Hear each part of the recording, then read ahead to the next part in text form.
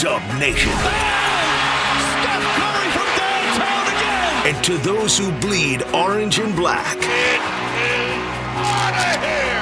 good morning. This is Murph and Marcus. Brian Murphy and Marcus the Waterboy Boucher. Streaming live at twitch.tv/The Sports Leader. Sponsored by Bigelow Tea. Grab a mug and tea proudly. The great game of baseball, everybody. I don't have to tell you, America, thank you for the great game of baseball. I guess we should say America and Canada, because there was a Canadian team last night. But with apologies to the Golden State Warriors who got a win last night, we'll call it in.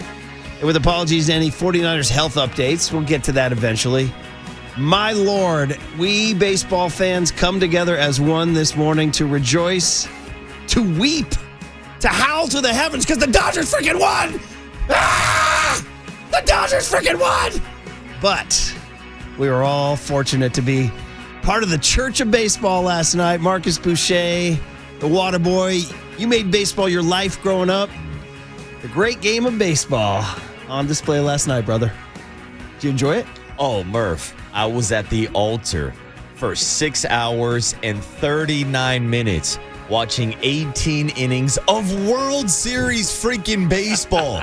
Like, I love extra inning baseball during the regular season when I'm drunk at the ballpark and get to yell out, "Free baseball!" No, you get to yell out. Free baseball! You get to yell out, "Put a guy on second!" Yeah. Put a guy on second! But no Manfred Mann in the postseason, thank God. Another marathon. We are blessed early this postseason with that Blue Jays Seattle 15-inning game. Yeah, but which, by the way, they're like, hey, Mariners and Blue Jays are like, wait, what about us? Yeah, move out the way. We got an 18-inning classic last night at the Fall Classic. Get out the way. If anybody out there is tuning in, you missed what I think has to be, almost objectively speaking, the greatest World Series game of all time.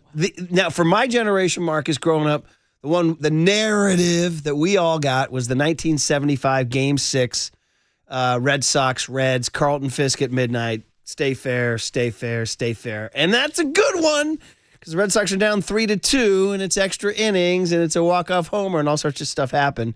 And then if you fast forward 11 years, obviously, Mookie, the Bill Buckner ground ball through the legs. Oh, that hurt as a Red Sox fan. But then you start going through some more, and there was an 18-inning game 7 years ago. Yes, there was. The Red Sox played the Dodgers at Dodger Stadium. Same thing. Same freaking thing. 18 innings. But it was Max Muncy hitting a walk-off. A couple of different things. One, that was a Friday night, which had a different feel. Two, it didn't quite contain the outrageous twists and turns that last night's did. And if anybody missed it, it ended at 11:50 our time, which we can all tell our stories of where we were when it happened. Yeah. So, it was Freddie Freeman, who, Marcus, I know was just 1 year ago, buddy. It was just 1 year ago. You were in the building. I was. When that guy who has a freaking knack. He has a freaking knack, that guy. Freddie freaking Freeman. He's been known to come through before. He did it to your Yankees, and he did it last night to the Blue Jays in the 18th inning. Dodgers 6, Blue Jays 5, in a game rife with about 15 plot twists and maybe the greatest individual, well, I should say this, a record-setting performance by Shohei Ohtani. Are you guys ready for this, if you didn't know this? He reached bases 9 times last night. 9. Let me say that again. A man reached base 9 times last night. This is a freaking cat. He's got 9 lives? What do you mean he got on base 9 times? He was intentionally walked 4 times in this game, which we asked. Overnight Dave found the stat. Bonds was intentionally walked 4 times in a game in 2004. Yeah.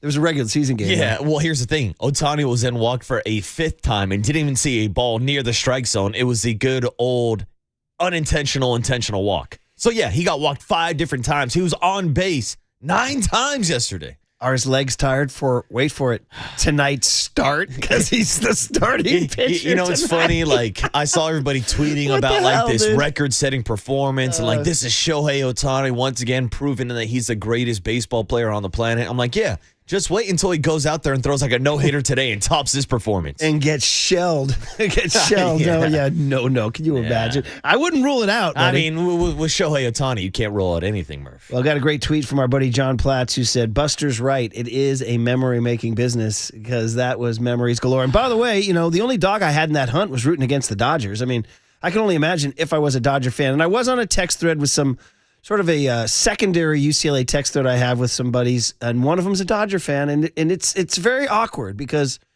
I want to just lash out at him constantly, but I'm also his friend and kind of, trying to be nice to him throughout it, but I also want to kick his ass, you know what I mean, for being a Dodger fan, and just tell him, hey, man, go Blue Jays, right up your A, is what I want to say. You don't want to hit him with a Gavin Newsom as a lifelong Giants fan. Dude. Go Dodgers. Great line from Young Tone this morning when I walked in. He said, I guess Gavin Newsom's happy. Yeah, you're right about As that. a lifelong San Francisco Giants fan, go Dodgers. It's worse today. Oh, man. It's worse today. It's worse after Freddie Freeman hit another walk-off where he becomes the first player in Major League Baseball history to have 2 walk-off home runs in the World Series. He does. He becomes the first guy. So just for me, what I was thinking that game was a classic in the 7th inning when Vladdy Guerrero scored from first base with what I was calling immediately the Toronto tap, because the reach over and the tap of home plate over Will Smith. At that point in time when they were up 5-4, I was like, what a great game.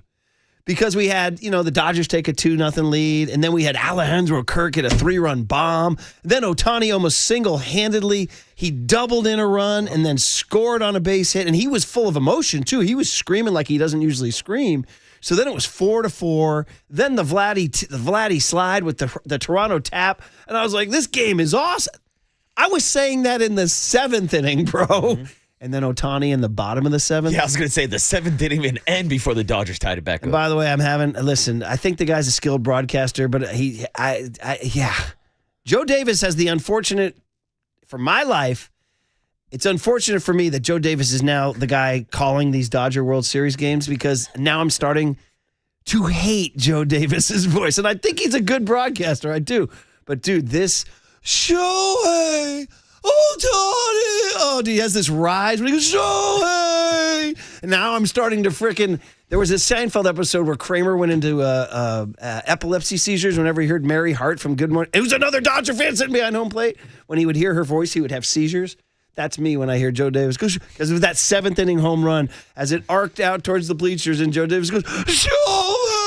It's like, oh man, I can't do this. But that was even only the 7th inning. Yeah, and it's unfortunate for Joe Davis, but I think it's more unfortunate for Giants fans that Shohei Ohtani is a damn Dodger. Dude, by the way, this guy spent 6 years as an Angel. Bro, I was sitting there during the game last night. Didn't even happen. I was pissed off at Anaheim. Like, I was thinking about, I was like, how did Anaheim screw this up? How did they not make the postseason? They are Shohei Ohtani and Mike Trout. Well, I'll tell you what, there's a trial going on showing they didn't make the postseason. Let's not get into that. That's a dark scene. Yeah. But anyway, the point is that this guy, I'm going to declare his 6 years as an Angel, like the conspiracy people who think the moon landing never happened. I'm going to say that Shohei as an Angel is the fake moon landing. Dude, it never happened. It was AI. It was not real life. He spent 6 years down there. Nobody paid attention to the guy for one pitch. I mean, he won a couple MVPs, but there was like people like, oh yeah, whatever. That guy in Anaheim, that guy down in Orange County won MVP. Who's he?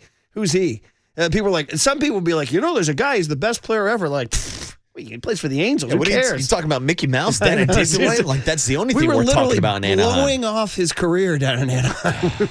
We were like, that's a waste of talent. Yeah, what else is on? Yeah. And now he's out here. And now he is the sport of baseball. So 2 doubles, 2 homers, 4 intentional walks, and a walk.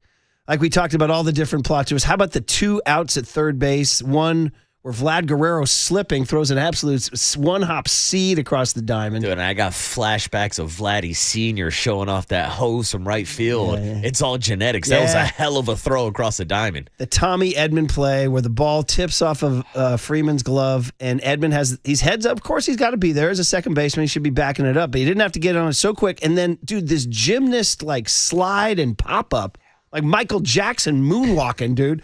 Like a Michael Jackson at the Motown Awards doing the moonwalk, pops up perfectly to throw a one-hopper across the diamond to retire. I forget the runner. Was it Clement? Ernie Clement? Anyway, point is, it was an incredible defensive play. Dude, Kershaw coming in with nothing. Nothing in his arm. How did they not blow it? Nothing in his arm, and he works a full count. I said from the jump on my couch, he's going to walk in the winning run. I almost guarantee it. And he tried to. He threw a pitch so far into the strike zone that Nathan Lucas decides, yeah, I should probably protect here. No, bro. You got to have the yes, yes. We tell the kids, yes, yes, no, yes, yes, yes. That was a yes, yes, no. All right, buddy? That was a no. Don't swing the damn bat. I mean, so many different factors. Sandy Koufax went the distance, 89 years young, sitting in the stands. Yamamoto was warming up in the pen. Dude, that was unreal. We got to the point where both teams were running out of arms, and Yamamoto sent his translator down to Dave Roberts in the dugout, and everybody's like, uh-oh. Is this the translator for Shohei Ohtani? No, he was talking about Yamamoto warming up in the bullpen after he just threw a CG. Dude. And Davis Schneider trying to score from first on that double, which I didn't hate. I know he was out by so much. But I was like, first of all, he was a pinch runner. And part of which we need to talk about, part of a wholesale lineup change that John Schneider did that wound up with, somebody described it as, in this morning I read, somebody said the Blue Jays wound up with a grapefruit league split squad lineup, dude. I mean, they ended up playing damn near half the game without Bo Bichette, without Alejandro Kirk, and without George Springer, who left due to an injury. Yeah. Apparently, Dodger Stadium unleashed on George Springer, they said. They said the boos were vociferous. Yeah, that goes back to his days in Houston. Yeah, 2017. The cheating Astros. Yeah, so they wound up with Isaiah Kiner Falefa in the 4-hole. Yeah, getting 4 ABs. And they wound up with Ty France and then Davis Schneider and Tyler Heineman had his first at bats. He had wound up going over. So those guys you talked about, Heineman in for Kirk, 0 for 3. IKF in for Bichette, 0 for 4. And then, so those guys are 0 for 7. At least Ty France and Davis Schneider each got a hit. I don't know, would you have held the runner at third with Vladdy coming up, but then you would have walked Vladdy? Yeah, that's the thing. I think they would have put Vladdy on. I don't mind the aggressiveness, and credit to Teoscar Hernandez and Tommy Edman. They executed that relay perfectly, Murph. If you're the Blue Jays, the scouting report is Teoscar Hernandez is a butcher in right field. He's an absolute butcher. And so he's going to biff it somehow. He's going to slip or he's going to throw it offline. Well, I mean, look how they scored on the Toronto tap. I know the ball ricocheted off the wall, but that was the same thing. Vladdy going from first and trying to run on Teoscar Hernandez, and it was a bit of a wide throw. Threw it very wide. Yeah, very wide. Yeah. You're right. So that's in the third base coach's head. Says, is it the great game of baseball, buddy? Oh, man. Great game of baseball. Man, all that just for me to stay up until damn near midnight to watch Freddie Freeman hit a home run, Let's dude. tell everybody our story. So I had a great event yesterday. Shout out, you guys all know Tyler Walker's brother family was tragically lost in the flood in Texas on the 4th of July. We talked about that in July, and we all went to the service in July and everything. And well, they had a big golf event for him at his favorite place in the world, Meadow Club in Marin County, which is one of the greatest places in the world. As Tyler Walker called it, Shangri-La. That's what he called it in his speech. He goes, this place is Shangri-La. It is. So anyway, we had a big event up there, and so the first hour and a half, we were cocktailing and sort of just hanging out on the patio and remembering, having a good time. It was a joyous occasion. It wasn't a sad occasion. But so I was like, okay, well, I got at some point, I got to watch the World Series. And, oh, by the way, the Warriors. Got to watch the Warriors at some point. Yeah, the Warriors, you won't see them today. So I get in my car, and Toronto's up 4-2. That's literally why I picked up the game, 4-2. So I get home, start watching. Like I told you, after the Toronto tap, I was like, this game's awesome. And so then I went, and Marcus, I pushed it and pushed it and pushed it and pushed it and pushed it and pushed it. And at the end of 14, I was like, I gotta go. I'll just find out in the morning. So I go to sleep, but my brain's so crazy. I'm like, wait a minute, I have the SiriusXM app. So why don't I just maybe put the game on? So I have Boog Sciambi, Jess Mendoza, and Eduardo Perez in my ear, and I can't go to sleep. I'm listening, and I hear the 15th and the 16th. Then somehow I fall asleep, and I wake up. I don't know what time it is. I'm like, do I look at my phone? I look at my phone. I tap. It says 12:22, and I didn't have a notification, so I went to the MLB app, and literally the headline says, Freddie does it again! ! Yeah. I said, yeah, that happened. Yeah, he did. How about you, bud? I wish I fell asleep after the 14th inning. Maybe even after the 15th or the 16th or the 17th, because, Murph, I struggled, but I went the distance. It reminded me of like being a kid on New Year's and you're trying to stay awake to see the ball drop. And man, I was tired and I was trying to log like a few like seconds in between commercial breaks, like lowering my eyes and like playing that dangerous game of almost falling asleep on the couch or like trying to get like quick, like 30-second power naps in. But Murph, I did it. I saw the ball drop right over the center field wall. Freddie Freeman does it again. I stayed up. I got 4 hours of sleep for that last night. You made it the distance. It feels like, honestly, it reminds me of how it was during Giants Octobers when you would really just push it and push it and push it. And we're doing this all just to see the Dodgers freaking win. After all that. Oh, hey, the Warriors won. Yeah. We'll call it in. Hey, I will say this, though. It's great for the sport of baseball that on the sports equinox, with all 4 major sports being played in North America, baseball's the number 1 story this morning. Yeah, absolutely. I mean, Get Up, the show I listened to, is simulcast on the wind, who just football. The Big D, it's June 3rd, and the D in Big D stands for I'm going to kill myself. And this morning, they did the first 12 minutes on the baseball game. The first 12 minutes in the baseball game. Then finally at 5:12, and he goes, and now to the football, his panel of football goons goes, woo, all right, yeah. I was like, you idiots. Yeah. We just went to the best 12-minute. Passan stayed up. They went to Jeff Passan in his L.A. hotel room at 5. They said he had stayed up all night to do the bit. What a dog. They were riffing on the fact they could see his scruff and he had to go shave. Yeah. So, well, guess what? You got to wake up in about 4 or 5 hours and do it again, Jeff. That reminds me of the late, great Pedro Gomez and I in New York when I covered a couple of those 99 and 2000 ALCSs at Yankee Stadium, and he and I would go out and go till sunrise. Yeah. We weren't working, but we would go till sunrise. Oh, I'm jealous. And then I would always wake up that next morning groggy. I'm like, wait a minute, I got to go to Yankee Stadium in like a half hour. I got to shower up and get on a train. But those were good days. Living the dream. Those are good days. But you felt exhausted, dude. It's a good exhaustion. You're living your life. All right. Well, listen, on the other side, we'll say good morning to Young Tone. And I guess we got to call in a Warrior win at some point. The Church of Baseball on the Sports Leader.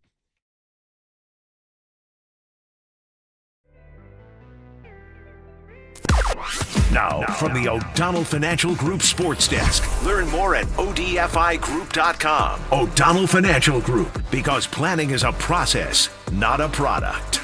It's time for the Young Tony and John Joe question of the day. Good morning, everybody. Good morning, Dodger fans, including Gavin Newsom. The question of the day, did Pajemski, Kuminga, and Moody prove that the 2-timeline experiment isn't dead yet?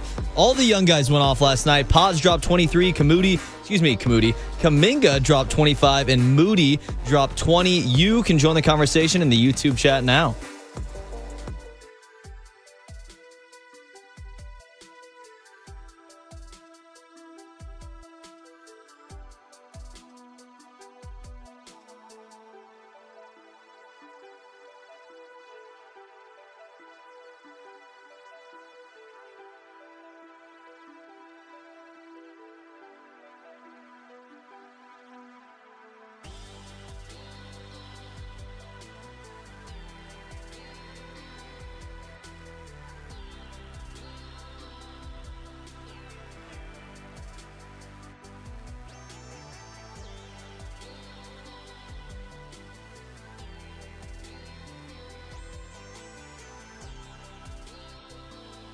All right, bright and early. Not too early to tell you about Provident Credit Union and being smart with your money. That's right. Let's wake up early and be smart with our money. All right, Provident Credit Union's Pick a Term certificate helps you grow your money safely and soundly, and you choose the term. Do you need to grow for 3 months, 6 months, or 12 months? Well, either way, you're going to earn up to 3.40% annual percentage yield. So no guesswork, no market ups and downs, just strong, steady growth on your terms. And Newsweek named Provident one of America's best regional credit unions for 2025, so you know your money's in good hands. Do not wait. This 3.40% offer will not last. Open your account today at providentcu.org or visit your local branch for friendly help getting started. That raise effective September 22nd, 2025. Minimum balance of $10,000. Early withdrawal penalties may apply. Federally insured by the NCUA. Provident Credit Union. Discover the best in retail and business banking right here in your community. Start saving today at providentcu.org.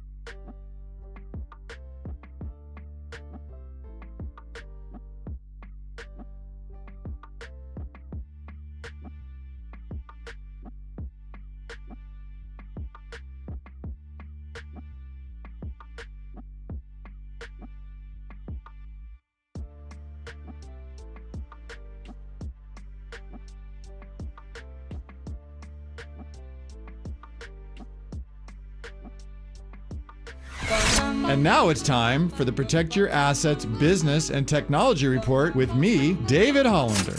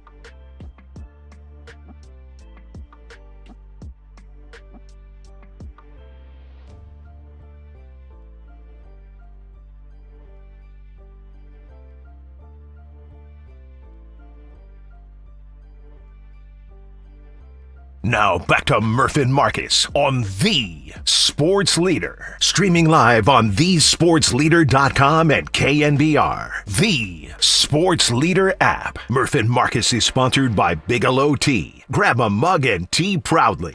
Guerrero at first, 2 away. Trying to that bright red glove. Sets and fires.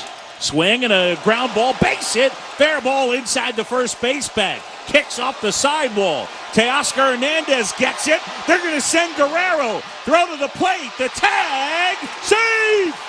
Guerrero with an acrobatic slide at home plate. He got his hand in ahead of Will Smith. And the Blue Jays have a 5-4 lead. Dominguez at the bell.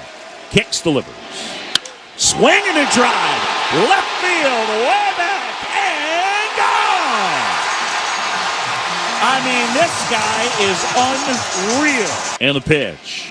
Swing and a line drive. Fair ball into the right field corner. Schneider around second towards third. Hernandez picks it up. Throw to Edman. Edman's throw to the plate. To Smith. Tag!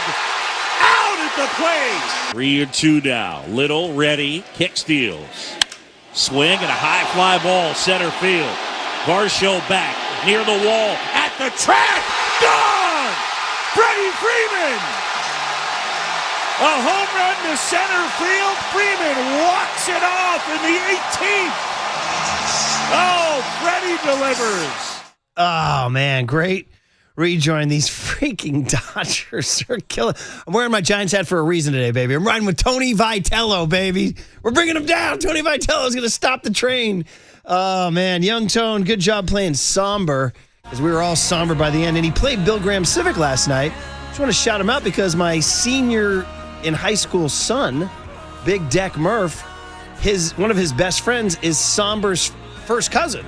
So they were on the VIP list last night. And a big decision by the lovely Candace and I to send him out on a weeknight to a concert in the city. But I was like, that's pretty cool. You're on the VIP list for Somber. Go. That is a big deal. So how can we go back to being... How can we go to Game 4 after Game 3 last night, right? Now, real quick, did Big D make it back home in time to see the end of the game last night? I thought about that because I went to bed in the 14th, and we just left the light on in the porch for him to come in. So I'll have to get the full report.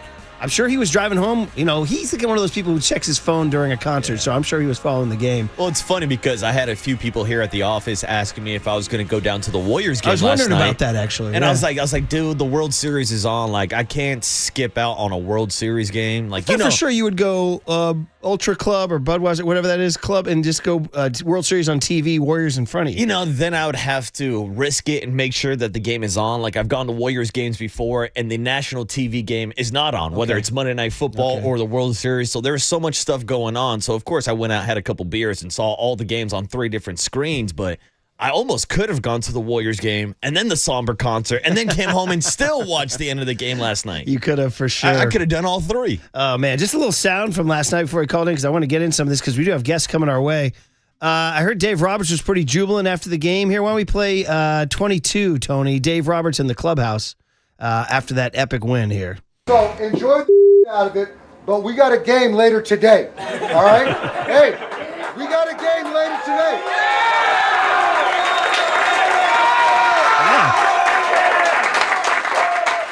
Hey, we got a game later today. Our starting pitcher was on base 9 times. That's right. Hey, leave it all out there. Be ready to go tomorrow. There's no letter. Who was the guy who said Shohei was on base 9 times? Dude, he said our starting pitcher today is that what he was said? on base 9 times That's today. a great line. That's actually. unreal. That's a great the line. guy who's starting said today that. was on base 9 times. That's what the guy said. One of the players. Yeah, our starting pitcher was on base 9 times. Our starting pitcher was on base 9 times. That's right. I got to say, I'm a Dodger hater, but that's a funny line. Yeah, that's a great line. Here's more. It's unbelievable, dude. Kershaw and Dave Roberts on how that was one of the greatest games of all time. Cut 21, Tony, here. He's our guy, man. Freddie's our guy. It's the guy we won up. He's made for it. I'm glad he's on my team. It's one of the greatest World Series games of all time. Emotional. I'm spent emotionally. You know, those guys over there, they gave it everything they had. And, unfortunately, somebody's got to win that game. And, fortunately for the Dodgers, we got Freddie Freeman on our team. I mean, yeah, I'm starting to think recency bias. 1960, Game 7, Pirates-Yankees. I think it's 9-9 when Mazeroski hits that home run, or 10-10 to make it. That's a pretty good one. Game 7, and it's a slugfest, 9-9 or 10-10 that ends with a walk-off home run. So we got to remember that one. You got to remember Indians, Marlins, 97. There was a dramatic walk-off for Game 7. So, we have to maybe calm our emotions a little bit because it was Game 3, but there was just so much. Yeah, I mean, we've seen multiple walk-offs before. I mean, we were literally talking Kirk Gibson and Joe Carter just last Friday during the Pop Culture Showdown. So, those are great games and great moments, but there's just something about the back and forth, marathon, the most pitchers ever used in a postseason game, 19 combined pitchers. They both almost ran out of arms in the bullpen last night. You'd have to really dissect if another game had that many twists and turns. You could almost do one of those key, what Baseball Reference says key plays in the game. Like that one might have had more key plays in a game than any other. By the way, we just need to note that the Dodger pitcher who got the win was a guy named Will Klein. Okay, ready for this? Who the hell is this? Ready for this? The guy threw 4 innings. He threw 70-plus pitches. He'd never thrown more than 31 pitches all season. Ready for this, dude? This guy was DFA'd by the Seattle Mariners in July and was DFA'd by the, ready for this? Oakland A's in January. Dude. It's always the A's. He pitched 3 games as an Oakland A last year in 2024. First, it was Max Muncy, who was the main man in the 2018 World Series with the walk-off. He was DFA'd by the Oakland A's. And now you're telling me the guy that went out there and threw 4 flawless innings, Will Klein last night, was also DFA'd by John Fisher and the A's. And then by the Mariners a few months later. So, what a story. Yeah, what a story. All right, guest list on a Tuesday. They're supposed to have a bad bullpen. They're supposed to have a bad bullpen. Jessica Mendoza was saying that. She's like, I can't get over this. You were supposed to get to the bullpen. Yeah. How about Sir Anthony Dominguez, too? Just throwing that C shot to Ohtani. That was ball center. That home run ball. Yeah. Young Tone, good morning, brother. We've been talking for 28 minutes about this game. I know. It's a hell of a game, as we should be. Yeah. Get up, led with it, obviously. I mean, it's a huge story. And your first thought was the governor of California. I mean, of course, dude. I have it right here. As a lifelong San Francisco Giants fan, go Dodgers. I mean, this guy was celebrating last night, for sure, right? He was popping champagne. Man. What was your favorite thing about it, Tony? I mean, I will say I fell asleep like 7th inning right when they tied it up. I'm always dozing off late in the evening with these late games going on. But yeah, I mean, listen, greatest World Series game of all time. I was going to cue it up for what did I ask? Right there on the list, buddy. Well, I mean, you can ask tomorrow. You can ask there tomorrow. All right, guest list, because we're going to get going here. Let's do it. So Javi Lopez is going to join us at 6:50 this morning. Obviously, great friends with Buster Posey. Get some perspective on his new hire. Mike Krukow at 7:30. We're going to have the big hit at 7:50. We got to stay tuned because we got our 49er Player of the Week. Ladies and gentlemen, George Kittle, the people's tight end.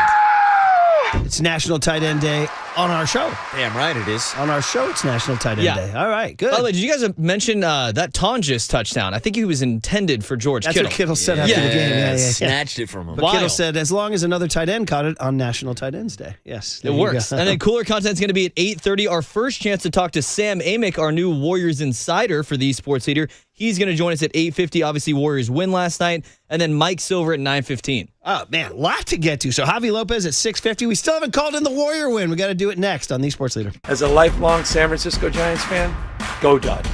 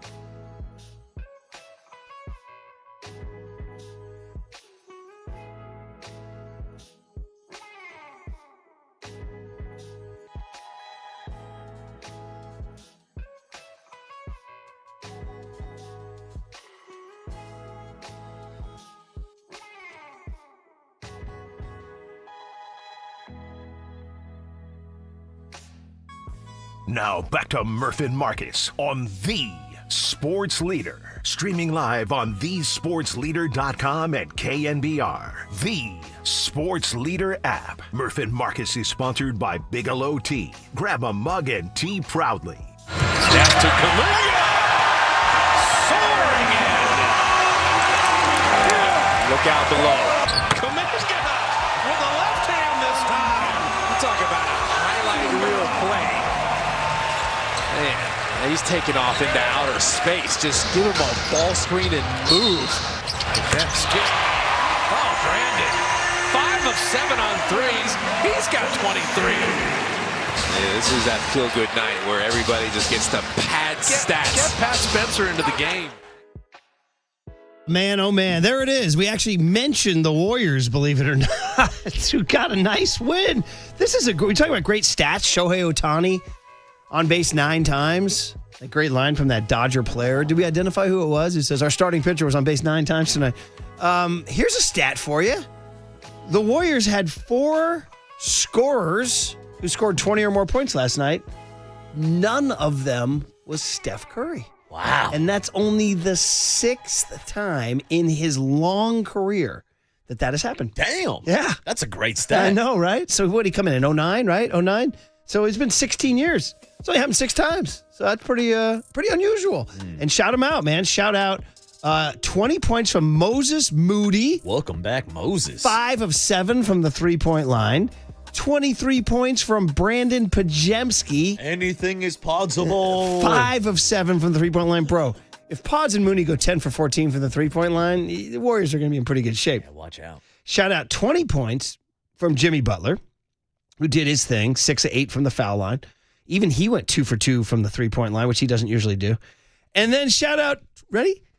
25 points and 10 rebounds from your breakout star of 2025-2026, Jonathan Kuminga. Double, Jonathan Kuminga. That means we need 2 doobies this morning. You smoke a doobie, play a little Kuminga. Dude, 25 and 10, 7 of 8 from the foul line from Kuminga. Bro, he was a plus 15 last night. Dude, Johnny Kuminga. I saw somebody on Twitter last night called him Joe Koo. I had not seen that. I'd seen JK, obviously. I'd never seen the Joe Koo, but it works. Joe Koo had a night. Steph Curry on a quiet night. He plays 29 minutes, 42 seconds, scored 16 points.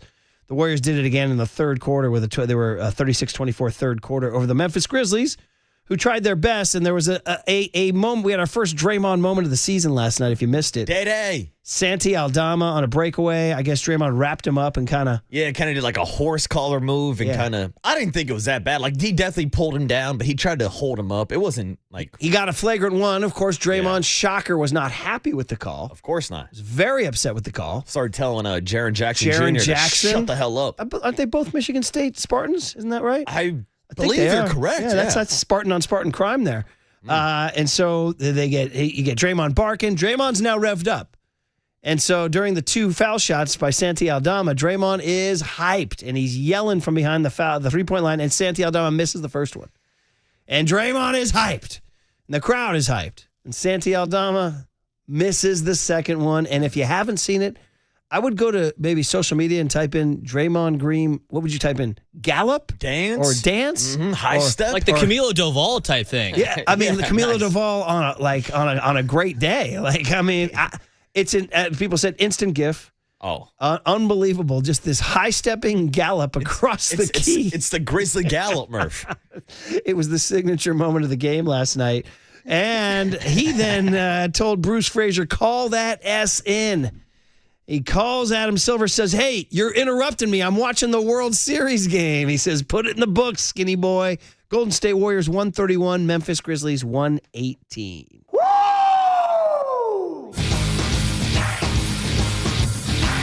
Beautiful basketball. Man, the DJ was playing slaps. There we go. We're starting to build our win package here. And if they keep winning, maybe by May, it'll be about a minute and a half long, right? Right, 3 or 4 minutes. Are you talking about cut F, Tony, or what are you talking about? No, we don't think it's on the sheet, but we might need to add this to the Warriors win package. Curry, after the game, was calling the big 3 unks. Let's hear it. Yeah, I mean, especially just, again, how we play. There's not a lot of ISO ball in our offense, and so You have to have guys that have confidence that if, a possession says it's your turn to finish, that, they're able to, make plays. There will be games when, all of the unks are out and they're going to have to step up. So you want to be able to fill that gas tank as well. So it is huge. So So he and Al Horford and Draymond are the unks. Mm-hmm. There it is. Also known, Murph, as the Unction. And Jimmy.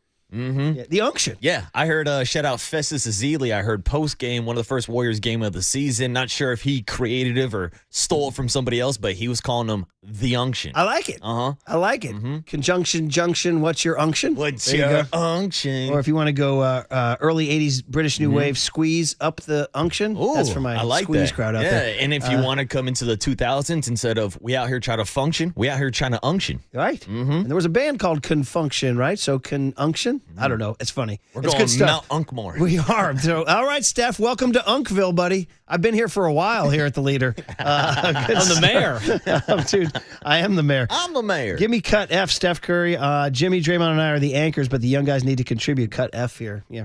It's huge. Like, it's, you got me, Draymond, Jimmy, trying to be the anchors, but when you have J.K. playing the way he has to start the year, BP starting to, figure out his spots and his confidence and keeping, things simple.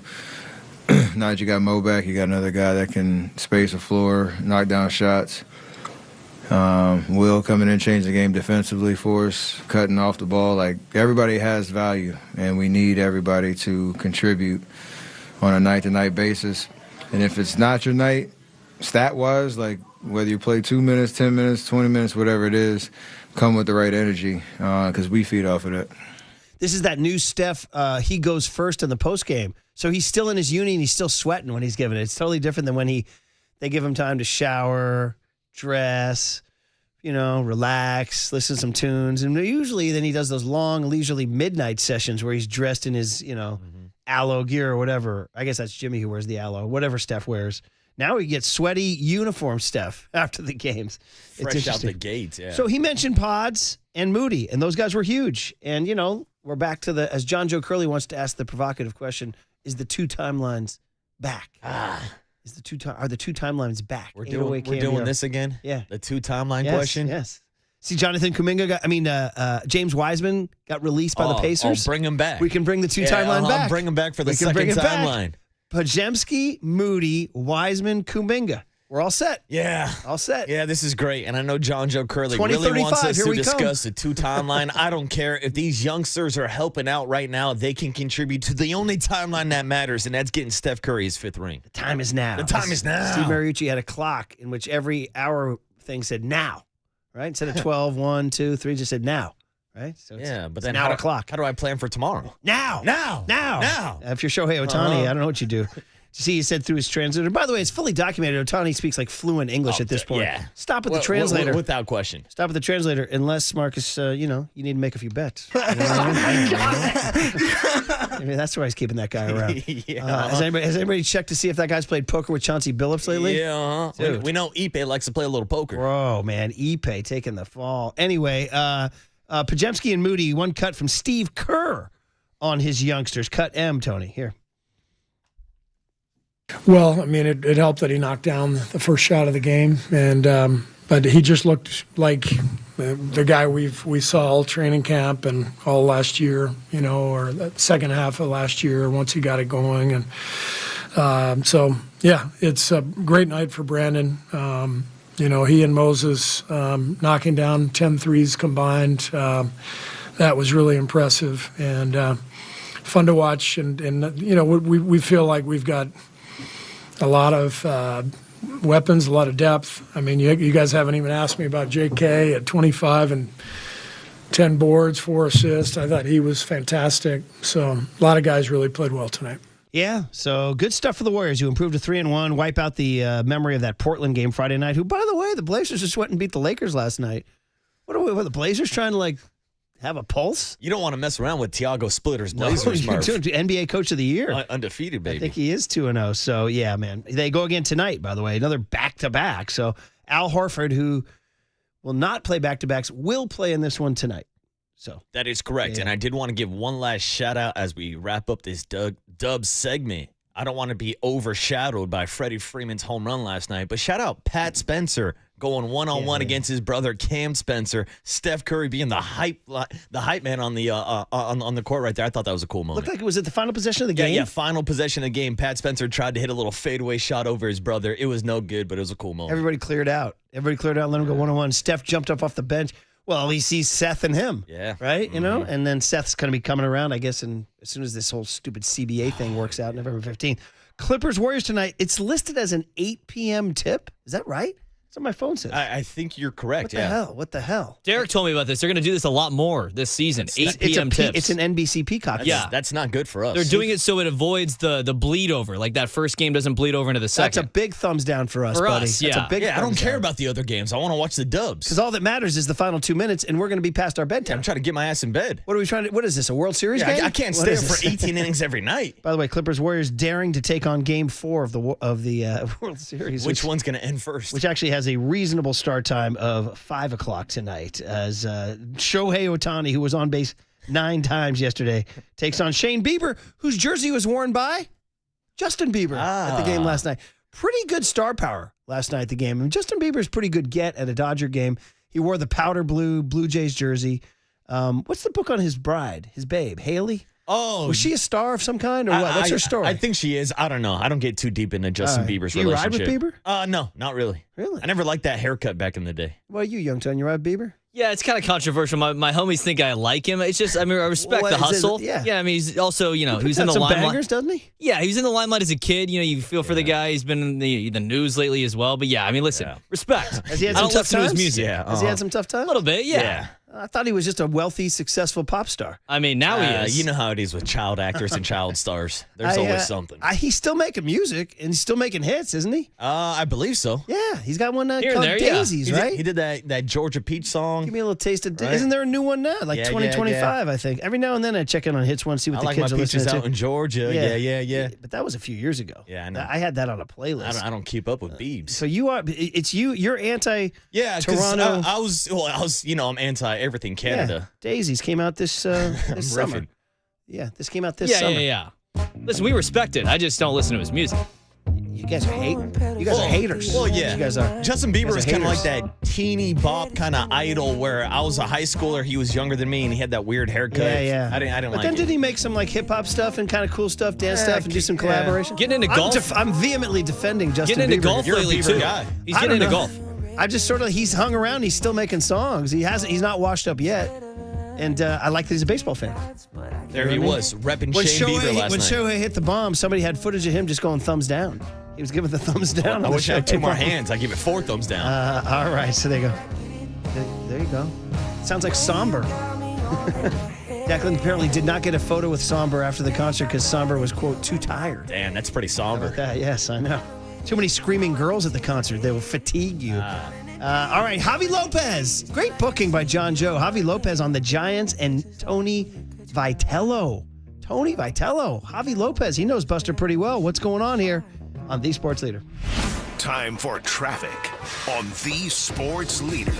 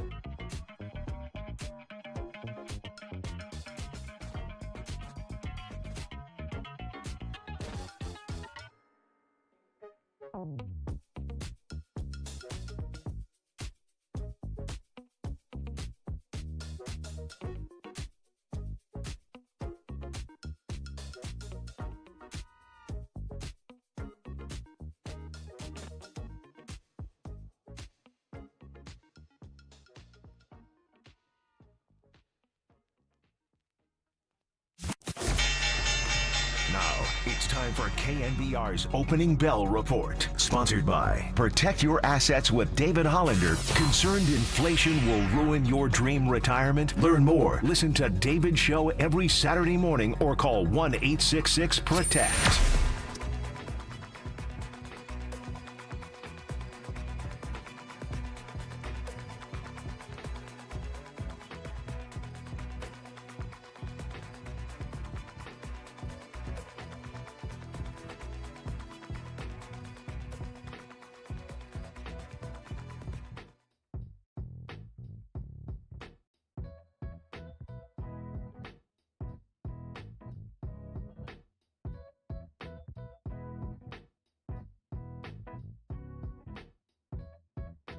Listen to the sports leader anytime, anywhere. Download KNBR, the sports leader app. Murph and Marcus continue live from the Casino Matrix Progressive Jackpot Studios. Casino Matrix. Progressive jackpots are here. Where are you? Just drop in. 1-800-GAMBLER. Tony loves himself some Megan Maroney. I like it. He's got a little crush on her. It's kind of cute.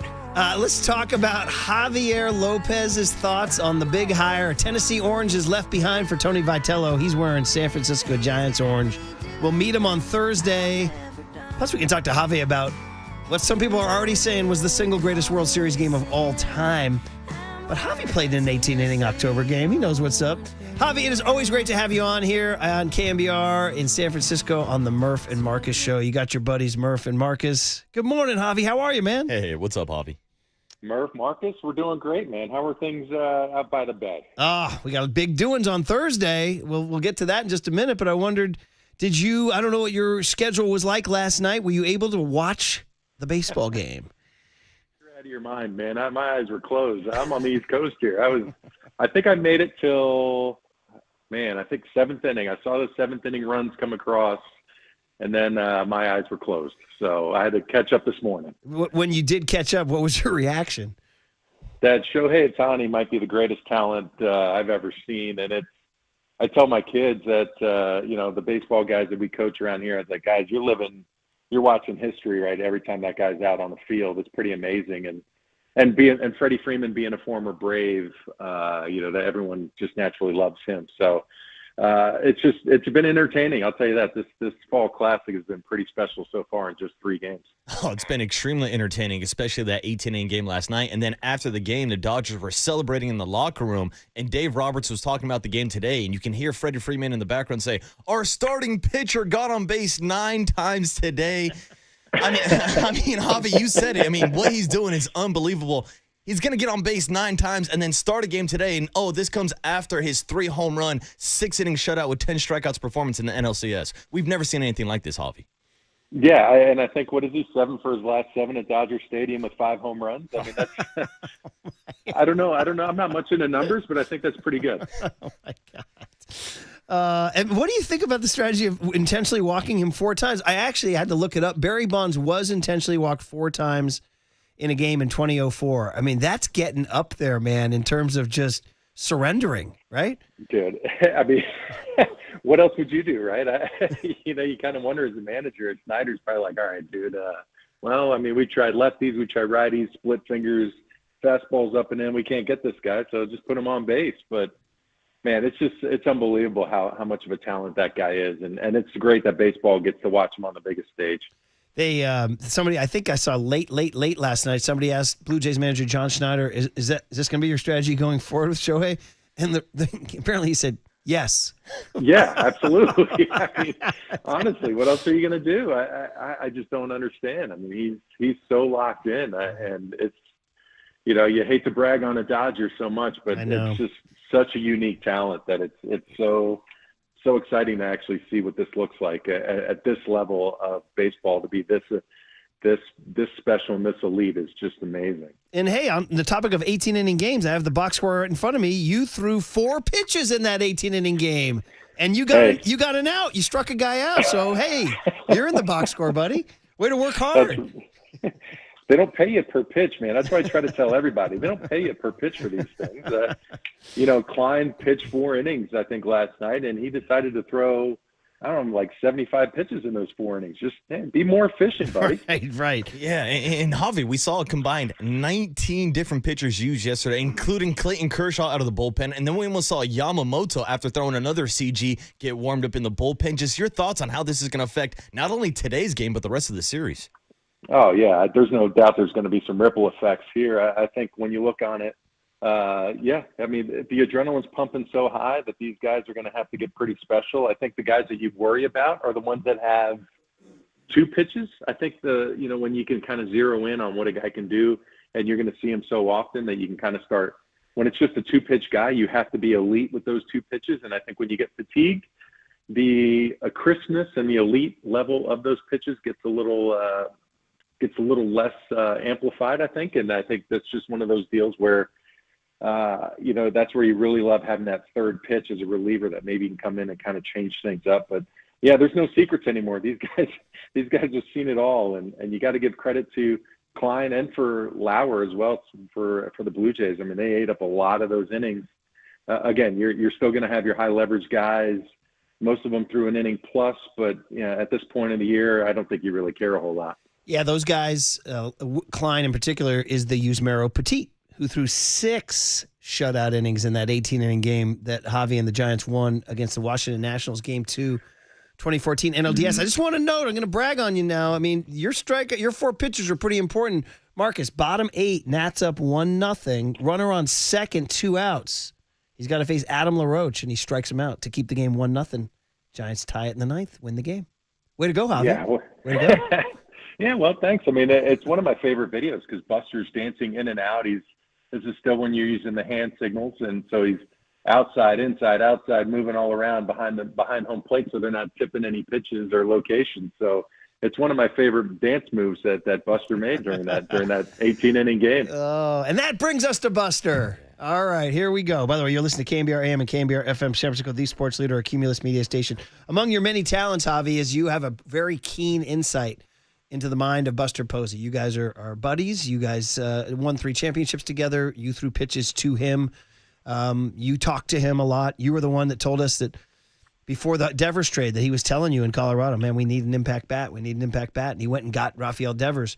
Okay, so I'm going to go big picture then, 30,000 feet. You hear the news that Tony Vitello, and you might have heard it before we did. You probably heard it before we did. And what Tony Vitello was hired to be the Giants manager from Tennessee, and your reaction was fill in the blank. I guess I was a bit amazed. I wouldn't want to say shocked. I would say I'm amazed because sometimes you gotta, fortune favors the bold, right? That's what they kind of tell you. And the way that baseball's progressed over the last 10 years in particular, the players nowadays are so fixated on the performance meter and exit velocities and velocity in general if you're a pitcher and all the nuances of the game now that's measurable. And I think if there's a guy that can understand that and engage in those conversations, it is Tony Vitello. I mean, he is a guy that's been a recruiter. He's bounced around. He's coached at various levels in college, and he's kind of bounced around and watched how these guys tick. And I think if there's a guy that can have those conversations and sit down and motivate, it's one of those guys. And I think you see by the amount of talent that he's been able to turn in the first rounds and the early rounds of the draft. I mean, Tennessee's become a machine. And, why not? Why not try something different and see if it sticks? And, of course, there'll be a lot of scrutiny with this hire, but at the same time, there can be a lot of upside as well. There's no question that Tony Vitello had a lot of success at the college level at Tennessee, but there are questions about how that skill set and how those schemes and strategy are going to translate to the big league level. So, Javi, if you're in the locker room and you have a manager coming over from the college game who has never coached, never managed, never even got drafted in the bigs, how do you respond? Like, how would you receive his message with that lack of experience?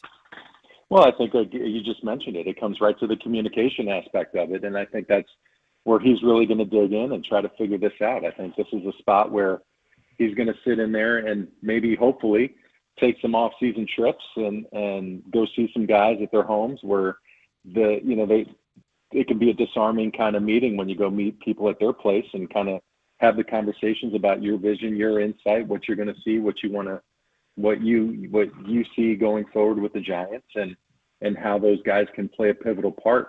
So I do think that's first and foremost what's got to happen. I think you surround him with a lot of veteran talent. I'm sure he's a little bit nervous watching an 18-inning game. Let's be honest. You're going to have to manage yourself through that. Hopefully, right, in the postseason, you get to play it out. So I think he probably took some notes during last night's game as to how both teams managed through that situation. But, again, it's going to be a learning experience for everybody. And I think he's excited for the task to be able to jump ship at a Tennessee where, he had everything set up. They had a brand new stadium coming, and he's able to say goodbye to that because he wants another challenge. And I think that's going to have to be his selling point, that, hey, I'm in it with you guys. I'm only as good as how you guys are going to be, so let me make you better. And I think that's kind of what you're going to have to go with. And he's going to try to motivate and rally the boys. And, it's up to the guys to ultimately step up, because it doesn't matter how good your skipper is. It's up to the players and the talent level in that room. Javier Lopez, the voice you hear on the UMA guest line, of course, 4-time World Series champ, 3 with the Giants, color analyst for the Giants. We always enjoy Javi's insight into baseball. I heard a veteran say, but he never rode the bus. And that's what bonds you big leaguers, is the grind. Is him not riding the bus in the minors. Is that a big deal? Well, I love the minor league so much. I spent almost 5 years there. So I wouldn't say that I played with enough guys during that time. And I'll tell you this, riding the bus, I understand the analogy or the point of that. But, that can be taken care of really quickly. And again, it's with the ability to communicate and travel and go meet these guys and go have these conversations. And, the one thing that's unfortunate for Tony in this regard is that this next season you have the WBC coming up. And I don't know who's coming out with the Giants, who's been plucked, who's talked to Buster about having their players go. But, Devers could be an option. Adames could be an option. Jung-Hoo Lee could be an option. Logan Webb, maybe some various arms. Those are going to be guys you're going to be missing for 2 weeks, if not longer. So it's just more of a reason to have those conversations now. But you're right. Everyone can nitpick why the guy's not capable of doing it. And is it the bus rides? Is it not playing pro ball? But we've seen it before. We've seen managers not play before. And, you could look at the Brewers and Pat Murphy. What he was been able to do. He managed up and down and all around, but it's not like he cranked out a big league career. So it's one of those things where you have to just let the guy do his thing and give him an opportunity. And I think he'll have a wide breadth to be able to do that in San Francisco. The Giants currently have 4 players who played for Tony Vitello at Tennessee. We're looking at Drew Gilbert, Blake Tidwell, who came over in the Tyler Rogers trade. Then you have Maya Huna and Gavin Keelan, who was this year's first-round draft pick also. How much do you think they can help establish the culture here in San Francisco for Tony? I don't know about establishing a culture. I think they're so young in that regard, but I do think that they can give some guys some guidance as to how he is. And I've heard the interviews with those guys, actually, that they've been able to get in touch with. And it's just talking about him being a great communicator and how he's pulling for the boys, and he's going to try to put you in those positions, and he's going to fight for you. And we saw it in college. He's getting tossed out of games, and he's arguing with umpires. And he's a fiery guy. But at the same time, he's shown a lot of love and compassion for all the guys. And I never heard a bad word coming out of him. Or, I'm friends with some other Tennessee Volunteers that are more along my age group that have said that they've established relationships with Tony, and they say he's a fantastic human being to be around. But again, it's all about who you surround him with. We're going from 54, you're going from those 54 games or 56 games, I already forgot how many you play in college, to 162. And that's a lot. You're grinding every day. And I think it's who you surround yourself with. You're going to have to get some veteran guys that are going to help you through that. And I'm sure they're shuffling through lots of names, whether Tony has a lot of say in his staff or he gets a couple guys and Buster and Zach come up with a few names that they would like him to interview. I think that's got to happen. But again, you need a communicator and a motivator, and that's first and foremost, and a skipper. And that's been on his resume since he's been a head coach. So you haven't met him, Vitello? I have not met him, no. Yeah. Did you want the job, Javi? Would you have taken the Giants manager job? Would I have taken it? I mean, I would always take an interview, right? You never say no to anything. I think that would have been just to go through the process and see what actually you get to peek behind the curtain as to what those interviews look like.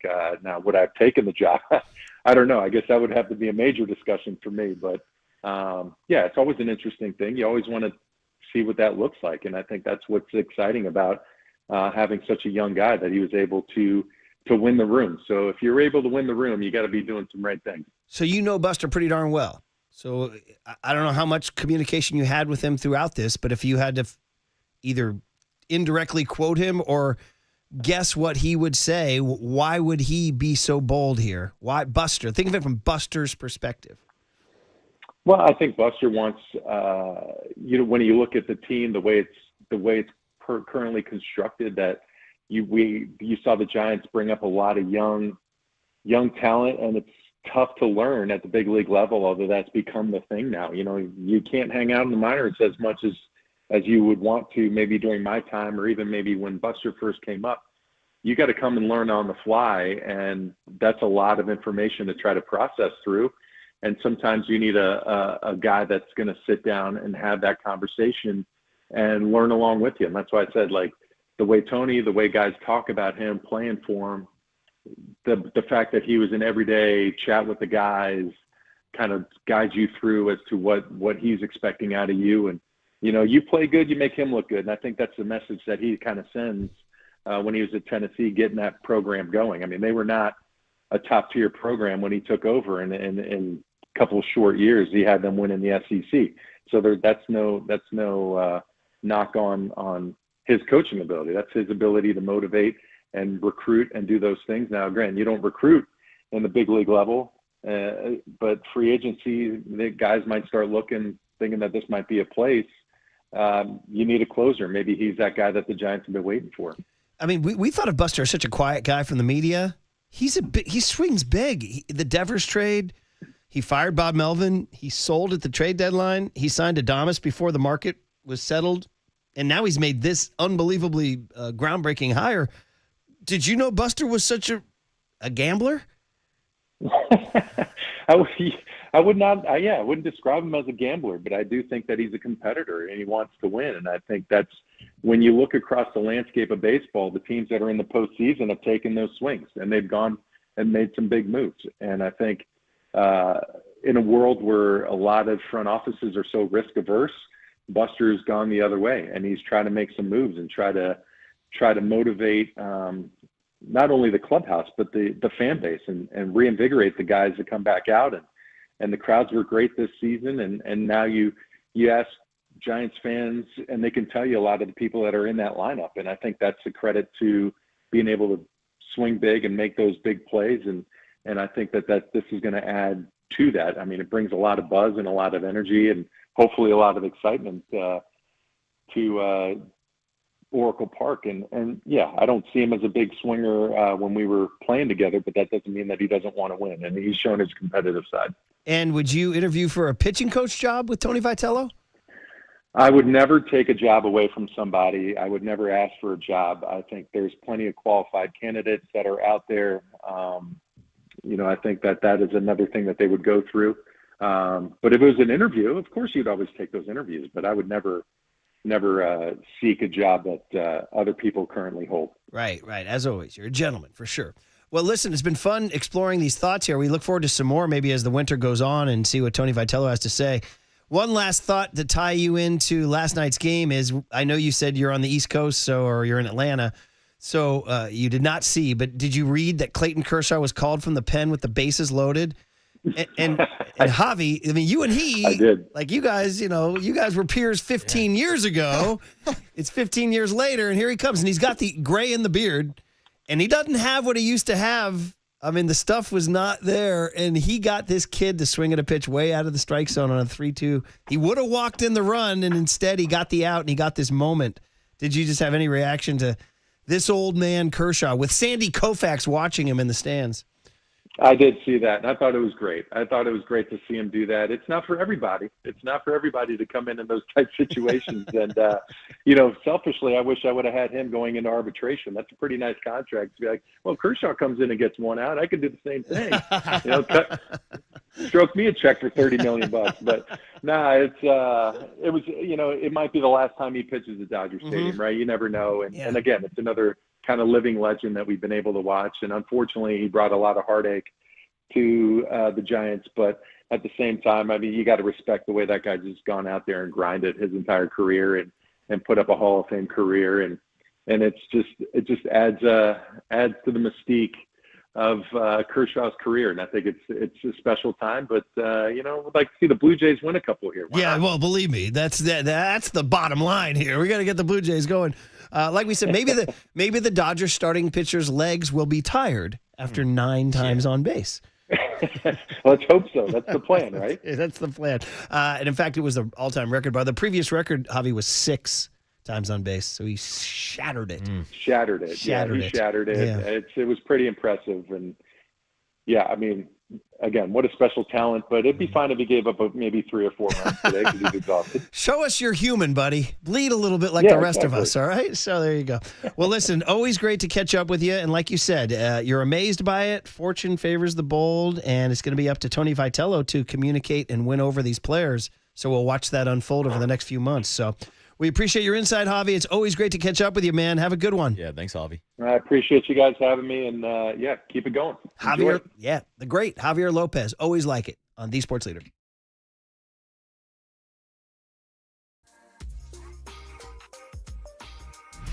Time for traffic on The Sports Leader.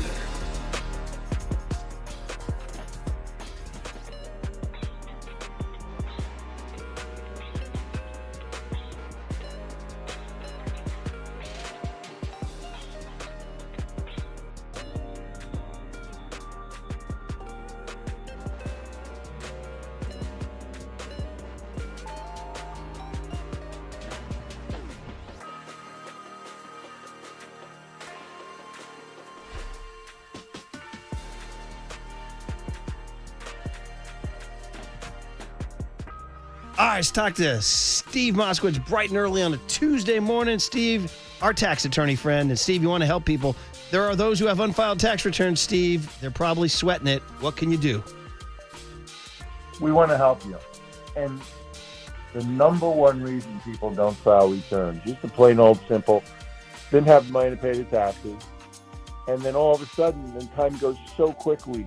Year 2 rolls around, and somebody says, well, how can they file year 2? When they didn't file year 1, and by the way, they still don't have the money, and now they owe more. And then it becomes a vicious cycle. People start living criminal-like lifestyles, looking over their shoulder. Is today the day the IRS agent's going to get you? Don't live like that. You don't have to. We can file all the old back returns you need to file, and then we want to make a deal, a good deal. There's so many deals. You hear me talking about it all the time. We've been doing this for 30 years. There's so many good deals. We'll explain everything to you first. We have a free consultation. We go over everything. Then if you want us to, we'll do everything for you. You don't have to talk to the government, deal with them, have anything to do with them. That's our job. And when we're done, we hand you back your life, and you can enjoy a normal life. The only thing you have to do is call for your free consultation and say, hey, Steve, take care of me. Yes, that's what you do. You call tax attorney Steve Moskowitz. He's my tax attorney.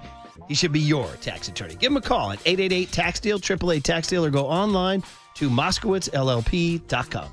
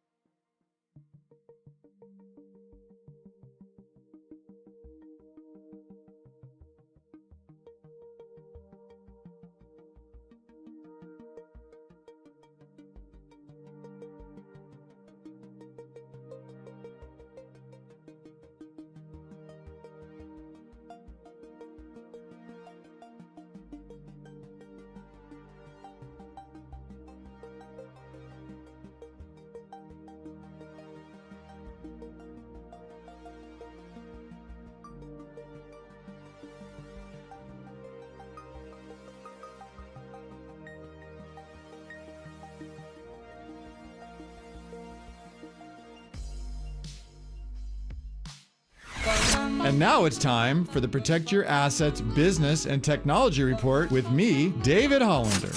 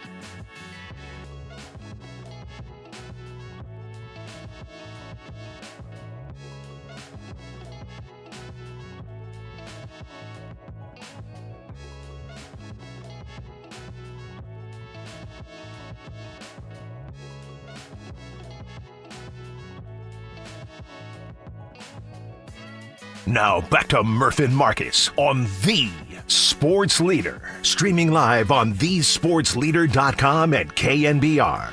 The Sports Leader app. Murph and Marcus is sponsored by Bigelow Tea. Grab a mug and tea proudly.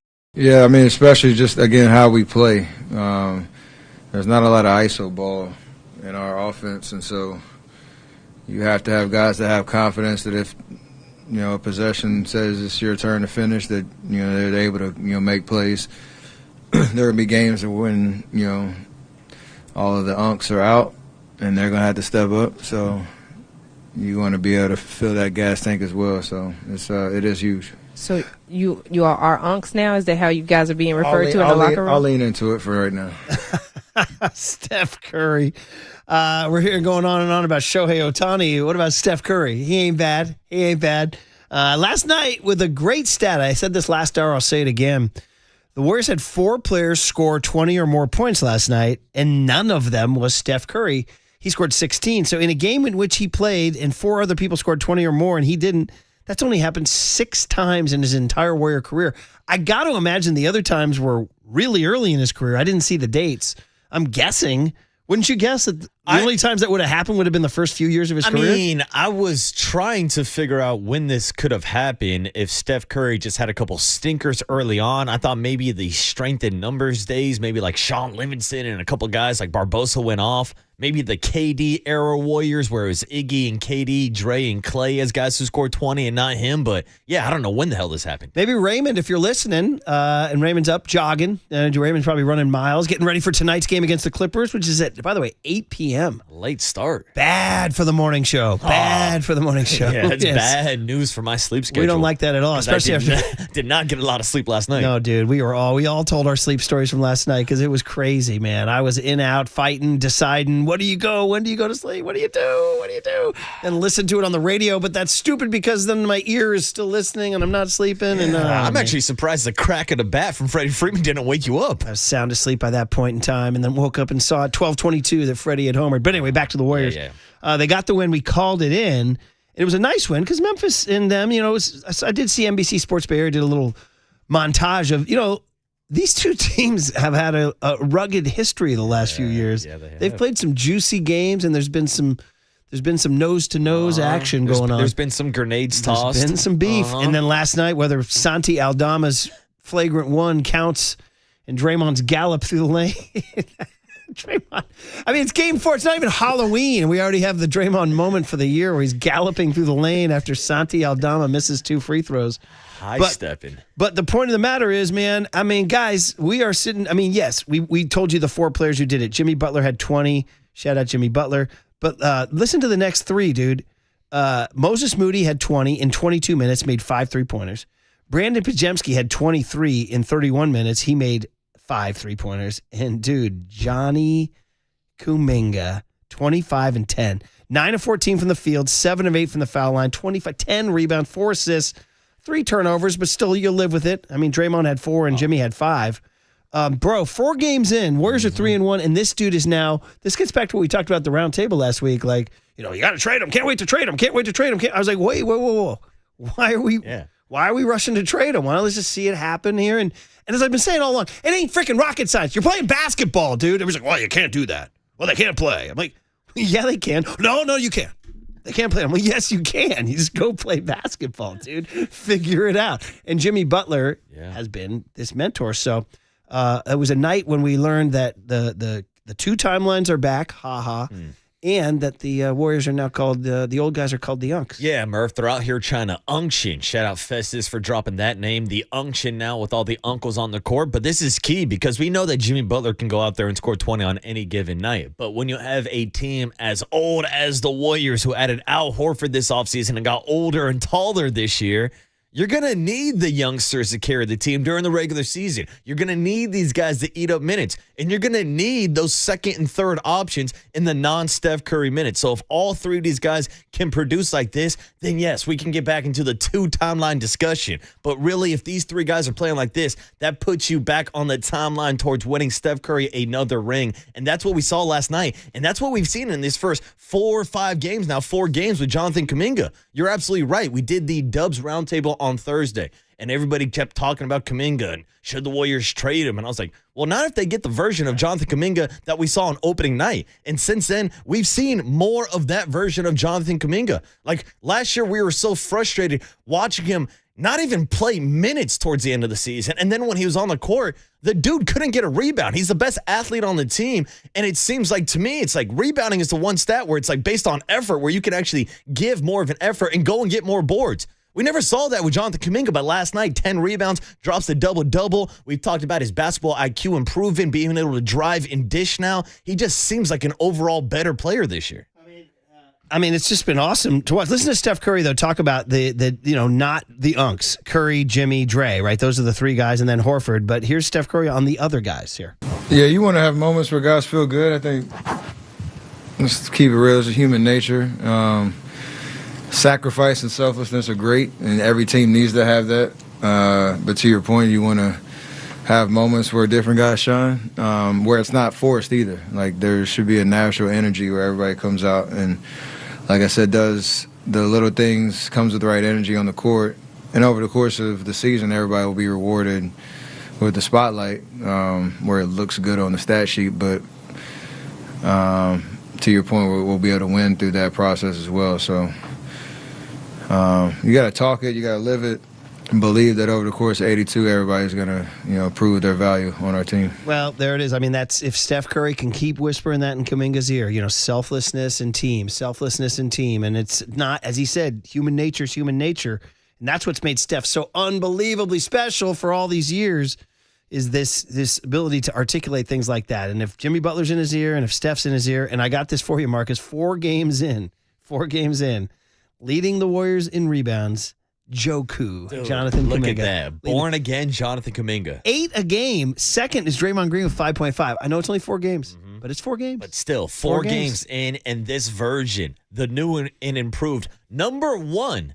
Get rid of those double zeros. Number 1 in your heart, Jonathan Kuminga. 3rd on the team in scoring. Curry's 29, Jimmy's 21.5, Kuminga's 18. Again, 4 games. I get it. Don't yell at your radio. I'm just saying. It is 4 games. And then in assists, he's 4th in assists.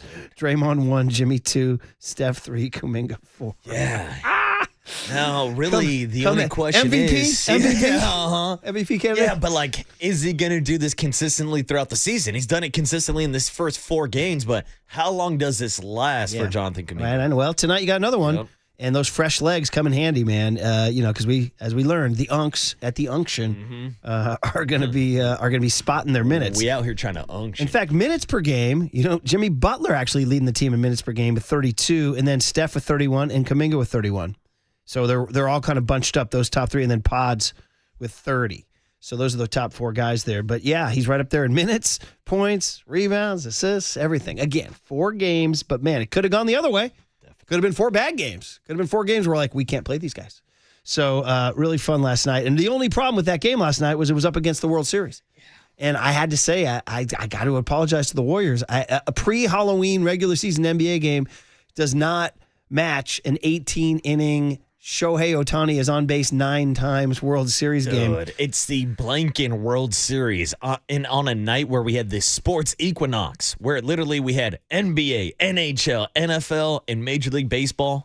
World Series is the number 1 story this morning. Don't forget, Judy Jupiter's Sharks skate tonight. Yeah, you gotta watch that's that. right. Macklin Celebrini back in action. For some reason, I've never seen this. Baseball showing post-game clubhouse, kind of like NFL after a win. Mm-hmm. Well, last night, the Dodgers released some post-game clubhouse footage. Oh. Bro, look at this. I'm about to show you this right now. I don't know if I want to look Dave at Roberts is talking about the team, and dude, he references Shohei pitching, and look at behind him, Shohei, like a kid, raises his arms and goes into a pitching motion with a big smile. Check this out here, dude. I'm showing you Dave Roberts is talking in their clubhouse. He points to Shohei, and look at Shohei going like this. Watch this. Look at this, dude. He's like messing. He's going through the motions. He's like a little kid. He jumped up and down, pumped his arms up, and then pretended to pitch a ball. Yeah, and how did he understand Dave Roberts so fast without his translator? His translator was laying some money on the Cavs Nets game going on. Yeah, his translator actually had money on over 17 and a half innings. Great odds last night. Great odds. He's like a kid. This guy spent 6 years with the Angels. Wasting away. And now he's like... he's the GOAT, man. I know. He's the GOAT. By the way, don't forget, he came to San Francisco and we brought him Japanese food. Yeah. Remember that? Hey, at least I made him a hum baby. I'm with John Schneider. Give me back my stuff. You know what I mean? John Schneider goes, hey, we gave him some Blue Jays stuff. Give it back. Yeah, you got to send it back. How about the Blue Jays fans chanting, we don't need you? We don't need you. No, we don't need to play you. That's what you need. We don't need you on base 9 times. Yeah, we don't need to see you tonight on the bump. Right. Well, Mike Krukow is next. It'll be a great wrap-up of that situation last night, all the history that went down. Next on The Sports Leader.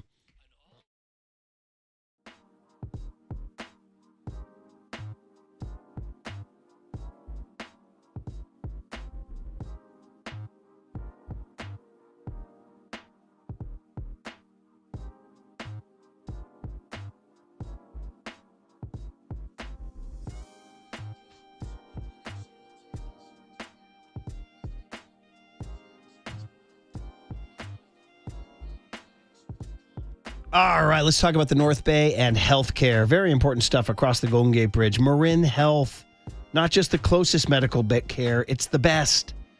With a cardiology team that delivers treatment twice as fast as the national average, a world-class maternity care center with doctors and midwives available 24/7, an accomplished orthopedic team to get you back on the trail, and a partnership with UCSF that expands our world-class capabilities. It's all right here to get you closer to being at your best. Marin Health, world-class care. Closer than you think.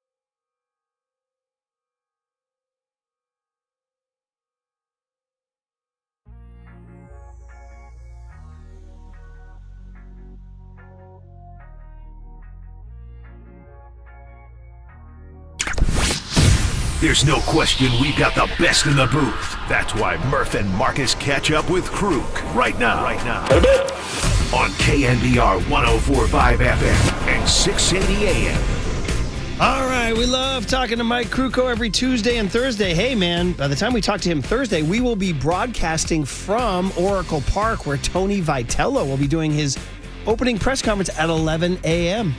Oracle Park Thursday. So mark your calendars. That'll obviously be carried on The Sports Leader. Don't miss it. And Marcus and I will be out there front row saying, excuse me, I have a question. Marcus Boucher from The Sports Leader. Over here, Tony, over here. Man, oh man, it was unbelievable drama last night. So many things to talk about with Mike Krukow. I guess the first question we say to Mike after we say good morning, Mike, is how long did you make it? We've all compared our stories this morning, Mike. How you doing? Good morning. How deep did you go with what some are calling maybe the greatest individual World Series game we've ever seen? Yeah, morning, Mike. Well, I lasted 15. Nice. And, nice. Yeah, it's becoming a really a good series, and none of us anticipated that, but it was just a gut wrench, and definitely the type of game you don't want to lose. I know that both teams are going to get to the ballpark today, and the Blue Jays are going to be a little more exhausted than the Dodgers. But having watched it firsthand when the Giants did it against the Nationals, what was it, 2012 or 14? I forget. Anyway, I think it was 2012. When that game was over, the Giants felt that they were going to win the series. That's how significant of a victory it was. And the Giants, they won it on the road. They won it in Washington. It was an incredible game. And as was last night, and it's even a bigger accomplishment given that it happened in the World Series. And it was just a gut check for everybody. And so many significant small things that loom large. And through all of the adversity of the game, with the umpires, with the errors, with all the bad breaks, I thought both teams really held it together. I thought that there were a couple of mistakes made in the way the game was managed. I thought that it had an outcome on the game as the game prolonged. But I just thought it was just a great baseball game, and I think people are way into it. Now, I think people who weren't watching the World Series got a call about the 13th inning going, dude, you need to check this out. And I think a lot of people came to the World Series because of it. I mean, both John, Joe, Curly, and me, not to be sexist, our wives are sports fans, but they're not locked into the World Series. Both of them were locked into the game last night. My wife, Candace, is not a huge World Series fan. She was living and dying with every pitch last night. So to your point, casual fans were sucked in for sure. I do want to get to all the exciting stuff like Shohei and all that amazing stuff he did. But just quickly to follow up on your managing thing, I thought I was curious. Are you referring to John Schneider making so many substitutions that he winds up playing the game without many of his best players? Is that what you're talking about, or something else? Well, I mean, he lost one of the best players because of an injury, Springer going out. But with Alejandro Kirk, he's been the best hitter on that team. And he pinch ran him. I mean, it was extra innings at the time, but I thought, that's going to come back and haunt you. I don't think you ever take your best hitter out in a game like that. Certainly not in the World Series. And as it turns out, he would have gotten about 3 or 4 more at bats. So I mean, and the way he was swinging it, I mean, I can tell you, being a pitcher, if that and you're an opposing pitcher, and they take out a hitter of who's as hot as Kirk was and is, you're thinking this is a good thing, and little things like that give you momentum and give you confidence within the game. So I thought that was a mistake. And who knows? And, maybe he would have gone 0 for 4 the remaining 4 at bats and struck out. Who knows? But I just think that it had a lot more than him not just getting at bats and what it did for the Dodgers when he left the game. Yeah, Mike, I completely agree. I thought John Schneider had some of the wrong moves pressed at the wrong times when it came to his lineup and some of those pitch runners, but I thought him and Dave Roberts overall did a great job with their bullpens. 19 combined pitchers, the most used ever in postseason history. We even saw Clayton Kershaw out of the pen escape a jam. Just, Mike, that performance after the narrative coming into the series was that the bullpen and the Dodgers both had weak bullpens. Well, weak bullpens, that's all volatile. That can change. What causes a weak bullpen is that you have a guy who doesn't have great command. Well, if you're the pitching coach, that's the guy you're working with. You're doing whatever you can to get him in the strike zone. If he's an arm you need on that staff, you have to have the ability or the belief that you can get everybody right. So what was not a great bullpen last week of September has not really been that bad in the playoffs. And with the emergence of Sasaki, I think that everybody is falling a little different place on the bullpen ladder. Everybody's in a better comfort zone. I mean, I certainly believe that about Trinan, who is really having some problems. And now they're still giving him the ball. I didn't think that they were even going to include Kershaw on the World Series roster, and yet he was in that game. And quite honestly, I don't think he looked that comfortable last night coming in to a bases-loaded jam, but he got the out, and that was the only guy he faced, and he did his job. I thought that the way that the bullpens were managed by both managers was exceptionally good. God, that Kershaw Lucas at bat, man, that punch was way out of the zone. The kid chased, and Kershaw winds up being the hero because of it. We just need to talk about Ohtani, Mike, before he was on base 9 times. He's the starting pitcher today. In the postgame clubhouse, Dave Roberts is talking to the team, and Freddie Freeman yells, "Our starting pitcher was on base 9 times last night." I mean, there's 2 ways to look at this. I want to ask you about Shohei, then I want to ask you about the concept of the intentional walk. But at this point with Shohei, we talked last week about his 3-homer, 10 strikeout game, and now, was he 7 for 7 with his last 7 Dodger Stadium at-bats with 5 home runs?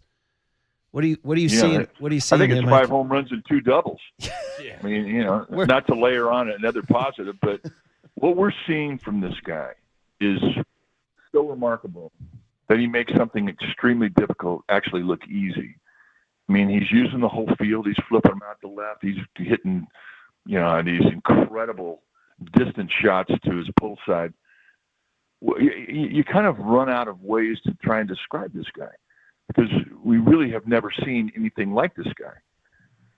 You say, well, yeah, Babe Ruth, look at his numbers pitching. Well, yeah, but did he run like this guy? Was he as defensive as this guy? And he doesn't even play defense when he's a pitcher. I mean, that's another thing about this guy. If you watch this guy play the outfield, I mean, he's incredible. He's a Gold Glover waiting to happen. I mean, everything that this guy can do is just such a step above everybody else. Because I've always believed, of the big league athletes, you get 5% of the guys who have just abnormal talent that's just better than everybody else. Whether it be vest, twitch, muscle fiber, or whatever it is that causes it, they're just better. They've got better tools. And then there's that large group of about 80% that are guys that are very similar in abilities. And what separates the really elite from the not so very elite is their work ethic and the way that they play the game and their ability to compete. I mean, that's the second group. And then the third group shouldn't even be there. I mean, they're just filling in. Those are guys that are AAA.5 players, and they're just there's a need for them, and they fill it in. But then there's one guy who is completely above everybody, and we're watching him, do things on the greatest stage that we can't even describe, and that's what he is. And then he takes the ball today, and I mean, last outing he did 6 shutout innings and struck out 10 without a walk.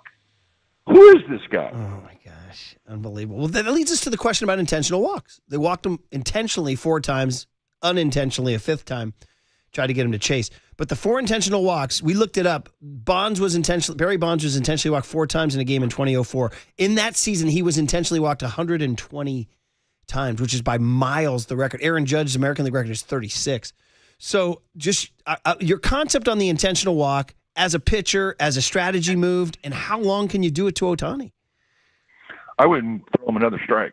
That's it. I'd just wave at him with 4 fingers and smile.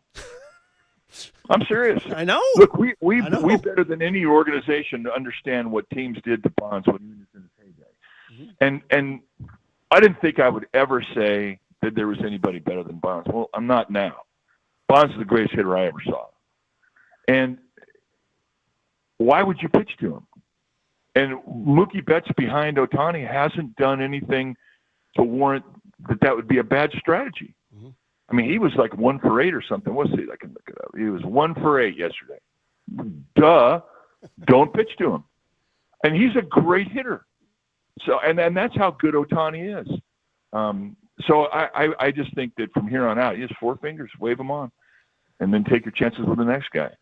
I mean, because a walk is better than a home run. It's better than a double. And the way that he's swinging the bat right now, you can't take him on. I think that he had I don't think I would throw the guy a strike on the inside part of the plate. And now I'm saying I wouldn't even throw it 3 to 6 inches inside to the guy because he's hitting that ball out. And he's 6'5". You have a guy who's 6'5", who's hitting the ball off his belt, and he's pulling it on the barrel. get away from that guy. 4 fingers, and bow. When they were doing it to Barry 120 times in 04, were you frustrated as a fan or broadcaster and thinking this is not good, or just, no, this makes sense, I would do this if I was the other team? No, of course I was. I wanted to see him. Yeah. If they would have pitched to him, and think about it, you said Judge has got 36 intentional walks. Mm-hmm. Okay, if they'd have pitched to him 50 more times, how many home runs would he hit? I mean, that's the thing. He got walked that many times, and that was me. And those were chances for him to hit the ball at the ballpark. He could hit at least another 8. Yeah. And he could have hit 18 the way he was swinging it. Yeah. He's the greatest hitter, but Ohtani can throw. He's a pitcher. He's got a great arm. Bonds never had a great arm. Incredible, man. So much stuff to talk about in the game last. Are you okay with that send of that pinch runner? Teoscar Hernandez has been a bad right fielder. He had to make a perfect pick and throw to Tommy Edman, but the kid was out by about a mile. What'd you think? No, well, I mean, it's all hindsight. Yeah, I know. Pressure on the defense to make a play, and then in the end, it wasn't even close. I was okay with it, actually. How about the way the game started with the umpire, Wegner? Yes! What about that? I thought about me. I was up out of my chair. I was so upset. Yeah. And Mark Wegner's a good umpire. He's one of the few true high ball umpires. I mean, he calls a lot of balls high. On that 3-1 pitch to Dalton Varsho in the first inning, it was ball 4. Yeah. The problem with Wegner, and it drives Kipe nuts. He's a good umpire, and it's one of Kipe's least favorite umpires for one reason. He doesn't show the strike sign early enough. Mm-mm. He has this little delay before he shows and calls it a strike with his arm.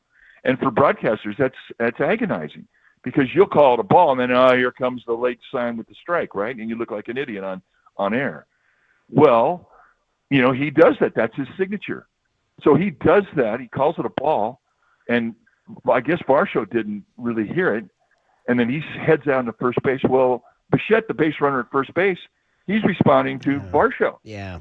And then here comes the late signal with the arm, and it was a strikeout, and then they get the runner at first, which they removed that call. But I was screaming at the TV. Yeah.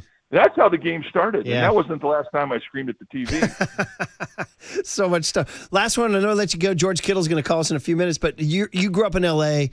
Does it move you on some baseball church level to see Sandy Koufax out there looking like $1 million, by the way? And apparently he made it the distance and went into the clubhouse after the game to applaud Will Klein, a guy who'd been DFA'd twice this year, who threw 4 shutout innings. Is there a part of you, even though it's Dodger blue, is there a part of you that's moved by the Koufax involvement here?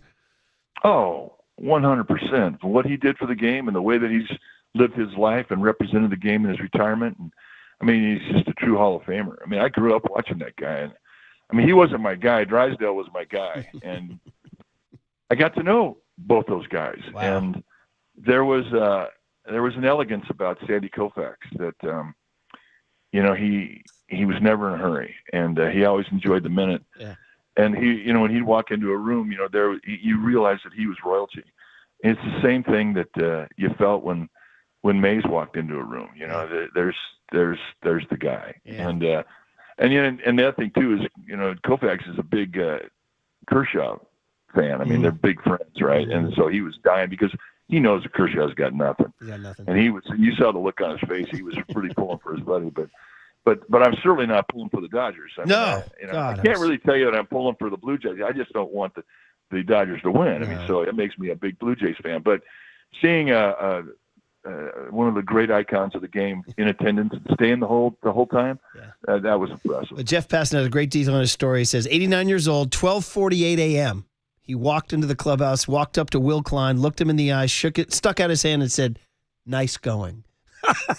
If you're Will Klein, you can retire right now, right? So you just hope somebody took a picture of it. Yeah, exactly. I know. I hate it too, but I love baseball. That's the thing. I hate it, but I love baseball. It's awesome.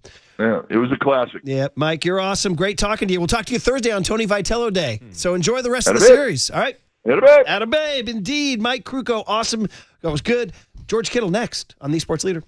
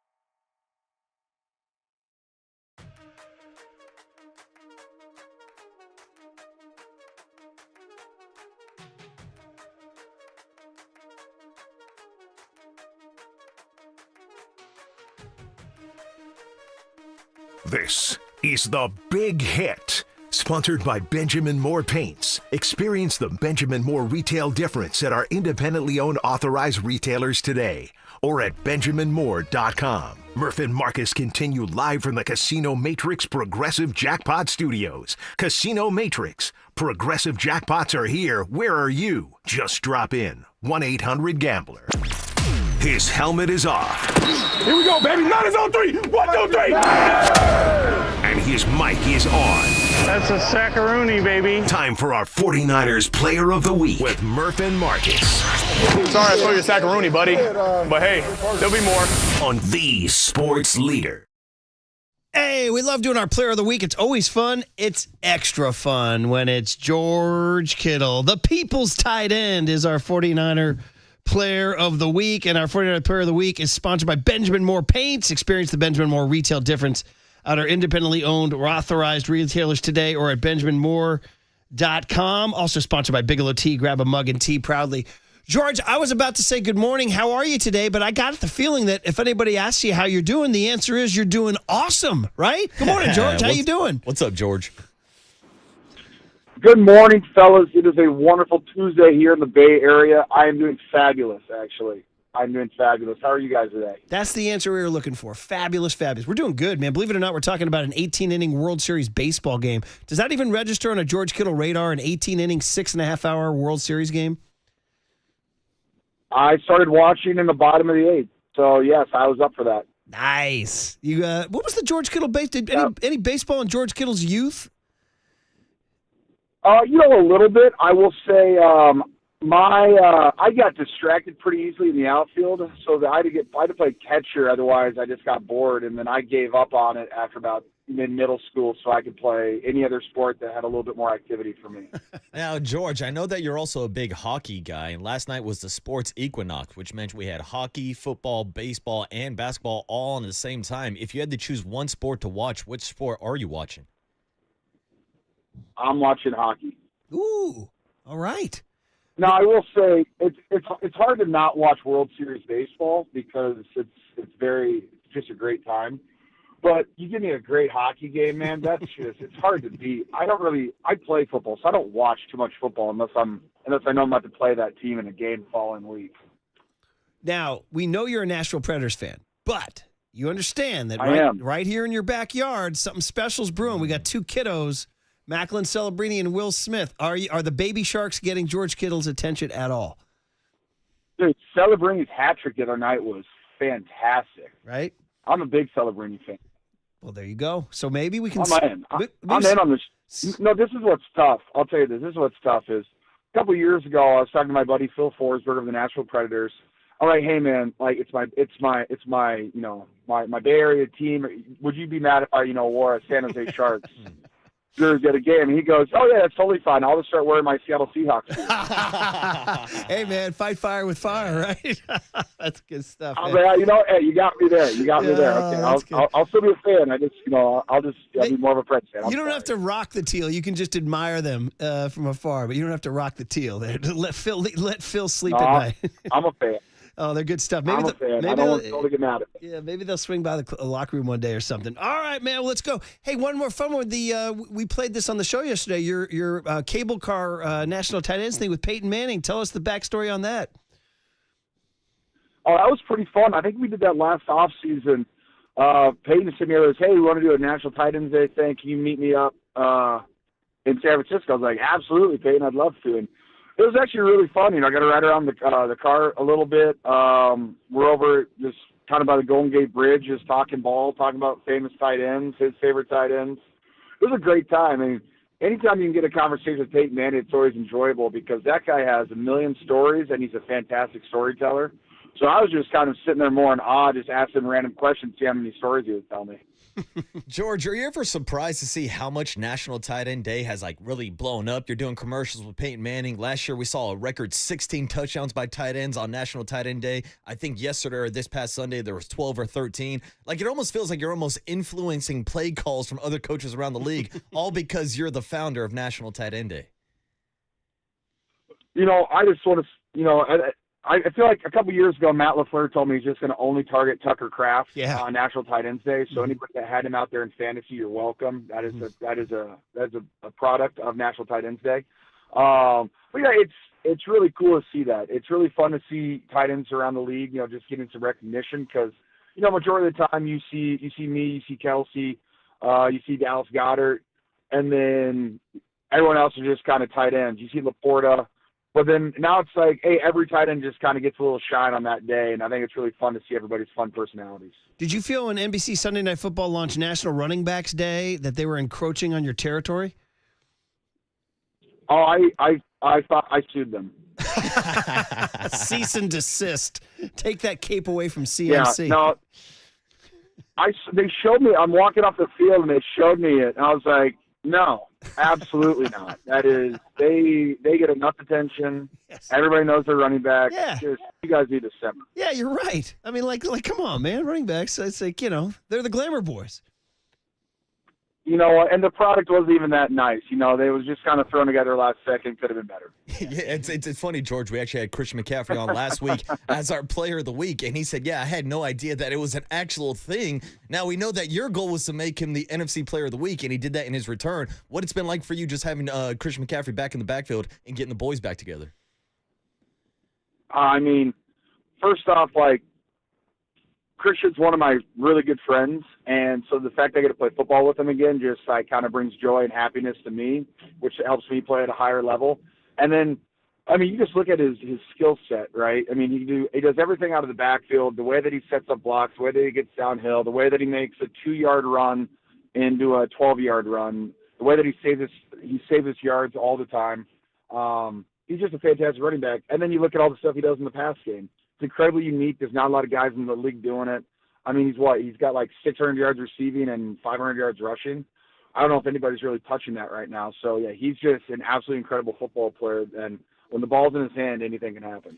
Yeah, George Kittle is the voice you hear. He's our 49er Player of the Week. Nice enough to call in on a Tuesday morning. You're listening to KNBR AM and KNBR FM, San Francisco, the sports leader at Cumulus Media Station. Getting back to National Tight End Day, can you take us through the Jake Tonjes touchdown? I know the game didn't work out the way you wanted, but it was kind of funny because it looked like to those of us on TV, oh, that's going to Kittle, and then whoop, Tonjes snagged it. I think I read you say after the game, I read that you said after the game, it's okay because he's a tight end, or what's the breakdown from your perspective? So that was a fake gap scheme. So I'm fake down blocking on the backside. Luke Farrell's going to protect the gap that I'm leaving, and I'm just running back basically to the back corner, that pylon. And Jake is kind of waiting he's doing a boot slam, which is he's fake blocking, and as soon as the guy covering him triggers on the run, he goes to the flat. And we're both open. Mac throws me the ball, and Jake just has nice long arms and sticky fingers and plucked that baby right out of the air. And so my initial reaction, because, me and Mac had that moment of where we locked eyes, the guy kind of intimate. I'm like, oh, yeah, he's going to throw me this touchdown. And then all of a sudden the hands just go up, and he plucks it. I'm like, my initial reaction was, gosh darn it. And then it's like, oh my gosh, that was Jake. I'm totally okay with it.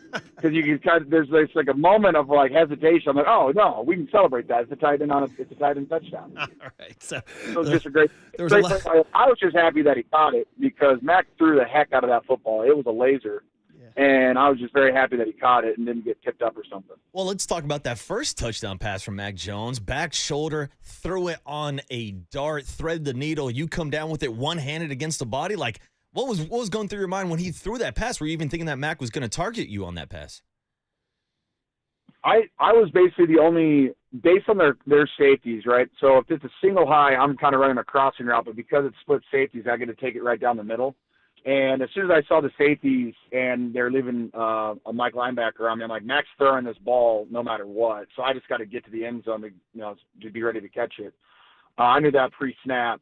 And it was just a beautiful ball. When he threw it, I was like, oh, that's going to be absolutely perfect. I'm self-proclaimed best body catcher in the league. A lot of people tell me I need to use my hands more, but I do a pretty good job about catching the ball with my body. Ever since Antonio Brown retired, I've taken that leadership role in the body catching league. But he put it right on the numbers. It was perfect. I didn't even see the safety until he hit me. So what a ball by Mac. And I will say, I have closed my eyes on some of those before. I did have my eyes open for that one, so that was a fun one to see and finish off. Good admission. Sometimes the eyes are closed, and this one you saw. Oh, dude! I mean, you go back Thursday Night Football in 2018. My one-handed across the middle. My eyes were not open for that because I thought I was gonna get knifed in half. Well, I mean, it's a human reaction, and you're playing a tough sport, so we'll let you close your eyes, dude.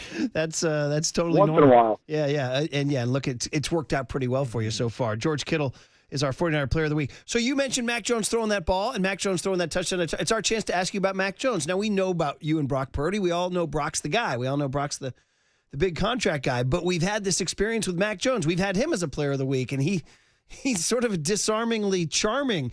He's got a cackle that just kind of releases all the tension in the room. He's also a tough cookie. He's a tough cookie. I need the George Kittle sort of personality sketch on Mac Jones. What's it been like playing football with him, and what's that cackle do to you? You know what I'll say about Mac is I did not know what to expect because I've never really met him or talked to him or anything like that. And the more I've gotten to know him, the more I've played with him and just been around him. He is a tight end playing quarterback. He's got an unreal sense of humor. He's funny. He connects with all the guys. He's a little goofy, which I really, really enjoy.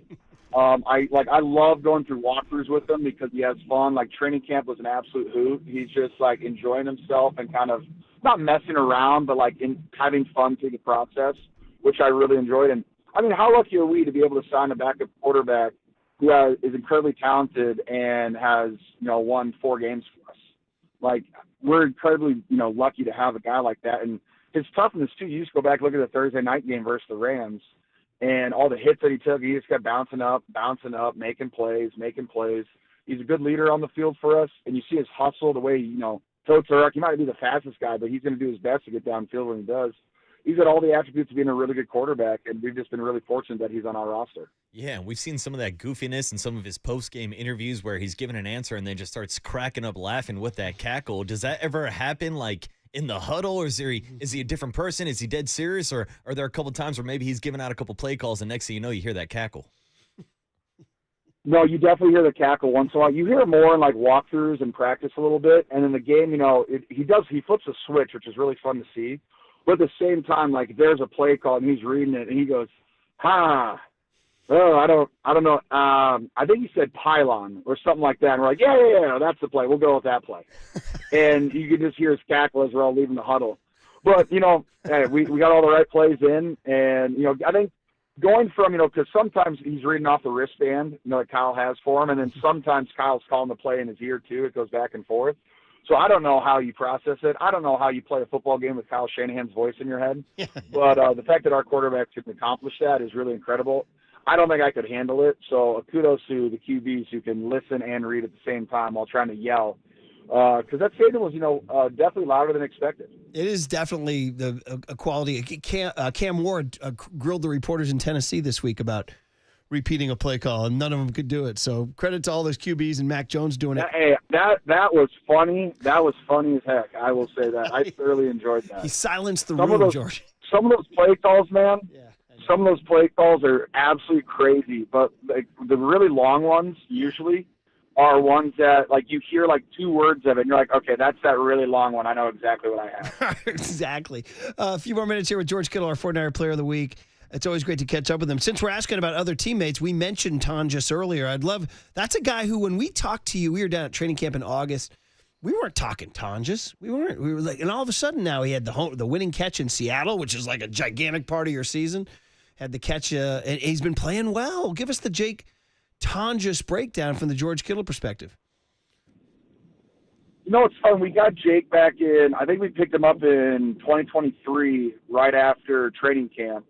And what I like about Jake is he shows up every single day. He works. He tries to get better at things. When we first got him, I don't think he's ever walked outside zone in his entire life, really anything in the run game. And just like the strides that he's taken in the run game, I've been really impressed with, and the work that he's put in to go for that. And, when we first got him, you could tell he was a natural, receiving tight end, like natural hands, sticky fingers, has a really good awareness for guys that are covering him, the zone coverages, like he knows the soft spots.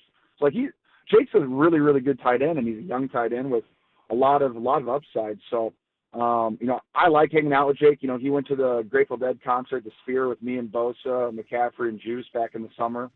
So I got to experience that with him. We like to golf together. So Jake's a good buddy of mine, and I'm really happy for him because I like playing football with him because he has like a love for the game that you can sense from guys, and you can kind of feel it as he's playing the game too. So I think Jake's only going to get better, and hopefully we're out there in more 2 tight end sets so you can see some more receiving stuff from both me and him. That'd be fun.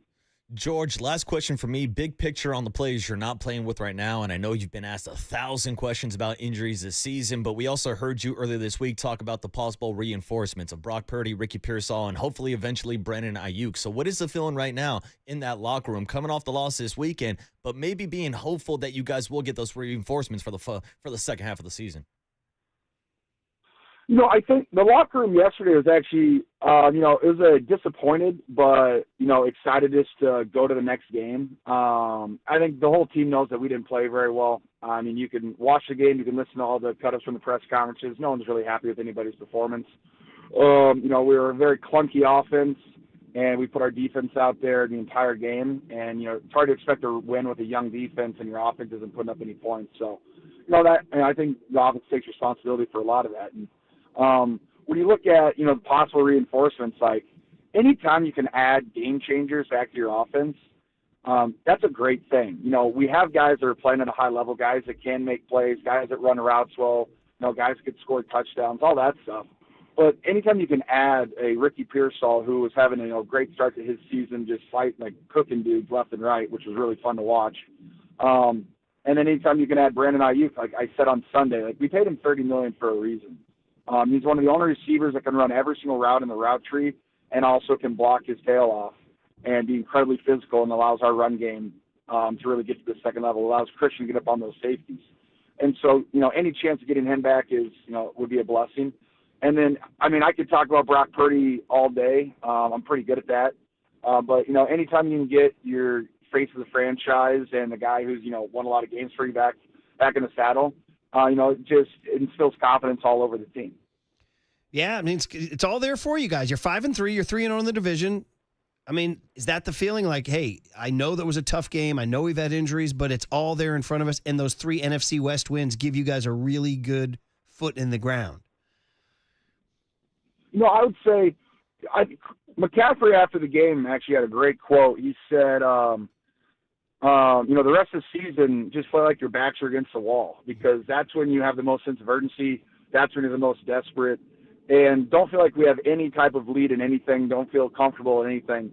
Just play like your backs are against the wall the rest of the season, and that's going to be the best thing for all of us. And, I totally agree with them. The hungry dog, the desperate dog, plays the fastest, the hardest, and, wants to win the most. So I think hopefully that'll be our overall team mindset moving forward.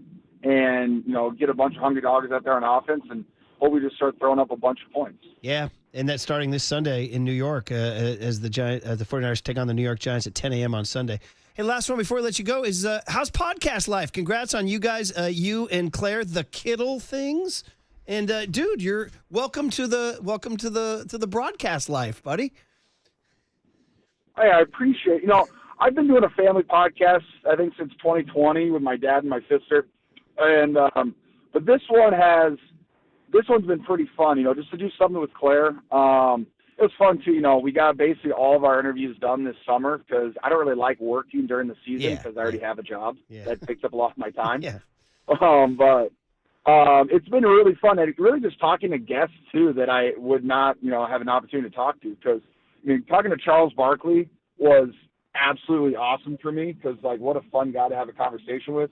And then, we just dropped an episode with Miles Turner, the center for the Milwaukee Bucks, who played for 10 years for the Indiana Pacers. Yeah. And we talked about Legos for an hour, and I was like, I think I just met a new best friend because he loves Star Wars and Legos and Lord of the Rings. I was like, yeah, can we hang out? I would love to hang out with you. And he actually inspired me when I was on IR, me and some of the other IR guys, we got a bunch of Lord of the Rings Legos, and we've been building them in our spare time when we weren't traveling. So I've thoroughly been enjoying that. The podcast life has been pretty fun.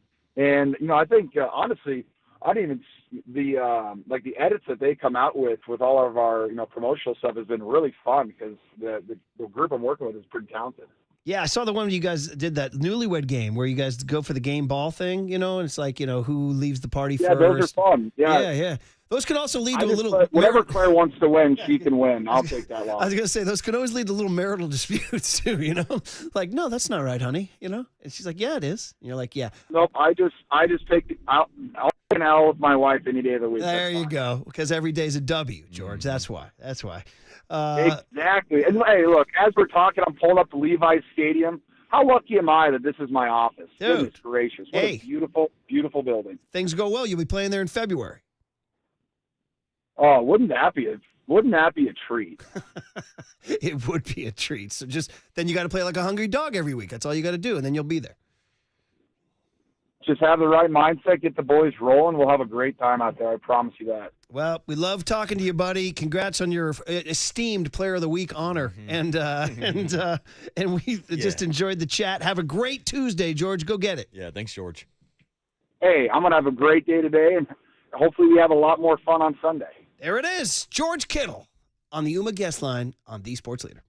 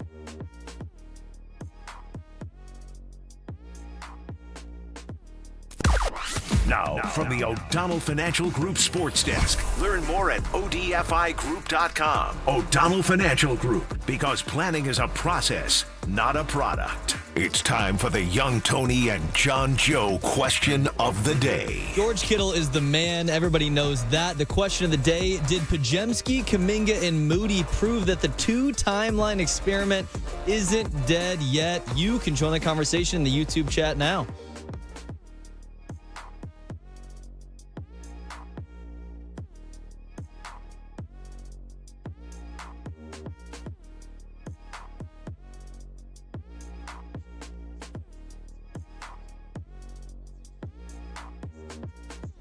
Hey, Halloween is Friday. That means you need to plan food because there's trick-or-treaters and you're in and out. Amici's. There's your answer. The half-baked is a good answer on this one because you don't know when the kids are coming back or when you're going somewhere to your own part, blah, blah. Half-baked pizza helps. Also, just planning in advance. Have Amici's deliver food to your house to take it. Listen, it's a Friday night to begin with, so you're already in kind of a non-cooking mode. Then it's Halloween. So make Amici's your answer on Halloween. By the way, we're in Oakland and San Jose these days. Make them part of your Halloween festivities. Just go to Amici's.com. Choose your favorite Detroit style or thin crust New York style pizzas, pasta, salads, and wings. The half-baked is a great option. Finish cooking in less than 5 minutes. So that's the answer. So they will deliver to you. Go to Amici's.com or use the app. It'll all happen. It's the perfect ready when you want it Halloween meal for your family. Amici's delivers. I just want some pizza.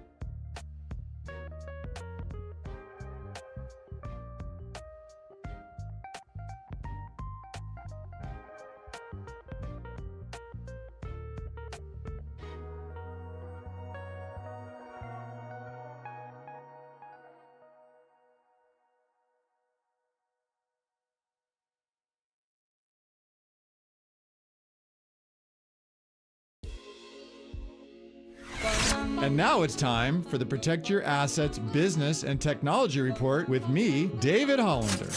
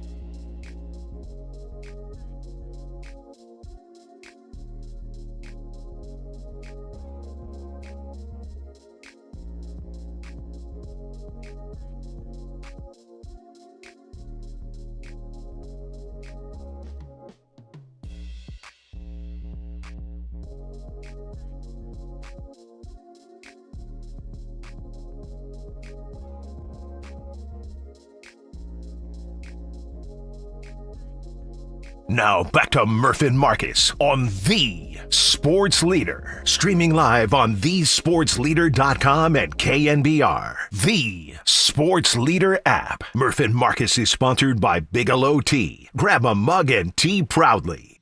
The locker room yesterday was actually, it was a disappointed, but, excited just to go to the next game. I think the whole team knows that we didn't play very well. I mean, you can watch the game, you can listen to all the cut-ups from the press conferences. No one's really happy with anybody's performance. We were a very clunky offense, and we put our defense out there the entire game. And, it's hard to expect to win with a young defense and your offense isn't putting up any points. So, I think the offense takes responsibility for a lot of that. And, when you look at, the possible reinforcements, like anytime you can add game changers back to your offense, that's a great thing. George Kittle, our 49er player of the week. That was enjoyable. We got him through his commute. Right when it was ending, he was pulling up to Levi's. So that's pretty good. It's funny, like the fact that Levi's is now down in Santa Clara, like right off of Great America in Tasman. Like I grew up driving those streets before Levi's Stadium was around. Like, and I can only imagine. I have a buddy who lives in that neighborhood. If he's just driving to work this morning and he looks over and he sees George Kittle on the phone with us while he's commuting to work. Is this the time where I say that the 49ers shouldn't be playing in Santa Clara? Is this the time? Yeah, it sounds like it's about that time. I remember when it all went down in the OOs and they announced they were going to build in Santa Clara. I remember my take on the air was weak. It was a bad take. I said, well, it's not like a baseball stadium where you go 81 times a year. It's only 8. It's not that big a deal. Nah, I was wrong. Bad take. They should have kept it in Frisco, buddy. Now, Murph, I'm actually willing to join the party because now I'm getting sick and tired of commuting from San Francisco down to Santa Clara for Levi's Stadium since I no longer live in the South Bay. But, yeah, it ain't the same as Kansas. Go see your baby Sharks, man. All right. Hey, so we talked to him about, this game. We talked about a lot of things, but because he's an easy conversation. But the idea of going to New York, who's the quarterback? Who's the quarterback? It's something we haven't talked about today because we were just overwhelmed by the drama in the baseball game last night, which was just incredible. Absolutely stunning Major League Baseball drama last night that ended with a freaking Dodger win. Unbelievable. Did you get that feeling, by the way, as the game was going on, the Blue Jays were not going to win? Yeah, I mean, the Blue Jays had so many different opportunities. I'm like, oh, yep, here's another chance for the Dodgers. Generally, the home team's going to win that game, like too. I was sitting and just like waiting on disaster to strike every bottom of the inning once we got. Because all they do is swing for the fences, these guys. And by the way, the one time the Blue Jays tried to lay down a bunt, the guy popped it up. Big leaguers can't get bunts down. That's what Tim Flannery used to say to us at spring training back in the 07, 08, 09, all that stuff. He's like, the bunt doctor's here. He would leave his baseball card. He would get to the park early, like Flan would, get himself a cup of coffee, and then walk around in his uniform at 7 in the morning, putting his baseball card on various chairs, and it was his baseball card of him as a Padre squaring the bunt.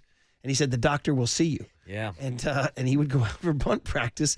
The Blue Jays tried to lay one down. You say popped it up. Yeah, then it got no doctors. Bro, get a bunt down. Yeah, a lot Jesus of pop-ups sakes. yesterday. And also, don't want to digress too much, but how about the Dodgers deking out the crowd multiple times? Will Smith had a long fly to the warning track. Teoscar Hernandez had a long fly to the warning track. And Joe Davis was out here screaming at the top of his lungs. Anytime. Shohei! Ohtani! Platzi, our great friend who does Stanford, grew up down there, and he said this is that time of year, quote-unquote, cool season in L.A., where it gets down to, 68 degrees at night. But actually, those are balls that would be gone earlier in the evening. Yeah. And they get a little bit of heavy ocean air there. And how do you like playing in 65-degree weather, Dodgers, huh? Supposed to be, they got Oracle. Yeah, they got Oracle. They got AT&T. How's that marine layer? But anyway, it's supposed to be hot today down in L.A.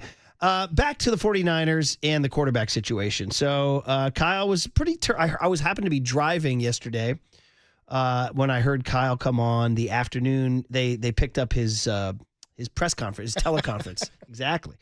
By the way, that's those tough, those long silences, when nobody's asking questions. Dude, and I get got short answers from Kyle. Like, as a former producer and board operator, you don't know how much I start sweating thinking about dead air, because if there's nothing going on for 10 seconds, the alarms start going off in the building. Yeah, these guys got to bone up the. Listen, I say this to my wonderful friends on the 49er beat crew.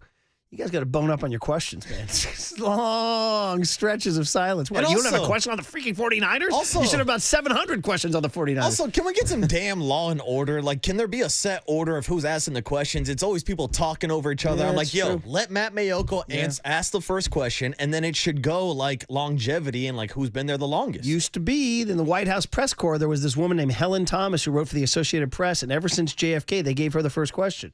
Always. And so, we got to have that kind of. Who's the Helen Thomas who gets the first question? It's got to be Matt Mayoko. Should be. Well, Cam Edmonds not far behind. Okay. But I think Matt's got him by a year or two. Matt's got my vote. And then apparently, do you see Tennessee's Mike Vrabel always lets the AP writer Teresa Walker ask the first question, because he said he's seen that women. He said, dude, he's taking a stand. He goes, women sports writers have it tough.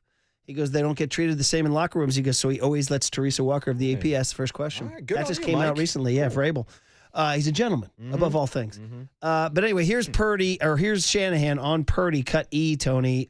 He was asked, I think the phrasing was from Tracy Sandler. I think she said, is he likely to play? I think she said, or is it a long shot? I think it's too early to say. I don't think it's a long shot, but I know he's doing better. And we'll see how he's doing Wednesday. Hopefully, if he's doing good, he'll get in some reps. That was it. Yeah. Then they asked him, is MetLife a factor? Or he said, it was kind of an awkward phrasing. He goes, you've said before that turf will not be a factor. Is that still the case? And he said, yes. Kyle, you've said in the past that you don't usually take playing surface into account when it comes to having a guy being ready or not. Does that hold true for Brock and MetLife? Yes. The witness will see you now. Yeah. He's not spilling any beans. He's not giving any answers. Well, Ayuk, that's the big one. Ayuk is not, they didn't open his practice window. They opened Ben Barch's practice window, but not Brandon Ayuk. So here we are now. It's October 28, bro. The Niners are 5-3? We're heading into week 9. Mm-hmm.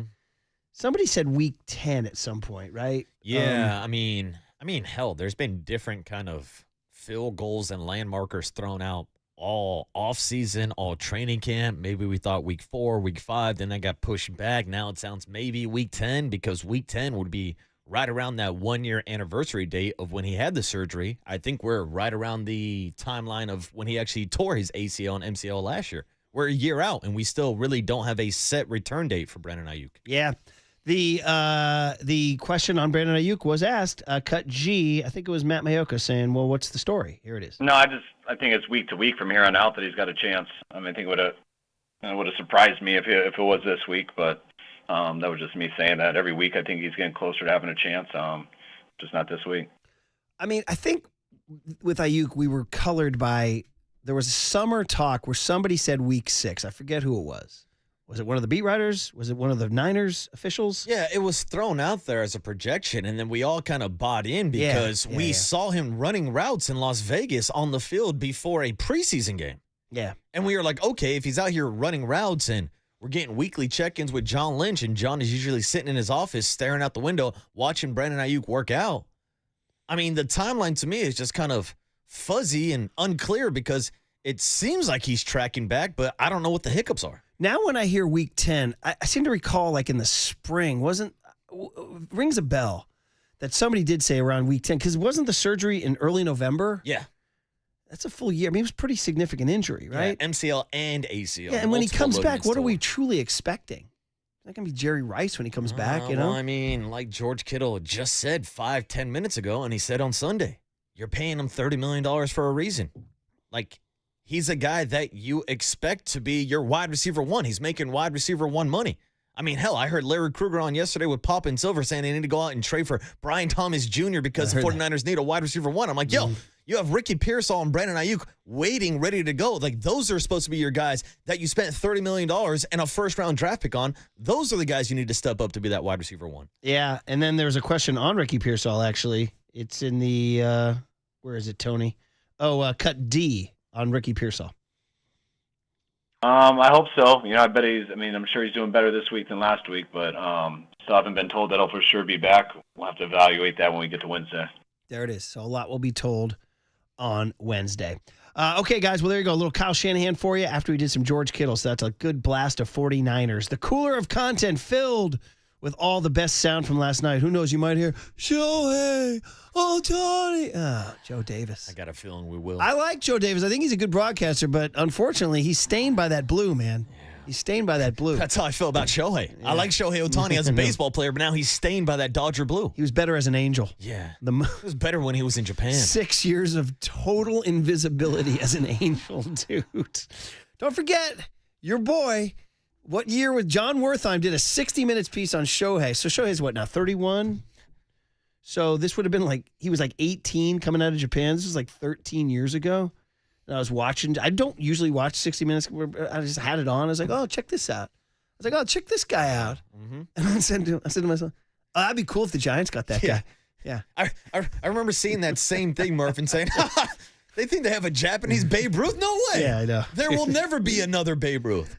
Turns out there's one better. Yeah. Shohei Ohtani. It'd be cool. It'd be cool if the Giants got that guy. Yeah, it'd be real cool. Yeah. He did show up. He brought his dog, didn't he? And the Japanese food and all that? Yeah, decoy. That was 2017, I guess, is when they did it. So it was 8 years ago. Maybe it was when he was coming out of the Japanese league. He was 22, my bad. So he was 22, but I was like, yeah, it'd be cool. Yeah. We should go. I was like, we should go get that guy. Super cool. We should go get that guy. Good idea. Should have hired you as president of baseball scout, operations. Dude. I'm a freaking scout, buddy. All right, cooler. Way to go, Farhan. Cooler content coming up on The Sports Leader.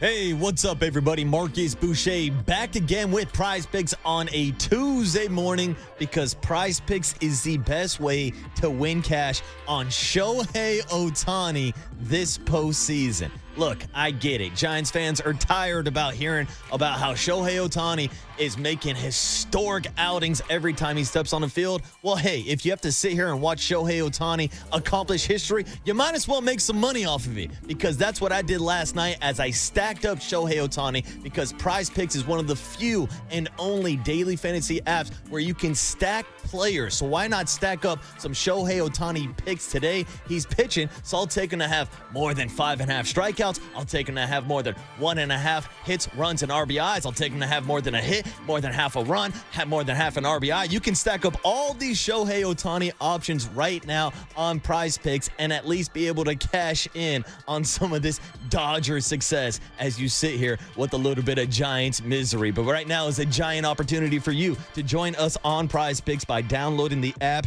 and using the code word leader to get $50 in bonus lineups after you play your first $5 lineup. That's code leader to get $50 in lineups after you play your first $5 lineup. Prize Picks. It's good to be right. Shohei Ohtani. Shohei Ohtani.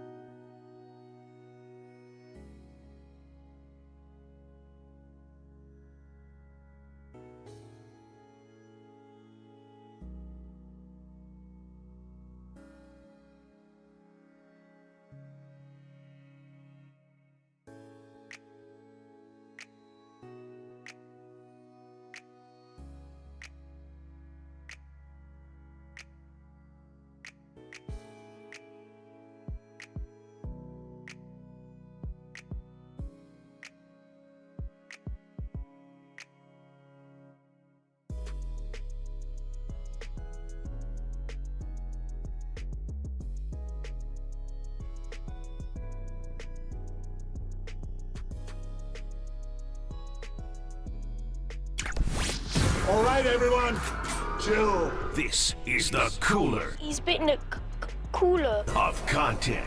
Cornucopacious of joyful news. We might be on to something. Yeah, baby! Murph and Marcus is sponsored by Bigelow Tea. Grab a mug and tea proudly. All right, the Cooler of Content is sponsored by Marin Health. With top physicians, surgeons, and clinicians right here in the North Bay, Marin Health puts you closer to your best health, world-class care, closer than you think. We're all kind of playing hurt today. None of us got a full night's sleep after that game. It honestly makes me remember, I feel like Giants playoff games. Those Giants playoff runs, 10, 12, and 14. And by the way, did you see KNBR Social playing on the heartstrings yesterday with the October 27, 2010 World Series intro? Mm-hmm. But I went to every one of them, and, there was no pitch clock. Games were a little longer. And, we came in every morning, and I was just like, I got to have that half-empty gas tank, but full adrenaline gas tank that you had, It's a weird combination of being tired but juiced up at the same time.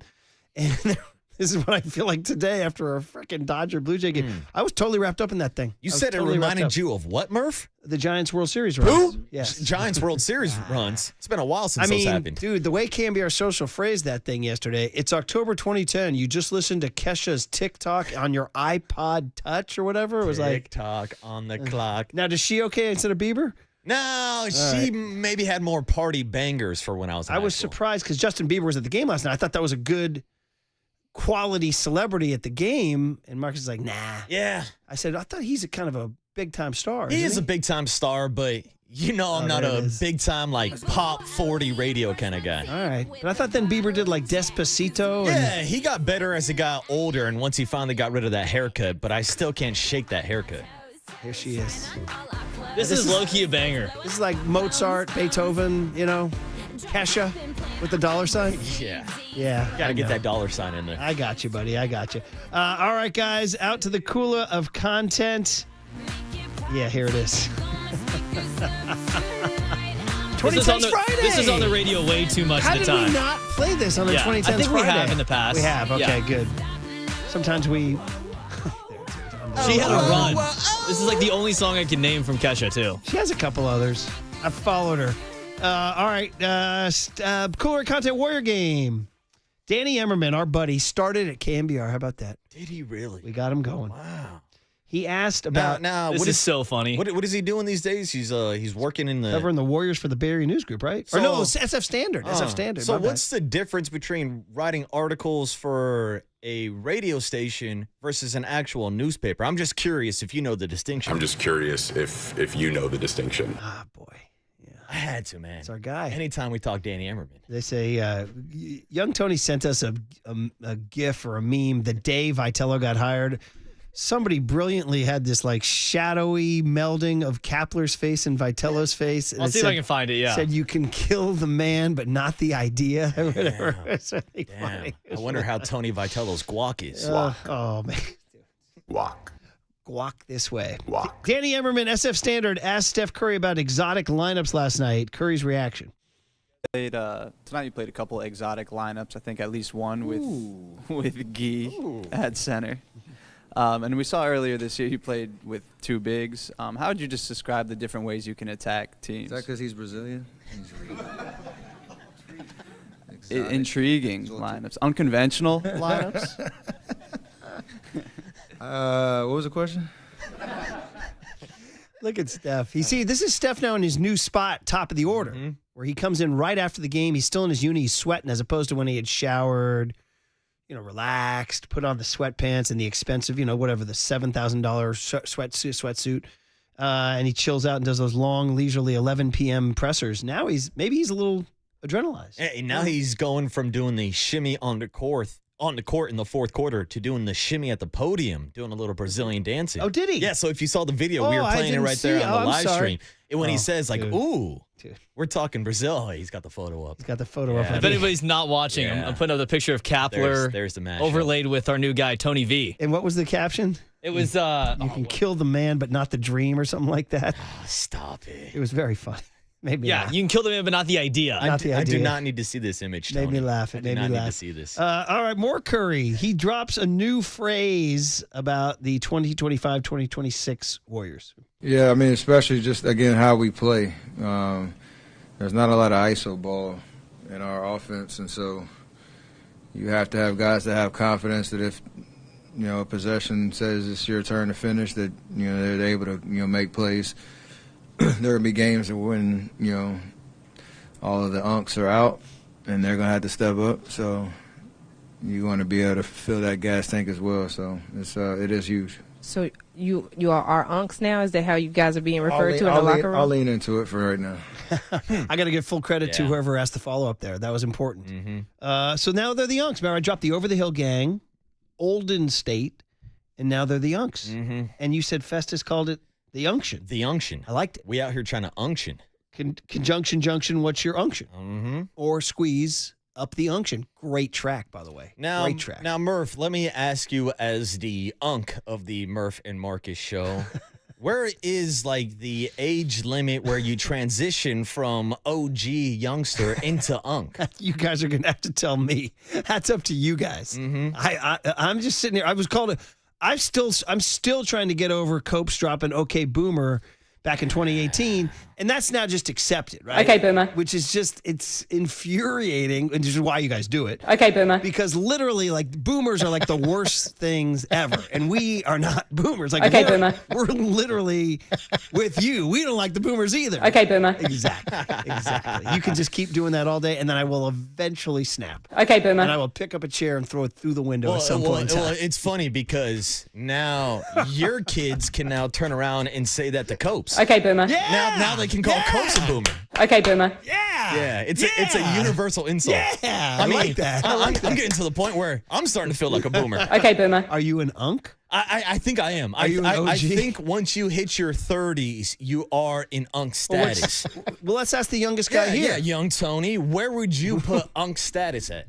It's a great question, Marcus. I'm glad you asked. It's a platinum question. Yeah, I mean, I don't know. I just anything I say is going to be offensive right now. No, Offend us. I feel like anything worse than Cokes. Come on, if man. you're coming out with references like "Up the Unction" from Squeeze, Yeah, I feel like you're in that track. you're in that group. Great track. Okay. But Marcus, I'm giving you a gift there, buddy. Absolutely, I'm I've got it giving queued you a up. gift. Yeah. You want to hit it right now? I'm gonna be the only guy who enjoys it. Yeah. Great track.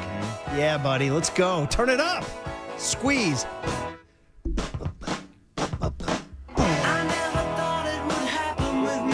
These guys were considered like they were just tunesmiths, buddy. This has caused Mike Silver to get on his knees and pound a chair in a Miami restaurant.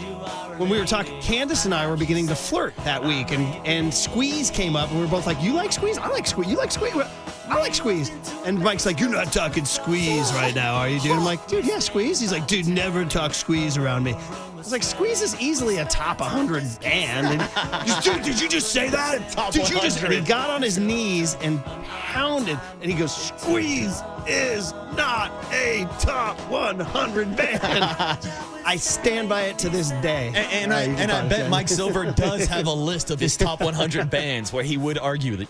Hey, you're welcome, buddy. We'll play it for Mike Silver at 9:15 and see if he likes it. Now I'll say this, Murph, because you went into your unk bag. Yes. I went into my unk bag a few weeks ago when I brought up Schoolhouse Rock. And this ties into This is an incredible pull by you. It turns into the perfect transition back into the unction, conjunction, junction. What's your Do we have unction? That's literally from my childhood. I don't know how you know it. Dude, Schoolhouse Rock. Like that's the only thing I remember from elementary That's school. you digging deep, buddy. That's you digging deep. Because that was from the 70s, bro. Schoolhouse Rock defined a generation. But you grew up you were born in 92. 92, and we still watch those videos. Did they rerun it on like Nick at Night or something? No, it was literally like the teacher would wheel in a TV on the car. You had good teacher then. And they would throw on Schoolhouse Rock. Dude, Even for me, they throw this on in English class. Dude, Saturday mornings. Saw these live. It's like saying I saw Babe Ruth or Bill Russell. You know what I mean? Okay, Boomer. I saw Ben Hogan play golf. Okay, Boomer. I saw these live. I ate Captain Crunch to these, buddy. Oh, you guys had Captain Crunch back there? All the time. And I like peanut butter and Crunch Berries, too. Dude, listen to how awesome this is. And they're teaching us, too. That's a conjunction. Or, right? Come on, turn it up.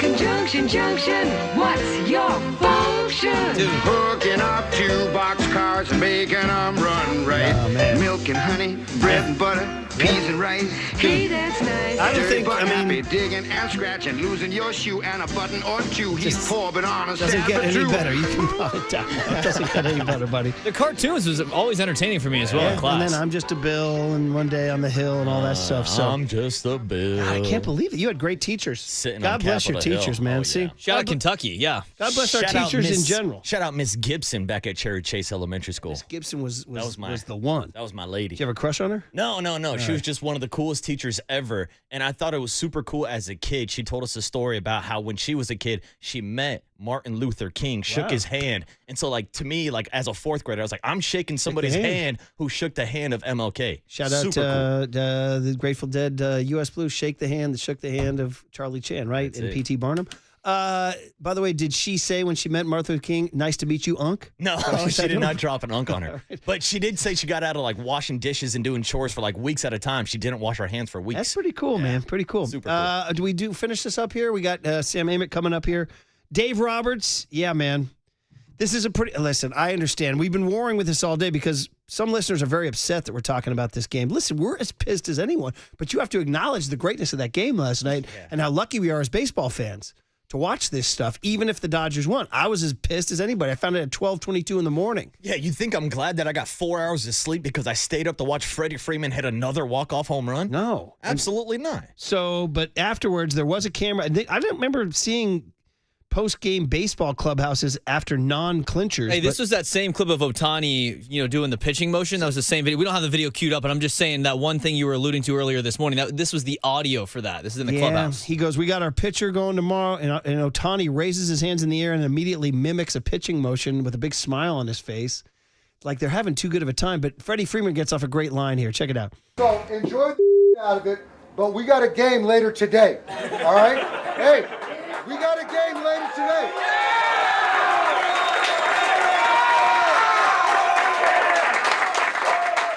Hey, we got a game later today.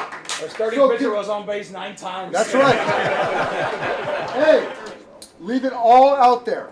Be ready to go tomorrow. There's no let up. Dude, Freddie Freeman got a big laugh. Our starting pitcher was on base 9 times. Our starting pitcher was on base 9 times. That's right.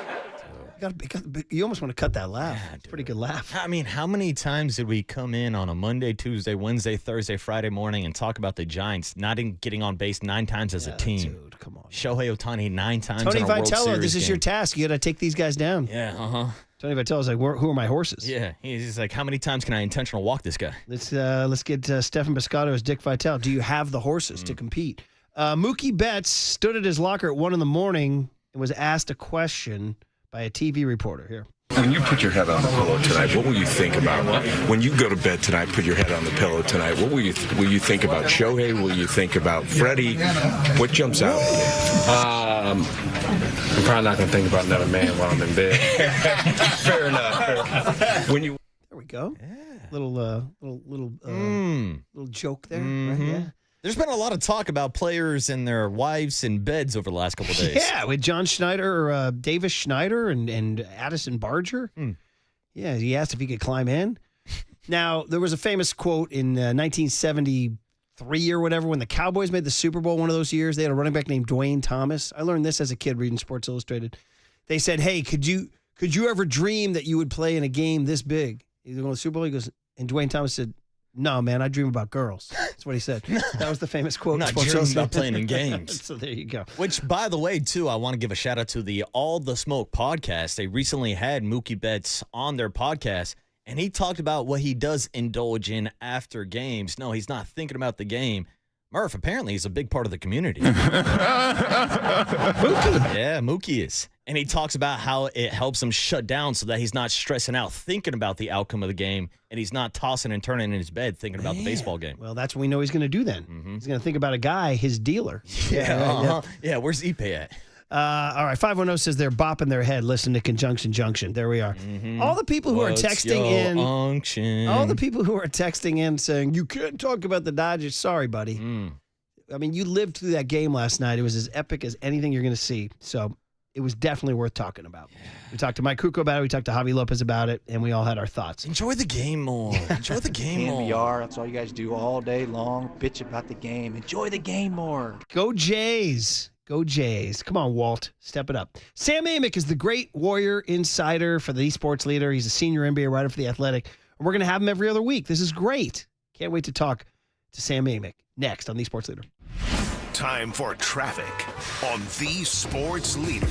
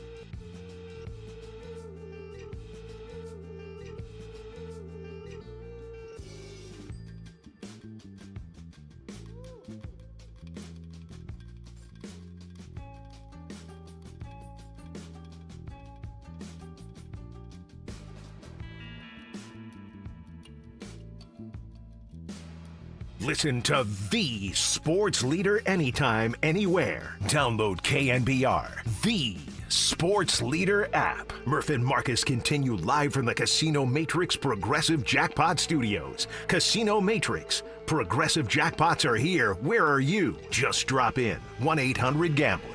All right, it's been a little bit since we had Sam Amick on in the mornings. We're delighted to welcome him back. Every other week we'll have him. He's awesome. One of the best basketball writers in the nation. It's great to have him. He's our Warriors insider for The Sports Leader. You can read him at The Athletic. Plus, you can see him on YouTube, Twitch, and Twitter. You're looking sharp, Sam. Up and early, guys. You look like you're coiffed. You're ready to go. Good morning. Hey, what's up, Sam?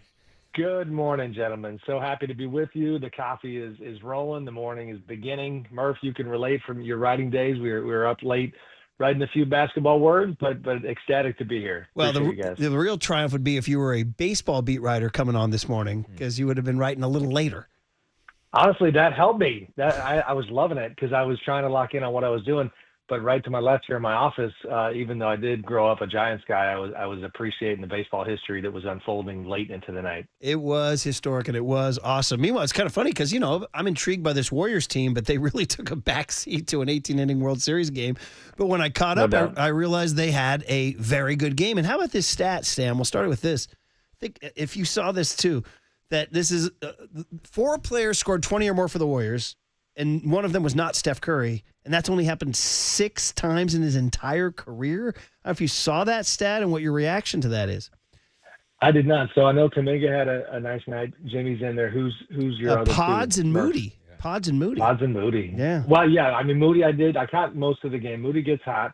If he's not hitting the threes, he's getting fouled beyond the line. I mean, it's a great sign for them. One of the, a small part of what I wrote last night was I did touch on the Kuminga situation and how, just broadly speaking, this group cannot have asked for much more. It's only 4 games into the year, but Kuminga, the other guys, the depth is what they're going to need to make it through the marathon. They talked about that in camp. They talked about that when I was with them in LA for the opener, just that idea that as great as the old guys are, it's going to take the old kind of strength and numbers approach that they used to have back in the day if they're going to actually contend. So I think if you're Steve Kerr in that group, that's a great sign. With the way that Jonathan Kuminga has been playing in these first 4 games and seeing Pods and Moody both put up 20 points yesterday, Sam, are we back on the 2 timeline plan here? I mean, we're back on like the early season overhyped plan. I'm not trying to downplay it, but it's just across the league, Warriors included, it's always entertaining and we have no choice but to judge the evidence we have so far. So it is a good sign for the 2 timeline plan without question, especially considering that it had one foot in the grave, for quite some time. And that if you go back to last season, the second half after they get Jimmy Butler, they didn't really have the 2 timeline thing going for a lot of that stretch. That was Jimmy's greatness. That was Steph's greatness. That was Draymond having a fantastic year. This would be a new wrinkle if you had, this many guys contributing on a consistent basis. And again, keep qualifying it that it's early. The Kuminga one just really jumps out at me. I've been trying to monitor that in terms of when you hear his teammates and the coaching staff start dropping the old maturity word, and admittedly, I was kind of skeptical out the gate, like, well, that's what you say when a guy, took the contract and you're trying to smooth it over. But it does seem like, and I'm just talking about the way he's competing. It's not an off-court thing that he's finding more nuanced ways to make an impact, and again, some of the other guys too. You have in your notes, Sam Amick, the voice you hear on the Uma Guest Line. You can see him on YouTube, Twitch, and Twitter here, that Kuminga's part of the Warriors' most effective lineup. Steph, Jimmy, Draymond, Podziemski, and Kuminga with a net rating of plus 29.4 in a combined 39 minutes. So again, early days, but some statistical heft there. Yeah, no doubt. And that's where the West is just loaded. You guys know this. And that's what, Steph has said the last couple of years that he just wants a chance to be in the game, right? And that's a very loose way of saying I don't want to not be on a relevant team. But if they're going to survive against the OKCs and the Denvers and the Houstons and the Minnesotas when they're healthy, and shoot, even the San Antonios at this point, the way they're playing, it's going to take a lot more than the big 3.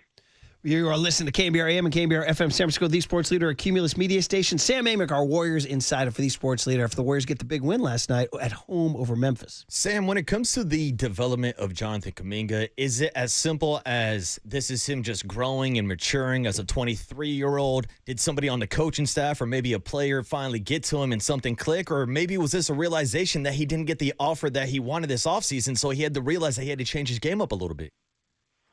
I mean, I think it's fair to get on our old kind of professional couch here and take a crack at it. We don't have our degrees in that area. But I think, honestly, guys, like psychologically, when you have a contract situation hanging over your head, and really for a couple of years now, where a young guy like Kuminga is smart enough to read the room and understand that the fit was imperfect, hear all the messaging that came from Steve Kerr and the other Warriors folks who were trying to help him find his place in the program and not really able to find it.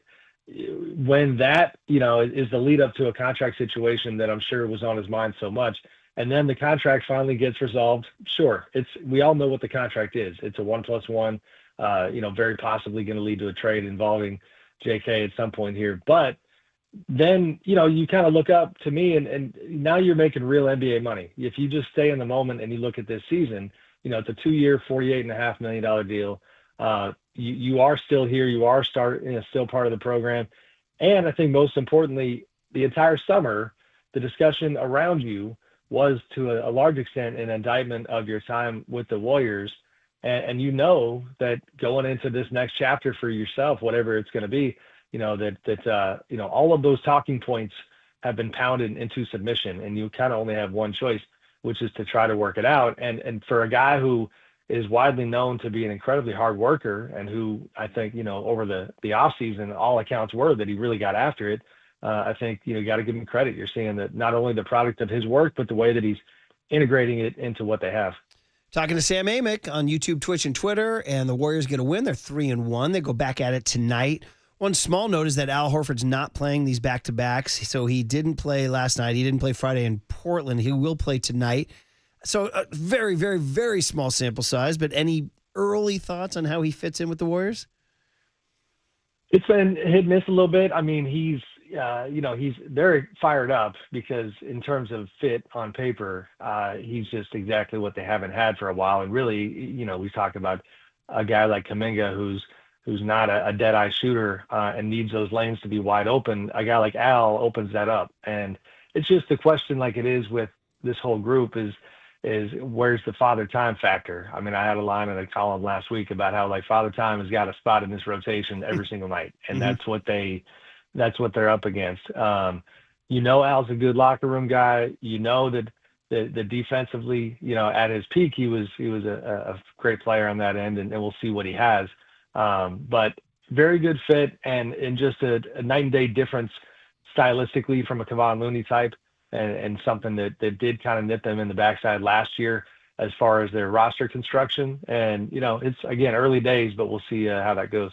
Sam, you mentioned the Warriors' success after trading for Jimmy Butler last year. They went 22-5 with Jimmy and Steph in the lineup at the same time. But my question would be is it possible that we have yet to see the best combination of Jimmy and Steph together based on two factors? One, that Jimmy got to spend the entire summer learning more of Steve Kerr's system, and two, that he might be healthier than he was for when they traded for him last year. It could be. I mean, learning each other takes a minute. It was impressive how well they clicked right away last year. And defensively, and again, we keep using the early disclaimer, I don't know exactly what the defensive numbers look like for the Warriors just yet, but it was elite last year. And I think not only are they going to grow together, guys, but I tell you, like the idea and the narrative, understandably, around Jimmy, that it's only a matter of time, no matter where he is, where he's going to start getting restless, start getting itchy, and maybe, be a guy that you don't enjoy working with. Having been around them in the preseason, having seen the vibe so far, it absolutely does not seem like that plot twist is coming anytime soon. And to that question, I think that only speaks, kind of well of where this thing is headed, because IQ-wise, Steph and Jimmy and Draymond, it's an absurd trio when it comes to basketball IQ. And that is an important factor, because on top of what they can still do despite their age, like they've got to figure out this puzzle that is the league as it is right now. And so, yeah, I think it's going to get better. And again, the defense is kind of how this group is going to have to lead.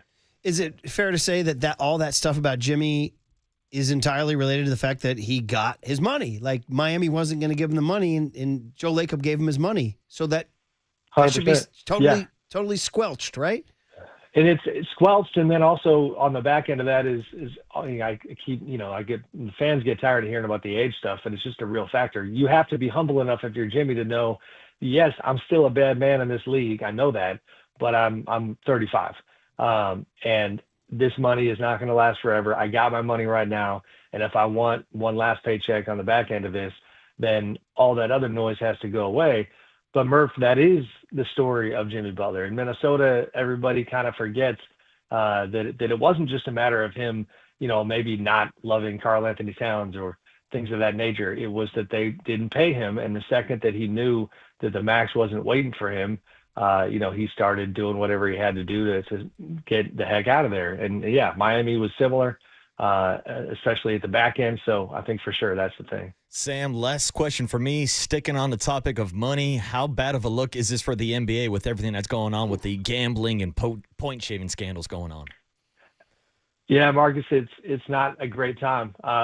Between the Clippers controversy and the gambling controversy, it's wild because the basketball is incredible so far. Like there is just so much good stuff across the league. And I was at the Warriors Nuggets game on Thursday, and it was kind of depressing how there was this great game in front of me, but I had a lot of responsibilities to chase the gambling story. And I looked up in the third quarter, and you're realizing like, oh, Aaron Gordon's going crazy and Steph's having a great night, and the basketball's getting overshadowed. For me, that was a microcosm of what's happening, in the public space and with the fans right now to some degree. Chauncey Billups, these allegations against him are extremely serious when it comes to facing, real prison time. That's just a crazy thing to say out loud. The integrity of the game is certainly part of this discussion. We'll see where the FBI takes it. We'll see how Adam Silver handles it. But, anytime you're going to have the fans looking sideways at just the general question of is what I'm seeing legit on the up and up, even if it's, some kind of bad actors and outliers here that are part of this, those optics alone are pretty brutal. No, you're right. Anything more that breaks could could be so bad. Right now, they're sort of just like, nothing to see here, move along, but they have to deal with it. Sam, last one would be like, in case anybody wondered whether, they call them unks now. That's what these kids call the old heads. And Steph Curry himself called himself an unk. Anybody wondered if Draymond Green's pizzazz or edge had dimmed at all? Yeah. Saw last night that he's still going to Draymond, isn't he? That gallop through the lane and the screaming and the yelling. He's still got that tank of gas still full, huh? He's out there looking like a ballet dancer one minute and in a brawler the next. Listen, he's one of those guys. You guys know this better than anybody. Like when he's on your team, you love him. The rest of the league at large on the court can't stand him. Shameless plug. I don't know the exact timing. I had a great conversation with Draymond recently that we'll be putting out here at some point, kind of reflecting on his goals on the back end of his career and what he's been able to accomplish. So look out for that. But he's one of one, and like we've been saying, he's a huge part of what they're doing, and that edge matters. He's got to always walk the line and not go too far, but that edge is going to be one of the things that could take him pretty far this year. No, you shameless plug away. I want to know when you're dropping good stuff, so let us know when that Draymond stuff's coming out.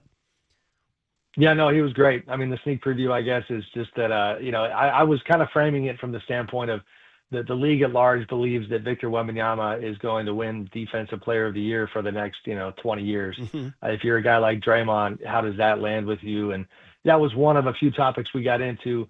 But like he said, and like you see on the court, this dude has no plans of slowing down. It is impressive because especially to compete the way that he does, and to be a guy that was never known as a physical marvel, you know what I mean? Like, it is not a small task to keep his body in the type of place where he can do this kind of stuff. And yeah, he's, needless to say, he's pushing for as many defensive accolades as he can down the back end here. That said, Wemby's pretty good. And we have our pre-Halloween MVP award, I think, goes to Wemby, as you wrote. He's been incredible. He's been incredible. It's been a while. I don't know how much you guys have gotten to just kind of, shut everything else out and lock in on what he's doing.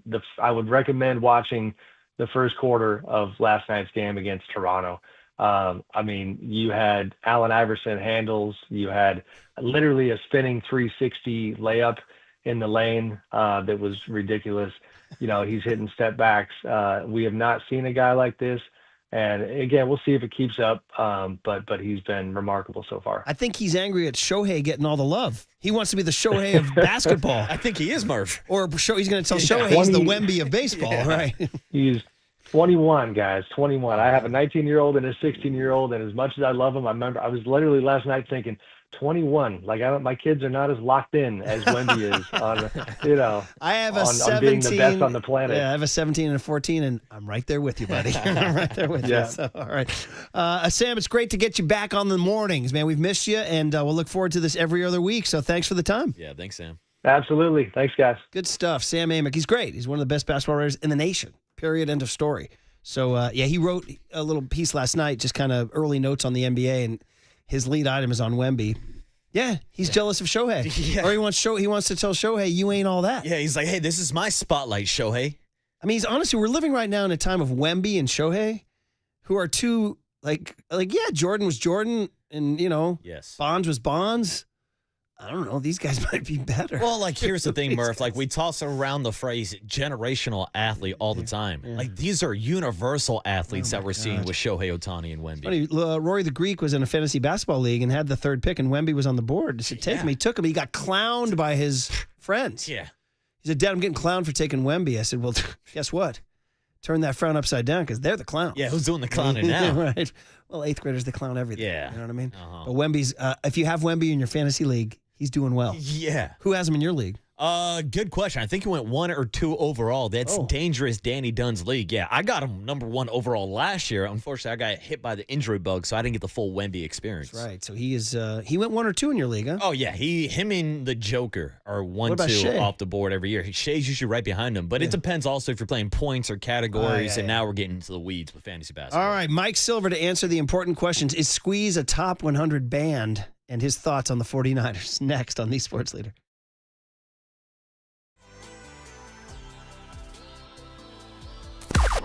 Now, from the O'Donnell Financial Group Sports Desk. Learn more at odfigroup.com. O'Donnell Financial Group, because planning is a process, not a product. It's time for the Young Tony and John Joe question of the day.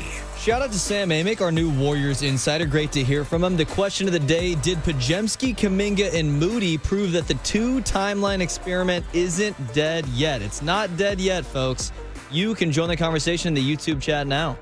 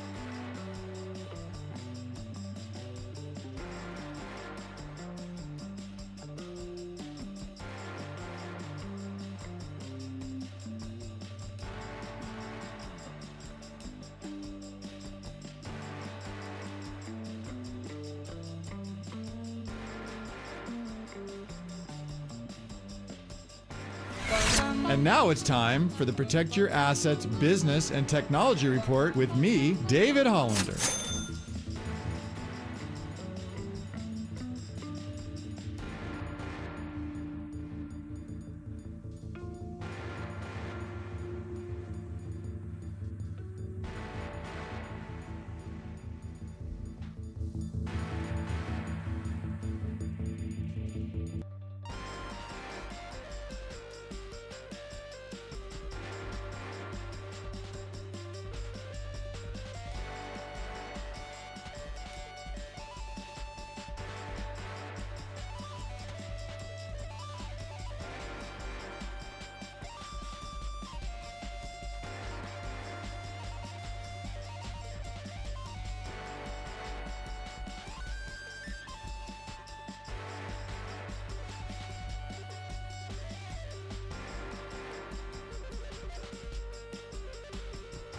Now back to Murph and Marcus on The Sports Leader. Streaming live on thesportsleader.com and KNBR. The Sports Leader app. Murph and Marcus is sponsored by Bigelow Tea. Grab a mug and tea proudly. Love it. Special from Mike Silver. So Mike and I, when we do these interviews, inevitably stories from our past come up. We told the story last week about the Mark Whitten argument, right? The single game RBI thing. Well, we were talking about Steph Curry calling them unks, calling the team unks, and then we started making jokes about unction and conjunction junction. I said, or squeeze up the unction. I said, ask Mike Silver about Squeeze. He and I once had a fun discussion about Squeeze's relative place in the musical landscape. Mike, good morning to you, brother. Do you remember you, me, Candace, Super Bowl 29 in the Squeeze argument? Do you remember that, bro? I don't, but I guarantee I was arguing against Squeeze in some fashion. Yeah. Not only that, you were on your knees pounding the chair when I declared Squeeze a top 100 band, and you pounded, Squeeze is not a top 100 band. You would not have it on your watch, Mike. I'm going to guess I was not sober during that. We were young. We were young and energetic, buddy. Well, Mike, my question is, do you actually have a list of the top 100 bands that Squeeze does not make the list? I don't, but I could do it verbally right now if we had time. Squeeze is definitely a top 100 band. Definitely a top 100 band. Oh, man. They're a top 100 band with the letters S, Q, and Z in it. That's just terrible take. Terrible take. All right, buddy. Let's get into it, man. Were the 49ers exposed on Sunday, and is the party over, my man? There's my hot take question for you. I mean, I think it's a natural course correction, right? Which happens during an NFL season anyway. But yeah, it's not like the party's over. The party is that we're even talking about this, like, hey, where are they in the playoff hunt? You know, oh darn, they're only 5-3. Like, you know, they have every reason to be 2-6, 3-5, and searching for answers. So, you know, I think if you looked at the schedule at the start of the season and said, what are their tough games? And there weren't a lot on paper. This was one of them. But then the Texans have not looked good. But, yeah, I just think it's, you know, they somehow, you know, just shut down the Falcons completely with Warner gone, and it was adrenaline or something about the matchup or whatever. And I think they, you know, it's not like they were atrocious on defense, but the offense also struggled against a really good Houston defense. Couldn't stay on the field, and it just made the defense that much more susceptible. There was just a bigger sample size. Yeah, Mike, and we saw how C.J. Stroud was able to dissect that 49er defense with really no pressure in his face the entire game. And we've been talking about trading for a pass rusher since Nick Bosa went down. But, Mike, where do you think the 49ers currently stand at the trade market with the trade deadline being a week away? Are they buyers? Are they sellers? Do they need more than one piece at this year's trade deadline? Well, I mean, shoot, everyone needs a lot of pieces, including them, but you're not going to get a Bosa and you're not going to get a Warner, so you're just mitigating damage, right? I think with a healthy Bryce Huff, you have a guy who can come off the edge semi-consistently and generate some pressure, so it's less bleak than it looked in Houston. But How long is he going to be out? Is he going to stay healthy? Do you want to put it all on that? I think they should be in the market, and knowing them and how they operate, they're definitely having many conversations. It's just, what do you want to give up? What do you want to pay in salary? And remember, this was a team that was cutting cash spending all offseason and was, certainly adopting more of a let's sustain this model instead of let's go all in one more time. But I do see them trying to do something, and maybe more than one thing. Are you a believer, Mike, that there's something to the 49ers being the most injured team since 2017? Is there any way we can quantify that they're doing something wrong or worse than other teams? You mean in terms of the health? Yeah, like why are they? There's only two ways to look at it. It's bad luck, or they're not doing something right. Yeah, I don't know. I mean, I think, like in the Balky era, it was easy to go, well, he loves guys who had serious injuries in college, and then you get value for them, and then lo and behold, they're hurt again. We've seen that a little, like with Kinlaw, since then, but I don't think it's that they necessarily, gravitate toward that. You look at a strength and conditioning program and whatever they call it, sports science and all that stuff. I guess I'm just not an expert in that stuff. I don't think Kyle particularly grinds them physically in practice in a way that is old school or producing these things. And I think Kyle's pretty sensitive to, when they start to get into, injury situations like in training camp, like he canceled that joint workout 2 seasons ago. I don't think it's that.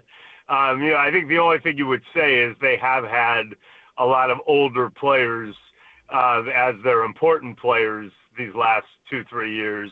And so it does go with that. Obviously, this year they're relying more than in recent years on young players. But, yeah, I don't know that there's a hard and fast answer. Weirdly, you would say they had really good injury luck in 2022 and 2023. And I say weirdly because their starting quarterback, who was their third quarterback of the season, had his elbow ripped off in the NFC Championship game, and they, had no chance to go to the Super Bowl after his backup, then, was limited. So it just, maybe it's injury luck too. But, yeah, the bottom line is I don't know. If I knew, I would be standing on a soapbox yelling. Yeah. Mike, circling back to the trade deadline, which teams do you think are going to be the biggest sellers before next Tuesday's deadline? And are you hearing any names being linked to the 49ers? Yeah, I don't know who the biggest sellers are going to be. I think you look on paper, you look at like a Miami, and you look at people like Chubb and Phillips off the edge. And so on paper, you'd go, well, they're 2-6 and, they've got these guys, but it's not always a perfect science. And especially, you look at a team like the Titans where they already fired the coach, and that's a morale problem, but at least you're not telling the coach who's coaching for his job, hey, buddy, we just traded your nickel back, which the Titans just did a couple of days ago to the Rams for not that much. At least you're telling an interim. It's still bad for morale.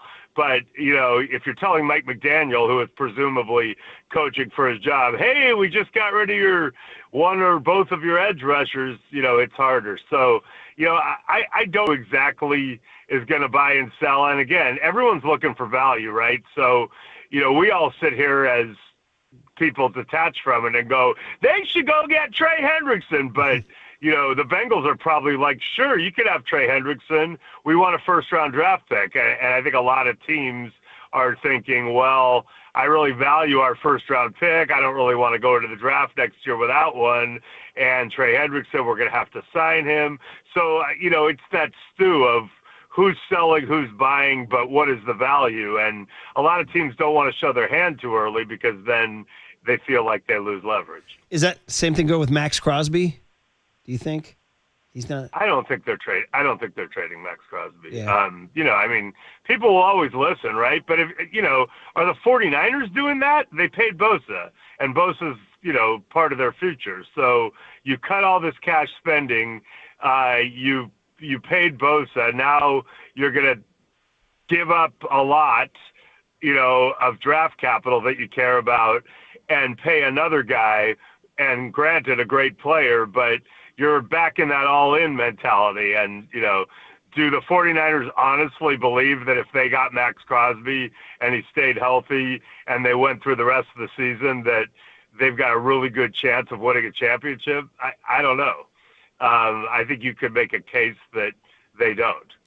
Mike, last question for me is a bit of a complicated one, but I feel like you're the right guy to ask. I wanted to ask about the Lamar Jackson investigation that's going on right now with the NFL and about how maybe they manipulated his status going into last week's game. Now, to most of our listeners, that doesn't sound like a big deal, but there's a lot of concerns now when it comes to gambling and the point spreads being correct based on whether or not Lamar is going to play or not. I'm just curious, after what we've seen the last couple of days with the NBA and those gambling issues, if the NFL needs to come out and maybe address this, and just your big breakdown on what's going on with the situation.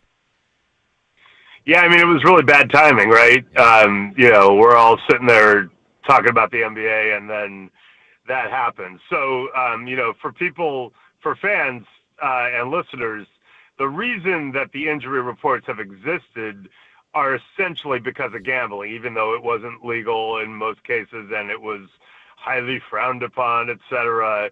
The NFL was aware that it happened, and so they didn't want to leave themselves susceptible to people exploiting that inside information for gambling purposes. So they created this kind of baseline where they said, you got to at least tell us who's practicing and what the status is, so there's a general sense of what's going on, and that's why it's always existed. But different teams approach it differently. Some teams like to make other opposing coaches prepare for more, so they try to keep it vague. Everybody kind of tries to be as circumspect about it as they can. Kyle Shanahan, I think, is more of an outlier where he kind of tells the truth for the most part. But a lot of coaches try to reveal as little as possible. And then when they get in trouble for it, they go the other way. Like Bill Belichick got dinged for it one time, so then he listed like 32 guys as probable the next week with various nagging ailments. So, I don't know. I like more information. I like honesty. I think the competitive advantage stuff is often overstated. I don't like in college where they just say lower body or upper body, or we're not going to talk about injuries or whatever. I just think, as a journalist, I'm trying to find out what's going on. And I think teams get a little overly caught up in how big a competitive advantage it is to keep the secrecy. But yeah, I do think the NFL, especially given the timing and the optics, will try to crack down on that a little bit. And I do think the Ravens will pay a price that maybe is a little steeper because of that timing. Yeah, wow. All right, we're almost out of time. Just your feelings on this 49er quarterback situation going into New York. I know you don't have the MRIs, you don't have the X-rays, you don't have the doctor's report on Brock's toe, but do you have a gut instinct or any tea leaves that this guy needs to sit out longer or that this guy might be back, or do you even have a take on it? I mean, it's MetLife, it's like, how do you not have PTSD from that turf if you're the 49ers and some others? So, if Brock Purdy's like, hey, I'm good, you play him for sure. You're paying him.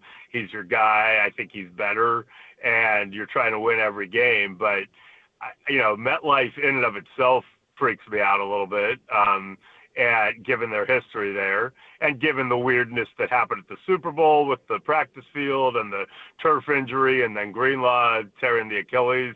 I don't know. I'm personally a little squeamish about it. I think they thought he might be back by now. They ran him through a workout, leading into the Falcon game. It didn't go great. I think it was the Falcon game. And so maybe they're a little more conservative. Turf toe obviously needs a rebrand. It doesn't convey the actual gnarliness of the injury. And obviously there are degrees to it because Burrow had the surgery and is out months, which is what you're really trying to avoid. But I don't know how it's going to go down. I'm personally a little squeamish and would want to err on the side of caution. Good stuff, Mike. And somebody, by the way, wrote in and said the lead singer of the Squirrel Nut Zippers would like a word with you on bands with S and Q in their lead. There, Ooh, respect. And Z.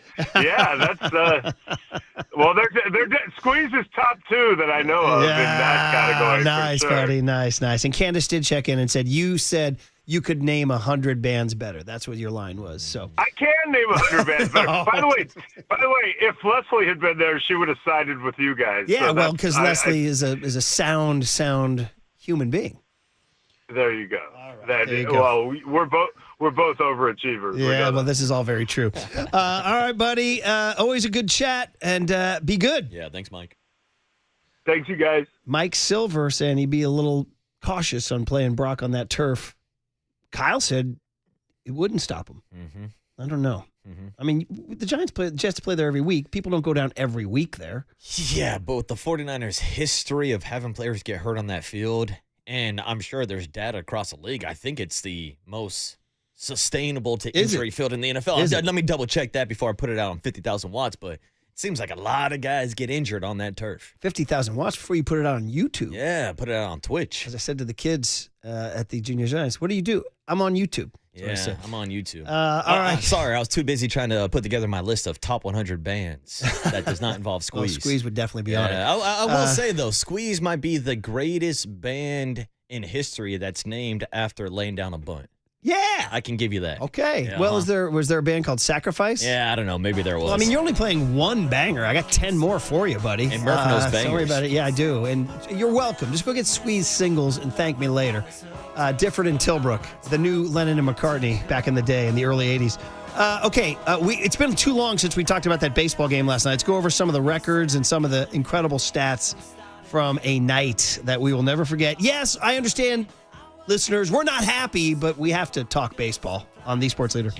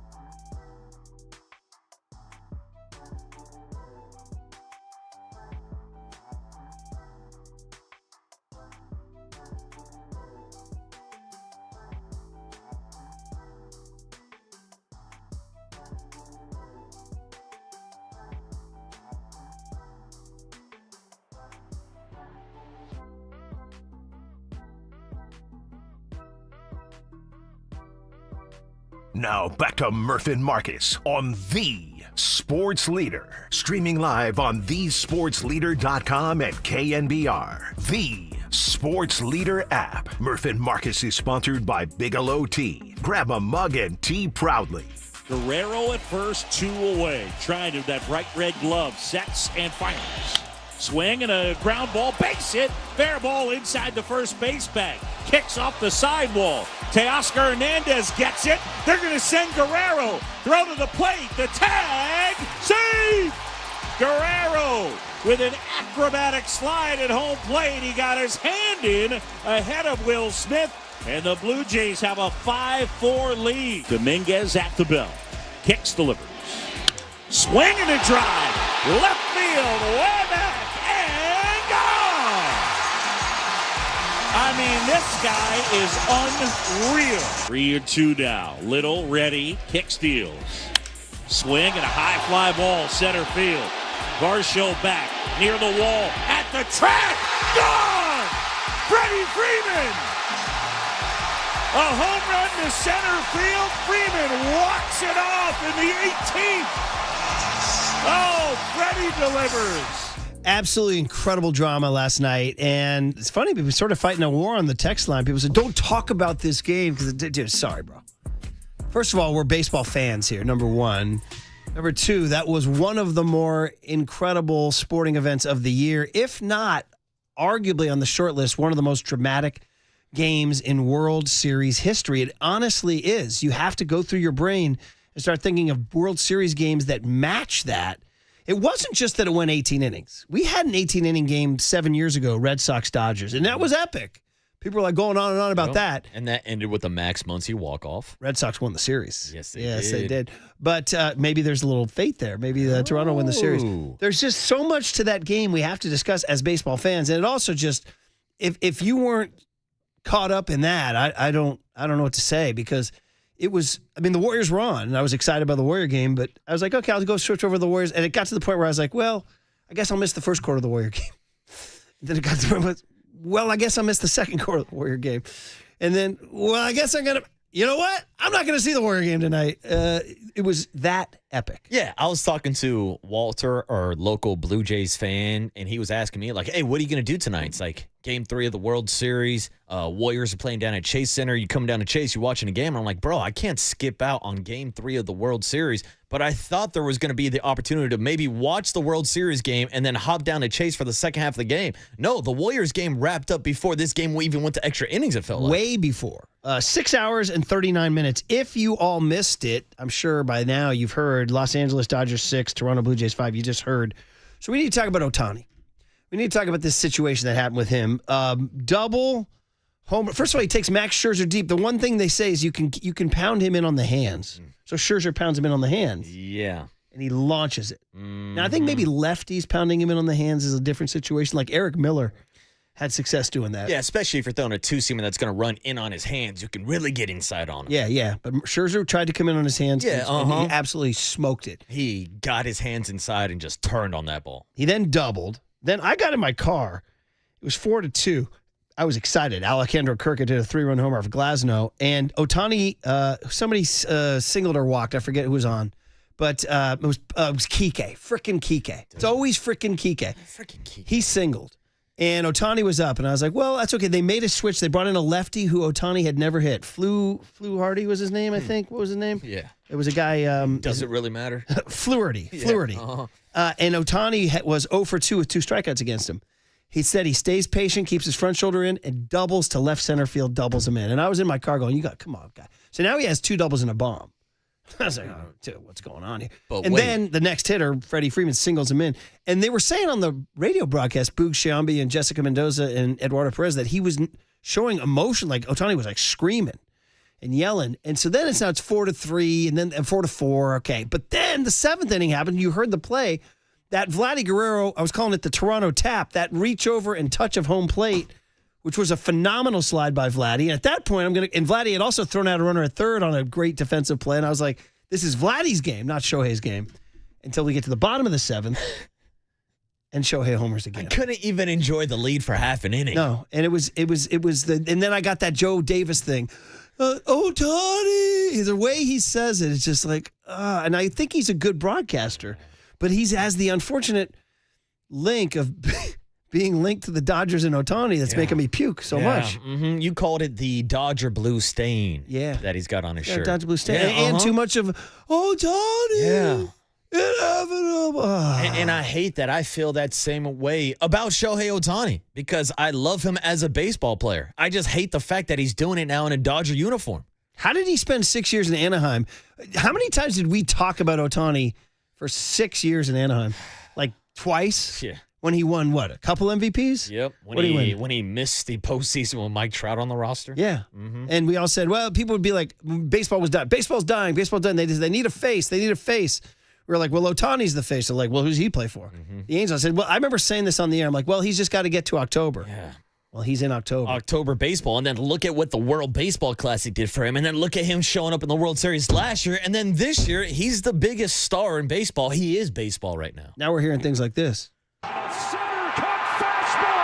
Blast one. And ties it. Shohei. 5-5. Shohei. He got on base So now, 9 times yesterday. Well, I have to give Freddie Freeman a lot of credit because after the game, Dave Roberts is addressing the team, and they released it on Fox where he's like, we got a game tomorrow. We got a game today, guys. By the way, shout out to Fox. I think it's Jake Jolly is his name, the guy who does that really good Fox bump rejoin music stuff. It'll play like some California Love, Tupac and Dre and all that. And after the 11th inning, they just played a little clip of Madonna, Like a Prayer. They didn't even play the chorus. They just played the Life is a Mystery part and showed all these Dodger fans in the prayer mode. I thought it was a really clever bump thing. But then I went to sleep, and I didn't know that after the 17th inning, they went to commercial playing Annie singing Tomorrow. That was really funny, dude. Our bumper guy was doing a great job with the rejoins, mixing a little Lionel Richie all night long. He's getting extra innings. He's just playing his own material. Yeah, that guy. I follow that guy on Insta. He's great, by the way. He's a fun Insta because he always comes barreling. He does like Fox. He does NASCAR for Fox, and he does College Football Saturday. And he always runs into the trailer hyped up. He's like, "What do we got, Jake?" And the guy will always hit the. It's the same board you guys have. Yeah, a little soundboard. Little OBS right here. Is it, what do you guys call it, OpEx or whatever? This would be an OpEx board, yeah. Like the Stinger board, yeah. Stinger. Yeah, but you see that his camera goes in on it, and his buddy takes his big fat finger and punches like Steve Miller Band or Grateful Dead or Madonna, Like a Prayer. And then they're like, yeah, let's go. They're all hyped up in the trailer. Like a Steph Curry White House laugh. Exactly. So anyway, so they intentionally walk him 4 straight times. Now, we talked about this during the break. We were saying there's casuals out there now saying, bro, the intentional walk sucks. You can't do it. There should be a rule. You can't do it more than once. We're sitting here saying, have you met Barry Bonds? To 2004, he was intentionally walked 120 times. The American League record is Aaron Judge 36 times. That's 84 times more. Unbelievable. But here, I just went on Twitter, Marcus. Brandon McCarthy, who pitched in the big leagues for how long? He pitched in the big leagues for a long time. He came out and said, intentional walks suck. And I don't care about the history. It sucks. We've all sat here watching an all-timer, and for the last 2 hours, Ohtani hasn't been allowed to swing. Day one rule change for me as a commissioner. Wow. All right? I know. Right. Exactly. Cry me a river, build a bridge, and get the hell over it. There you go. Like, even after seeing Shohei Ohtani be intentionally walked 4 times yesterday and the good old-fashioned unintentional, intentional walk, 5 walks in a day, how many intentional walks do you think Shohei Ohtani has this entire postseason? 4? It's at 8 now total throughout the entire postseason, which is tied for the second most ever with Albert Pujols in the 2011 postseason. You know who's number 1? Barry Bonds, 2002, was intentionally walked 13 times throughout the postseason. Wow. 13 times. Wow, yeah. Incredible. So right? Ohtani, that's one record he has not broke yet. Stay tuned. There's still 4 more games to go if he gets that far. Man, oh man. So yeah, 209 says, I hated it, but I loved it. I couldn't turn it off. I was the same way. I was rooting so hard for Toronto. And I didn't mind the send, by the way, the double down in the gap, down in the Teoscar. I understand that divides the room. It's extra innings. Teoscar Hernandez is not known as a great defensive outfielder. I'm more than likely he's going to throw that ball offline to Edman, and I'm going to score. Yeah. He threw a perfect relay. And then Edman, who had the one error earlier in the game, then threw a great relay home to Will Smith and also had that play earlier, which was one of the great plays a second baseman could ever make. Oh, it was a beautiful relay, but no, I'm not mad at that move either and them sending him because we saw earlier that game, Vladimir Guerrero scored from first on that Bo Bichette single that ricocheted off the wall, but Teoscar Hernandez came up and threw a ball that was wide that enabled the Toronto tap at home plate. So in that situation against the Dodgers, yeah, you got to risk it when you're the team on the road. Yeah, so anyway, I just wanted to go over what I thought was absolutely incredible. I thought, and the reason why, so when I think about greatest, is it the greatest World Series game of all time? You can debate it because it wasn't a Game 7. There was a Jack Morris, John Smoltz 1991 Game 7 that was incredible pitcher's duel. That was won in extra innings. That was unbelievable. There was the 75 Game 6. That wasn't a Game 7, but Game 6 where the Red Sox avoided elimination. This was not an elimination game for either team. We have Joe Carter.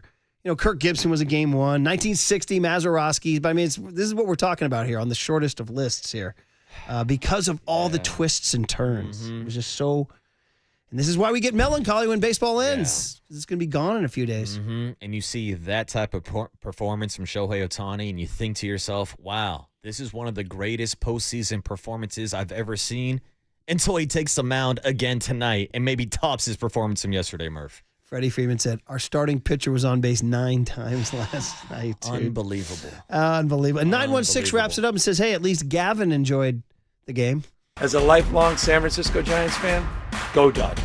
Bro, dude, you know what? He should be able to go on the internet somehow and just erase that we can never access it ever again. I need less Gavin and more Nikki T. Anyways, yeah, the Dodgers. Don't press send, Gav. Don't press send. All right, fun stuff, man. What a day. What a day. I just love being a baseball fan and love the sort of fatigue I have after that adrenaline last night. All right, we'll hand it over. We have a very, very special What Did Young Tony Learn Today? Yeah, very special one. Next on The Sports Leader. Time for traffic on The Sports Leader.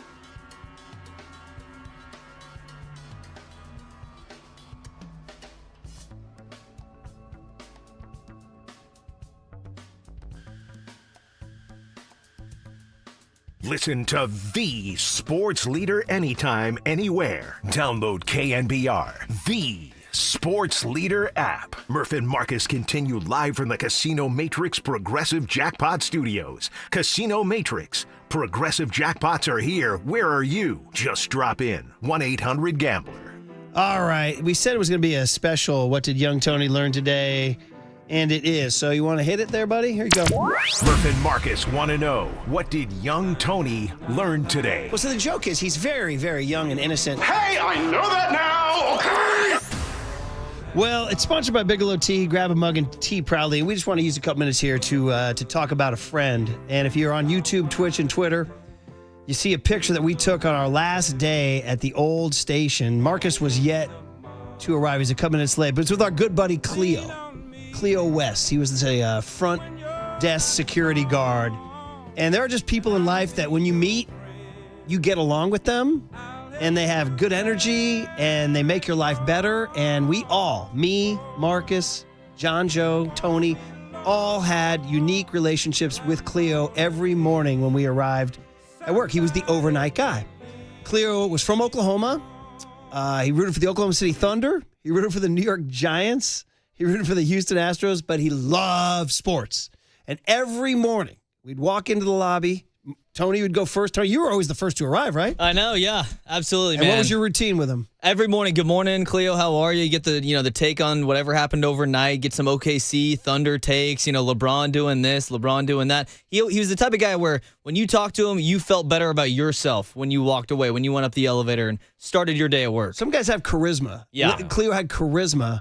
Well, the point of the story is we got a phone call from his sister, and Cleo died unexpectedly on October 10th. He was shopping at Walgreens. His heart gave out. He was a fit man. You can see the picture right there on YouTube, Twitch, and Twitter.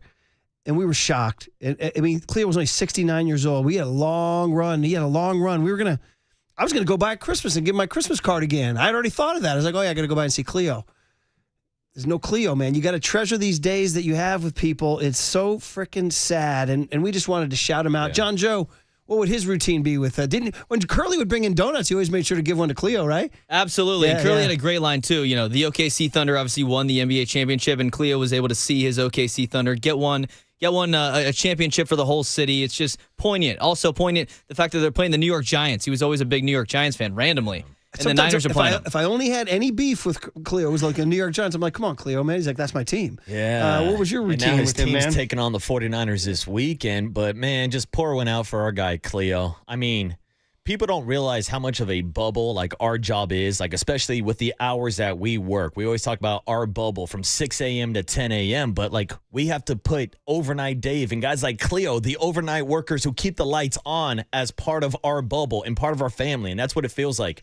We're losing a part of our morning show family. And going back to my conversations with Cleo every day where I would walk in, even back when I was producing the morning show or back when I was running the leadoff spot, I would show up at 4:30 in the morning, and there was nobody else in the building except for Cleo. And you know how I started my day? Was getting takes off with Cleo going back and forth. So rest in peace, man. It's a bummer. It's one of the guys that we wish we could have brought over with us from San Francisco down to Davis City. We joked about that. I gave him the address. I gave him the info. We did joke about it. We did. Man. We said you got it. And our condolences go to his sisters and their family. They already had a service. We're just so sad. And hey, man, treasure the friends in your life and the Cleos in your life who make your day a little brighter and just get us through these days, man. And so, Cleo, thank you for your friendship, man. We will always remember you, buddy. We love you, and we will never forget you, buddy. Rest in peace. That's it. That's what we all learned today.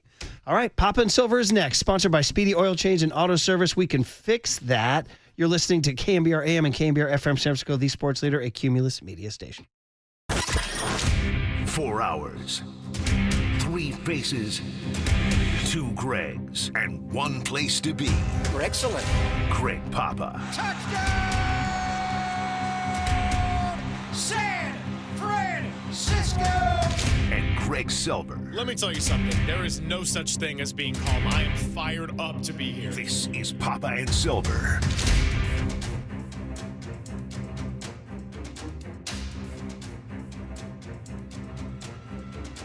Last now deals. Breaking ball hammered center field. That one back. Pages near the wall, racing back, and it's gone. A 3-run homer. Alejandro Kirk hammers it out of here. And the Blue Jays have the lead. It's 3-2. Kirk goes deep. Dominguez at the bell. Kicks, delivers. Swing and a drive. Left field, way back, and gone. I mean, this guy is unreal. First pitch, and he launches out into the bleachers in left center. We're starting over. It's 5-5. And the pitch. Swing and a line drive, fair ball into the right field corner. Schneider around second towards third. Hernandez picks it up. Throw to Edman. Edman's throw to the plate. To Smith. Tag. Out at the plate. Hernandez to Edman to Smith. And they cut down the go-ahead run at home plate. Here 2 now. Little ready. Kick steals. Swing and a high fly ball center field. Varsho back near the wall. At the track. Gone! Freddie Freeman! A home run to center field. Freeman walks it off in the 18th. Oh, Freddie delivers. It is a busy Tuesday here. Crazy packed sports week, and we start with something that I didn't think was going to be the opener today, but games 3 and 3.5 of the World Series happened last night. We got a little game 4 action a little bit later. How do they turn around after that? And this sports equinox had everything yesterday. Basketball, bunch of games. Good for the Dubs. Got the win over the Grizzlies. We'll get into that. Football, plain boring. Chiefs stink. Marcus Mariota stinks. Whatever. Hockey, only a couple of games. Neither of them particularly close.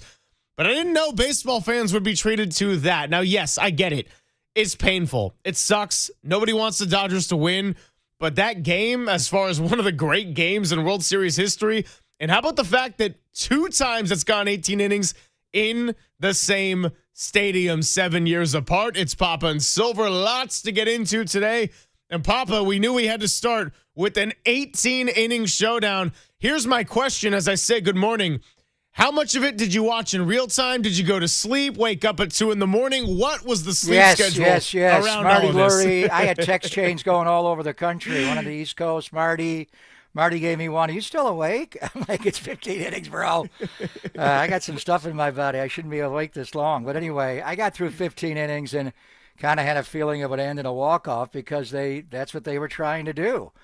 To me, it was one of the great World Series games of all time, but I will divide it up into 2 different categories.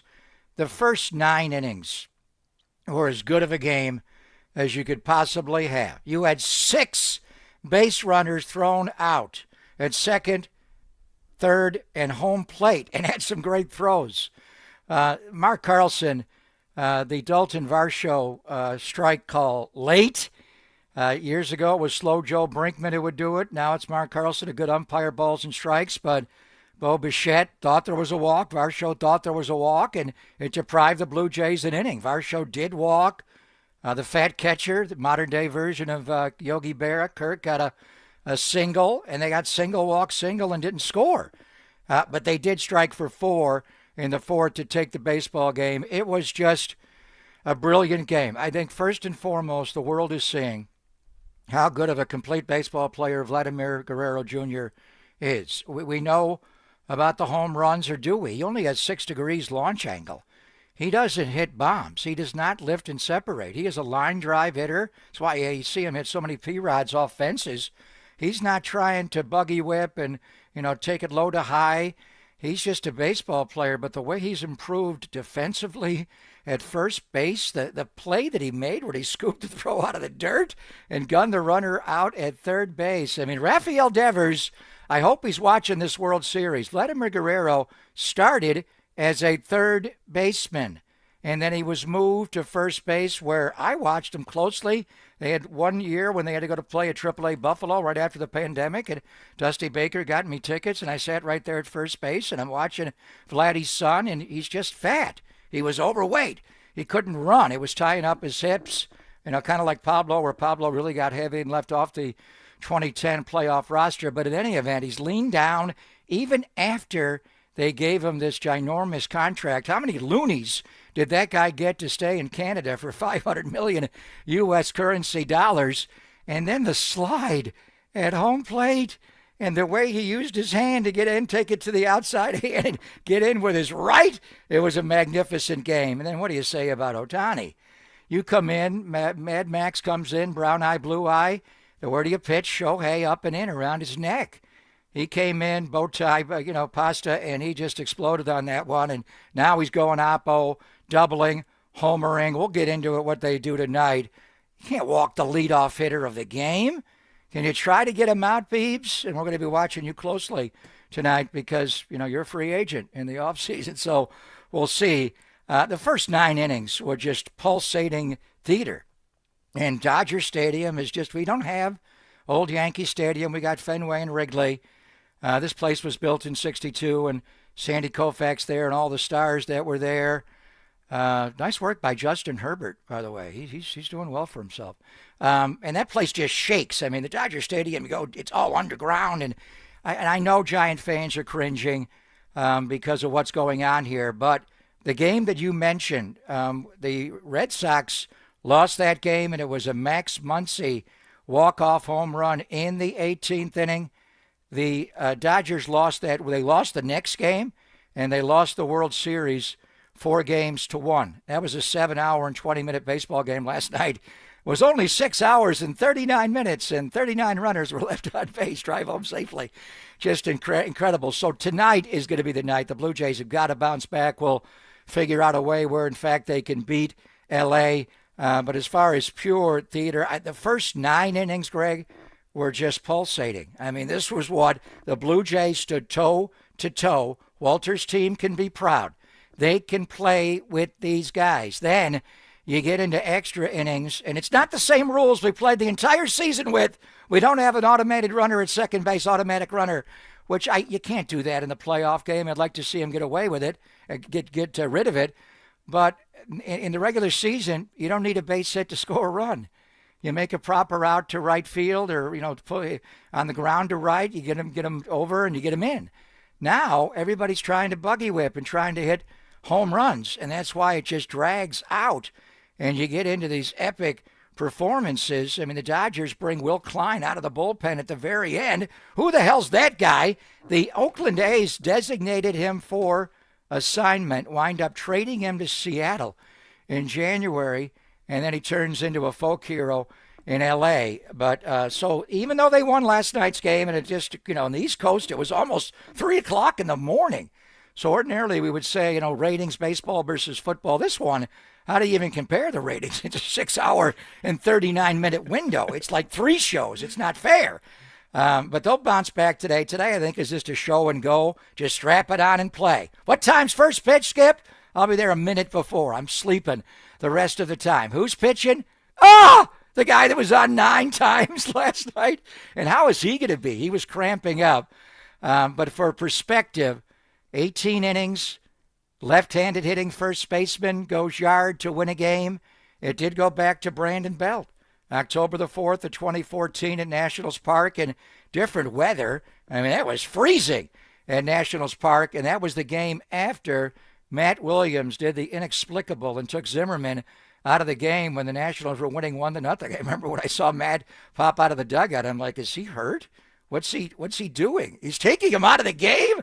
And the Giants rallied back to win that game 3-2, and then the 18-inning epic by Brandon Belt with the walk-off. Or not a walk-off, it was the top of the inning, obviously. And Giants able to win 3-1 to advance out of the National League Championship Series. So I know it's painful for Giants fans, but last night, you got to give it up. That was one of the greatest World Series games I've ever seen. There were 2 different games. The first 9 innings was all that. The second 9, it was like, I can't keep my eyes open anymore. And we're on the West Coast. How many people on the East Coast were around for Freddy Krueger's walk-off in October? I was planning to have somewhat of an early night or at least a chill night. And I guess I did, to be fair. It was a lot of sitting on the couch, but Heidi's like, I'm going to bed after this, and she's already one of those early riser, early bedtime people anyway. It's like the 11th inning. I was like, cool, I'm going to start working on a little rundown, take some notes, watch this game. doing like multiple things on it. Watched the end of the Warriors game on the laptop. Even popped into a little Dubs OT. Said what's up to the chat that was hanging out there with JD.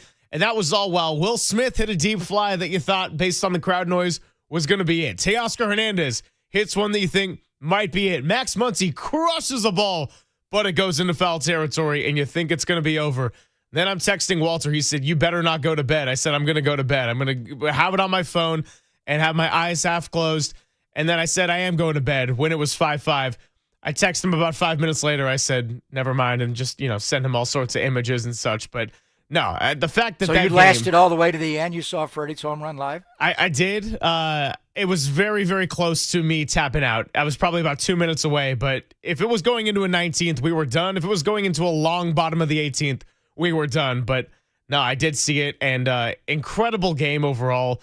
Like I said, games 3 and game 3.5 for that one. But Ohtani reaching base 9 times. Oh, he's going to pitch today, by the way. And how about the fact that for a second, I'm like, are we going to see Yamamoto pitch? He's warming up. He was warming up. He was warming up. He Off was a down complete there. game of the World By the way, Series. where was Blake Snell at that point? Was Blake down? Does he know where the bullpen is at Dodger Stadium? I saw Blake Snell laughing a lot in the Blake dugout. would be the guy that he pitched game 1. Yamamoto just pitched on Sunday. So the one thing is when you get into extras, then you get into pinch running for your better hitters, and the fat catcher Yogi Berra, Kirk is not out there, and then you lose Springer. Yep. Springer with a massive cut and an oblique. Love handles are they are painful. And then you don't have Bo Bichette as well. So I mean, Vladdy's the best hitter. Those are 2 of their top 3 hitters you're not going to have. So we'll see. I don't think Springer's going to be able to go tonight. They may have to shut him down for the rest of the series. Those take a long time to heal, and then that would allow Bo Bichette to just DH and not play it at second base. But all the runners that were thrown out on base, including Bo Bichette wandering off first base, Shohei oversliding second base, the runners getting thrown out at third base, Vladdy making that throw. How about Tommy Edman, the play that he made sliding into shallow right, and Barger's throw from right field? I mean, we had 6 runners thrown out on base last night, so the defense wasn't always perfect, but at various moments we had some of the most exciting plays on the bases. So what a game, and then the other game wasn't as good, but I think the Blue Jays won the first game and the Dodgers won the second game. I'm going with a split of a doubleheader that ended at about 11:50 last night. But 2-1, Dodgers do lead tonight. I will talk to Tracy Sandler. She loves her L.A. Dodgers. I wonder if she was there last night sitting next to Stan Kasten. I'm sure she was, and she'll be back for install day. And but that had to be. Dodger Stadium just has a vibe to it, not just with all the stars. A lot of nights they're late arriving, they leave early, but when Mary Hart, God bless her with her legs, Mary Hart sat there. Her husband took his billions and got back in the Bentley, but Mary Hart was there all the way to the very end. I was very impressed. Yeah, no question. A tough day to have Tracy on with us, but we will talk to Tracy, and we'll talk a lot of Niners with us at 11:50. Random stat of the day, by the way, Brad Paisley has sung the national anthem for 4 extra innings World Series games. They all involved the Dodgers. We're talking about World Series Game 2 in 2017. That went 11 innings. We're talking about the aforementioned 18-inning thriller in 2018. Game 3. Game 1 of the last World Series that went 10 innings, and then last night, the 18-inning affair. So if Brad Paisley is singing the national anthem for another Dodger World Series game, I'm going to start hammering some of those prop bets, but don't worry, I'll do it in a very legal fashion by our sponsors on These Sports Leader. I don't know anything about the Mafia and Chauncey Billups and all of them. Cosa Nostra, Greg. Correct. He did a nice job. It was not a Paisley shirt. It was more of a flannel. So he was there before the game started. Was he there? There's no way. How many innings did Brad Paisley make? I could see him making it 9. You get a free pass to the World Series, but at that point, how late are you staying in this one? Duck out at the 7th inning stretch. Take me out to the ball game and I'm out of here. I don't know. Is he a baseball fan? I don't know. I have no idea. But there were a lot of stars that were out, including Sandy Koufax, to go to the Dodger clubhouse to say, Will Klein, who the hell are you? But thank you. What an outing. I mean, that saved their bullpen a little bit. They had to go so deep. And now the question is, how deep can Shohei go tonight? That would be one argument for walking him. let him run around on the bases right away and get tired and then go pitch the second. But do you really open the game at walking the leadoff hitter right away and put a runner on base and let's go stretch, Beebs? Yeah, we'll see how that one goes tonight with Shohei on the mound for this one. And so crazy affair. I'm taking the under on Game Time tonight. I don't know what it's going to be, but this is a big one for Walt's Jays and for all of our sanity here in the Bay Area. A little bit of a happier note on the Sports Equinox is that the Young Dubs flashed last night. Now, beating the Grizzlies by 13 points, that's cool. You like stacking up wins early in the season. But when Steph Curry, Jimmy Butler, Draymond don't have to go crazy and exert everything to do it ahead of a back-to-back against the Clippers, hey, Brandon Pajemski, best game of the year. Moses Moody finally finding a rhythm after missing the first couple. And Jonathan Kuminga continues to play well to start this season. We're going to talk to Ron Adams, assistant coach for the Warriors. We'll get that part of our day. Tracy Sandler joining us as well, and Marcus Thompson at 12:30. We get a good old 3 hours of Papa. JD filling in for the last hour, so let's make it count all the way up until 1 o'clock. It's Papa and Silver on the Sports Leader.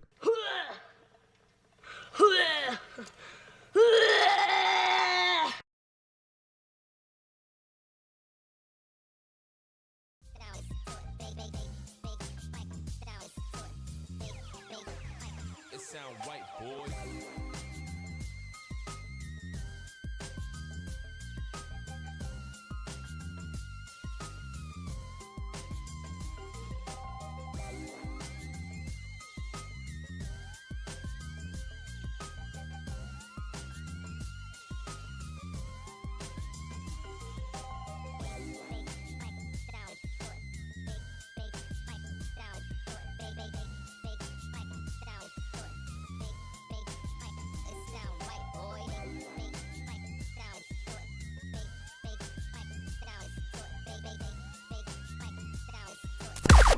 Now, from the O'Donnell Financial Group Sports Desk. Learn more at odfigroup.com. O'Donnell Financial Group, because planning is a process, not a product.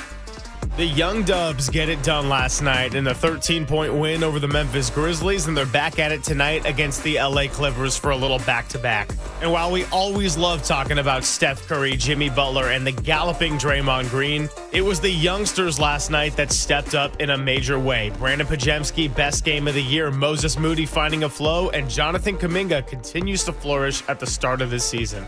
We'll be talking all about it from 10 to 2 on The Sports Leader.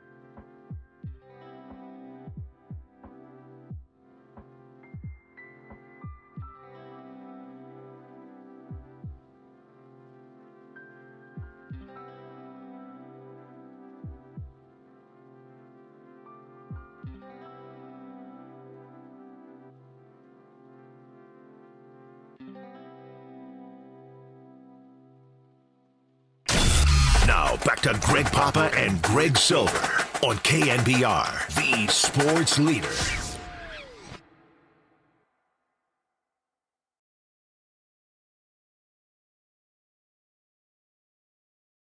You guys played tonight. You played a couple exotic lineups. I think at least one with Guy at center.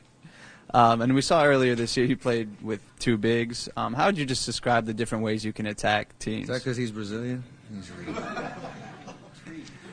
Intriguing lineups, unconventional lineups. What was the question? That's our guy, Danny Emmerman, talking to Steph Curry after the game last night. Steph feeling good in the postgame. No shower even. He gets right to the top. He's still wearing his game jersey. Everything's feeling good. That game ends. Again, we're watching the World Series last night, so I did the two-screen setup, and at the time, the Warriors were on mute, so I'm thinking, wait a minute, why are the Warriors trying to score up 13 in the final few minutes? Why is Steph so excited? It was the battle of the Spencers, Pat versus Cam. You know, the Warriors may have won the game in the end, but Cam Spencer wins the final battle. Pat Spencer missed that shot over him, but it's all good fun. And yeah, I think fun was a good way to describe the way the Warriors were feeling last night. Whether it was Draymond Green doing his little gallop after the missed free throws following the flagrant foul, whether it was Brandon Pajemski, Moses Moody finally hitting from outside, the contributions from top to bottom, everybody was feeling good. And, you know, the Warriors, when this thing got going back in the day where you were wearing that shirt on Strength in Numbers, if you're watching us on the stream, we saw a lot of Steph Curry, Klay Thompson, Draymond Green sitting out the fourth quarter. That was a comfortable one last night, and comfortable has not been the name of the game for the Warriors in a lot of regular season games the past few years. But when you get contributions top to bottom like that, just another reminder of how good this team can be if they're well-rounded as displayed against the Grizzlies. Many would argue the best way to watch the Warriors on TV is with the mute button hit. It was a dream shake, by the way, Pat, over his brother, Cam, and it just kind of fell short. He went Elijah on. And so many ways to start. You know, Draymond with your guy, Santi Aldama, was great theater, just Draymond. He horse collars him. He gets a flagrant in the tech and one, and he's yelling. He's yelling at Jaren Jackson Jr., shut up, shut up, shut up. Like, me? Shut up? What about you, Day? I mean, it was just vintage Draymond.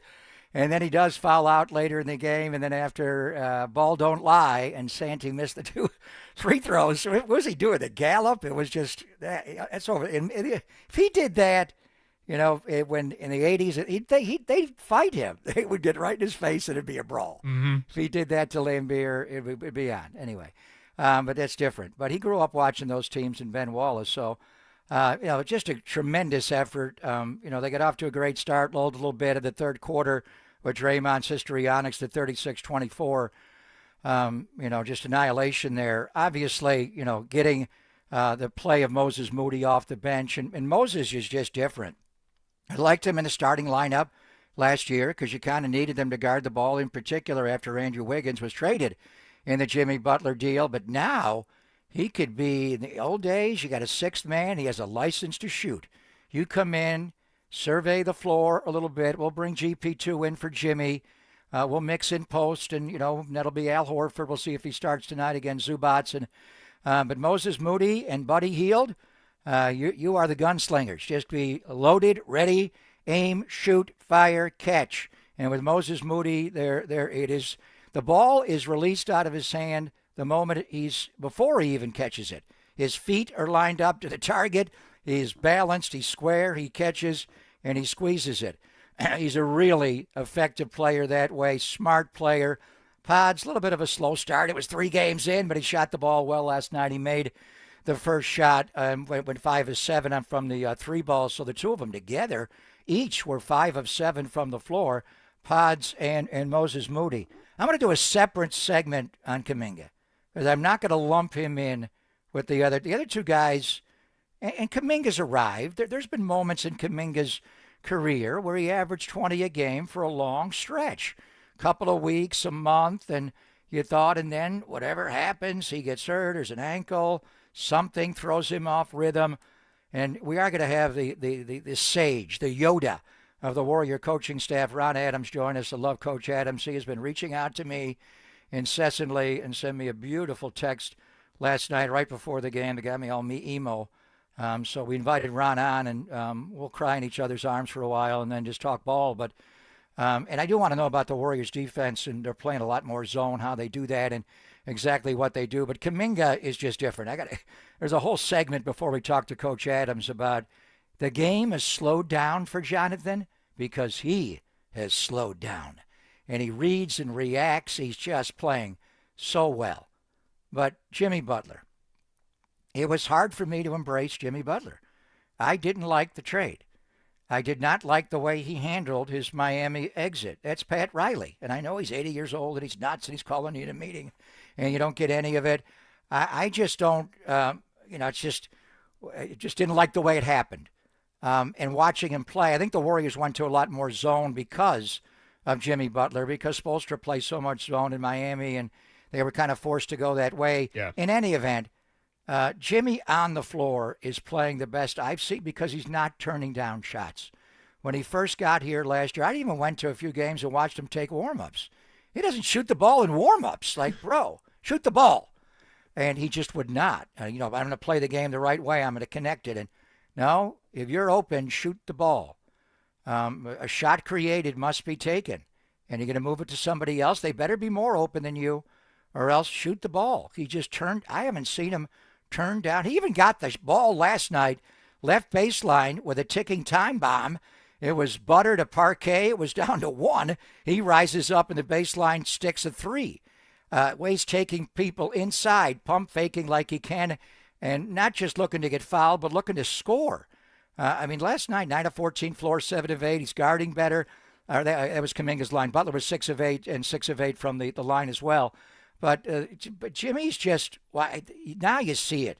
Just going to training camp, having everybody to his San Diego mansion, having all the wine, and just connecting. And then whatever he's doing to Kuminga off the floor to teach him to play, wow, what a good teammate this guy is in every regard.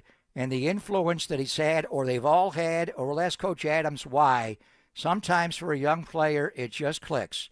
And for Jonathan Kuminga, in the offseason, are you playing? Where are you playing? I know he was in Cleveland. I was looking for him to improve his catch and shoot and his dribble and his P&R game and all that, and he has. But he has improved in every regard. There were a couple on the opener, fadeaway shots here and there. He's playing with poise. He takes it when it's takeable, and he moves it when it's movable. He's guarding. Obviously, he's rebounding. He had 10 more last night, 32 in the first 4 games. Leads the team with 8 a game, shooting well. We'll get into it more, and then we'll ask Coach Adams about it. Everybody pretty much played well last night. I love Moses Moody's line. When everybody has a good day, it's a good day. Yep. That's pretty succinct. Everybody that played, the rookie can play. Guy Santos can play. They even got a role for Trace Jackson Davis. I love it. Maybe not tonight with Big Al, but they look good to start the year. We'll see how they do with a slower pace against James Harden and Kawhi. But very impressive win last night. And Jimmy Butler and Jonathan Kuminga, the two guys that they said could not play together. Right now we know Steph is Steph and Draymond's Draymond, and they all fall in line. That is the eye-opener. If Butler and Kuminga can coexist like this, and why can't they? Why can't their games be consistent? Don't rush. Just read and react. Slow the game down. Slow yourself down. Explode when you're ready to explode, and you got half a body on a guy. Watch Jimmy play. And, Kuminga, I think, is playing more like him, but so many guys contributed last night. But Jimmy Butler and the way he's playing to start the year, and Jonathan Kuminga, where's the All-Star game this year? And he would be on the world team. He would play against Steph Curry. Probably won't score enough to get into that game. Who cares? Don't be thinking about that. You got your contract. But we're not trading you between now and I was going to say, if you're Kuminga, I want him to think about the complete opposite of trying to be an all-star, because whatever we've seen with the way he's played within the team, that's what we need to see consistently, and we've seen it 4 games now. So I don't want to think about all-star. I don't want to think about world team. If he gets there, great, but I want him to think about everything but the statistics, the accolades, and just seeing the floor, the way he's rebounding, the way he's defending within a team. I always liked him as an on-ball defender one-on-one, but it was getting lost within a 5-man set. If it was being able to get rebounds, if it was being able to have the motor for the offensive glass, he was a plus 15 player last night. That was always the Brandon Pajemski-esque stat and the reason that he was getting a little bit more minutes than a Kuminga among other fits and combinations, et cetera, et cetera. Kuminga has been a winning basketball player regardless of the numbers he's putting up. I said it from the beginning in that first game. My favorite number was the 15 in the opener, not the 17 points and all the threes he was hitting in the third quarter. That was gravy. That's a bonus. 9 rebounds, 6 assists. Be that player. See the floor, work in transition, move the ball. Steph Curry had a great quote about the team not being designed to play a lot of ISO ball. And before we get to a little more Kuminga, I do want to play this one from Steph Curry because this is really the theme of the day.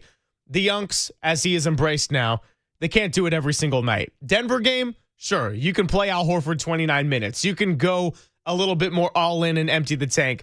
Here was Steph Curry on embracing the Unk status and watching these youngsters commit. Walter, this one's going to be cut T.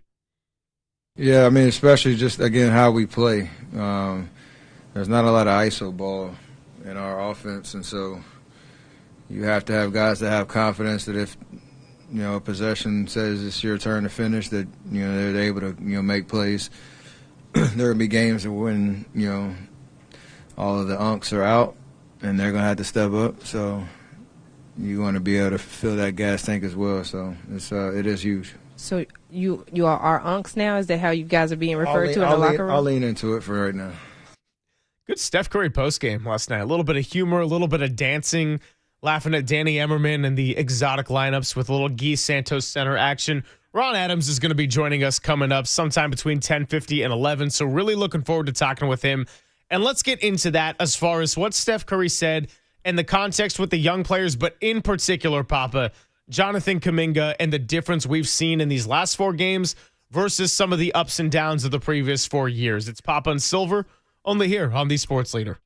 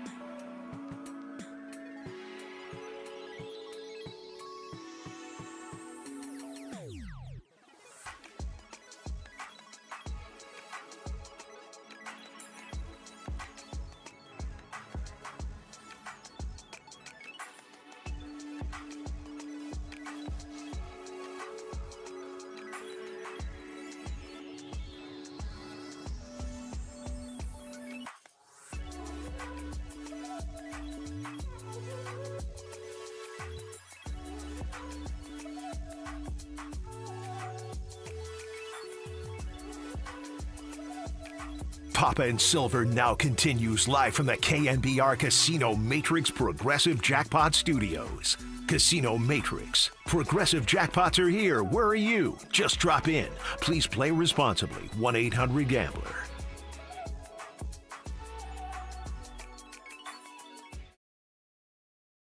He's going to have some highlight reel plays night after night. Kuminga with the left hand this time. talk about a highlight reel play. Man, he's taking off into outer space. Just give him a ball screen and move. To me, there's a little bit of irony coming in with a Kuminga highlight with a flush like that. So you remember the movie that Will Smith starred in, Concussion, that was all about the history of CTE and Dr. Bennett Omalu discovering it? Well, I didn't like the name concussion because you could have had a severe case of CTE without getting concussions. It was a misleading name to it. I almost feel like coming into that segment with a Kuminga highlight and a dunk like that is a little bit misleading in the sense of how we're talking about him. Now, that doesn't mean that I don't want to see Kuminga highlights. It doesn't mean that I don't think he's capable of continuing to grow his game.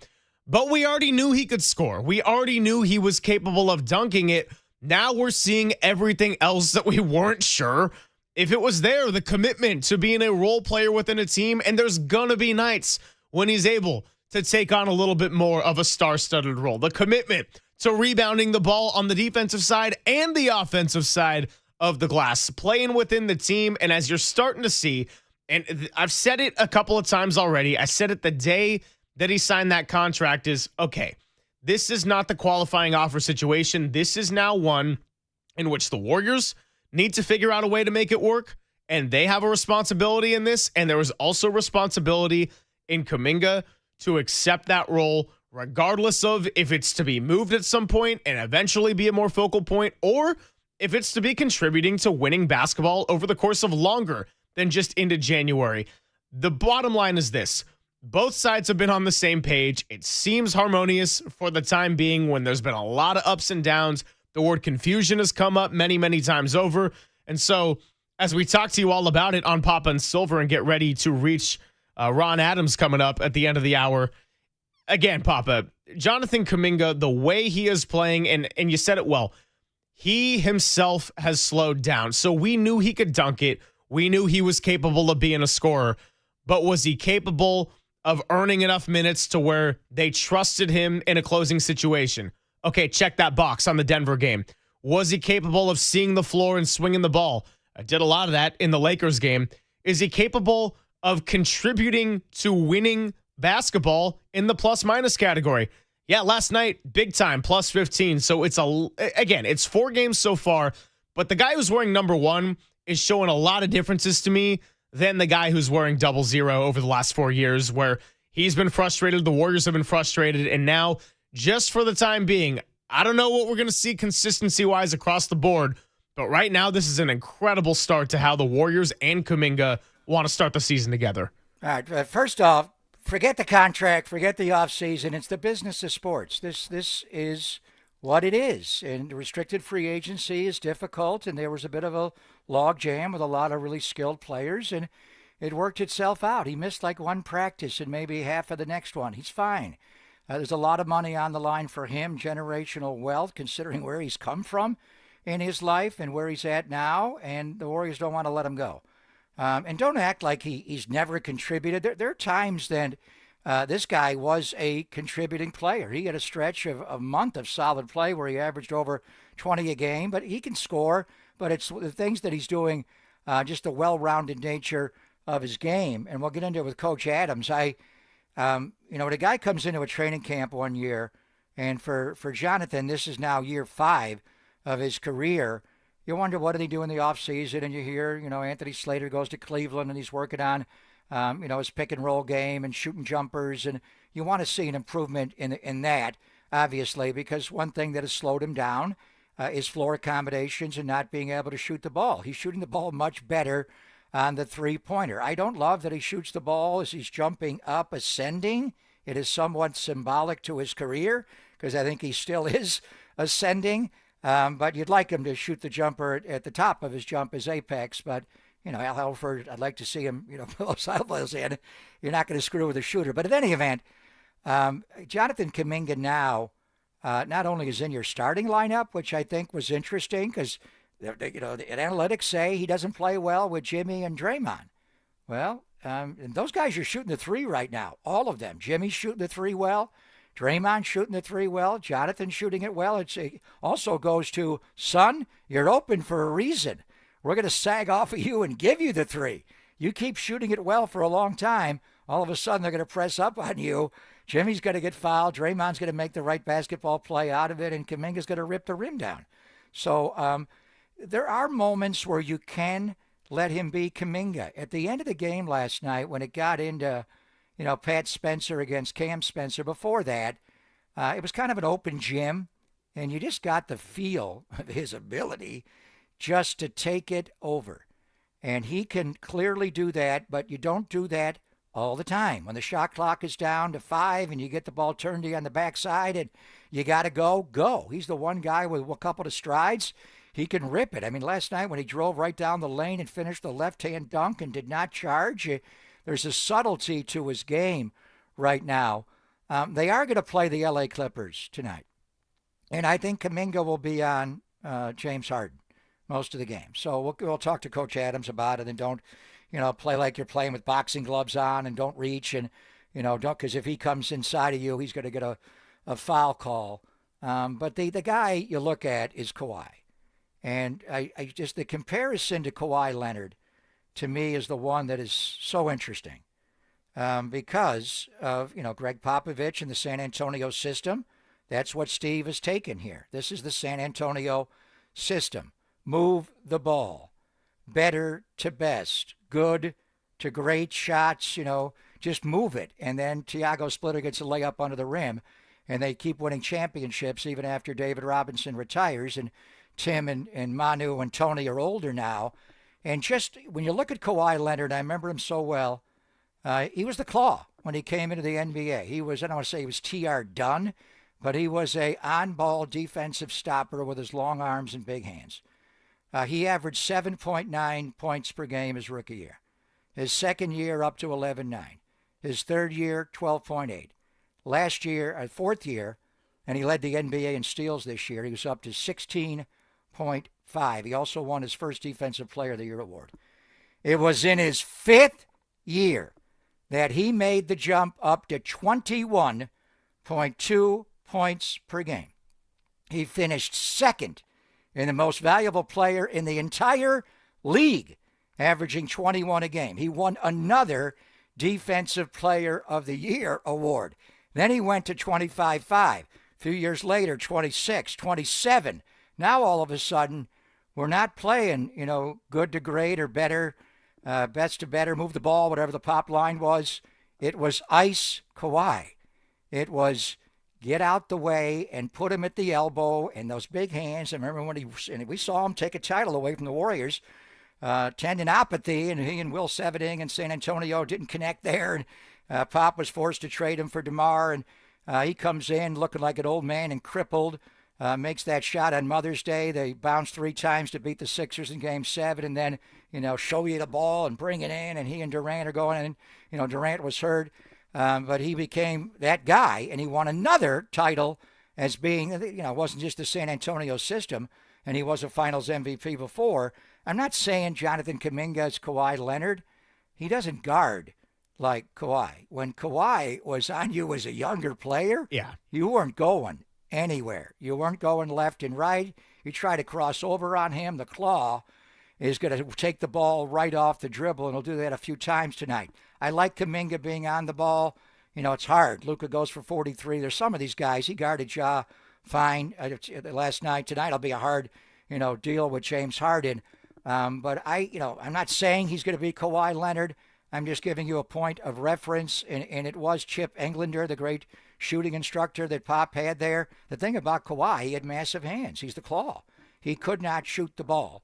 It was hard for him to get the release off the fingertips. It's happened to Shaq and Wilt, and Julius Erving was not a great shooter. He could dunk the ball and hold it in one hand like a tennis ball, but to shoot it and get the right spin off his fingertips was hard for him. Kawhi had to learn, and Kawhi essentially shoots a line drive. He goes up over the top of the rim, releases the ball, and the ball actually goes down, and he has no margin for error. He's got to put it right in the middle of the basket, or it's not going in. I'm not saying he is Kawhi Leonard. I'm just saying it takes players a time to grow up. And Kawhi Leonard did play college basketball in the United States of America. Jonathan Kuminga grew up a world away. Did not, G League, Ignite. It's a good level of basketball, but it's not the same. He had a lot to learn. He's just a baby. at age 23. And I, for one, never wanted to trade the guy. I don't want to trade him in February. Who could he get that's better than him? And look at the upside that he has. I'd be working on trying to re-sign him to a long-term deal. I think he's handled it well. He's not pouted. There is a disconnect with the language barrier a little bit. You heard it on the halftime interview with Fitz and Kalena. He didn't know what the hell they were talking about. He didn't have much to say. And then, on the post game, he is engaging. I love his on-court just easiness now. He's smiling. Even when he makes a mistake. He made a mistake in last night's game, and he kind of laughed a little bit about himself, and he clapped his hands together like, damn, and then he smiled. And then him and Ja, he was at the free throw line, just waiting there for a rebound. And he was, chatting up with Ja, and Ja's going back and forth, and Ja kind of broke away. He wanted to concentrate, and Kuminga kept talking to him. The easiness that he's playing with now, and I don't see why this can't be. His skill set that he has right now should show up every night. There's going to be nights he's not going to shoot the ball. It's the NBA. Steph has bad nights. Michael had bad nights. But the way he's playing right now, he is slowed down. His mind is slow. He was talking about angles, that Jimmy Butler and Draymond and Steph are teaching him angles. Whether he's the cutter through the lane and Draymond, gets it out of the pinch post to him, out of the split action, or he's the guy in the post and the split action comes out of him. When he was younger, he'd drop step you like, worthy and try to rip it down on you. Now he's just waiting for the angles. Where's the opening? Draymond comes through late. There was a play against Denver. He got trapped. Joker came over to double him in the left baseline. He just waited for Joker to come over one more step. Draymond cuts right through, bounce pass, layup. He does it. They do it. He looks back on his career, and Kawhi Leonard had the three wise men. He had Tim, Tony, and Manu, and the great Greg Popovich to teach him how to play. He learned from those guys. For Jonathan Kuminga, you're being coached by Pop. I don't want to call him Pop Light because Steve has more rings, or as a coach, not there yet, but still, Steve's done so much. I'm not going to say that, but Pop is Pop. He's the guru. And then you've got the three wise men. You got Steph, Draymond, you had Clay when he was here, and now you got Jimmy Butler to teach you how to play. And Jimmy has just nurtured him. I don't know if he's feeding him coffee or playing dominoes with him, but all of a sudden, Jonathan Kuminga is playing at a slow pace where he's playing like Jimmy Butler a little bit. And it's been fascinating to watch this early year. It's 4 games. It could easily be 40. It could be 4 more years for this guy. It could be forever long as he's healthy and able to play. All of a sudden, the rhythm and pace of the game is not too fast for him. He has slowed the game down because he has slowed his mind down, but his body is still fast when it needs to. I want to talk to Coach Adams about how he's done this, when the light went off with this guy, how he fits, and then overall, the Warriors got some guys that can D you up, and Kuminga on the ball is certainly one, and Draymond's just a savant, but they do play a lot of zone, and certainly in situations they play zone. And I go back, watching them play Memphis in 22, I was thinking of Kuminga and how awkward he was. Remember when he had to play it? He fouled out almost in like 5 seconds. But the Warriors played a lot of zone in that playoff throughout. I just hadn't seen it. And you could sort of see it would be at the free throw line at the start of the second quarter. They jump into a zone. And I'm like, damn, they don't play. I mean, Durant's Warriors didn't play zone. They played man. And then when you typically play zone, like the young Niners do, you bust. You make a mistake. When the Warriors would jump into a zone, they were tight. And they would do it a little bit and then get out of it. I think, with Butler here and him playing so much zone with Spoelstra in Miami, and now you bring in Horford a little bit, they're playing more than ever. So I always think of Coach Adams as the defensive guru. I know Stack Jack's there, Jerry Stackhouse, but Coach Adams is the OG. So we got a lot to talk about with Coach. Love him. Yeah, we'll get him on in just a bit. And coming up, I also want to play a piece of sound from Jonathan Kuminga last night that I found to be maybe the most eye-opening quote of the entire postgame. Now, Steph had a lot of the funny ones. Always good to hear from Steve Kerr when he speaks. And Draymond Green, the ever-eccentric personality, always comes out at the media and the podium, which I always appreciate. But Jonathan Kuminga had a quote about enjoying the mindset of getting loose balls and going after rebounds. And so I'm not drawing any vast conclusions through 4 games. I think tonight is a really important one for not just him, but for all these younger guys, because the Clippers have been a matchup problem the last couple of years for the Warriors. And Ty Lue knows how to make life really hard on the perimeter for a team that has Steph Curry, for a team that has relied on a lot of three-point shooting over the last decade plus when they started this whole dynasty. So this is a big one coming in tonight. You get Al Horford back. It is the second end of a back-to-back. And so I want to hear from Kuminga. Again, 4 games is not enough to draw some massive conclusion, but it is certainly an eye-opener because it looks far, far different in a lot of the areas that we just outlined. So let's hear from that next, and then we'll catch up with Ron Adams, only here on The Sports Leader. KNBR, The Sports Leader. Time for traffic on The Sports Leader.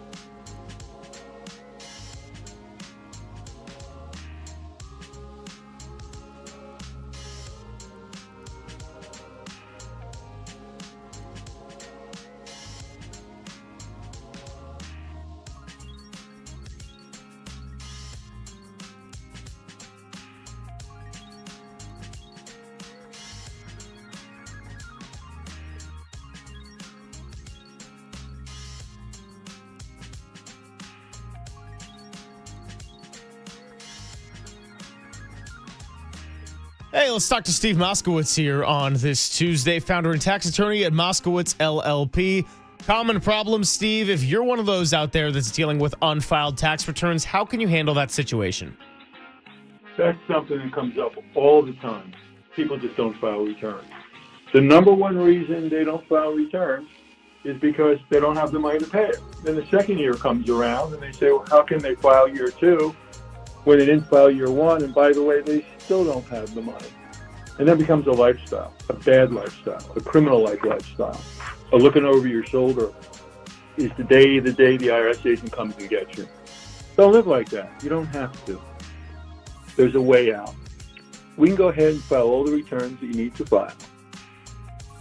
And then we want to make a deal for you for the taxes you can't pay or other problems that you have. Like if you don't have your records, we'll get all the records the government has on you.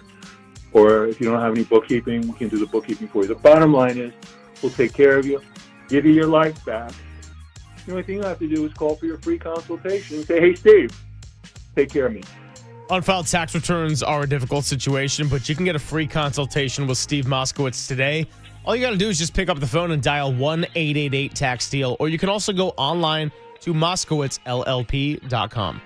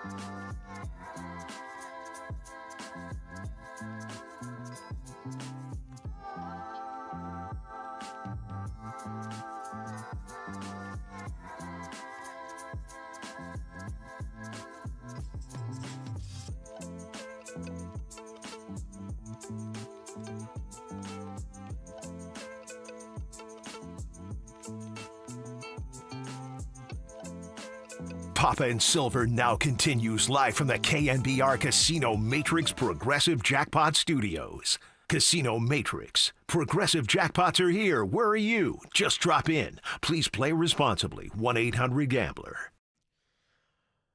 Thanks for spending some of your Tuesday with us. We'll talk a lot of Niners coming up. We got Tracy Sandler joining us in about 50 minutes, but we got into the World Series craze on the Sports Equinox and talking a lot of Dubs basketball. Ron Adams, a longtime member of the staff and a trusted confidant for Steve Kerr, is going to be joining us coming up in just a bit. Really looking forward to having him on, as we have never done on this program of Papa and Silver. And we've been getting into the unks versus the youngsters, as Steph Curry dubbed last night. I think the big question while we get ready for Ron is, for the KNBR YouTube chat and the text line, where does Walter fall on this for our show? Is he an unk or is he a youngster? And I don't know how much he aged last night with that World Series game, but I'm leaning unk. You know, he's got a child on the way. We're very happy for him and the lovely Hannah, but I think I'm going to lean a little bit closer to the unk side of this one. Walter has no comment. I would just say, and I love Steph, and Steph loves his narrative and his optics and all that. You can be Jonathan Kuminga's age and be an uncle. You can be age 23, have a brother who's 18, 28, whatever it is, has a child or a sister, and you're an uncle. Steph, what you are wading into is grandpa. You are Papa Curry. So I don't know what he's talking about, unks. That's where the old guys who push 37, 38. Al Horford's the oldest Warrior ever. Can you believe that at age 39 plus? When you get to that age, you're talking grandpa.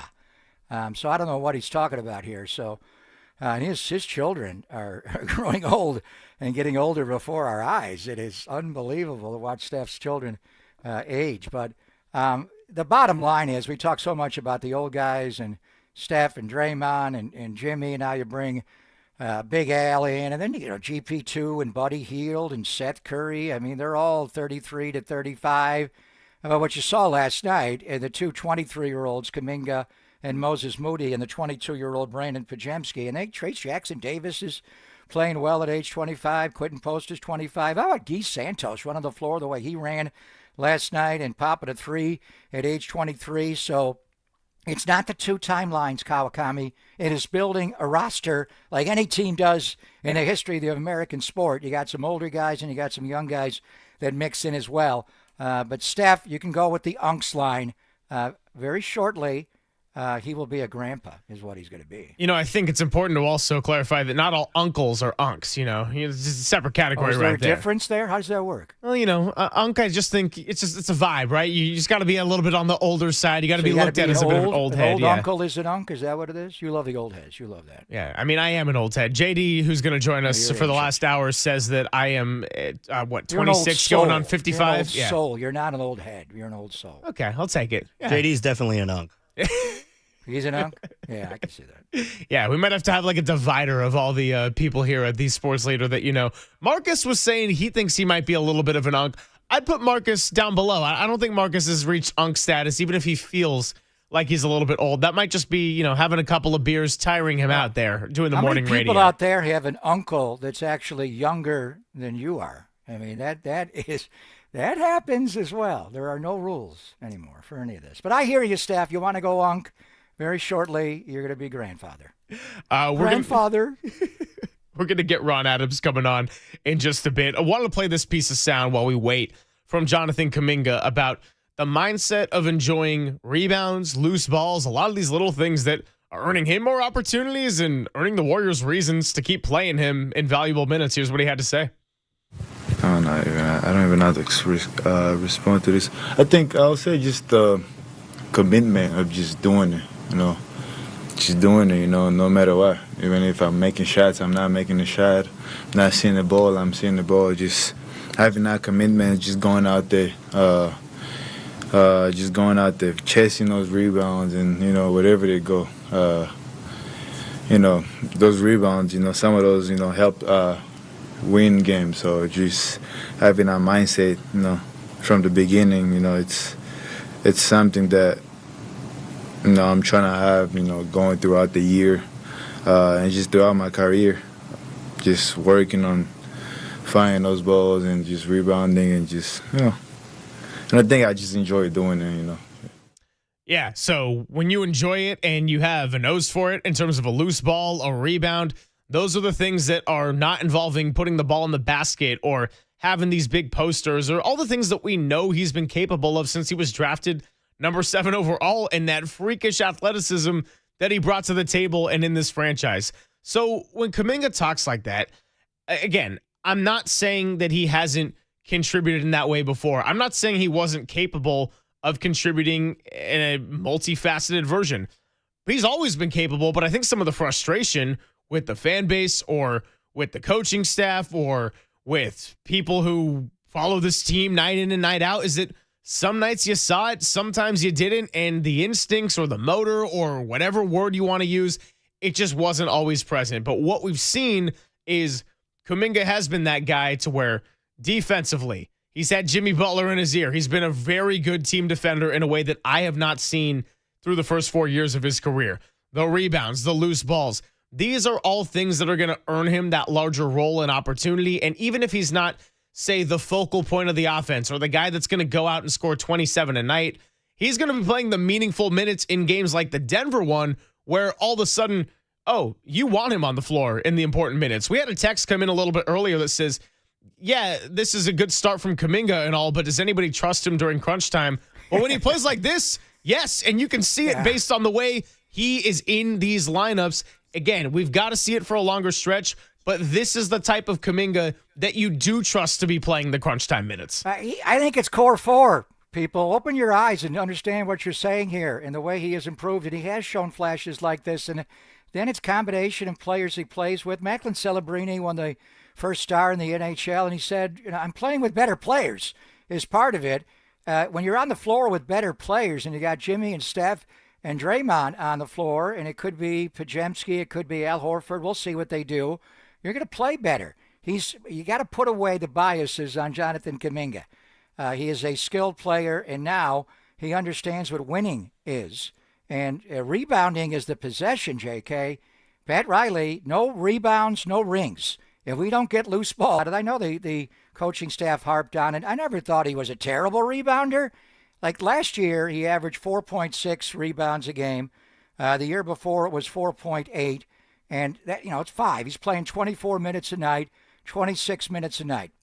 So last year, just say he's getting, and it was 4.5 and 24.5. So he's getting a rebound every 6 minutes. You'd like him to do what he's doing now.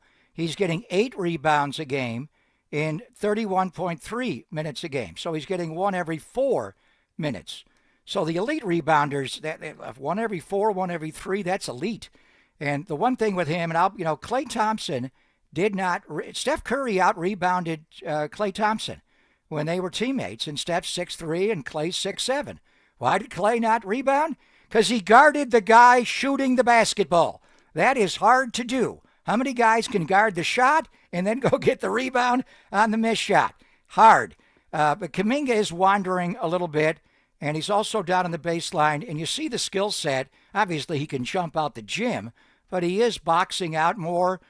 He's getting 2.5 rebounds a game on the offensive glass. So if you don't put a body on him and he can track one of his teammates' missed shot or his own, he will rip it. He will get it, maybe throw it out for a 3 or dunk it. But the real improvement has been in defensive rebounding. He's up from 5.5 to 3.4. So I never really thought that he was a bad rebounder, but there were games where he had no rebounds in the game. And but I think now, he's seeing the entire floor a little bit. You were talking about him being a better team defender. I think the real growth in him is when he's off the ball. Klay was not a good off-the-ball defender. He was not. That's why it was genius and it was Darren Erman who first put him. I remember the night in San Antonio, they put him on Tony Parker when the Spurs were a much better team and Warriors never won there. And I'm like, Klay's guarding the point guard and all those left side pick and rolls with Tim Duncan they used to run incessantly. And I'm like, he's pretty good at it. Look at him get up on the ball. And it just all clicked. And what it did was it got him away from playing off the ball. Klay was a head turner. People would go backdoor on him. You put him on the ball, he's a much better defender. Accentuate the positive, eliminate the weakness. And then, for Jonathan, he is a better aware team defender, but I think a lot of that is just playing zone. When you play as much zone, you're not guarding one guy, you're guarding everybody, and then you got to make a real premium to rebound the ball. That's the one problem with a zone defense. You are vulnerable to cracks and giving up, defensive rebounds for your team, losing them, and the other team getting offensive rebounds. But Jonathan Kuminga, I mean, to me, this is all sustainable over a long period of time. We've seen him do it for 4 games. He's slowed down. He's older now at age 23. He fits. He's not only in your starting lineup for me, he's in the closing lineup. You got to have him on the floor. To me, honestly, it feels like we got to start talking about this being a core 4. I think Steph, Jimmy, Draymond play. And barring, back-to-backs, foul trouble, injury, they're playing. Big time, they're playing closing minutes.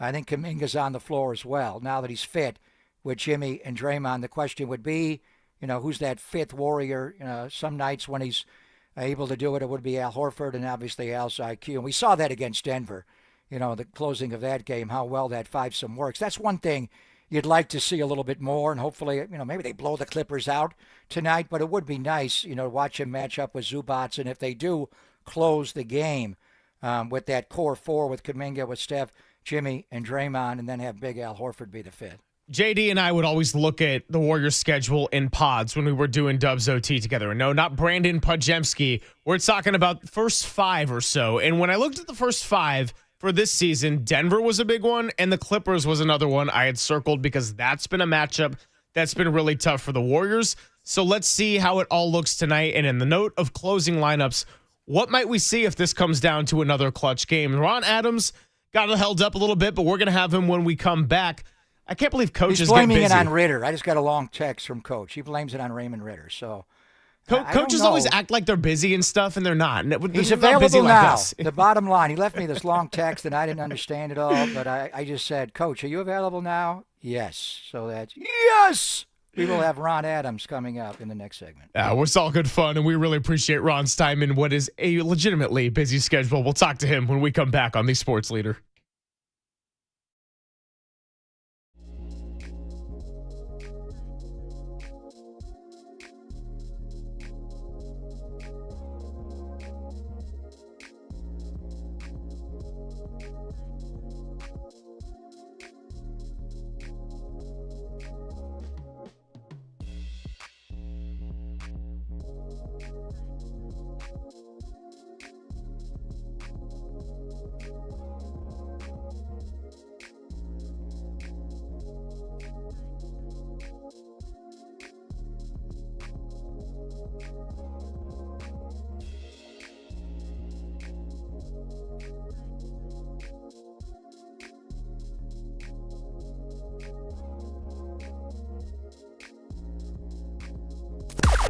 Now, from the O'Donnell Financial Group Sports Desk. Learn more at odfigroup.com. O'Donnell Financial Group, because planning is a process, not a product.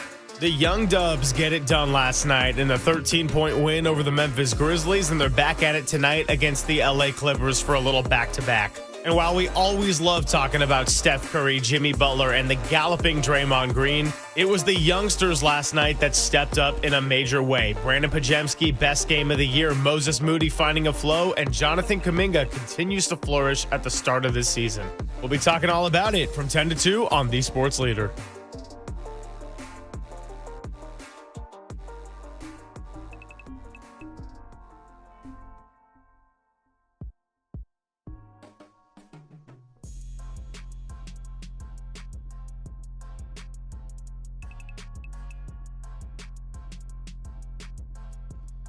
All right, I am back. Let's talk about the Dolan Law Firm. Many of the attorney ads that you've seen or heard aren't based here in the Bay Area and sometimes not even in California.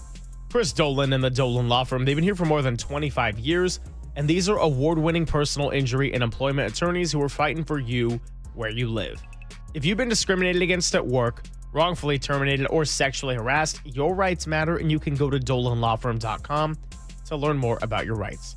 Unfortunately, over the past year, Chris and his team saw a sharp increase in no-fault injury accidents, and with all the motorcyclists, pedestrian, children, A lot of us stayed up a little bit later than they wanted to last night, torturing themselves with baseball. So maybe we're a little bit more tired on the road today. Please be careful, and let's work together to make the Bay Area a safer place. You can feel confident that you're in good hands with award-winning California Lawyer of the Year because the Dolan Law Firm has secured more than $1 billion in verdicts and settlements on behalf of their clients. You don't have to pay anything up front. You don't have to deal with the hourly rates, and they don't get paid until you get paid. They live here, they work here, they win here. DolanLawFirm.com.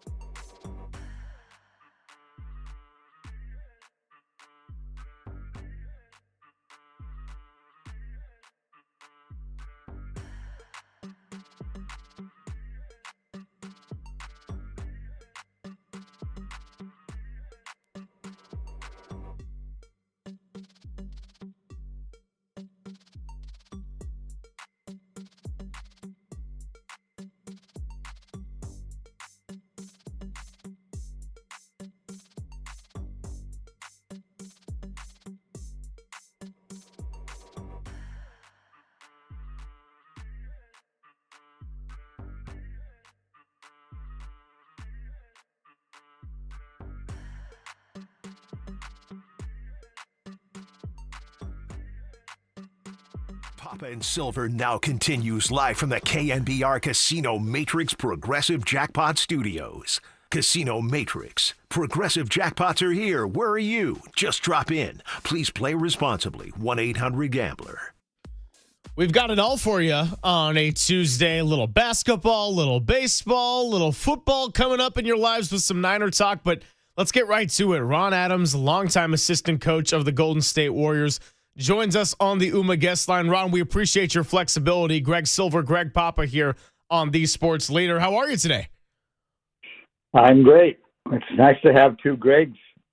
Well, it's nice to have one Ron. I would say one Ron greater than two Gregs in many cases here. But I would argue that one. Well, what we won't argue is how well-rounded of a win that was for the Warriors last night over the Grizzlies. And I'm going to put myself on blast here for a second. You know, a couple of years ago, around the time that the play-in loss in Sacramento to the Kings happened, I had the phrase talking about the team and the roster.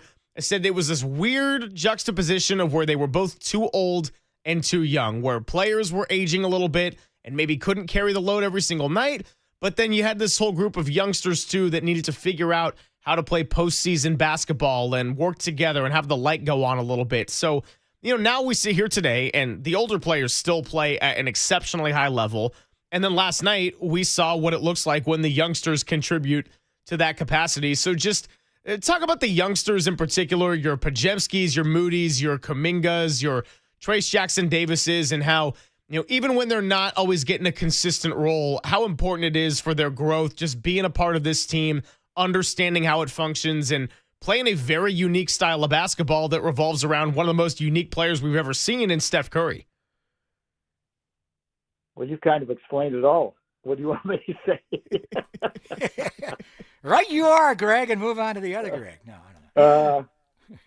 Yes, I think we've seen good growth in our young players, no question. And it's extremely gratifying.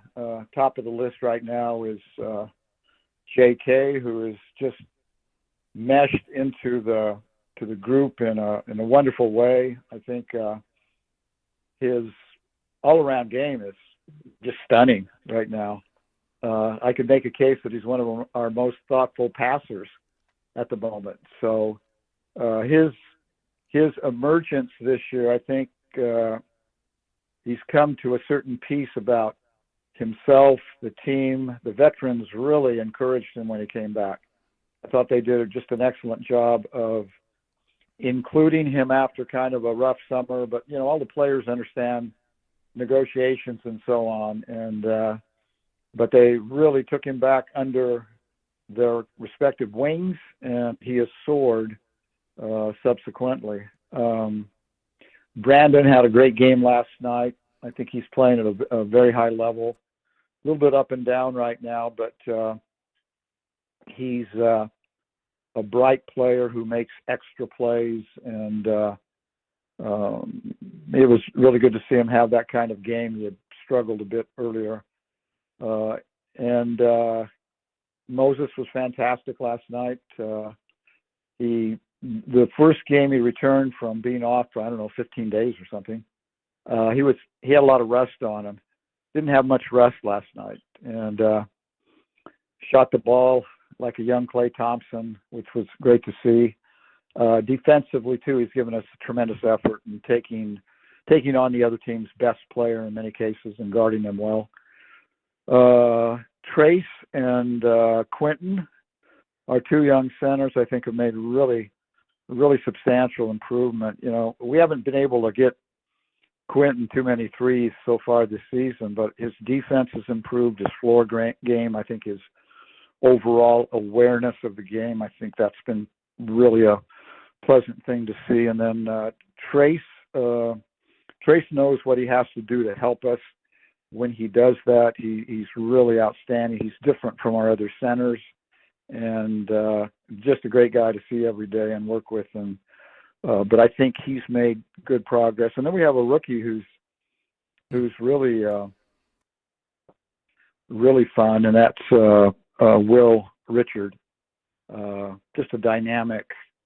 I call him a basketball dynamo. He's just all over the floor, defensively, offensively.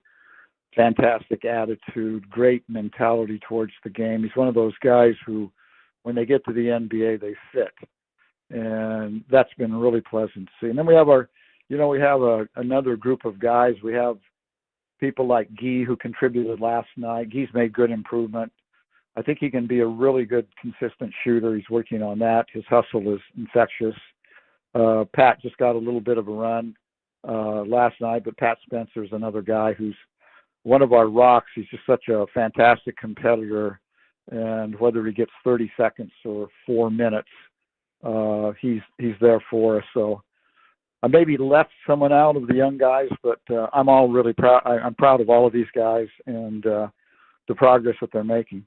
Yeah, strength in numbers. You guys played, everybody, all 13 available players last night, and the depth showed. And I want to go back to Jonathan Kuminga because we were talking at length about his growth, and I think it's symbolic, Coach, that he's changed number and he's number one, and you're putting him on the other team's one, the primary ball handler, and trying to stop the ball, which was a problem last year after Andrew Wiggins was traded. And then he's playing more with the ball in his hands on offense. If he gets a rebound, he rips it and runs. You're letting him run through the offense. It seems to me like the game has slowed down for Jonathan Kuminga because he's slowed himself down. His mind is still active, but he's playing angles. Just expand a little bit on the growth you're seeing from him, Coach, starting on the defensive end. Well, Greg, it's good to see that you still have great focus and awareness in analyzing a game. You know, you taught me. After years and years, I would think you're a little duller than before, but I think you're getting sharper. That's good. Wow! Ouch. Yes, I think your description is right on. I do think the game has slowed down for him, but and I can see it in his thoughtfulness. His play has been thoughtful play. It wasn't always that, and he's doing what Steve would like him to do, and that is bring the ball up the court sometimes. Get down early and drive the ball when he has an opening, or shoot the ball. He's making good reads offensively, and in his background, he played some point guard, so that's not out of the ordinary for him. But I just think he's extremely thoughtful. If you were interviewing Steve would say, I'd like to see him make some jump stops in the paint on some of the passes. But other than that, I just think he's been really great in that area. But yes, it's a matter of growing up. But if both of you guys think when you were starting off in your careers, and you're learning and you're not quite sure, and blah blah blah, but maybe all of a sudden someone puts their arm around you and they say, Greg, you guys are pretty darn good, and just keep working. It'll come to you. And I think this has been a big part of his growth. I really do. And Anthony, who was that person, Coach? Was it Jimmy Butler? Was it the coaching staff? Or was it one person that did that for Jonathan? I think there are many people, but Coach Vereen, I think, is the top of the list. Right. I call him V-Man, but he's a very upbeat truth teller who's worked with Jonathan for the last several years, and his work is paying off, because it was some rough going at different points. I think he's just done a fantastic job of guiding a young player, so yeah, you have the players, as I mentioned earlier, who I think really got behind what they knew he could do as a player, and got behind him as a person. And I think that kind of confidence. Now, look, when you're playing with, what are there? There may be 4 Hall of Fame guys out there, and Al is kind of in that category too. I mean, I should say we have 3, and then I would say Al is right in that category too. So when these guys fill you with some confidence and guide you, and now you're listening, you're all ears, I just think that's what sparks so much growth.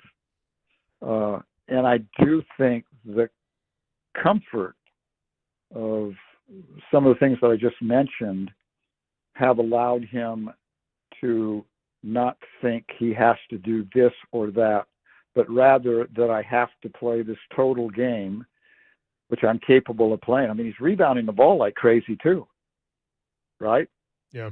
And that wasn't a strong suit of his, but he's capable of all these things. And so who knows the dynamic that helps any of us get better, get more confidence, whatever. But I know one thing: confidence is everything in this game. It's everything. And you watch good players play who don't have it, and they look bad. And then you see them when they're rolling and they have confidence and they look very good. And that's kind of the nature of the game at this level. Talking to Ron Adams here on the UMA guest line, kind enough to spend some minutes with us. One guy who's no shortage of confidence is Jimmy Butler. And, we saw the impact immediately that trade had in the middle of last season. But how much has a full off season helped Jimmy Butler in terms of just getting to integrate with this team. I mean, he came over at the All-Star break last year, and rather than even focusing on practicing with the team, we were like, he's got to find a place to live. It was just chaos. So then he got to breathe a little bit, got a full offseason, and he in particular is off to a fantastic start, both with his impact on some of those guys we mentioned, but also his own individual play. Well, Jimmy is a wonderful player. Can play both sides of the ball, obviously. But he was a godsend for us in one particular sense, and that is that he can control a game in a way that none of our other guys could. And so when he came, we slowed down a bit. Not so much, I would say, in pace perhaps, but even in transition, if he had the ball and we didn't have anything, there was no forcing of it. It was a matter of him finding the right option to make, and he found those options consistently, and that's what helped us. With Jimmy also, our turnovers went way down, simply because of what I just described. And for our team, that was unbelievably important. Unbelievably important. And even last night at halftime, Steven encouraged the team to play through Jimmy more that second half, which we did, and it paid off. So the one thing about him now with this team is, like, when he has the ball, Jimmy's not a score first. He doesn't have a score first mentality. He has a play the game mentality, and who can I help get a bucket? And he knows when he has to get buckets. But this is how he thinks. So, if I'm a teammate and he has the ball, I feel pretty good about things. Right. I know if I'm open, I think I'm going to get the ball, and that's a great feeling to have as a teammate of his. And then over on the other side of the ball, Coach, and I always thought of Jimmy, playing for Coach Spoelstra, and Carlisle liked to play a lot of zone wherever he's been, but Eric may play the most zone of anybody in the NBA, and Jimmy played a lot of zone when he was in Miami. And correct me if I'm wrong, you guys, during the 5-year run when you went to the finals every year, I hardly remember the Warriors playing any zone. Maybe here and there you jump in it and then out of it. In 22, you played a lot of zone. And it was impressive to me to watch you guys get in there and not bust. For a team that's predominantly man, you'd get in for a couple of chunks of minutes and change it up. When Jimmy got here last year, I don't know what the numbers are. To my eyes, you played a lot more zone defense. Speak to that. And then now I'm seeing even more zone from this team. And then you got Al Horford there. Just talk about the evolution of the zone defense in the NBA and specifically to the Warriors, Coach. Well, everything is based on who you have, what your strengths are, what your weaknesses are, trying to cover up your weaknesses and so on. And our teams during the first 5 years, it was like Bernard King told me when I asked him about his low block play. And basically he shot a turnaround jump shot with nuance. I asked him if he ever had to reverse pivot and face the basket and do something a bit different. He said, "No, I never did because no one could stop me." So I will use that analogy when it comes to zone during our first 5 years. And then, yes, our roster changed, and zones did become more popular. Eric runs a really good zone in Miami. There are a number of other teams who are zoning now, and I think many people are doing it simply to break the rhythm of the offense, a bit different look. This game is so fast-paced now. The guys are running a lot more in a given game than they did in the past. The game is a bit more intense because of that. And so controlling momentum and trying to slow something down is important, and that the zone can do for you. And so we're playing more zone. We have played a bit so far this season. I think as we form, and we're not formed yet as a team, I think as we form, we will play more as we get more sophisticated at it, and probably put the right players in the right spots also is important. I think we will be better at it. But yes, it's a league-wide concept at the moment, and most every team plays a little zone, and we're hopeful that we can be really effective in our zone.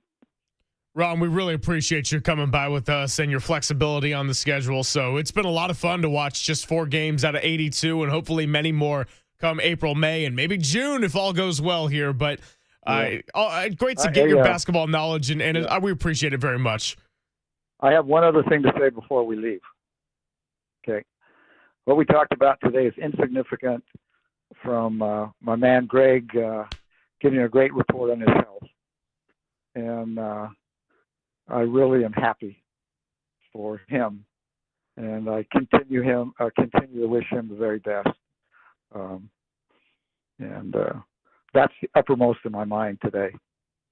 Without a doubt. And you reach out to me all the time, and we got some good numbers on our flow cytometry and the bone marrow biopsy of last week. So, Coach, thank you for reaching out. Tell Steve and the staff I say hi, miss you guys, and I'll see you as soon as I can. And I love you, and I thank you for your thoughts and love and support. I love you too. Greg, it's been good. Thank you, Coach. Thank you, Ron. Really appreciate it. Good man. Bye-bye. Absolutely. Man, yeah, what a guy at the very end. A good sign-off there. And looks like he had to drop the defensive plan for, I don't know, your immunity to fight this thing off. I don't know. I can't come up with a good analogy, but the bottom line is, no. I mean, many people in the Bay Area have reached out, and I don't think I ended up telling you this one. The day we made the announcement, it was a really weird day. Walter, JD, and I were out at Levi's.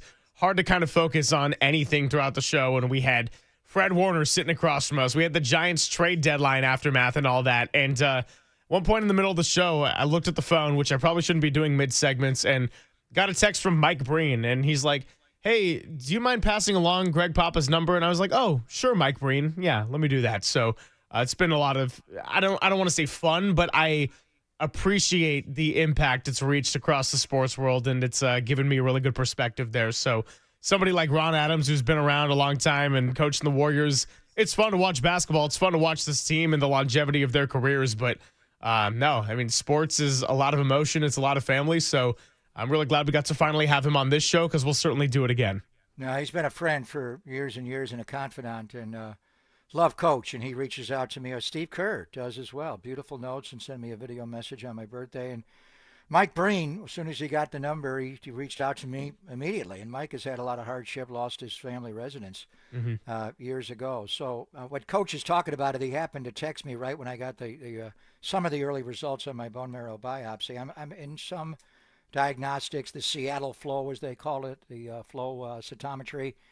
I am in remission, cancer-free. clonoSEQ will come in, and that's more expansive. It measures cancer to 1 million cells. But I did get some bad news last week. My heart is not doing well. They took me off my heart meds in Tresto ever since I was diagnosed in mid-July.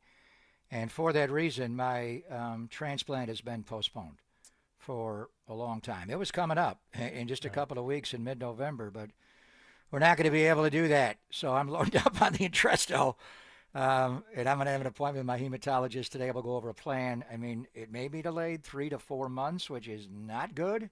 I don't want that at all, because it needs more chemotherapy. Maybe we can get it down to a month. So as far as battling the cancer in my body, I have been in remission really since late August. We just got to get my heart to function a little better, so I don't have a heart attack when they infuse my sister's blood into my body. So great news last week. We passed on to Ron, but damn, I think the transplant is going to be delayed a little bit, which my dream of the Super Bowl in February and all that probably won't be a reality. But it will allow me to stay on the show and be around you through the holidays, and we'll figure out when. But it's good and bad. It's up and down. But right now, we'll find out more. But it looks like you were going to have the whole show to yourself starting around mid-November, you and JD and Larry. I think I'll be around for a few months, begrudgingly. Well, I'm sorry to hear about that. And, we're here with you every single step of the way on that. So, yeah, I mean, you and Walter, depending on when this thing gets pushed back to, you guys might be leaving me at the same time. I don't know what's going to happen. We're going to go rogue with Danny Circle Dunn. of life, huh? Yeah, Circle right? of life. we got Danny Dunn. We'll have Jacob Violante. We'll have Krug. We'll have JD.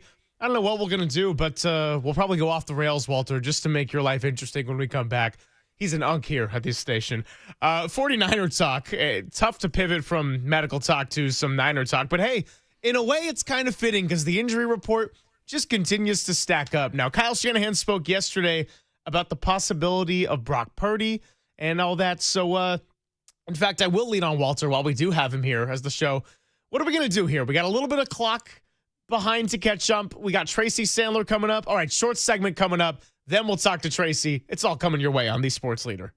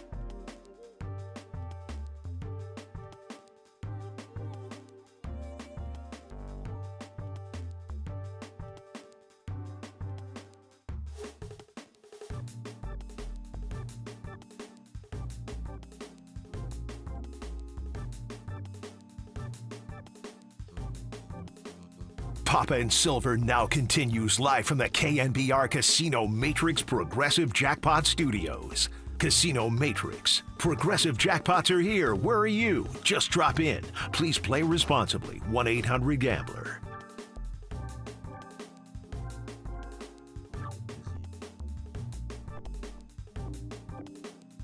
I think it's too early to say. I don't think it's a long shot, but I know he's doing better. And we'll see how he's doing Wednesday. Hopefully, if he's doing good, he'll get in some reps. That's Kyle Shanahan yesterday on his conference call talking about Brock Purdy, saying it's not a long shot that he could play this Sunday, but obviously a lot to be unfolded. Players off today, practice tomorrow. And by the way, I'll tell everybody that due to Tony Vitello's introductory presser, we will have the football hour with Tim Ryan, although might be more like the football 45 on Friday. He will be joining us. We'll get to talk to him just before they all head out to the East Coast and the dreaded MetLife turf at the face the Giants right there. So, we're another day, another processing the loss here, the Houston Texans, and we'll catch up with Tracy in just a bit. But Mac Jones got a little bit beat up. Could Brock Purdy come back? Ayuk was spoken on and says Kyle Shanahan said he's week to week from here on out, keeping an eye on Ben Barch, Spencer Burford, this offensive line. But that's kind of been the story of the season, Pop, is that, a lot of the side on the defense, you got two major injuries, and then on all sides of the ball, you got kind of this revolving door of players you're hoping to bring back sooner rather than later, but people continue to get added to this injury report every single week. And obviously the quarterbacks are the headliners, but Mac Jones suffered a bone bruise in the game against the Houston Texans, and with Mac, he just gets pummeled. So many different plays you could see where he is injured. He does have whatever's going on with his posterior cruciate ligament on the left knee and the big brace. This is on the other knee. So whatever instability he has on his front leg, he also has something going on the back leg. So, the key thing with Brock, and it's starting to come out a little bit, he's not practicing with the team. So when they say limited, he is Mr. Limited. Yeah. He's dealing with the Dustins, Perry and Little.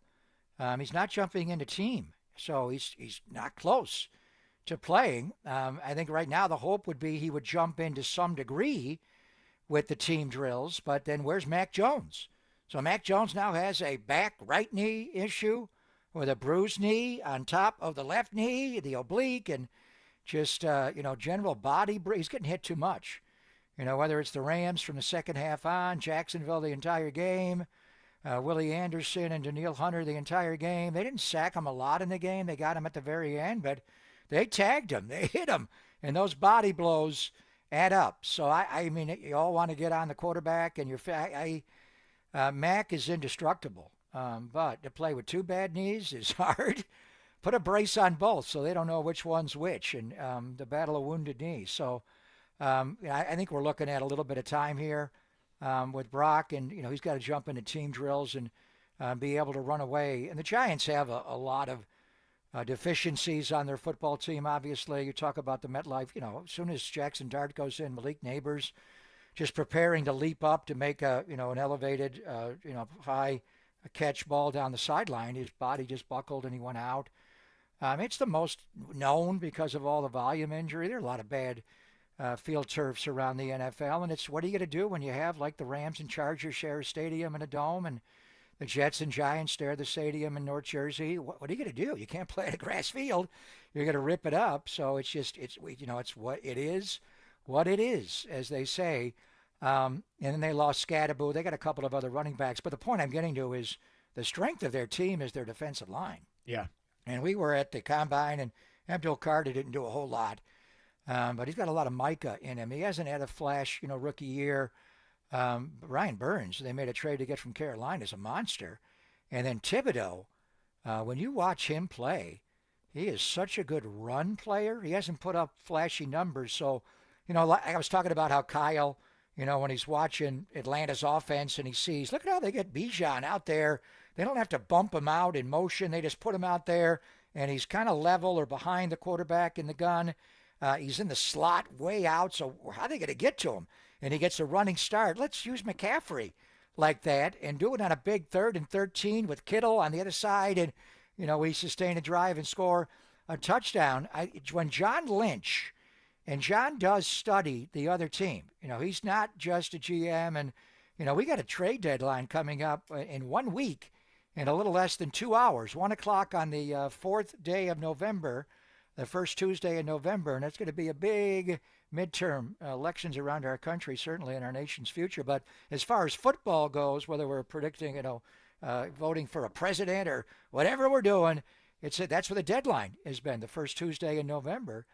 And so when John's looking at the New York Giants, I'm sure he's been looking at Thibodeau for a while, and he's getting the report. But now he's actually studying.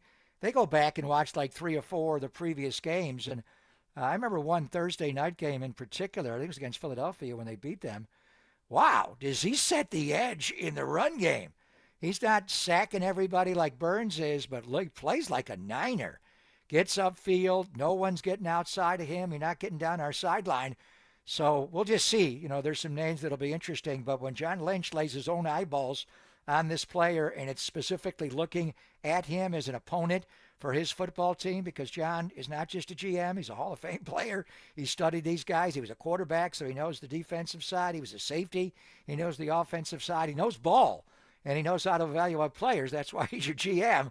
I would think coming away from this, so we always liked Thibodeau, but damn, has he gotten to be a better run player the last few years in the NFL? Well, when we talk to Tracy coming up in a bit, we'll get into Mac, we'll get into Brock, we'll get into all the possible trade targets they could go after, including one they might see this weekend in Kayvon Thibodeau. By the way, we found out during our show today that the Panthers are signing Travis Gibson off of the 49ers practice squad. So there he goes to another NFC team. It's a needed position right now, but clearly if the 49ers wanted Gibson that bad, they could have offered him a roster spot.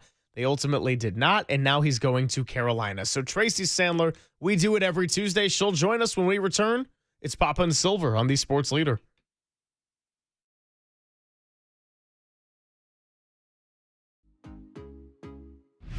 Time for traffic on the Sports Leader.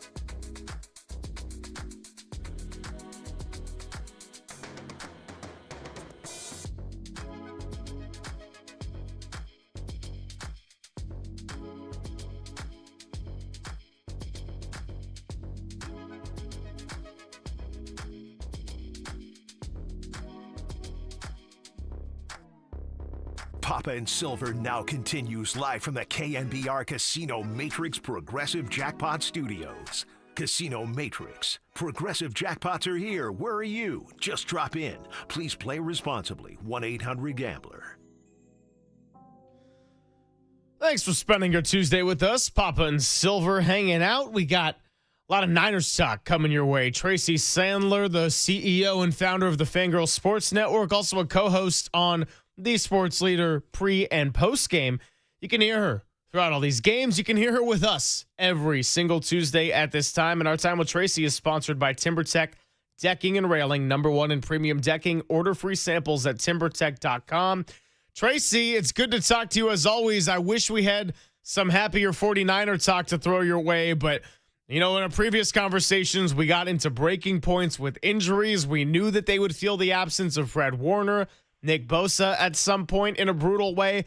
And in the case of Sunday, I'm throwing Bryce Huff into that mix as well because no pass rush. They couldn't get off the field. And the Texans offense that's looked really ugly at times, had a lot of comfort and a lot of ease moving the ball down the field. They definitely did. And I think the 49ers were brought back down to earth a little bit because, as we've discussed, these are tough injuries to get over. And you are 100% correct adding Bryce Huff into that mix. In fact, that maybe in some ways, Fred Warner and Nick Bosa are obviously tremendous injuries that you can't really recover from. But in some ways, I feel like the Bryce Huff injury was like the dagger. It was just they could not recover from one more thing. And they have a lot of work ahead of them these next several weeks. It's going to be tough. It's going to be very, very tough. Yeah, without Nick, obviously, and Bryce Huff, Gross Matos, and, Jordan Elliott also had a knee, and D. Winters, Sam Okawano, we'll see where they all are. But you got to put 11 on the field. You got to put 48 up on game day, and you got to go play. Just overall, was that the worst game the Niners have played? And I kind of broke it into two different segments. The first 29 minutes, unequivocally, it was the worst. I mean, It was 16-0. They didn't even pick up a first down. They did come alive right before halftime. Demo should have ducked out of bounds to try to get a field goal. They played better in the second half. I mean, it came right down to Mac Jones trying to throw a lob ball on a slant and go, a sluggo, to Jawan Jennings, and he didn't sell it enough, and he wound up throwing a pick. I mean, at the very end, they had a chance to tie the game, Tracy, but the first 29 minutes were just awful. They were terrible. I think it is probably one of the worst performances I have seen. Because as bad as things were last year, they were in a lot of games that they lost, that they could not finish because they didn't have the personnel, they didn't have the manpower, all of the things. This was really, really bad. And I would even say, in fairness to Mac Jones, those first 29 minutes are the reason he had to try to make that throw. And it was a bad interception, and I'm not excusing it, but those first 29 minutes were so bad that the following were just pressing and trying to make plays and get something done. But it was a mess. And you had a Texans offense that had been sputtering on its best day and downright awful every other day. And they looked tremendous. The 49ers really made them look tremendous on Sunday.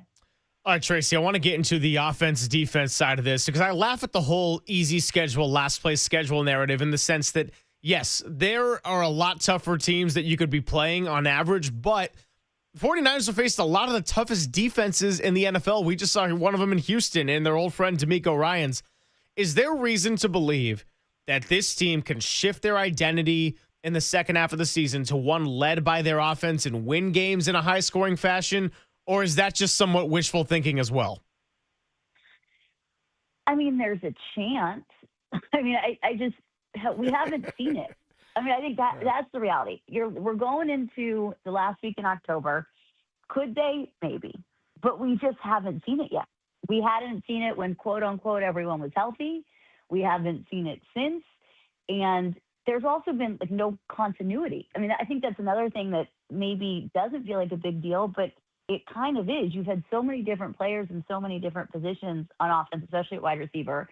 You've had Brock Purdy barely playing. Maybe he comes back this week, but you've had Mac Jones most of the games. The run game had one good day. We haven't seen it. And so it's hard for me to say, yes, they can do it, because nothing has shown me, even in the games they've won, there's been nothing to show me so far that that's a possibility. And there was some reason to be downer. optimistic. Yeah, I'm sorry. Go ahead, Trace. Finish that. No, I just said sorry. I just said sorry to be a downer. Yeah, you are Debbie Downer. You're killing me here. But Kyle, Kyle mentioned before they flew to Houston on Friday that it's possible they could open up the practice window for Brandon Ayuk. It's not going to happen this week. And Neil Elitrosh, your guy down in L.A., who's the doctor of the stars for the Dodgers and also the Rams, performed the surgery, and it was mid-November. We kind of circled Week 10 because Kyle's been saying Week 10. If he doesn't play this week, Week 10 is the Rams game. Do you have any idea? And it's a bad injury, obviously. Elitrosh had to repair an ACL, an MCL, and a meniscus. It was not good. Do you have any idea on when we're looking at a return for Brandon Ayuk, Trace? I mean, I know Kyle has said week to week. I feel like Week 10 is a real possibility. And I know Kyle will say often that turf will have no bearing on these decisions. That being said, you've got a guy coming back from all the things you just mentioned, a really bad injury. You're going to really open up his practice window this week and potentially put him out there on MetLife. And so I know they could have opened the practice window and he wouldn't have played Sunday, but I don't know. I think Week 10 feels to me like a fair time. You're about a year after the injury. He's had all the time at rehab. I know originally it was Week 6, and then last week they might open the practice windows week to week. But it feels to me like Week 10 feels like a very realistic time to open the practice window, and that would be a tremendous boost against the 49ers as they welcome the Rams. And I know the 49ers beat the Rams, but I don't think this is the same Rams team.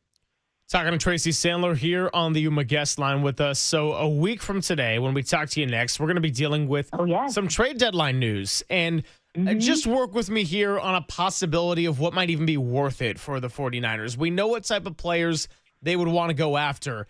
In terms of what they could give up, we got into the discussion yesterday of a little bit of, I probably wouldn't go a day 1 pick, day 2 pick. Would you do it? Day 3 pick, maybe looking a little bit more so, but then what could you get for that? As far as current pieces they have, who would you look at as potentially tradable pieces? I mean, I think about Isaac Guerrero and how he's really fallen out of favor. Jawan Jennings, they didn't want to pay him in the offseason. Would they go that way? Would a team even bite on that with the injuries he stated publicly? Jair Brown, maybe another name out there. Just what do you envision if the 49ers even decide to go the trade route? What would they want to give up, and how much would be smart to give up in terms of draft capital relative to current pieces you have?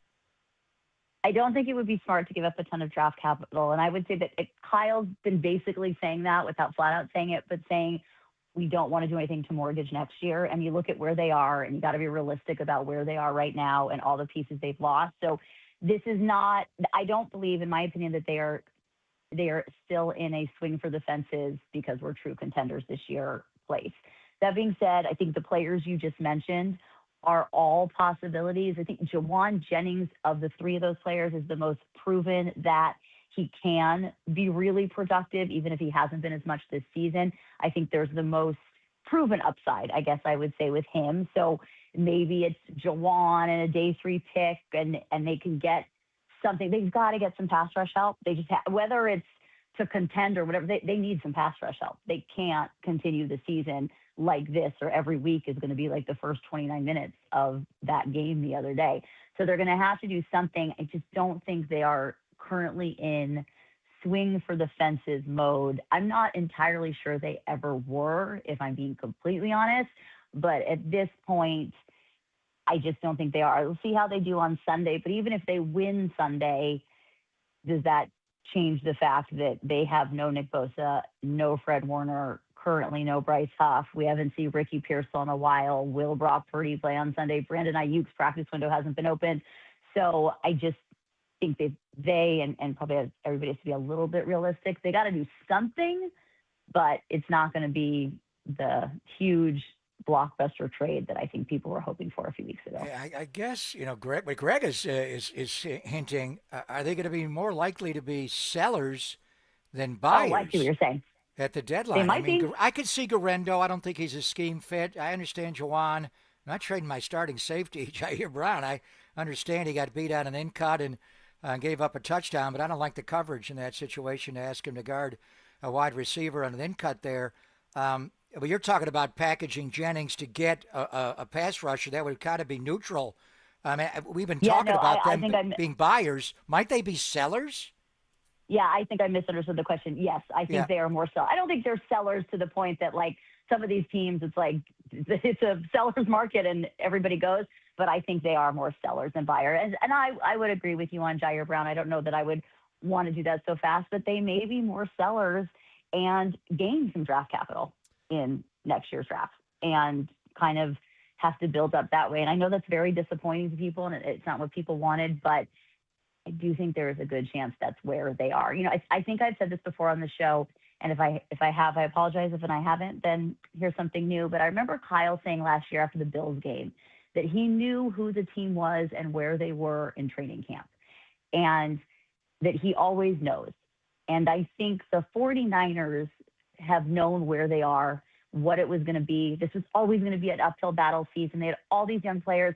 These young players have played well, but these young players have played well partly because they had so many veterans around them that helped them to play better and could make up for some of the things that weren't there yet. And so now I think, yes, at this trade deadline, they very well may be sellers. Not wholesale sellers, but sellers nonetheless. I guess my follow-up to that, Tracy, would be with Kyle Shanahan knowing where the team is at going into training camp, do you think that might have changed early in the season before you lost Bosa and Warner for the year, in the sense that I kind of envisioned this being a team where maybe the offense was going to carry more of the load the first half of the season, and then you would see what you got with that young defense coming along. But Saleh had that group ready to go and buttoned up from the get-go. The problem is they just couldn't foresee all these injuries that they suffered on both sides of the ball. 100%. And I think he did. But if you look at the offense every game, no matter how well the defense is playing, when you looked at that offense every game, I think realistically they just were not there and are not there. I mean, the run game has had one really good game last week, and that's it. And they have Christian McCaffrey, and you don't get anybody better than Christian McCaffrey.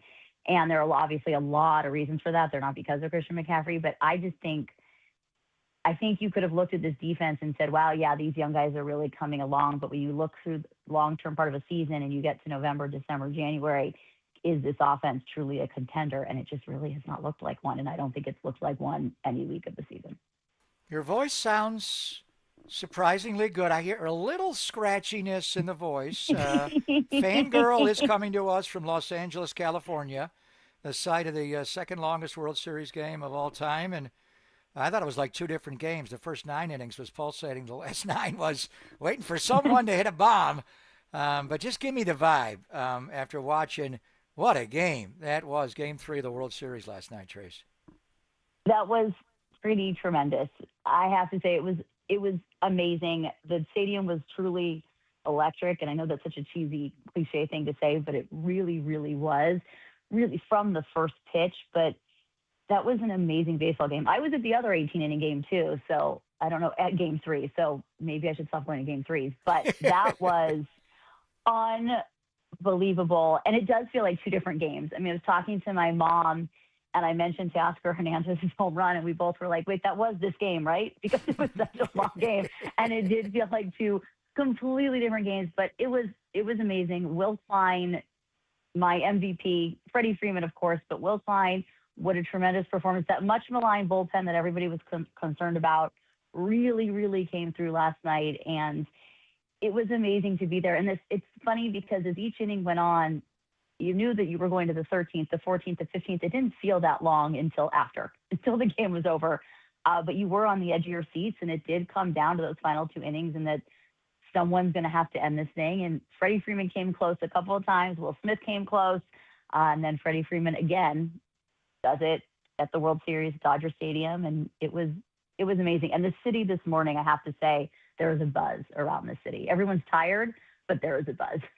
Yeah, I would say there's the opposite of a buzz in this city. Maybe a buzz of having one too many to you just maybe wash it down a little bit, not go to bed right away. Walter and I both made it to the very, very end, but I was like eyes half shut. If 18 went a little bit longer or if it went into a 19th, I was definitely out. Like I hung on there for a while, but kind of an interesting game. I called it games 3 and 3.5 of the World Series, Tracy. But the way you outlined it, it is true that neither team is exactly known for their bullpen strength, as good as they are, as well as they've played to get to this point in the season. I'm thinking these are not two bullpen teams, and here we are with an entire bullpen game in the second half where all of a sudden the Blue Jays, the water shut off on their offense, and same with the Dodgers until Freddie Freeman finally set that one just long enough to where it needed to be. And Yoshinobu Yamamoto was warming up. I mean, if they had another inning, he was coming in to pitch. He pitched 2 days earlier, a complete game. I mean, that is where they were at that moment. I mean, I had a couple of friends text me and ask me if I was going to be going into pitch soon, which good thing for everybody. I was not. But, I mean, it might have been a possibility at a certain point, but it really was something. And I'll give credit to their bullpen, too, because you're right. Neither of these bullpens are exactly known for their efficiency and high leverageness. And both of those bullpens did a yeoman's job. It's a tough game to lose. And I feel for the Blue Jays, not that much, but I do feel for them. That is a tough game to lose. The Dodgers have 3 base running mistakes. They have 2 really bad defensive errors. So many chances. Alex Call comes in and pops up in the infield when all they needed was a sacrifice fly, and they still managed to win that game in 18. So that's a tough game for the Blue Jays. But as you remember, when you were there in 2018 when Max Muncy walked off the Red Sox, that's the only game the Dodgers won that year, and the Red Sox did bounce back and win Game 4, which leads to the Blue Jays got to win tonight. We'll see how Biebs is. And the real Justin Bieber was there last night. He was. Shane. He was there. A lot of stars. But I want to ask you about Shohei and what to expect, because he was cramping up a little bit last night. He was on base 9 times last night. And I don't know if you walk him to open the game, maybe since he's pitching. But realistically, and I know last time, he pitched on that mound, he had 3 bombs and punched out 10 in 6 innings, but his legs look a little wobbly. In the post-game interview, all he said was, I want to go to sleep right now. I don't blame him. What do you expect? We all did. What do you expect from Shohei tonight on the pitcher's mound, Tracy? I think Shohei can definitely give them 5 good innings. Maybe he give them 6. I mean, Shohei is just such the outlier that I actually turned to the people next to me last night and I said, I'm starting to think he's AI. Like, do we know for sure that he is real? So if anybody is going to be able to come back after a game like that and pitch well, it is him. But he will be tired, and you're not going to see I don't think, though it's Shohei, so who knows, a 7-inning performance from him, and they need him to hit. So I would say he can give them 5 good innings, maybe 6, and then they're going to have to figure out what to do for those last 3. The benefit they have is that the Blue Jays also went through their entire bullpen, so both teams are going to be kind of at a loss there. But I think you can expect from Shohei on the mound, he's going to give you 5 good innings. He's Shohei, and it's the World Series. And there's a clip of Dave Roberts talking to them in the locker room after, and he says, we have another game today. And Shohei got up and pretended to pitch, and I think he's going to be fine. He's just unbelievable. All right, that's enough. That's enough for me. I know you don't want to hear that, but he's unbelievable. Tracy, AI? Remember when they used to say that about Brock Purdy? That he was AI and he was big brain Brock? AI, I don't know that he's real. It just doesn't seem real to me, Shohei, but he is real and he's amazing, as is Brock. Brock is also real and amazing. There you go, 49ers fans. What's thinner? He's got a bad tootsie. Are both bullpens or the 49ers defensive line a thinner unit at the moment? Oof. I think I'm 49ers D-line, without question. That's what I was going to say. I was going to say, but I didn't want to Snell, put on your spikes. You're pitching. Where was Blake Snell last night? Yamamoto went to the bullpen. Where was Blake Snell last night? Can you go down there? He was there, but Blake Snell's got to pitch tomorrow. I realize that. But worry about tomorrow. But he was Damn. There. Blake Snell pitched on Friday. Yamamoto pitched on Saturday. He was more rested to pitch last night. Yamamoto offered his services. I'm assuming Blake Snell did not. I think that might have been the difference. Tracy, but we'll see. It's going to be interesting. We appreciate you, even though we always have to inevitably talk about the pain of baseball. We'll catch you next week when probably talking about a parade or something. And more importantly, the NFL trade deadline. See what happens with John Lynch, Kyle Shanahan, this 49ers unit, and knock on wood that the MetLife turf doesn't do any dirty crimes on the Sunday. That should be the biggest goal for Sunday, in all seriousness. That should be the 49ers' biggest goal. And you're right, next week is going to be really interesting. I am very curious just what kind of sellers they are, because I misunderstood your question at first, but it was a good question. I think you're right. Nah, I was wordy. I was a big old word salad. I'll blame me for that one. It's fine. Thanks, Tracy. Bye, guys. Have a great day. Thank you, girl. Tracy Sandler, we talk to her every single Tuesday. I was dreading the baseball talk, but you know what? At least it was as long as like 1/56th of that game last night. That was crazy. Can't believe I even stayed up. I was trying to close the eyes. I was like, I'm going to go to sleep. It happened at some point. I don't know when it actually went down for me. Walter had a late night too. Let's recap a little bit of Niners, get into some Shanahan's comments, and Marcus Thompson is going to join us at 12:30, and then we will say goodbye to Papa and welcome in JD for the last hour. It's Papa and Silver on the Sports Leader.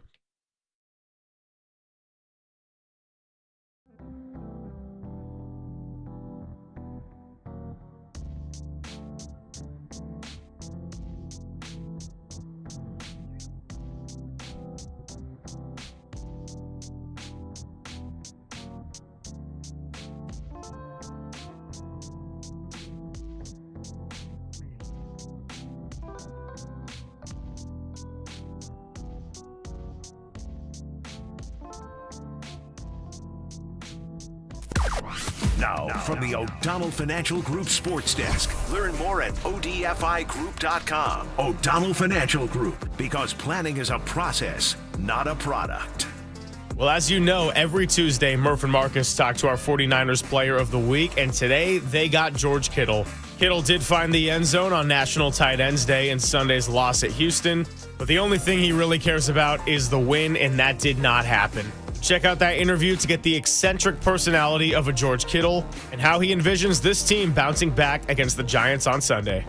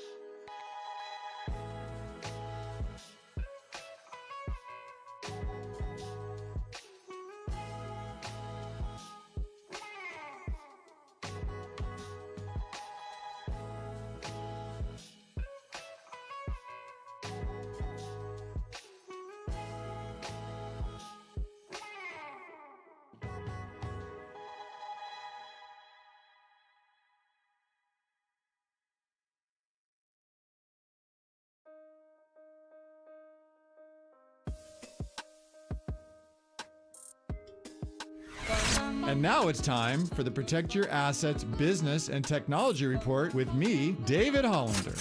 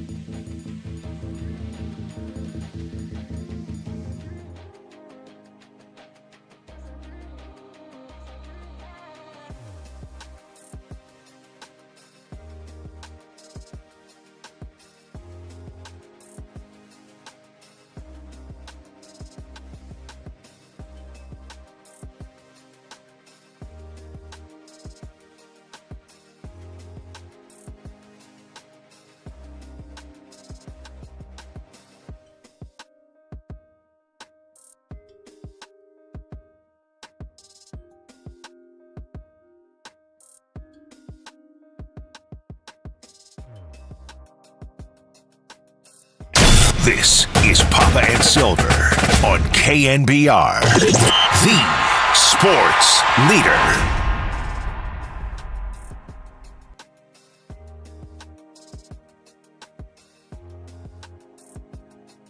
I sued them.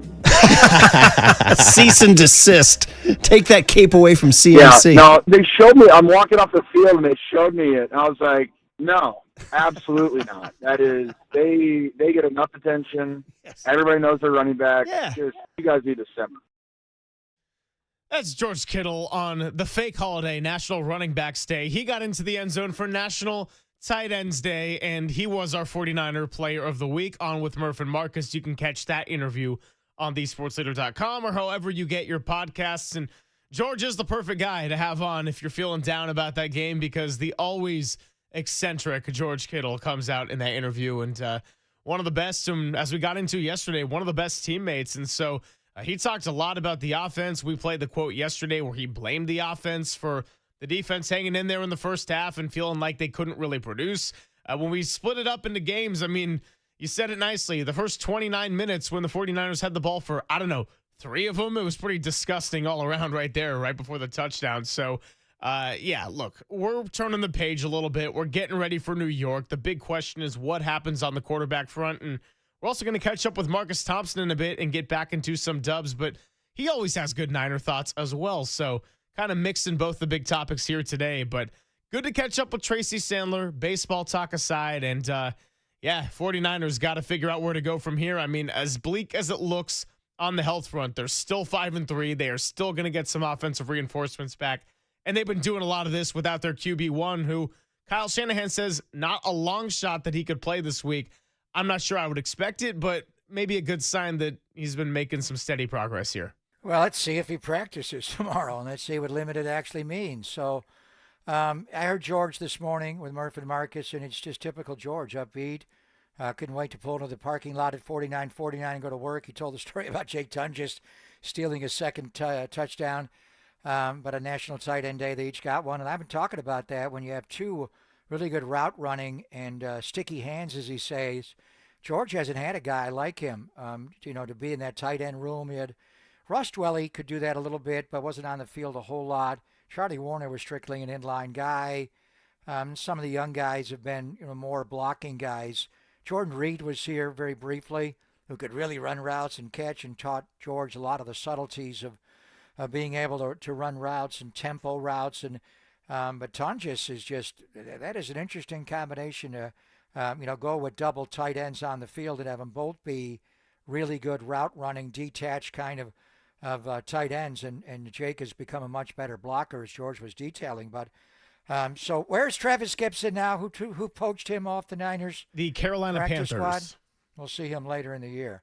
So with Gibson, remember last week we went into this back and forth with Robert Beal Jr. and Gibson, and they moved Beal to the roster, they moved Gibson to the practice squad, and because our guy Adam Peters in Washington was going to take Robert Beal from the 49ers and put him on the Commanders' defense. So the Niners had to protect Beal, put him on their roster, and they exposed Gibson, and now he's been poached by Carolina. And frankly, I remember him as a better player in Chicago. There was some undisciplined nature to the way he rushed the quarterback, the way he set an edge. He allowed players to bounce outside way too much. Even, the 3rd and 13, whatever it was against Baker, he had a good pass rush there. He and Bryce Huff, they both arrived at the same time, running the hoop on each side, and then they just kind of slammed into him and wound up losing him. That was a huge play in the game. But the bottom line is, my God, Michael Williams is a starting defensive end. All right, raise your hand if you can play DN for the Niners. Sam Okuwanu, how's your ankle? I'm not sure. Bryce Huff, how's your hammy? Yatura Gross-Matos, how's your hammy? On top of your knee. Robert Beal Jr., okay, you can do it. I mean, you like to go into a game with 4? So you've got your alphas and you got your bravos. Alphas are your starters, bravos your second team, then you got your turbos. They need defensive linemen. It's almost an epidemic here, Craig. And I just, some guys can move outside a little bit. I'm not sure. But right now they need bodies. So they just lost one, and I wasn't as impressed with Gibson as I thought I would be. I liked him in Chicago. I thought he was twitchy and edgy. I do remember him injuring Jalen Hurts at Soldier Field. Good call.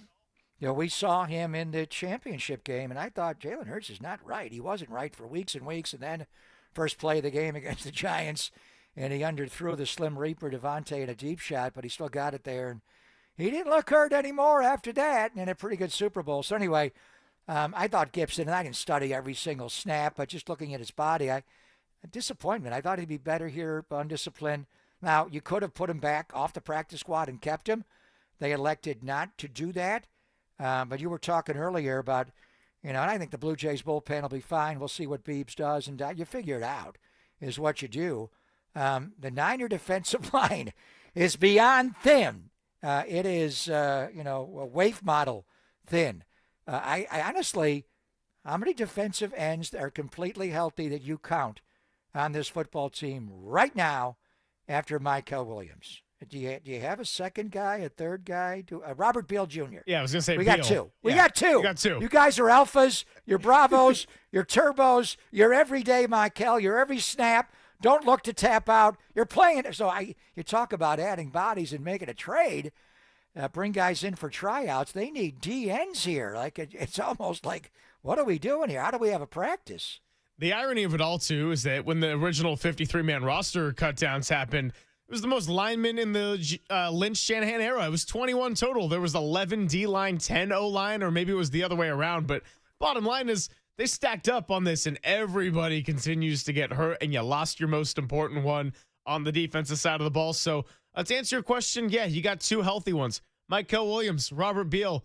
Samo, let's see how it is with the injury. Yetur Gross-Matos, it's been a little weird the whole way through. And then Bryce Huff, when Shanahan said he'd miss a couple of weeks, I'm expecting him to miss at least one more, and then hopefully you can get him back. But yeah, my goodness, it is ever thin right now.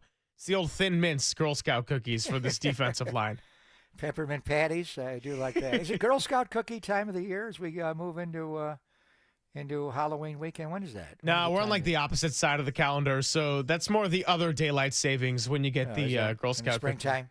Yeah, that's when you want to lean down. Is springtime. I need the bulk food of the Girl Scout cookies in the fall, but we'll see. By the way, everyone, set your clocks back an hour on a Saturday night. The Do-si-dos are by far the best, by the way. Like the Do-si-dos? Yeah. I like the Do-si-dos. I think I'm a Thin Mints guy. I've just always been a mint head, but Do-si-dos are good. Too much like brushing your teeth. You don't need that. Fair enough. Yeah. Well, why do you think I like it? That's my replacement for part of the year.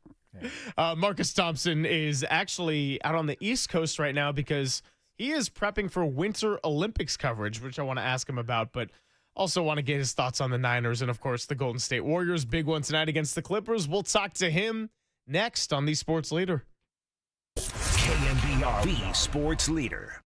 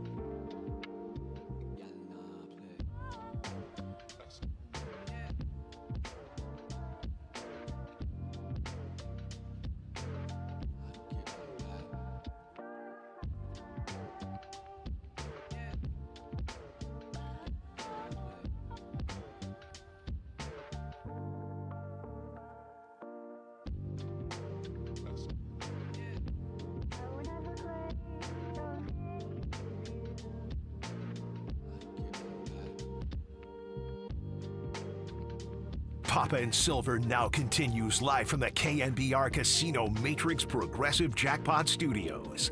Casino Matrix. Progressive jackpots are here. Where are you? Just drop in. Please play responsibly. 1-800-GAMBLER.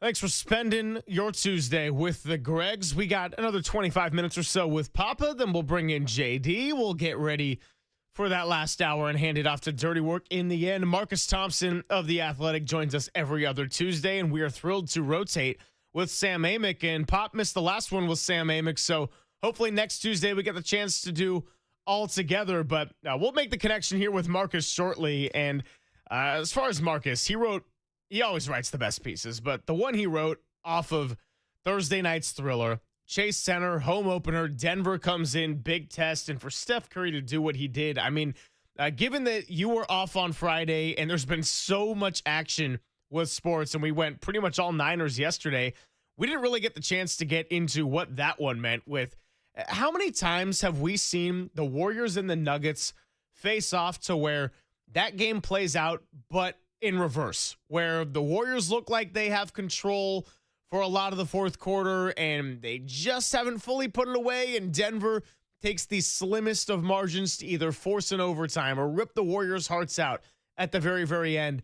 And then it finally happened in reverse, where Warriors down 9 late. Will Richard, the big transition three, they're down 7 with less than 4 minutes to go, and they just found a way. And another reminder that in his 17th season, he's still doing it. He is still Steph Curry. There is none other like him, and that is why you go all in. That is why you make the midseason trade last year, because as long as you got that guy in your team, even if all logic says you shouldn't have a chance to compete, this guy defies logic. Yeah, we want to talk to Marcus about the whole roster, but certainly he wrote the book on Steph Curry, and they are tight. We've talked a lot about Kuminga. Jimmy Butler, and I think he's playing even better this year, and Draymond and the young guys and Pods and Moody and all of it. But the epicenter, everything revolves around Mr. 4000 and what he does. And his performance against Denver on Thursday night was just Steph Curry. We almost take him for granted, but he had 7 in the first half and wound up with 42 points in the game and just made some bomb shots at the end. What a game that was, starting with Aaron Gordon. And we saw the improvement. We had his agent on last year from St. Lee's 9-9, and we were talking about his improvement on the 3-ball. He was 10 for 11. Has Steph Curry ever had a game like that? The greatest three-point shooter of Aaron Gordon made 10 threes in that game and missed 1 and went for 50. It was like, whoa, somebody guard that guy. I know you're worried about the Murray Joker pick and roll, but Aaron Gordon's going off, and Jamal got 25 in the game, and Joker's numbers were somewhat tame. Still got a 21-point triple-double, but what a game that was. And then to take it to overtime and winning it overtime, I mean, they slipped up one time in Portland. The win last night was impressive. Memphis didn't have all their guys. We'll see what they do against the Claw and Blackbeard tonight. But I do want to get the thoughts of Marcus on him. I mean, we talk about everybody around him, but he is him.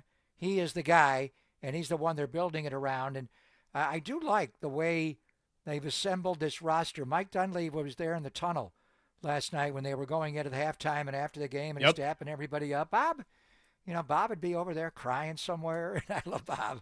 And Bob's moved away from broadcasting, and he's going to work for Josh Harris and all the teams he owns. I wonder why he wanted to get off the ESPN panel. Well, that's crazy. And ESPN's obviously inside the NBA, and TNT is kind of taking that show over. But, Bob has moved on, and I wonder one day if he'll just be the GM of the 76ers, or if Josh Harris has him doing more things to all the team he owns, Philadelphia Sixers, and obviously the Commanders and the Devils in the NHL. But we'll let Bob be. But anyway, Dunleavy's these guys fit. You've got to fit around the stratosphere of Steph. Certain guys, Kelly Oubre Jr., did not fit. D'Angelo, Russell, did not fit. So you're short timers. You're in, you're out. We move you. We go get other guys. These guys all fit. Kuminga, and I love what Ron said about him playing thoughtful now. There's a thought. His mind is full of thought and how he fits in and how he's 1 of 5. He's not just playing one-on-one, and the angles, and obviously Jimmy always acquiesces to Steph. You got to love that. Draymond knows who he is, and everybody. I mean, Gary Payton II plays so well with Steph. I think they all do. Now, Steph is Steph, and you say it's easy to play with Steph. Not for everybody, Oubre Jr. Right. I mean, you got to figure out how to play. If you can't play off the ball, and Steph is playing more off the ball than not on the ball, but before. But I love the way this roster just revolves around him, whether it's a Horford pick and pop or a slip, and the way they pass together, Quentin Post, and even a Trace Jackson Davis, and the lobs, and they all. If you want to fit in here, short term, long term, you better play well with 30, and I think they all do. They all have figured it out. But he's the guy. He's the guy that can just make bomb shots when everything's bogging down, and he backs up to near midcourt and lets one fly. What are you going to do? How are you going to guard that? What angle you got for that? You going to trap him in? I trap him at backcourt, quarter court. Let's see how the Clippers guard him tonight, and they put the claw on him and what they do. But they'll make him switch onto Harden. They'll make him switch onto Kawhi. They switched him on to Joker. They switched him on to Luka. They make him, but then he makes the huge block shot against your guy, Gabe Vincent, who, by the way, is going to be out, 2 to 4 weeks. They're saying with an injury, but whenever Marcus is good enough to give us time. So I do have some news. Marcus Thompson is going to push to tomorrow, so we'll get him off the back-to-back with the Clippers. We're all right, but we wanted to talk to him about it, but we've talked about everybody on the roster but Steph because he's just Steph. You don't have to worry about him. But he keeps going at age 37.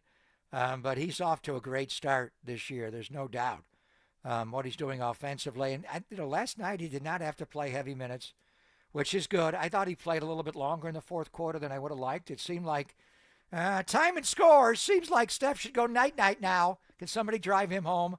The good thing is, it's back-to-back home games, which is different than, having to fly to Portland for a back-to-back. Plus, because of the Peacock network, the game is at 8 o'clock tip-off. So I know you think that's not a big deal, but believe me, back-to-backs were the plague of my life. I did not like them, especially when you had to travel and I didn't have to play. But just the study, the preparation, a new opponent, a new team, it's like, damn, these are hard. Back-to-backs, 4 games in 5 nights are hard. When you have a back-to-back, and the Warriors have a lot of them, this opening week, early in the year, they have 15 of them on the schedule. It's hard to play back-to-back. So the fact that you're playing back-to-back, they're back-to-back home games, don't have to fly, and it's an hour later. Let's see what they got tonight for the Clippers. This will be a good matchup. As you said, they haven't found a way to beat it. I go back to the last regular season game of the year. And remember, Kuminga did not play in that game. I watched that game with Derek. And I thought, they're not going to play him at all? They're not going to give him a turn on Kawhi or James Harden at all? How different things are. He will start the game tonight. I think you put him on Harden right away tonight. He's left-handed. Push him right. He likes that step-back daddy. And don't reach. And then he'll get switched on to Kawhi. But this will be an early season litmus test. Let's not overreact to everything, but this is all where you stack up. I like the roster, how it all works around Steph and everything else. But can they beat the Clippers? The Clippers have been hard on them for a long, long stretch. Not just the regular season finale game, 82 last year, which forced them. They were not a playoff team last year. They had to play in to beat Memphis and Ja to actually get into a series. So let's see how they match up tonight with the Clips. Well, one of the reasons why the Clippers have been such a tough opponent for them is because one of the most underrated big men and maybe one of the most underrated players in the league finds a way to burn them time and time again in Zubac. So, I mean, he's a 20-20 guy against them with all the rebounds, and they struggle to find ways to defend him. So I'm looking at Draymond Green. I'm looking at Al Horford. We know that Al Horford is not playing back-to-backs this year. The difference is that he sat out the front end last night, so he didn't play the back end in Portland. He did not play the front end, and they listed him with some left toe injury management. Sounds like it's a pretty innocuous thing, but Al Horford played 29 minutes against Denver because he was a part of that important closing lineup that was very experimental. And Chris DeMarco, Terry Stotts went to Steve Kerr and said, hey, what about this lineup we haven't really practiced with much? Steph, Jimmy, Draymond, Kuminga, Al Horford. That was the closing five. That was the correct closing five. So we might get that same lineup. And I don't know what nickname is getting thrown around. I've seen the jumbo lineup, whatever it is. That's a lineup we might see against a bigger Clippers team, because I think when you think about the closing five, you use the phrase core four.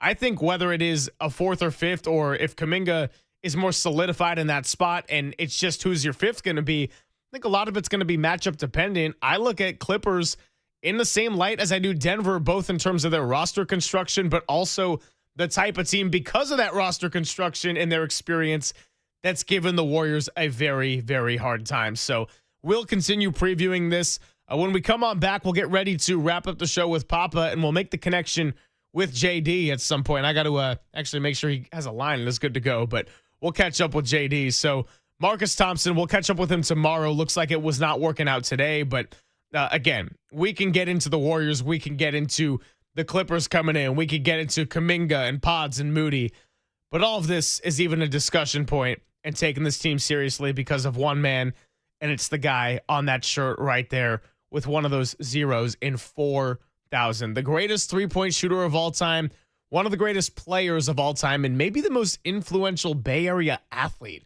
of all time, which is Aaron crazy Gordon to say. we're talking about. Yes, Aaron Gordon. Yeah, Archbishop Midi. Steph ever have a game where he was 10 of 11 on the three ball? I think the most he's made without a miss was 8. 8, somewhere in there.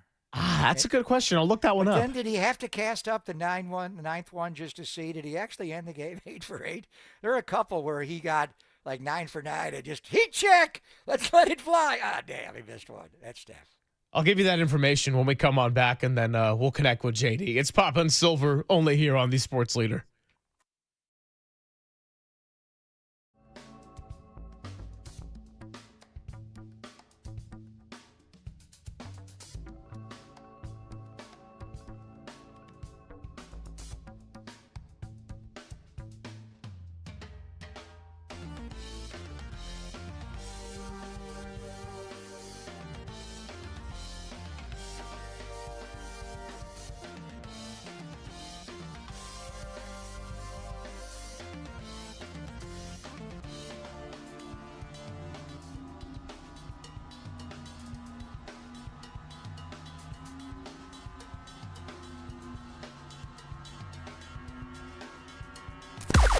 Now, from the O'Donnell Financial Group Sports Desk. Learn more at odfigroup.com. O'Donnell Financial Group, because planning is a process, not a product. So for those of us who watched the World Series last night, how many of you did the smart thing and went to bed? And how many of you were like me and Walt and had to know the result before you shut it down for the night? Well, if that incredible 18-inning game with a disgusting result wasn't enough to drive you away for Game 4, we'll be carrying the broadcast on Mike Holler's 1050, starting at 4 o'clock and the first pitch at 5 o'clock.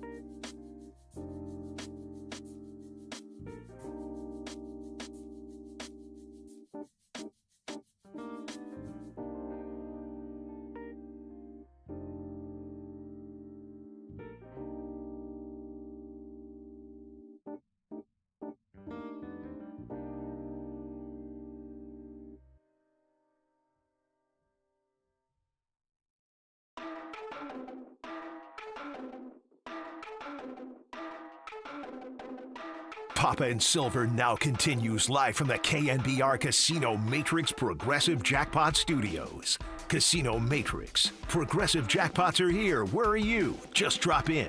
Please play responsibly. 1-800-GAMBLER. It's Papa and Silver. We'll connect with JD in just a bit.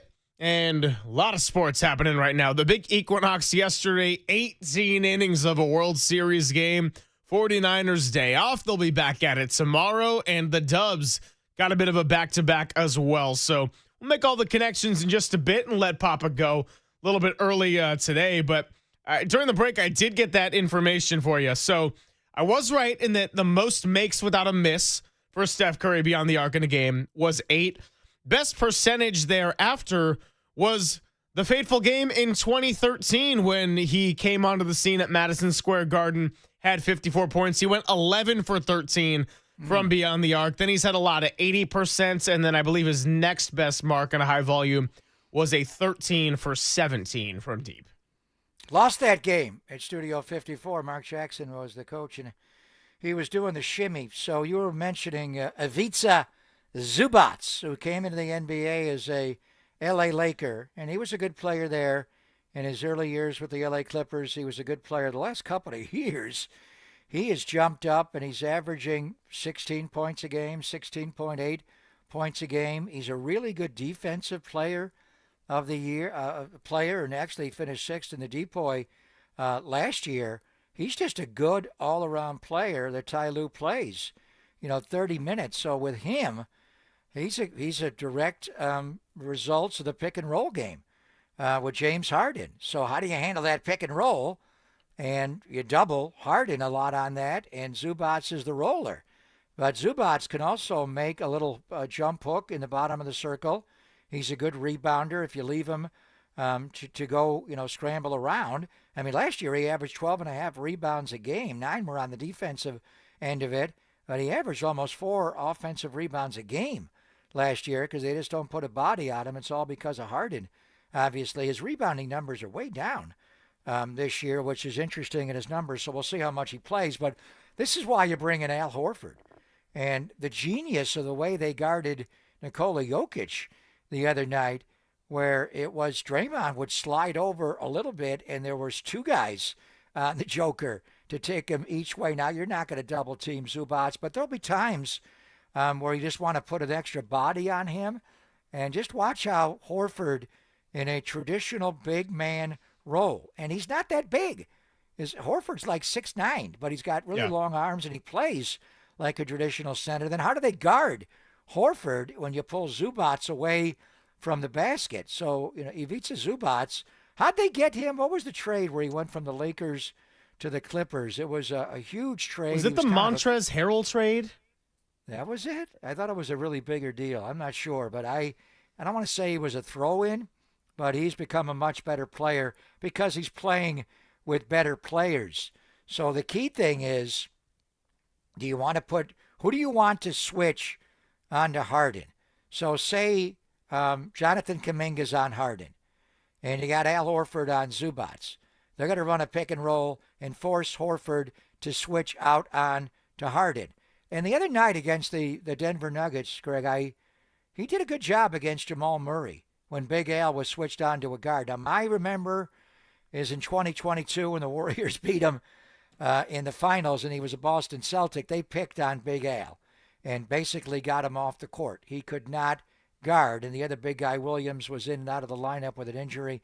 He was much better. But with the genius of what the Warriors do, and Ron Adams was talking about the zone, how they'll tighten up, I think for that reason, you may want Draymond at times on Zubac. So when they set that screen and you switch it, now it's Draymond on James Harden. Yeah. And he knows how to play Harden, and you push him to his right.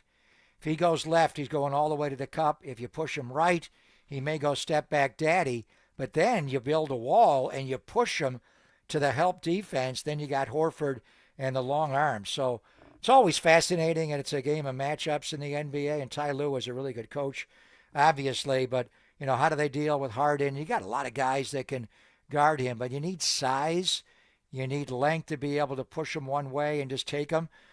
So that would be, I think, Jonathan Kuminga to open the game. But the big thing, don't reach and don't get into foul trouble tonight. But tonight will be a good early season matchup against the Clippers and all their offensive stars. They got guys that can come at you. Before we bring in JD and get ready to do this transition, I found the trade with the Zubats. I forgot how bad this was. The Clippers traded Mike Muscala to the Lakers for from Michael Canisius Beasley. College in Buffalo. The Yes. Moose, former Atlanta Hawk. I remember him. Okay, Moose. So the Clippers traded Moose to get Michael Beasley and Zubats. That was the trade. That was it? That was so it. it was Muscala for, wow, that was a fleecing. One time the Clippers actually beat the Lakers in anything. So they'll be chanting, beat LA all around the Bay Area tonight. The question is, Warriors are playing late tonight. Yeah. Not good for JD and Dubs OT. But 8 o'clock tip-off, one of the latest tip-offs. We have to go back many years where they've tipped off a home game at 8 o'clock. Will the Dodgers, Blue Jays, and this is huge tonight, go Jays, will that game be over by the time the Warriors even tip? That would be the energy to play the Clippers. And we don't chant beat L.A.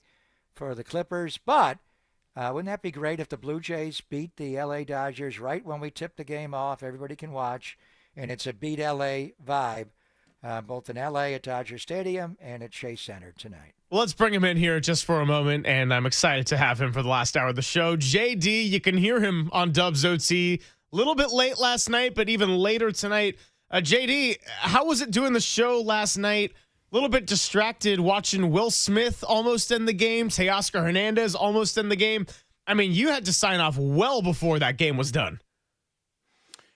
I couldn't believe it. I mean, the game started, 2 hours before the Warriors game did, and it ended, I think, 2 hours after the Warriors game ended, which is just, surreal, honestly. And there was a packed house at Harmonic in Thrive City there, Harmonic Brewing, and a lot of people in after the game, the Warriors game ends, and they're watching the game and hoping for the Blue Jays to win. It was an excitable crowd with a lot of people fired up. I mean, the Dodgers looked like they maybe were going to win it a couple of times. They had a couple of warning track drives that looked like they might get out early, and a lot of people holding their breath. And then those cheers, those beautiful barroom cheers when the ball would die at the wall. But Freddie Freeman's unfortunately did not die at the wall. It went over the wall, and the Dodgers got the win. But yeah, an unusual night, but a fun night.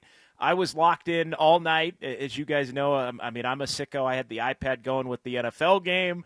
I had the phone going. We didn't talk about that. With the baseball game. Beat KC, and no one's doing that. Beat LA, no one's doing that. Damn. I know. I know. I was thinking the same thing. All of a sudden, the Chiefs look like favorites to win the whole damn thing these last few weeks, and the Dodgers now 2 wins away. So we'll see how it all shakes out. But it was fun to have the game on in front of me inside Chase Center and then have the phone going and the iPad going. I felt a little like you, Pop. I felt a little like you, man. I've seen your Sunday setup. You're right there with me. And you know who Kansas City's playing on Sunday? They're going to Orchard Park, New York to play the Buffalo Bills. And I thought when the season started and the Bills were full, Bills are way better than Kansas City. Spoke too soon. Yeah. It'll be a good one, though. Yeah, maybe not. Maybe but it will be a good one. And tonight will be a good one. Yeah, maybe not the way that they've played. But, yeah, the Chiefs look incredible. But, yeah, tonight's going to be a lot of fun. And the 8 o'clock tip, my goodness, I mean, they deal with it in every other time zone. So I try not to complain about it. Even in the Mountain time zone, you'll get a lot of games, whether it's the Nuggets, if the Suns are in the Mountain time zone, or Salt Lake City through the years, you'll get the 8 or 8:30s. You'll get those in the Central time zone a lot. Minnesota's got to play a lot of late games. Yeah, a lot of 8:30s they'll play. A lot of 8:30, 6:30 out here. And then the NBA Finals, as you know, they have moved it around a little bit. I think it's 8:30 or 8:40 now is the tip in the Eastern time zone. But Pop, with a lot of nights where we were in Cleveland for a 9:10 tip-off time. Hitting the flats and getting a little lubed up. How's Dub Nation going to be tonight with an 8 o'clock tip-off after a pregame at Harmonic and all through Thrive City? They're going to be lubed up for tip-off tonight. Love that. I kind of like it. We don't get to experience it. You know, we get the 5 o'clocks a lot and the early tips, 6 o'clock, those kinds of things out here on the West Coast, especially as we get into the playoffs. There was nothing like Oracle Park for a playoff game that would start in the late afternoon, right around 5 o'clock. Those are always tremendous. And the Warriors, obviously, through the years have had some 5:40s and some 6 o'clocks with all the finals games. But I kind of dig it, the Eastern later starts, or the Central time zone, the 8 and 8:30s. We shouldn't complain about it because they do it in these other time zones all the time. We sound like soft sports fans, Pop, when we complain about, 8 o'clock. How about Monday Night last Football night's used game? to start at 9 o'clock. How about last night's game for an East Coast audience? I couldn't make it till 11:50 at night. In the East Coast, it was 2:50 a.m. in the morning. What the hell? And what does that do to the ratings? I mean, how do they watch sports on the East Coast when the games are ending at 2:30, 3 o'clock in the morning? Yeah, that's pretty insane to think about. I'm guessing there were a lot of people that were still up at 2:40 a.m. in Toronto. They're getting their Tim Hortons on to stay awake, right? By the way, what's that do for the crowd in Tokyo? So what? They're 9 hours ahead of us. Is that what it was? We're talking 8:50. They're like clocking into work. Sake bomb! Half their roster is from Japan, so they just keep drinking. That's right. That's right. Now they got My Shohei goodness, and a tonight, lot to so. celebrate. Yeah, beat LA. Beat LA's the team. Have a great one, boys. Pop, we appreciate Thanks you. for We'll letting catch me up on. with you tomorrow. See you, Pop. Thank you, guys. Have a good one. All right, good chance to let you know you're listening to KNBR and KNBR FM San Francisco, the sports leader, a Cumulus media station. Moving on to the final hour here on a Tuesday. JD, always great to catch up with you. I tuned into a little Dubs OT last night. We had the multi-screen setup going in the apartment as well. Had a little World Series, had some Dubs OT, had the actual game going on for a bit, and a lot to get into with this one. Something I was getting into earlier on the show today was how when we work together on Dubs OT, and we'll still do this, we look at the schedule in pods, and the first 5 games were very important for the Warriors. Now, the Denver one was going to be a big test, and that was a thriller, the way they were able to steal it at the end, force overtime in their home opener, and then the other one I would put at the top would be tonight. The Clippers have presented a matchup problem for the Warriors under various iterations of their team, both with Jimmy Butler, without Jimmy Butler, younger Klay Thompson, older Klay Thompson. And part of that is that James Harden and Kawhi Leonard, the veteran experience gets them. Ty Lue coaches the Warriors up well to make life hard on the perimeter. And then Ivica Zubac is someone that they seem to always struggle with. He's like a 20-20 kind of guy every time these two teams go at it. So, yeah, it's the second end of a back-to-back, but you will get Al Horford back for this one. And this is going to be a big test as far as October NBA basketball goes.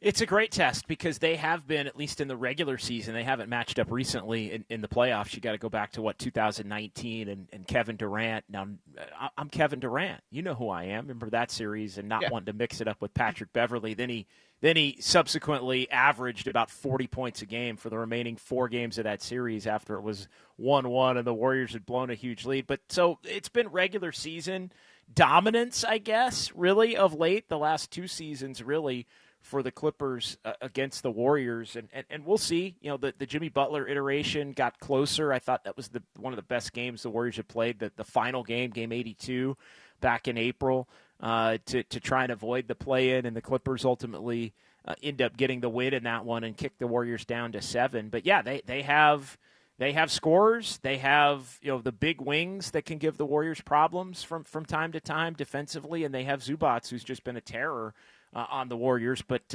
so a great test and a fun early season test with the Warriors kind of vanquishing a little bit of the hold that the Nuggets have had on them, both in April at the end of last year and going back to Thursday night in the home opener.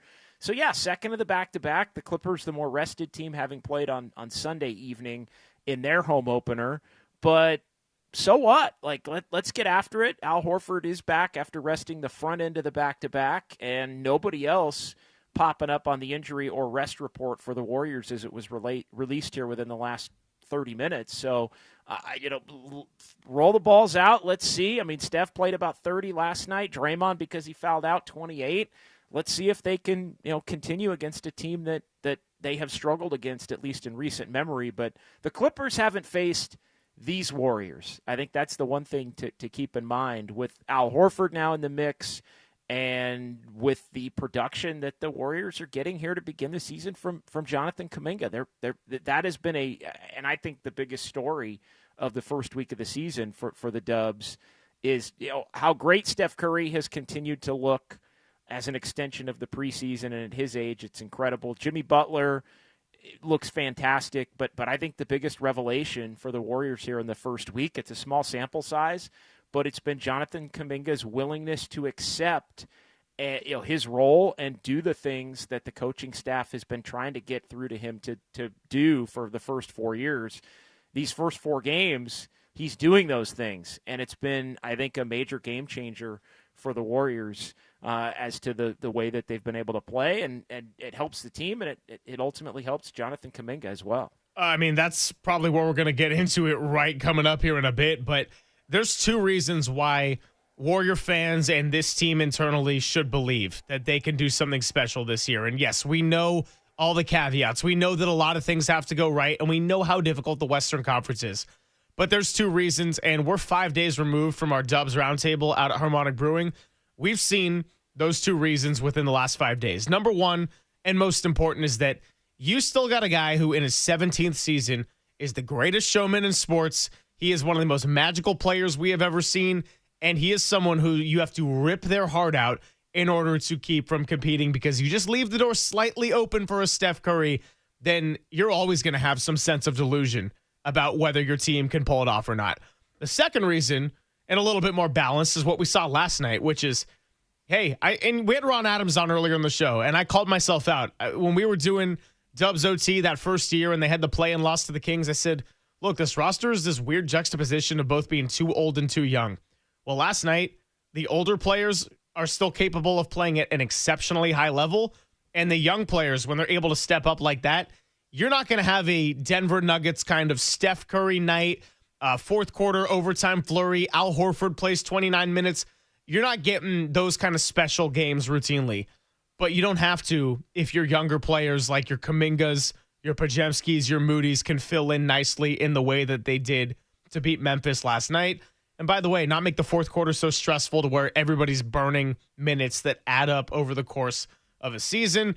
And let's be mindful that the Warriors' playoff pushes have really started in mid-February the last couple of seasons. It's Papa and Silver. We got JD filling in for the last hour. And let's get into some of the sounds from last night when we come back on the Sports Leader.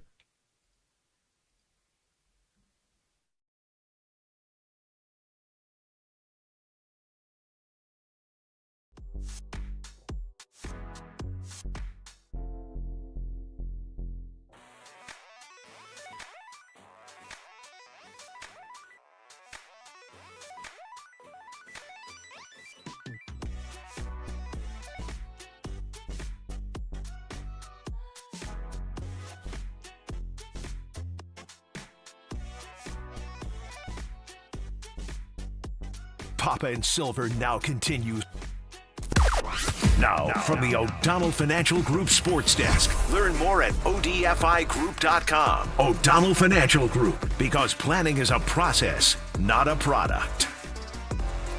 The Young Dubs get it done last night in a 13-point win over the Memphis Grizzlies, and they're back at it tonight against the LA Clippers for a little back-to-back. And while we always love talking about Steph Curry, Jimmy Butler, and the galloping Draymond Green, it was the youngsters last night that stepped up in a major way. Brandon Pajemski, best game of the year. Moses Moody finding a flow, and Jonathan Kuminga continues to flourish at the start of this season. We'll be talking all about it from 10 to 2 on The Sports Leader.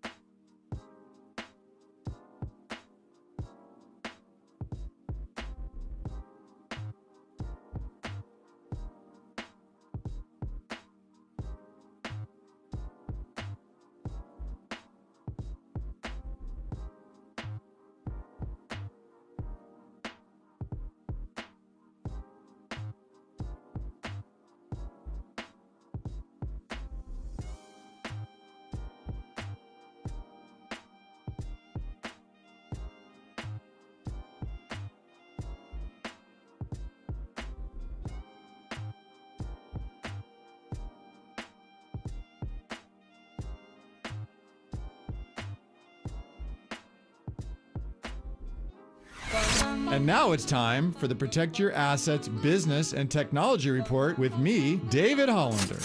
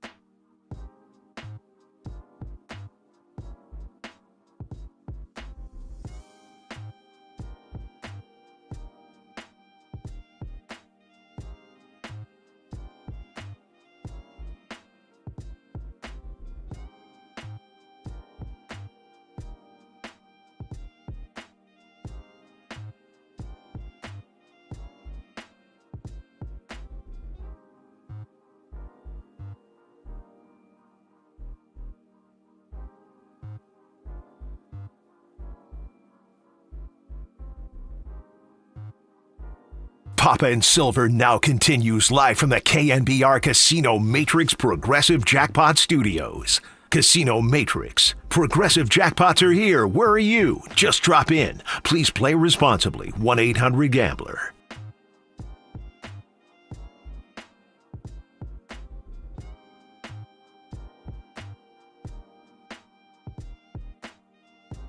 Yeah, I mean, especially just, again, how we play. There's not a lot of ISO ball in our offense, and so you have to have guys that have confidence that if, a possession says it's your turn to finish, that, they're able to, make plays.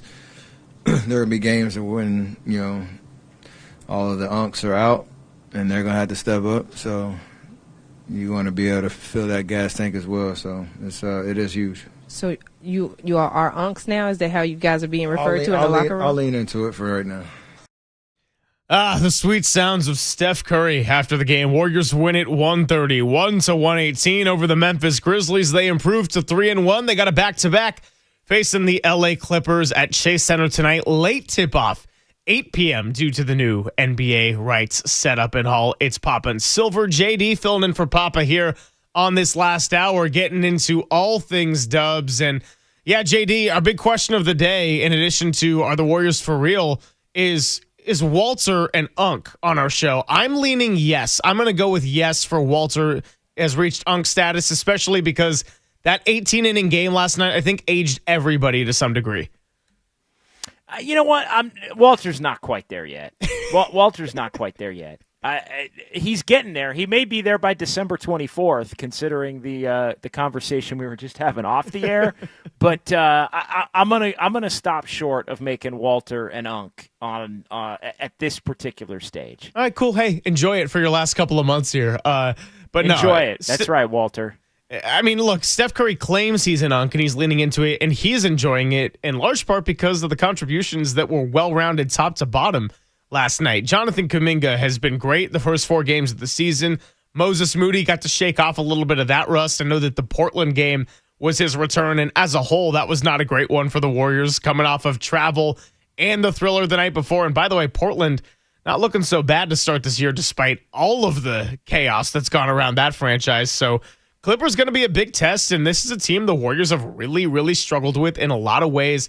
Harden, Kawhi, Zubats, we named it, but when the young players are able to play winning basketball to the degree that they did last night, it goes a long way for your Jimmy Butler, your Steph Curry, your Draymond Green, because we know that when it comes down to the most important minutes at any point this season, JD, those guys, the unks, are the ones that are going to need to elevate and carry the load. But the season is also 82 freaking games. And in the case of last year, you had a bonus one with the play-in game, and the playoff push started in February. And it's just not sustainable to be leaning on Steph Curry, Draymond, Al Horford, Jimmy Butler to this degree over the course of 6 months. So then the question becomes, okay, how can you deal with it by putting yourself in good position to be a team you think could be competitive, be a playoff team, and then when it's set up for the most important moments, you get everybody contributing? Well, you got to have the young guys be able to flourish in the regular season. And again, very small sample size. They're going into their 5th game tonight, but I'm liking what I'm seeing. And to get the well-rounded effort from Pods, Moody, and Kuminga last night, that goes a long way. It goes a long way. The one thing I will say, and look, that's the first time where Podziemski played exceptionally well. Moody only his 2nd game. He knocked the rust off in Portland and played really well in the game last night. It's interesting because last night, and you're spot on with everything you said. There's no disagreement from me on it. The only thing I will kind of add to it, though, is just the fact that the Warriors still, like last night, all 3 of those guys, Kuminga and Moody and Podziemski, all played well, and they all helped the Warriors win all over 20 points for the first time ever. Those 3 specifically had gone over the 20-point mark together. So when you look at it, I mean, it's exactly what the doctor ordered. The one thing, though, and you do need it, but it happened naturally last night. It wasn't, Steph and Jimmy were playing. Draymond was clearly very engaged, and it goes, for me, kind of to the conversation that we were having on Dubs OT after the Portland game. And I still think, and this is not a knock on those young players, and maybe they can develop into this as the season goes on, but there is still, for me, a very clear-cut difference between Jonathan Kuminga, Podziemski, and Moody being able to do what they did last night and help the Warriors win in a game where, Steph didn't play great in terms of scoring, but his presence on the floor was clearly felt. Jimmy Butler was on the court and engaged and into the game. It looked like he was going to play close to 40 minutes if you judge by the first half where he played 19. And then Draymond Green was clearly not in a place. Those guys didn't have it, specifically Draymond and Jimmy Butler in Portland. And it goes to that debate that we've had a lot of, can the Warriors' young players carry the team when the veteran players either aren't locked in or don't have it on a given night? And the answer to that question does not change based on last night. The answer to that question still for me is a no.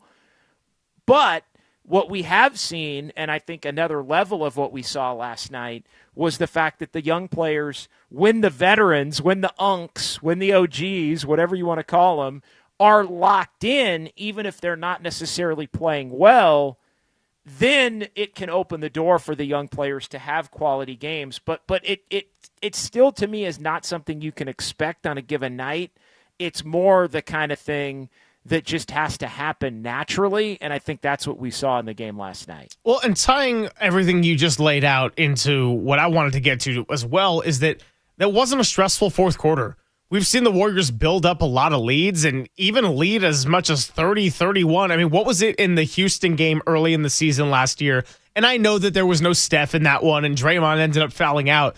But they were on the road up like 31, and that game ended up going to overtime when Podziemski and Kuminga had a fantastic period when they were able to salvage the blown lead. But for the most part, the Warriors being able to take care of business in a game that they're controlling, that goes a long way too, and just not having the stress, the emotional, mental exhaustion and all that. So where, just all of those little things add up, I guess is what I'm saying over the course of 82.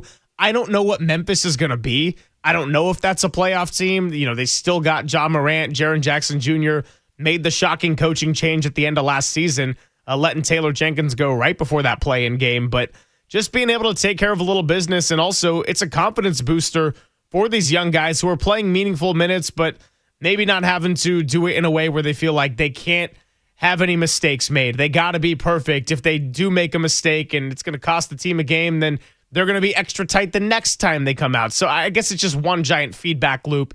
And the way I look at some of the struggles of the Warriors and how hard it's been to take care of business over the last couple of years, even with the success they've ultimately had in the larger scale. I think you're right about that. It's just there's a difference between the belief that you can lean on those young guys to get you through and just having those young guys available when you have the other guys on the court and playing meaningful, with meaningful intent is probably the best way to put it, because Draymond and Jimmy just flat out didn't have it in the second of the back-to-back in Portland. Steph did, but it's those nights, and I think sometimes it's a little bit unfair when people look at nights like last night and say, well, where was this on the, in Portland? If you get this from Pods in Portland, if you get this from Moody in Portland, then maybe you have a shot to win that game. It doesn't work that way. It goes back to that conversation that I always have about the two different kinds of depth, right? You've got the depth that you like when you have everybody, and you like the depth that you have when you have some of your key players out. I'm still of the belief, at least at this stage, even as well as last night worked out, and it's great to see because the reality is, seeing what we saw last night enhances the Warriors' championship ceiling at a much greater rate than anything that would happen relating to the young players being able to carry the Warriors to victories when the old players are out or the old players maybe are having awful nights. Like, to me, what we saw last night is more important, but don't mistake that, what we saw last night, for, well, why the hell can't these guys just flip a switch and do it that way on the nights where the OGs basically are kind of checked out or too tired or on the injury report resting and getting a night off. It just doesn't work that way. Again, taking nothing away from the way that any of them played, and I think Kuminga's been the biggest positive revelation of this team through the first week of the season, because he is showing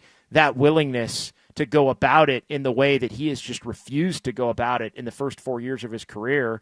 And I think it truly is upping the ceiling if it can continue for what this Warriors team can be this season. It's stunning, but it's very much real the way Jonathan Kuminga. It's the way he's doing it that's been the most impressive part of it. We've seen Podziemski get in where he fits in and be a player that can help the other Champions core type players. We've seen Moody do it. We have not seen Jonathan Kuminga do it nearly as consistently and nearly in the manner that he's done it here in the first 4 games of this season. So I don't know what sounds you ended up selecting on Sounds of Dubs OT last night. That was probably sometime in the 13th, 14th inning of Dodgers Blue Jays there, Game 3. But I do have a couple of pieces of sound. It was closer to the 16th. It was closer to the 16th, actually. It was the 16th, the one where the Jays actually got on base, had the second and third, and had their last gasp. Anyway, we'll get to a couple of pieces of sound. I do want to play one from Jonathan Kuminga, which I described as an eye-opener. I also want to play one from Steve Kerr, and we'll do that next. 808 KNBR to join the conversation. Got about a half hour left. It's Papa and Silver. JD hanging out on the Sports Leader.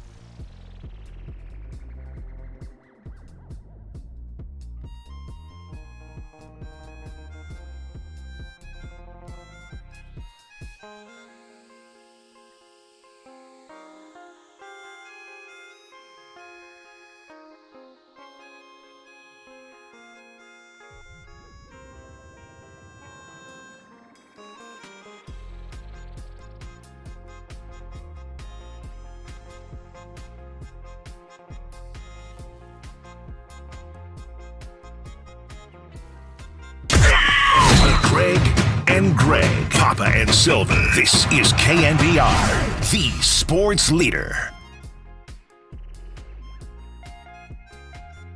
But other guys are vying for some credibility here. Aldama misses the free throw. Aldama got an extension, 3 years, $52 million. He's a 7-footer, 215 pounds. Very skilled big. And missed both free throws. Look at Draymond. he's hopping around. The crowd is screaming. I think he'd like that. And of course, he's probably yelling, "Ball don't lie." Look at him. Hey, yeah. Hey. One of the turning points of the second half last night, third quarter, Draymond Green, flagrant foul, technical foul, Tuomas Isalo, or however you say it. Also got the double tech right there. Bottom line is Santi Aldama missed a couple of free throws, and Draymond Green was not shy about letting him know all about that. JD, you had a pretty good view of that whole thing, didn't you? Yeah, sicko status right there for Draymond Green in a good way. I mean, the dancing up and down, the ball don't lie energy. I don't know that I'm sure he probably did, but I don't know that he specifically uttered that. He was uttering some other things at Jaren Jackson Jr. in the lead up after the foul was initially called. But yeah, Draymond back in full force last night. Impressive stuff. So that's a little bit of the Warriors spirit, the heart and soul that gets talked about with Draymond Green. Let's hear one from Steve Kerr. We'll go cut K, Walter. Talking about 10 guys contributing and the spirit it creates within the team. They got a chance to do it every night. By the way, another big test coming shortly against the Clippers at 8 p.m. It gives everybody confidence, and it also gives everyone kind of a stake, in what we're trying to do. And it's my favorite thing is when we can get 10, 12 guys contributing to a win. Every night's different, but when everybody feels really engaged and important, there's a spirit that's captured within the team. And I think this group has a real chance to do that. We've got such good guys, and we've got so much depth, so many people who can play. So this was a great example of that tonight. I mean, we know how much the Warriors love their strength in numbers and being able to get contributions up and down the lineup, a whole second unit that feels like another starting unit as when this dynasty first got going. JD, the difference is that 10 is sort of that happy medium of what you got right now, whereas last year, would they start with 13 up and down the lineup because Lindy Waters III was that 13th, and then he ended up having meaningful contributions when Steph missed a couple of games early. So, it was nice to see. At the same time, it was pretty clear that wasn't sustainable. Then Melton went down. The roster construction just clearly had its holes. And so, again, very early, we've seen the hot start thing each of the last two seasons that quickly burns out everything you built up. But, again, you got the youth, you got these older guys, and if you can get a nice, healthy 10 contributing, that's a pretty good base for a regular season routine. It is, and Steve Kerr was really searching last night in going through my notes. It really was a tinker night, and he found that group in the second quarter. The Curry healed Will Richard, Guy Santos, a couple along with Jonathan Kuminga. That group where Santos and Kuminga were basically splitting time at the 5, down, and it went on an immediate 11-0 run there in the second quarter that helped the Warriors kind of retake control of the game in that particular moment there. So, yeah, Kerr finding and searching for different groups that can play, trying to keep everybody involved. It's all very much the norm. I know it can be frustrating at times for fans that want to see a little bit more consistency, maybe a little bit more quickly. But all of the searching last night helped the Warriors, honestly. And I'll say the other thing that I mentioned pretty much off the top in Dubs OT last night. I like the fact that Steve Kerr went back to Brandon Podziemski in the starting lineup. To me, Podziemski, to be his most effective, needs to play with better players. And I know that frustrates to hear.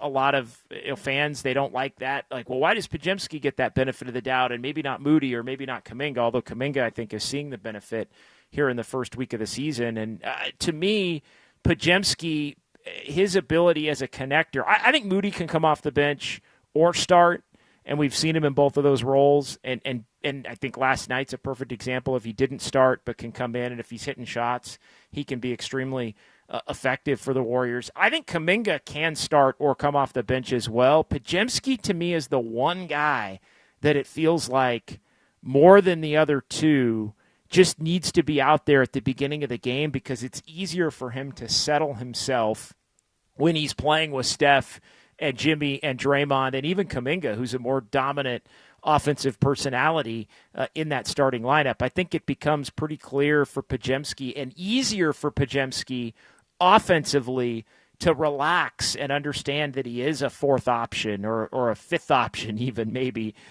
some of the time in that starting group. And then he doesn't press as much, and he just plays his game. And I think when Podziemski just is relaxed and plays his game and isn't thinking about too much, that's when he's at his most effective. So while I have said and will continue to say, I think there could come a time where DeAnthony Melton comes back and DeAnthony Melton becomes a starter at the 2 guard, maybe down the stretch of a season or in the playoffs if Podziemski's not playing well. I think the Warriors, top 2 starting lineups, and they're giving some run to the Kuminga, Draymond, Jimmy front line, which I think is important with Kuminga at the 4 and Draymond at the 5 and Jimmy at the 3. They're giving that the runway that Steve Kerr said they would, and so far so good. I think Steve should continue to play that group. But to me, that it should either be that starting lineup with Podziemski and Curry in the backcourt, with Draymond at the 5, Kuminga at the 4, Jimmy Butler at the 3, Greg, or it should be maybe Moody in the Kuminga spot. Not now, certainly, the way Kuminga's playing, but that's the lineup that was so effective, whatever it was, 20-4, 19-3, whatever the heck it was down the I mean, stretch how many last different season lineups have we together. seen in the last 2 years, starting or otherwise, to where they finally found one that they actually liked late last season? That's a quality regular season starting lineup. Yes. And the one thing that I think Steve Kerr's going to have to do, I'm fine with playing some of the bigger lineups, and the one that won them the game against Denver with Jimmy at the 2 and Kuminga at the 3 and Draymond and Al Horford with Steph at the 1. You can play that lineup to close a game in certain matchups. And I understand the concern about Draymond playing the 5 at the beginning of the game, and you don't want that to be something that you go to the well too often. Understanding all of those concerns, Greg, you gotta just stick with the lineup. Draymond he has to start at the 5. I think you're not getting enough from post. You're not getting enough from TJD, and you don't want to start Horford to help protect his minutes. Kuminga is so much better when he's at the 4 as opposed to the 3. Again, short stints, closing games, that's fine. That's one thing. If he's among your best 5 players, I'm okay with that. But they have to just suck it up and understand the fact that truly their best starting lineup is Steph, Podziemski, Jimmy, Moody, or Kuminga. And for now, it's Kuminga. He's done nothing to lose that spot that he got based on his change of intent throughout training camp and the Moody injury, because I think Steve was going to start Moody, and then Draymond Green at center. You can still get Draymond off the center spot by starting or by continuing to play Al Horford off the bench. Like, you can get him off that center spot early in the game, but I think the Warriors are finding that their best starting lineups are those groups that are smaller with Draymond at the 5. Steph Curry had a quote last night where he said, if it's not your night stat-wise, whether you play 2, 10, 20 minutes, come with the right energy. And I'm not saying that he's directly talking about Jonathan Kuminga, but I'm not saying that he's not. And I think it's not just a Kuminga-centric issue, right? Like, we all have gone into the path of nitpicking Jonathan Kuminga, the good and the bad. But I do think that there's something to the last few years where there was the Kuminga frustrations, the Jordan Poole frustrations. Maybe it's not fair to loop Klay Thompson in with this group because he was a more accomplished player, and when he had negative energy, it was for much more different reasons than, say, some of these young players. But coming with the right energy, like the speech he gave, Steph, before Game 7 in Sacramento, either like if you don't even want to think about winning and doing this for the team, don't get on that bus right now. So a very eye-opening comment last night came from Jonathan Kuminga, who, again, it's been a week, it's been 4 games, but it's enough of a sample size to be a true revelation for what has changed this year versus the last 4 years. I'm telling you, the jersey number change has come with a full-on attitude change and perspective change. Here's Kuminga's comments about chasing rebounds, mindset of getting loose balls, and most of all, enjoying doing that. I don't even know how to respond to this. I think I'll say just the commitment of just doing it, just doing it, no matter what. Even if I'm making shots, I'm not making the shot. Not seeing the ball, I'm seeing the ball. Just having that commitment, just going out there, chasing those rebounds, and wherever they go, those rebounds, some of those, help win games. So just having that mindset, from the beginning, it's something that I'm trying to have, going throughout the year and just throughout my career, just working on finding those balls and just rebounding and just, and I think I just enjoy doing it, So we all agree that actions speak louder than words in any kind of situation, right? Well, based on those comments, that's a nice statement, but the actions are speaking loud and clear. We always knew Kuminga had the ability to go and rebound the ball or play team defense or jump above the rim. I mean, the Minnesota series, again, I think why we both were in the camp of that didn't tell us a whole lot is because we knew he had the ability to go and be a guy that could score and put the ball in the hoop and play iso ball. Everything else that we've seen here in the first week, that was what I wasn't sure we were going to get. And there has been a change in attitude. There has been a full-on buy-in. I credit the Warriors for being able to trust him in starting and closing minutes and not just giving him such a short leash to where he makes one mistake or takes one ill-advised shot that you're just going to end his night. I also give Kuminga credit for putting himself in position and doing these little things to where he's going to earn those opportunities naturally. We had Ron Adams on earlier, JD, and the quote was so good, I wrote it down. He said, I could make a case that Kuminga is one of our most thoughtful passers at the moment. If you told me that last year, I would have said, what are you talking about? But guess what? Through 4 games, it's not a crazy quote at all. Kuminga deserves all the credit. I'm all the credit because he's showing the willingness to play in a way, as I've said many times, that he refused to, and people bristle at that comment. He refused to even try to play the way that he's played in the last week. And yes, some out there are trying to revise history and say, oh, he's growing. And yes, of course he's growing and he's getting more comfortable. He's accepting what the coaching staff wants him to do for the first time in his career in a meaningful way. I'm giving him all the credit for that. I don't even care why it's come about. I think we all kind of know why, but he gets the credit for that growth and maturity, whether it comes from getting paid, whether it comes from getting older, whether it comes from more experience in the league and having the game slow down, whether it comes from the fact that he's doing what he has to do because he's still in the back of his mind wants to get the hell out of here by the end of the year, or at least next summer at a minimum, to go somewhere where he can go be another Kobe Bryant. Whatever it is, I'm giving Kuminga all the credit in the world for the way that he's gone about it, because he went about it in the preseason in that kind of meaningful way. And he's turning down the mid-range jumpers. He's turning down, for the most part, the three-point shots, although he did have a good game from 3 against the Lakers, to look to pass the rock, which is keeping the Warriors' offense in rhythm and has boosted his assist totals. His usage is down. His usage is down 6%. And yet his numbers are up and his impact on winning is up. Go figure and think about that as it relates to Jonathan Kuminga. And I look at the shot chart for him last night. I mean, all 9 of his makes are in the paint plus the free throws. That's what a Jonathan Kuminga offensive shot chart looks like when his game is conducive to winning. It's drives off of scrambled defenses.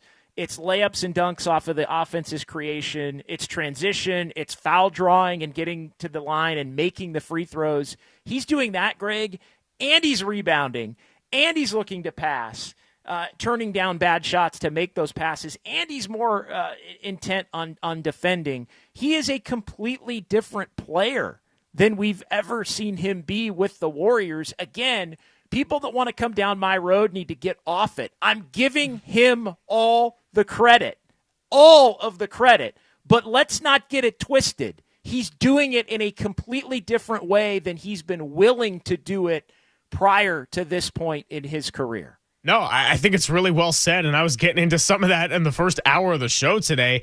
And, Papa was saying, as far as a player comparison, when looking at the matchup tonight, he said a little bit of Kawhi Leonard, and obviously not quite the defender and the hands and all that. I think of a player actually more so as a name that's a little bit unpopular here in the Bay Area based on last postseason.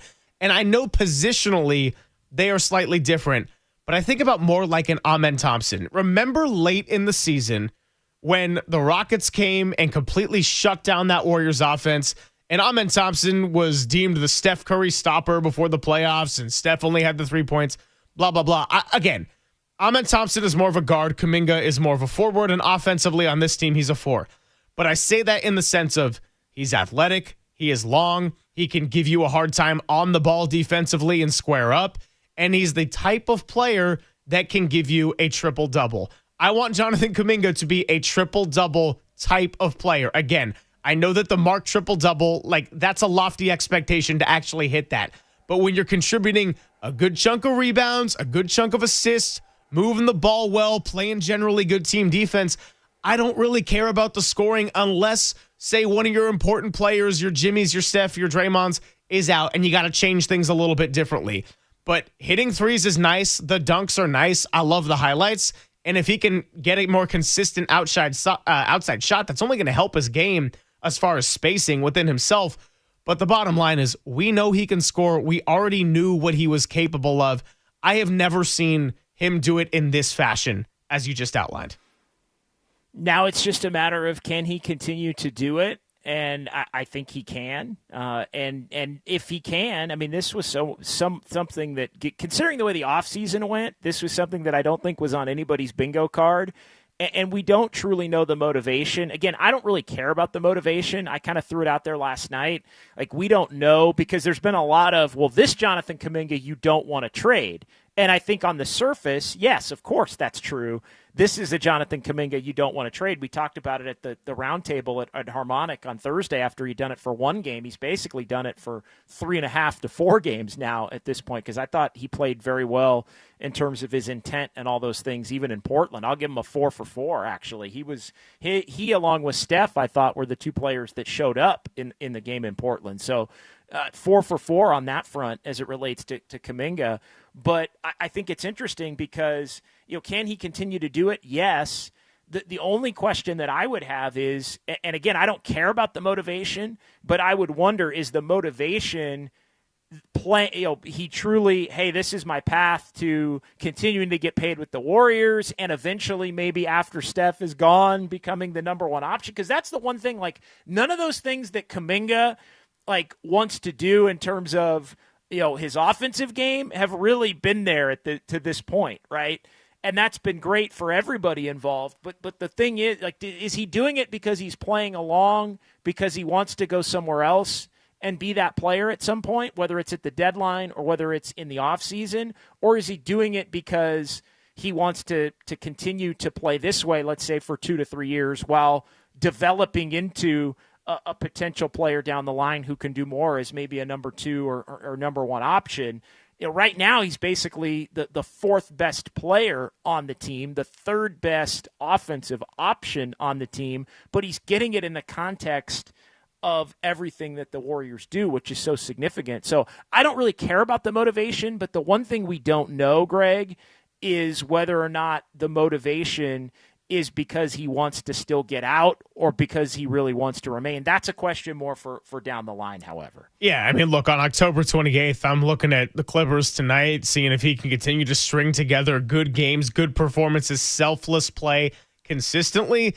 And, if it's inconsistent and we start seeing a version that doesn't look a little bit slowed down and team-oriented and locked in, then maybe we'll be going back to some of the discussions we've had many times over. But the reason it feels so fresh, and I'm not trying to flip my narrative, is that we just haven't seen Kuminga play with this approach before, and maybe some of that is just maturity. Maybe some of that is the game coming to him, the light turning on. But, this is the player that they have wanted him to be since he joined this team, and we have not seen it for a sustained stretch. We've seen him play well for a sustained stretch, but we haven't seen just the overall well-rounded offense, defense, court vision, just rebounding, hell, for a big one. We haven't seen that, and I know it's been 4 games, but if he can turn this into 2-3 months, it's a very different conversation for the bigger picture. It is, and it's fascinating because I think it does change the calculus moving forward potentially of, would you, if you're the Warriors, would you want to keep him around? And that's where Kuminga ultimately earns the leverage back, in a sense, if he can continue to do this, make the Warriors not want to trade him at the deadline, go into this offseason where the Warriors either have to pick up the option or look to extend. And that's where the Aaron Turner version of this, in terms of, maybe the Warriors, maybe Kuminga puts the Warriors in a spot where the Warriors say, hey, we'll opt out if you take this deal. And thus, not joking, giving Aaron Turner actually some credit, the whole deal built to tear up and revisit. If Kuminga continues to do it the way that he's doing it, he may force the Warriors' hand into, hey, we'll opt out, but you have to accept this deal in attempt to us not pick up your option. Or Kuminga can say, no, I'm good, pick up my option. I'm going to be a free agent, and then we'll let the chips fall where they may. Kuminga's way to earn his leverage back is by playing at the level that he's played and doing it in the manner that he's done it. And that makes life great for the Warriors on a night-in, night-out basis, but also pushes the envelope in terms of a future potential contract that they may have to offer him in order to keep him. It works both ways. And we'll have a lot more to talk about come tomorrow after they take on the Clippers tonight. It's a late one. JD on afterwards with a little Dubs OT. You can catch him and Kyle Haar. And, man, this Tuesday just flew by. Busy sports week. We'll get ready to hand it off to Dirty Work when we come back. Appreciate JD hanging out the last hour here, popping silver on the Sports Leader.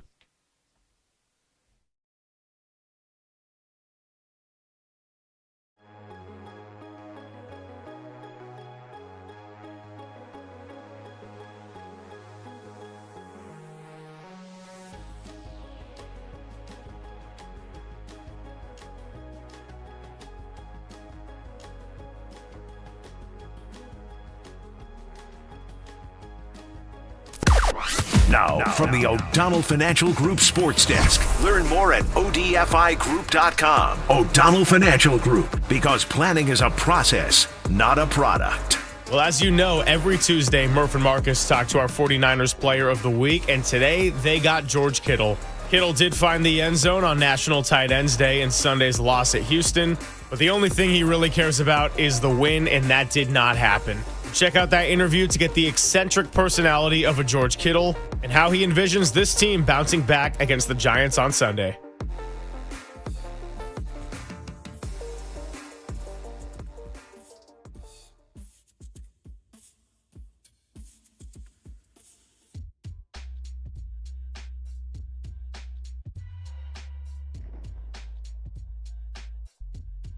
All right, before we get on out of here, let's once again remind you about the Dolan Law Firm, because many of the attorney ads you see out there, they're not local, but the Dolan Law Firm is, and they have been here for more than 25 years.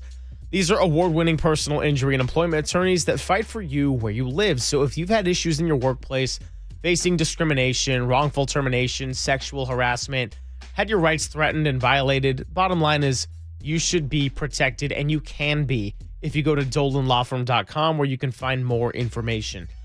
Motorcyclists, pedestrians, children, they're all around us as well. And Chris and his team, unfortunately, have dealt with a sharp increase in no-fault injury accidents. So when life gets in the way, you can feel confident that you're in good hands with award-winning California Lawyer of the Year. The Dolan Law Firm has secured more than $1 billion in verdicts and settlements on behalf of their clients. And you don't have to pay anything up front or deal with the hourly rates. And they don't get paid until you get paid. They live here, they work here, they win here. DolanLawFirm.com.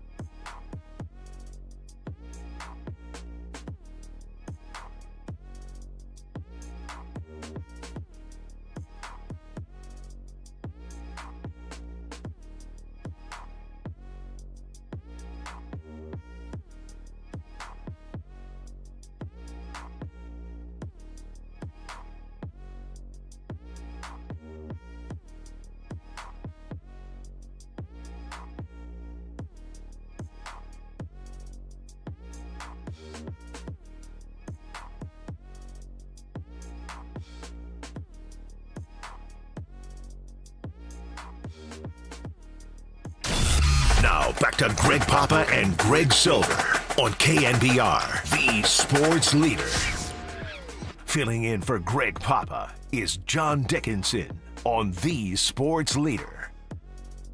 All right, let's get you out to Harmonic Brewing, where Dirty Work will be broadcasting the game. JD going to join them out there at 5:30. So, JD, appreciate you warming up with me on this last hour, and I'm sure we'll catch up very, very, very soon. We'll see how it goes with the Clippers tonight. Thanks for having me. Let's get to the dirty work, fellas. And, I'll be out there at 5:30. Looking forward to it. Great night out at Harmonic in Thrive City. Catch JD tonight on Dubs OT after the final horn. Big thank you to Ron Adams, Tracy Sandler, to Walter, and to JD today. Let's get it out to Thrive City. You're listening to KNBR and KNBR FM San Francisco, the sports leader, a Cumulus Media station. Is the fun over, or does the fun start now? Okay, the fun's over. They've done the dirty work of the radio business. Anybody messes this thing up for me tonight is through. Engineering, board operating, and producing. Not only are you fired, your life is over. And now they have the microphone. What could go wrong? Nobody messes up. You understand me? Don't mess up. Adam Copeland. You wanted some sort of like hard-hitting Bob Lee journalism. You came to the wrong place. Derek Papa. Oh, boy. Okay. It's getting hot. Is it getting hot, sir? That's even worse. How are we feeling? It's getting hot? Oh, boy. And Tim Webb. Mankini. Yes or no? 59. Here we go with this, Tim. It's a dirty job, but someone's got to do it. Ridiculous. Completely ridiculous. Welcome to Dirty Work. KNBR 104.5 and 680. The sports leader. It's Dirty Work on a Tuesday afternoon. Love a Tuesday. Adam Copeland, D-Pop, and look who's here with us at Harmonic. Look who's here. Tim Webb in the flesh. Don't get in the shot, Tim. Tim Webb's with us here as well. Don't worry, I won't get in the shot. I'm surprised you. I said, yeah, don't get in my shot. I'm surprised you didn't bring your own camera, Tim. Not yet. No. Tim's waiting to get that thing sponsored. But Tim did a fantastic job setting everything up. He can get out of here. Get out of the shot, dude. Nicely done, Tim, getting us up and running here. So you know what that means? That because he's here, no takes today from Tim. Dude, I heard. So this kind of, I'll tell you, Tim, don't you dare touch it. Turn that down. Don't you touch that. He's fiddling with knobs. Don't you be touching these knobs over here. Let me handle the knobs. We're getting ready to leave yesterday after the show, and I walk into the to the bullpen, into the control room there, and Tim was talking about getting everything together for the setup today, and he's like, hey, but since we got to do this whole setup, we got to go down to Harmonic. He's like, no takes tomorrow. Yeah. You see this guy's just like... It was the ultimatum. Either I help you guys out with the setup or no text. And the irony in all of this is we did do the big... Tim did a great job engineering the big... what did we do? The round table the other day? Yeah. Before the home opener last week with all the KNBR hosts right here at Harmonic Brewing outside of Chase Center in Thrive City, which is where we are right now. Tim did a great job with that. We have a smaller setup for this, but he's like, I can't do the takes. I got to do the setup for you. And I'm like, it's funny because me and Derek have been coming and just doing the setup together for a while. It's like I didn't think we needed Tim really down here. It's not as good as this, but if it gives Tim some a day or two to get ready for the takes, I'm all for it. And now we have Jake's takes. So here's the thing. I feel like you and I and the listeners, we're owed takes. Oh yeah. I feel like the takes are mine. I demand, command, much like Tim demanded, and he didn't demand, he begged for his own segment. I think that I deserve the takes, and so at some point this week I'm going to get my pound of flesh. Oh, you either get cables or you get takes. I'll take the Make takes. a choice. Give You me get the cables takes. or takes. I'll take the cables today. I'll commute further to the studio if I get my takes. There you know you what go. I'm saying? I would. This was a short. No, we're doing the takes tomorrow. It's Tim's Tuesday takes and trivia on a Wednesday, like we usually do. Until we punt it to Wednesday. So you know what we do have is our guy Jake Violante. Yes. Jacob the Vigilante. He's back at the studio at the control. I believe he is. Or on the board as long as Walt got his ass out of the chair. I hope he didn't. He's out. Then we're going to get at 4:15. There he is. There's Jake. At 4:15 today, I believe we're getting Jake's takes. We are getting Jake's takes. How about that? Are we going to get some trivia too? That's all up to Jacob if he had the foresight to come up with some trivia. Well, we're kind of calling the shot right now. Yeah. You better come up with some damn trivia. I mean, even Danny Dunn and his diatribes and dupes, he's trying to dupe you. Well, I always told Danny, it's got to be stuff that I know, so like pop culture or football, but I'm sure Jacob will throw me a curveball. Yeah, I like that. I'm down for whatever you want to run with. Tim, great at trivia. And, of course, every Tuesday, the host of trivia at the bitter end. Yes. We are live, as I said, at Harmonic Brewing, as we are frequently be back throughout basketball season. And everybody who's anybody knows the NBA starts Christmas Day, or in this case, not until 8 p.m. tonight here at Chase for the Dubs. So what do you think Clippers. about the tip-off tonight, 8 o'clock? I mean, I don't really care. I think it's late, but I don't mind. Here's my thing. I don't mind there being live games on late into the evening. Like, one of my favorite things is you're, like, hanging at a bar on a Friday and it's like 11. You're like, this game's live right now? Yeah. Is it, we got a game on? My favorite thing is like Pac-12 after dark on a Saturday, and we don't get that enough anymore. But yeah, like you're at a bar, and you're like, oh, so Washington is playing Washington State right now? All right. It's not really something I'm going to watch normally, but I'm at a bar and I'm drunk. I'm watching this. Well, now. I told you that I was laying down to go to bed before we had a Niner game the next day, and I was going to bed ahead of that. It was during the USC Michigan State game, right? A few weeks ago, maybe. Oh, a dude, month ago. that game. Dude, I was laying kicked down off at like 8:05, 8:15. I was laying down. It was like 11:30 at night on a Saturday, and I had my TV on. And I was like, "Is this game live? This is on right now." I was like, "Yeah, it is." And that came in. I mean, if you're a Michigan State fan, that's a late kick, and it's something that I wonder. Tim and I were talking about it. And by the way, Andrew Luck joins us every Tuesday. We were talking about it ahead of the Stanford and Florida State game. Stanford won a couple of weeks ago. The reverse body clock game. Like, now you have these teams that are in the ACC that are coming across country to play a game against Stanford in the same conference, but it's it's 3 time zones away, right? Yeah. The traditional body clock game is like, you're a West Coast team, you go east, you have to play a game that is a 1 p.m. kick there on Saturday, which means your body feels like it's 10 a.m. So, and you're a college kid, there's certain times you're allowed to be off campus. They have to get you back, and travel is different for college athletes, whether they fudge it or not. So the reverse body clock is they kicked at 7 p.m. Yeah. And so for Florida State, it feels like it's 10 p.m.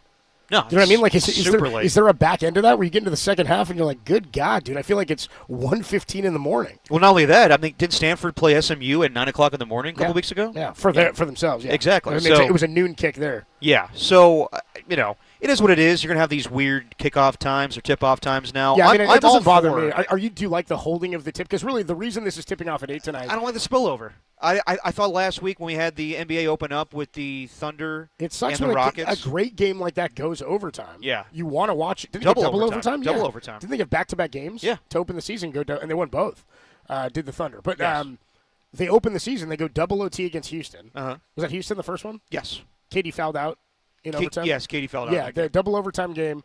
And the Warrior game tips off, and I'm like, well, by the time you get to the live actual TV broadcast without going to Peacock, you're at like the beginning of the second quarter. Yep. You know what I mean? Like it's bleeding in. So I don't mind the holding of the tip, because NBC they're gonna go local broadcast for all the games, I guess. Yeah, I mean I get it, but I know what inconveniences our media friends that cover the Warriors. Like tonight will be a late edition of Dubs OT. Well, I mean, JD's made for this. So JD is giving Krug a run for his money on minutes on air on the Sports Leader. And did I just hear him do it? Was he doing a hit or? Yeah. Was that a hit or was he co-hosting with? No, he was co-hosting the last hour. He had to fill in for my pops. How about that, dude? Yeah. But they did like a little crossover. Yeah. A little face-off. JD does it all, but I've got to get a nap in, otherwise I'll doze off like I did in the 15th. I've got to catch Steph in the 4th. Yeah, I mean that's the question tonight is what's going to end first, the Warrior game or the Dodger and Blue Jay game? And I'm assuming the Dodger Blue Jay game's going to go a lot quicker today. We got to get into that, man. I mean, that was look. I'm as annoyed as everybody, as anybody. I'm the most annoyed. You know what I mean? Out of anybody? Hey, if you're out there and you're annoyed, I'm more annoyed. No, I don't know. Let everybody be. You're more annoyed than Buster Posey watching the game last night? He better be more annoyed than me. You know what I mean? He's figured out what he's going to say for the Vitello press conference come Thursday. Well, dude, I was riffing last week, and the schedule doesn't work out that way. I was like, could the Dodgers wrap this thing up and be – I mean, I guess if they had swept – there was a chance like maybe the parade could land on that day. I was like, can you imagine the Dodgers are dancing around L.A.? They win tonight and win tomorrow. They can't have the parade on Thursday. It won't be on Thursday. No, the parade, but they can win it. I said had they swept. Oh. We talked about it at the top of the series. There was maybe a chance that if it happened quickly, they could wedge that in. Blue Jays need to win tonight to avoid the Dodgers winning this thing. Well, dude, I mean, I just want to say from a baseball fan standpoint, it was fun as hell. A hell of a game. So much fun. So much intrigue. I mean, people were. I was at Connecticut Yankee after I played softball out there yesterday, and dude, the game started while we were on the air at 5. Yeah, it ended at what did it end at midnight, 11:30. It ended at 11:50. 11:50. And also, it was incredible. I mean, as a sports fan or as a baseball fan, like I had to appreciate how incredible some of these performances were, while being equally pissed off. But like, dude, this is a historic moment, a historic game, and then to think like it's the second longest World Series game, and the other one happened in 2018, and there are guys, and the other one was the Dodgers as well. There are guys who played. Mookie Betts was on the Red Sox in that game. There are guys who played in that game and this game. Max Muncy, yeah. It's incredible what happened last night. I mean, it's probably my favorite, and I hate the result, but it's probably my favorite World Series game since the 2016 Game 7 Indians and Cubs. Okay, all right. Like individual World Series. Last night was? Like the 18-inning game with the Red Sox was a blast. That was a Game 3 also. Right. But this one yesterday, I don't know, because of the Ohtani factor, I think was part of it. You know what I mean? Like the back and forth nature of the game. I mean, it's we're running out of superlatives, man. I just somebody asked me yesterday, like at the bar, who wasn't a big fan, like, is this he's the best guy in the game? He's the best hitter in baseball. I said he's like the best player of all time. Yes, he is. And this solidifies it. Like, how long did we bitch about Mike Trout never getting to sniff the playoffs? He's got more MVPs than, like, playoff hits or something like that because he's played in one division series, and Ohtani got his ass out of there. No, he's having his moment. And immediately wins the World Series. He's won a World Baseball Classic. He's going to be the most decorated. When he didn't pitch last year, all he did was go 50-50 as the first guy ever. You know what I mean? Like, it's and now he's pitching tonight. And now he's pitching tonight. 2 homers in the game yesterday. 2 doubles, right? He had 4 extra base hits. And then he was intentionally walked 4 times, which is unbelievable. I mean, it's believable because we've seen it happen to Bonds, but the nature in which it happened with the bases empty. Bonds got walked 8 times with the bases empty in 2004, which is insane because the worst thing he'll do is hit 1. But when this guy can beat you, I mean, I would do the same thing. I can't believe teams are pitching to him as much as they are. I think it's an analytic thing. I think if Bonds were playing today, he would never see the number of intentional walks that he saw then. Because I think now they're like, well, what I'm saying makes more sense. We're not going to give up potentially a 2-run homer in a home run era of the game. Right. Relative to let this guy, we'd rather pitch to him and let him hit 1. But the situation they were in last night, the Blue Jays avoided pitching to him in every real possibility. I mean, they went out and talked to him before the second home run. They went out and talked to the pitcher. I forget who it was. They like discuss it. They're like, don't let this guy beat us. Like, first pitch groove one. Like, tank the other way. You see, he hadn't had a hit the other way in 72 plate appearances since September. And then he had 2 yesterday, and it was a double and a homer the other way. It was just, I was mesmerized by the game, and as a baseball fan, and the irony that this is happening just a couple of days before Tony Vitello's presser. I don't know how the Blue Jays bounce back, man. I don't know how you lose that game. I mean, baseball's baseball. They're pro athletes. They got to wipe it, but the emotional exhaustion of that game, because if you're the Blue Jays, you know, we win this one. One, it's a huge moral victory, but also you know you're going home. You know you get a Game 6 up 3-2 or down 3-2 at worst in Toronto.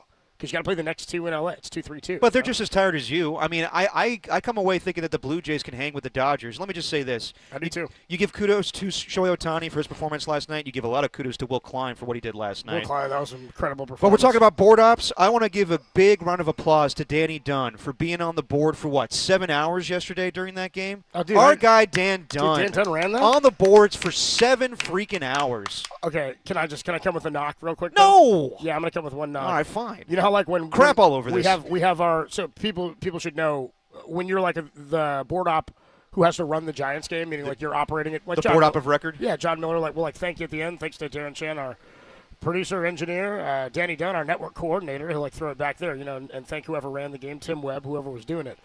You get credit as the board op at KNBR, as the board op of record, as if you're a starting pitcher, but you got to go 5 innings. You got to be a 5-inning guy. Got to be eligible for the win. If you start the game because you ran pregame, but then your shift ends and you're off in the second, you don't get credit for the win. It's like a reliever came in the It's second. an opener, essentially. Is the Dodger win on Danny's hands? Is he the board up of record here for the Dodgers? Man, poor Danny. He got us. Hold on, the outcome doesn't matter. He was on the board for 7 hours. Oh, now the outcome doesn't matter. He got us Taco Bell, and then about 10:30 at night, the game was still going. I'm like, man, I think I got a couple sauce packets left. I'm still hungry. If that's the case, then how many board op of records has Tim been on the board for a Dodger victory? Come on now. Probably a lot. That's ridiculous. You know what? I'm usually out of there by 6:15. Tim's usually not the board up of day record games, anymore. Yeah, maybe day games. Okay, or Rav or Jacob Violante. It doesn't matter. It doesn't matter the outcome. The bottom line is Danny Dunn was on the board for 7 hours. Great work, Danny, and you're responsible for the loss. Yes. And you got to wear that one. Good work, Dan. Terrible that the Dodgers won that game. I still say the Blue Jays win this series. All right. I mean, that's Blue Jays in 7. They're Dodgers. That'd be great. I'm in for it. I'd love it to go 7. I'd love the Dodgers to lose it. Blue Jays win tonight. They go back to Toronto, up 3-2. I'm talking about the Dodgers. And then the Blue Jays win it at home. Would love the Dodgers to lose it in 7. Adam Copeland, Depop, Tim Webb, Dirty Work with you. It's a Tuesday afternoon. We are live from Harmonic Brewing right outside of Chase Center in Thrive City. Come on by, get a pop, get yourself a quesadilla. Hang out and get ready for the I need a quesadilla. Yeah, the 8 o'clock tip tonight. We got Dubs and Clippers on a back-to-back. We'll talk more about the Warriors' big win last night, 131-118 over the Grizzlies. Jonathan Kuminga, man. he's playing his ass off, and they needed every bit of it last night in this blowout win. We'll talk about what that means and how big of a performance it was for the young guys to combine for 68 points. Nice night also for 1 point off for Brandon Pajemski. I know, dude, 1 point off. Plus, it's a Tuesday, which means we talk to Andrew Luck. We'll catch up with our guy Danny Emmerman a little bit later. Coming on through. Yep. Yeah, he'll stop by. He covers the Warriors for the Standard. John Dickinson's also going to stop by. Oh yeah. How about that? JD just can't get enough. Can't get enough Dubs talk. Can't We'll get talk enough of Dubs talk, baby. Some Niners with him as well. Plus, no Tim's takes. We got Jake's takes today as he's back on the ones and twos, which means it won't be a rotator Tuesday. And we've got an NBA grab back Just coming don't your mention way. John Elway, Jacob. Just a little bit later. Plenty more to come. It's Dirty Work at Harmonic Brewing, only here on the Sports Leader.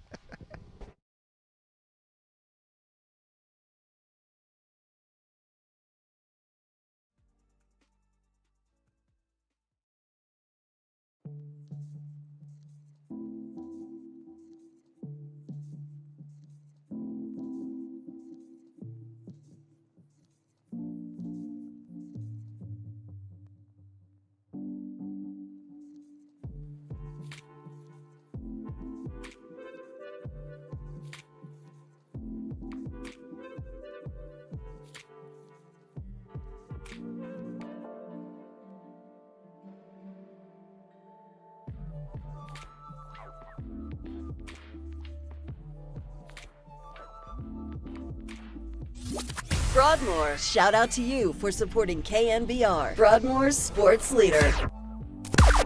Now, from the O'Donnell Financial Group Sports Desk, learn more at odfigroup.com. O'Donnell Financial Group, because planning is a process, not a product. All right, the damn Dodgers win Game 3, 18 innings, walk-off jack by Freddie Freeman. Damn it, I hate those guys. But if you still think the Blue Jays have a chance, or if you just want to see the World Series, you can tune in to Mike Kohler's 1050 tonight, 5 p.m. Check it out. Game 4. I guess the series technically isn't over. Keep it locked in here on the Sports Leader if you hate the Dodgers.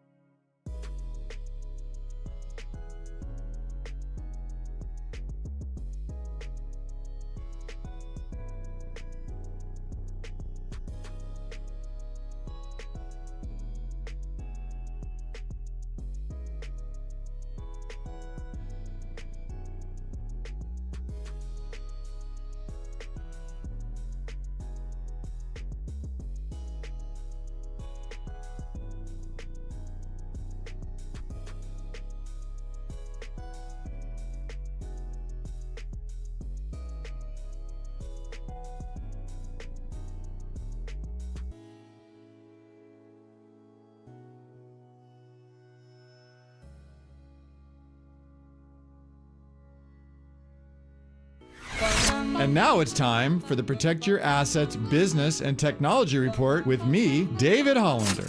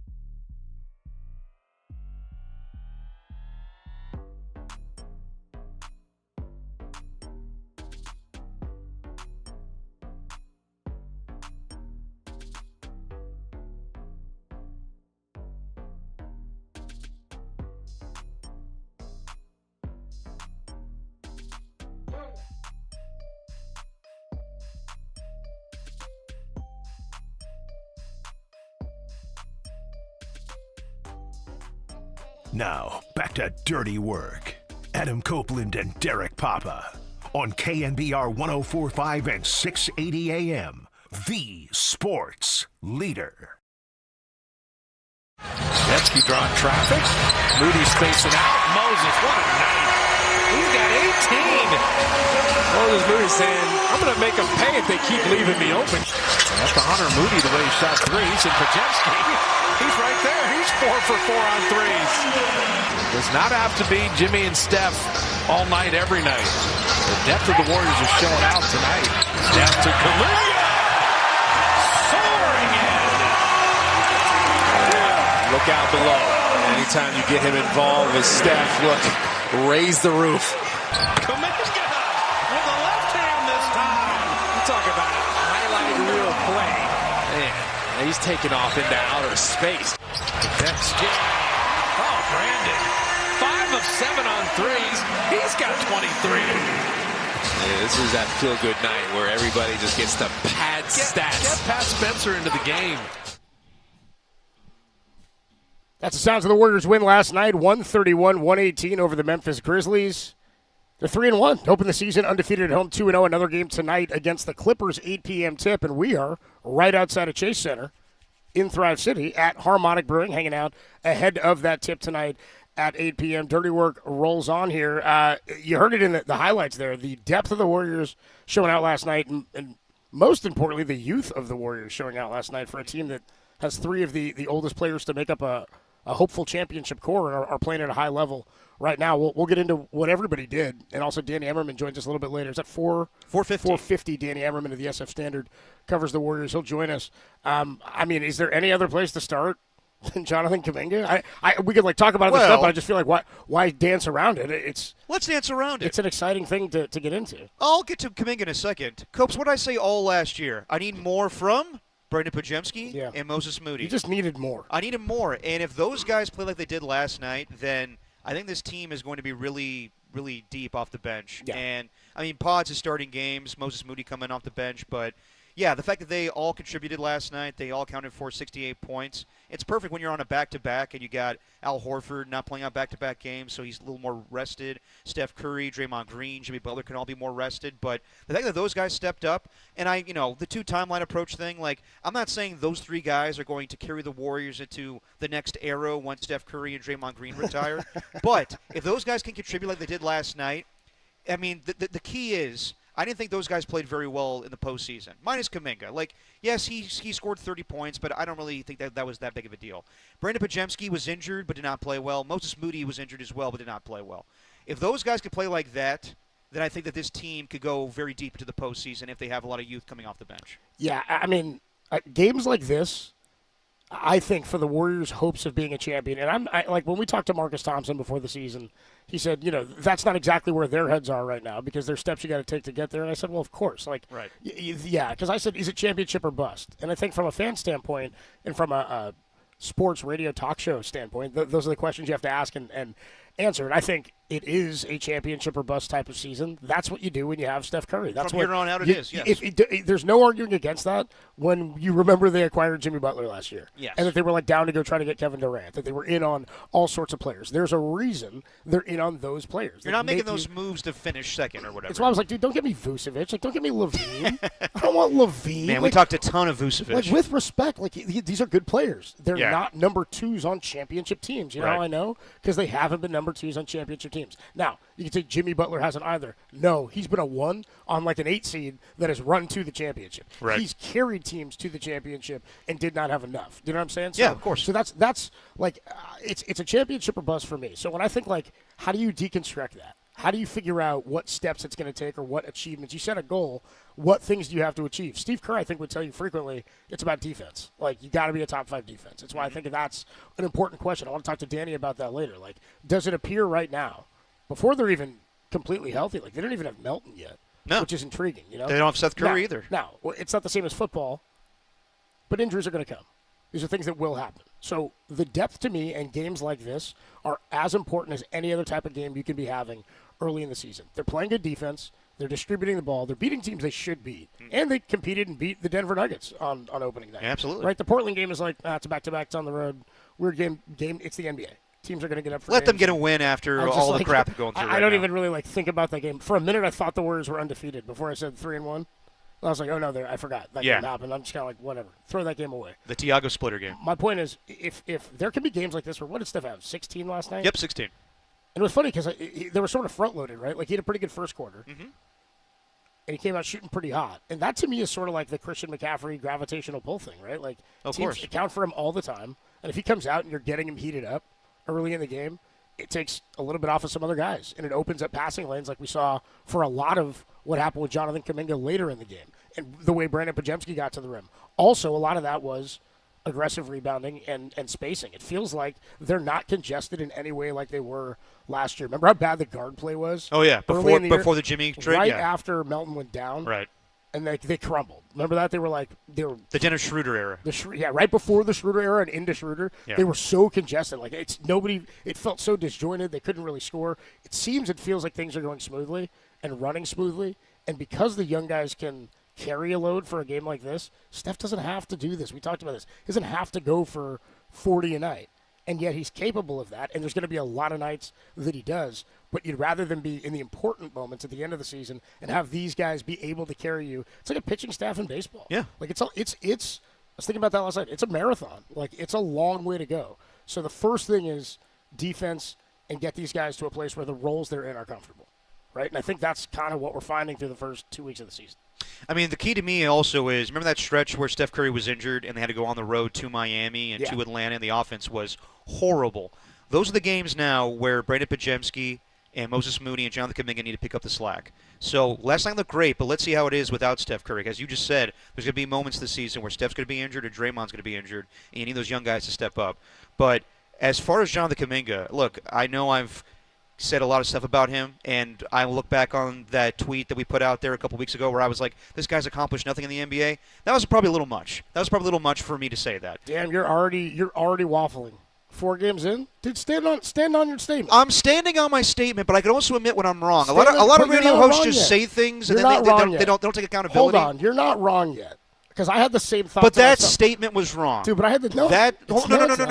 That statement in itself was just, it was a little too ignorant to say he hasn't accomplished anything in the NBA, because he has. But he's a different player this season. He has a different mentality. Last night getting 10 rebounds. Like you could say... Yeah, he's bored his ass off, dude. No, he's playing great right now. Like you could say in the past, yes, he had games where he put 33 points up, but it wasn't a good team win. Like, yes, they won the game, but he wasn't playing good team basketball. I keep going to the play a year ago where they're in Portland, and you could see Steph Curry shake his head because Jonathan Kuminga is going rogue. He's so invested this year. I love the way he's playing. And I'm not saying that's a foregone conclusion. They're not going to trade him. They could. But right now, if this is the Jonathan Kuminga we're going to see night in and night out, then I'm all for it. He's bought in. So that's all I want to say. We'll get more into Kuminga. Okay. We'll take a break. We'll get more into Kuminga because you also mentioned the two timeline thing. We're so hyperbolic in sports, but the NBA is such a soap opera. You know what I mean? Oh, yeah. The NBA is such pro wrestling to me. Like, it's so much drama off the court and all this kind of stuff and minutia, and players have it. The players are so recognizable that they become sort of characters. It's so easy to get into that loop, and then it all gets settled on the court, right? It's like everything happens off the court, then everything gets settled, and now the Kuminga story may be evolving. What I would say is, I had the same thought about this to myself last night. Like, dude, are people sat there yearning and thought about this? Yeah, I was yearning. You ever yearn? Oh, I yearn all the time. I sit and I yearn. I sit and I yearn, dude. I was thinking, dude, am I gonna have to like answer for his solid play? Like, first of all, no, because it's 4 games in. Right. Let's see where this goes. And secondly, the best case scenario, and I say this all the time, like whenever I think something negative is going to happen, I think people think you want that to happen negatively, so you're right. I would rather Kuminga be great. I don't need to be vindicated. Yeah, No. I was like saying I thought they should fire Bob Melvin. I'm like, dude, I want him to work out. Exactly. The best case scenario is they like win 40 games in a row. I would love to be wrong. I'm like, sick, dude. Melvin got him winning 40 in a row. Yeah. Like, that would be dope. That would be incredible. Let's see Kuminga do it for a minute. Check back with me on Christmas. We'll talk more about Jonathan Kuminga and what the Warriors did with their young guys yesterday. The 2-timeline existence or thread, does it still exist? We'll talk about that next. Dirty Work rolls on from Harmonic Brewing right outside of Chase, only here on the Sports Leader.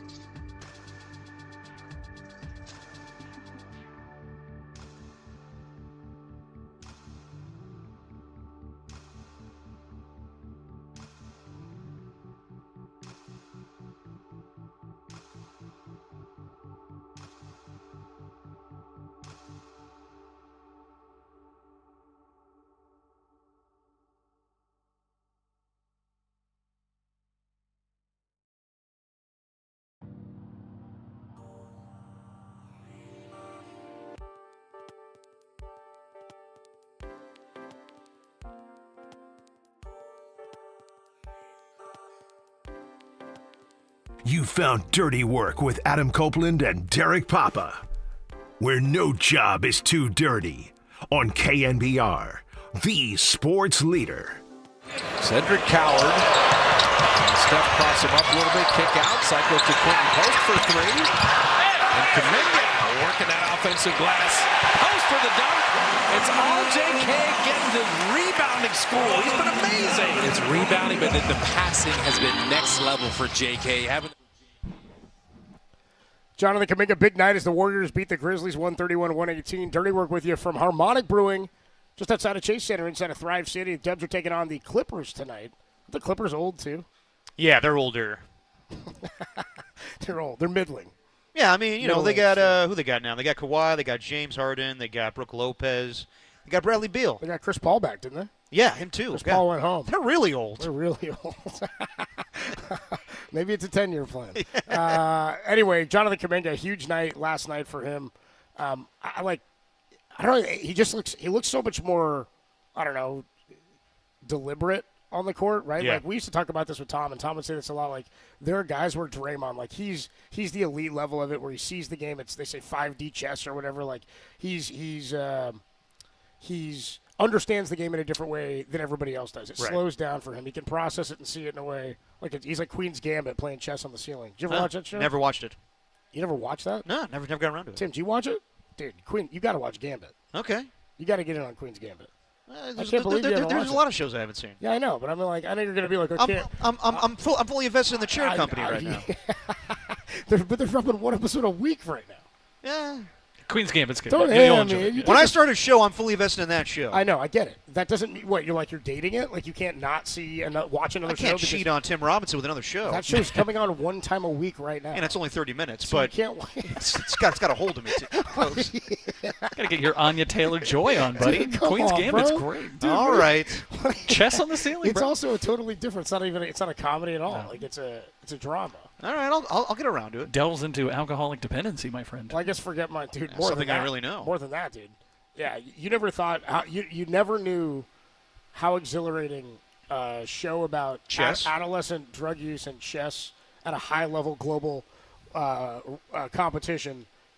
You would be invested in that. Okay. You never know until you. All right, I'll give it on the surface. The cell sounds a little weak, but it's I don't know how really else, good. I don't know how else to explain it's it. To fantastic. you, that's basically what it is. Okay. Anyway, forget Queen's that. Gambit. Got it. Forget that reference. Kuminga. Since you didn't get it, Draymond sees the game differently. Gotcha. Tom used to talk about how Kuminga maybe that hasn't come to him yet. Like right. He doesn't know exactly where to be. He believes he should be playing a different role. Mm-hmm. Maybe it's as simple as starting makes him happy. But I'm interested in what people who watch the game at a different level or from a different scope, what they see and why this is so balanced now and why he's playing so well alongside Jimmy Butler. Because that's been, I think, the biggest surprise to everybody, that not only is he playing really well, but he's thriving next to Jimmy. Well, not only that, he's thriving with Steph, which was the biggest indictment initially. Sure. Like I think that we kept saying Kuminga's talented, but the key is his success will be predicated on is he playing well with Steph Curry. I think that what Tom would say in the past is the game doesn't come natural to Jonathan Kuminga. But he's so young, too. Yeah. I know, but now it is. Like,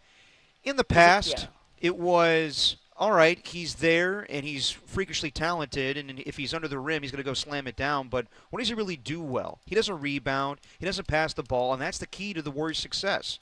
I never thought that this offseason, the way it went down, and I know that probably I'm looking too much into that with the way that the business is run sometimes, that's going to translate to what goes down on the court because everything's so demonstrative in the media, and Aaron Turner, his agent, speaking out on how he's used and whatnot, and Kuminga gives quotes to Mark Spears about how he doesn't know what his role is, then I automatically think, okay, then it's not going to go well. But I'm surprised with, he got there right on time for training camp, not there for media day, but he's fitting in so well, and I give kudos to Steve Kerr. He could have easily told Joe Lacob and Mike Dunleavy Jr., look, we tried it with this guy for a long time, and I'm moving on. And at the same time, he was honest. He sat down with Tom. He sat down with a lot of people or last year and said, given what Kuminga did in the postseason with against Minnesota, we should give this guy opportunities. He should be in the starting rotation. Because of how he performed when Steph was out? Yes. Yeah. And I thought that's Steve just being a good coach and saying, if he's here, we'll do that. But I don't believe him.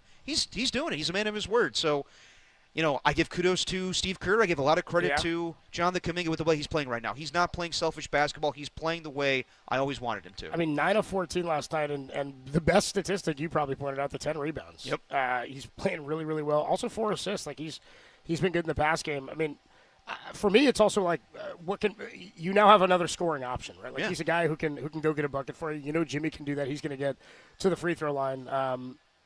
Did it last night. Kuminga got to the line too 8 times. But Jimmy missed 2 free throws. I know. I know. It's bad for his. He's percentage. gonna not gonna cash in on that bet. Steph's gonna shoot fewer though. Yeah, you're right. You know what I mean? He's gonna have such a harder time at beating him. He's gonna shoot so many more than Steph is gonna shoot. It is weird that they now have a guy who just gets to the line, and you realize now with Jimmy how few calls Steph gets. Oh yeah. I mean, you always knew Steph didn't get calls. That's what it felt like. Well, you know, whenever like you saw the Rockets play with James Harden, you're like, so that's what it's like with a guy that goes to the line all the time. Yeah, but that was manipulated. Well, it was I mean, they really did call fouls differently. Oh yeah.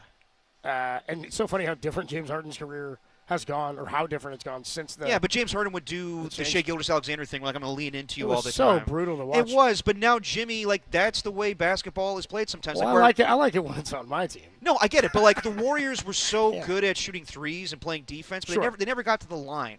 And now, like when you need, like when they're cold and they're like, you know, like last night they started hot, it was 7-0, and then they got cold. Jimmy knew, okay, it's time to slow the game down a little bit and go to the line. So it's great to have that. Like to your point about acquiring Jimmy Butler, yeah, I thought it was really redundant to have Jimmy Butler and Jonathan Kuminga because they're similar players, but now I see that Jonathan Kuminga he's more youthful than Jimmy Butler. He serves a different purpose right now. So I always thought that maybe they was never going to work with the two of them in the starting rotation. Now it's working out pretty well. So let's keep it going. I never had questions about the redundancy of it because this is the thing. They're not a tall team. They don't play a big man really. You play Draymond as your center right now, you know, and you're not playing a lot of huge teams right now. I mean, when you have to go play OKC and some of these other teams, it's, you know, San Antonio, it's going to be problematic with the size, but it is for everybody when you face those teams. What I would say is like, it's a game now where it's positionless basketball. Like, you've just got to have guys, like, they both play wings. Everybody has so many wings now. Yeah. And for a while, the Warriors didn't have enough wings. Like, they had, what's his name? They just traded. I'm not blanking on his name. Andrew Wiggins. Oh, Andrew and Wiggins. It was like we were talking about, should you trade Wiggins? We're like, if you trade Wiggins, you're giving up a player that you need more of that player in that size. Right. So, like, it's the same thing. Like, he's a wing, Kuminga's a wing, Butler's a wing. Yeah. I mean, Brandon Podziemski's a guard, but he plays bigger in his rebounding ability. Right. So I just sort of feel like you don't have a redundancy in those players if they're all skill players who can score inside and outside because they can defend a whole range of players on the opposition. You got to be able to run with the opposition. Yeah, otherwise you get bogged down. No, I mean, and they're still moving the ball. It's not like and the Warriors kind of created that with the death lineup. You know? They're not taking as many threes. Well, actually, they are with Moses Moody and Brandon Podziemski, and Kuminga's having his fair share of threes. But it's just different style. Like I commend Steve Kerr because it was so 3-and-D. It was let's shoot a lot of threes and let's be really good on defense. And it was the style was to move the ball and have traditional roles where Steph Curry's your starting point guard, and you always have Klay Thompson. They've always tried to fill that two-guard role. Now, Marcus Thompson brought this up a couple weeks ago when I asked him, could you ever see where Jimmy Butler's the starting two-guard? And he's like, yeah, I can. And you saw the other night when they were closing out the game against the Denver Nuggets. Yeah. They had Al Horford as the 5, and you had Steph, you had Jimmy Butler, you had Kuminga, and you had Draymond. That would never be a lineup for Steve Kerr back in the day. But I give a lot of credit to him for switching it up now, and it may just be where we go positionless basketball, and it's just whatever works right now. 415-808-5627, 808-KNBR is the number to call and the number to text. Here's the question, and we want to hear from you. We want to hear from the filth on this as it pertains to Jonathan Kuminga. Do you think we're seeing a different version of Jonathan Kuminga, or did you believe this is the player the Warriors had all along and they just needed to give him time? Right? Was this the guy that everybody thought when you wanted to keep Kuminga? Is this the player you thought he was going to be and he's starting to become that? Or are you somebody who's like, man, I think there's an evolution that's happened here and this is something different? 808-KNBR 415-808-5627. If you're Team Kuminga and you haven't I told you so, I want to hear it. I want to hear you talk about why you thought this was in there all along. We'll get to your calls and your texts next. Dirty Work rolls on from Harmonic Brewing outside of Chase Center in Thrive City. It's only here on the Sports Leader.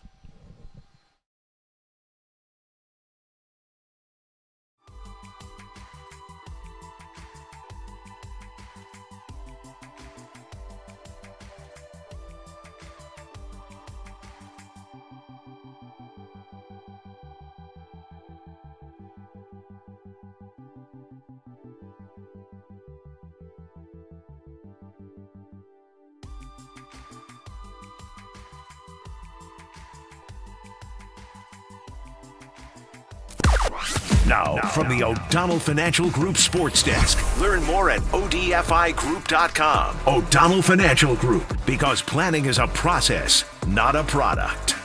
Monday Night Football was on the Sports Leader, and if you watched that or listened to it, you saw Travis Kelce, the most hated man in America, tie the Chiefs' record for touchdowns.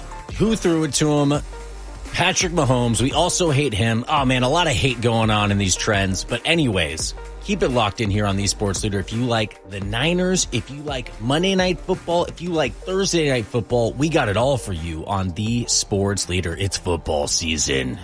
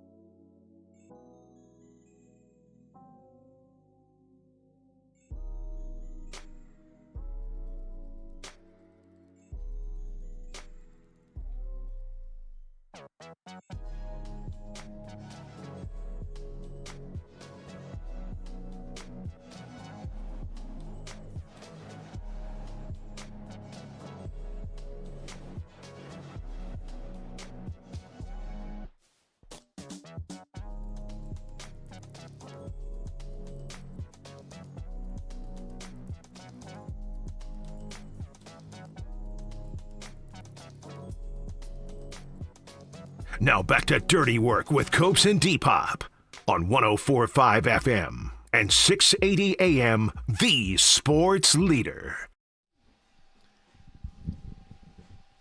Dirty Work on a Tuesday afternoon. Love a Tuesday. Oh, on yeah. Dirty Work. Adam Copeland, Depop, Tim Webb. I think we love Tuesdays because it's like the dirtiest of work days. You know what I mean? You're too early in the week to be thinking weekend. Yeah. Is Wednesday still too early, though?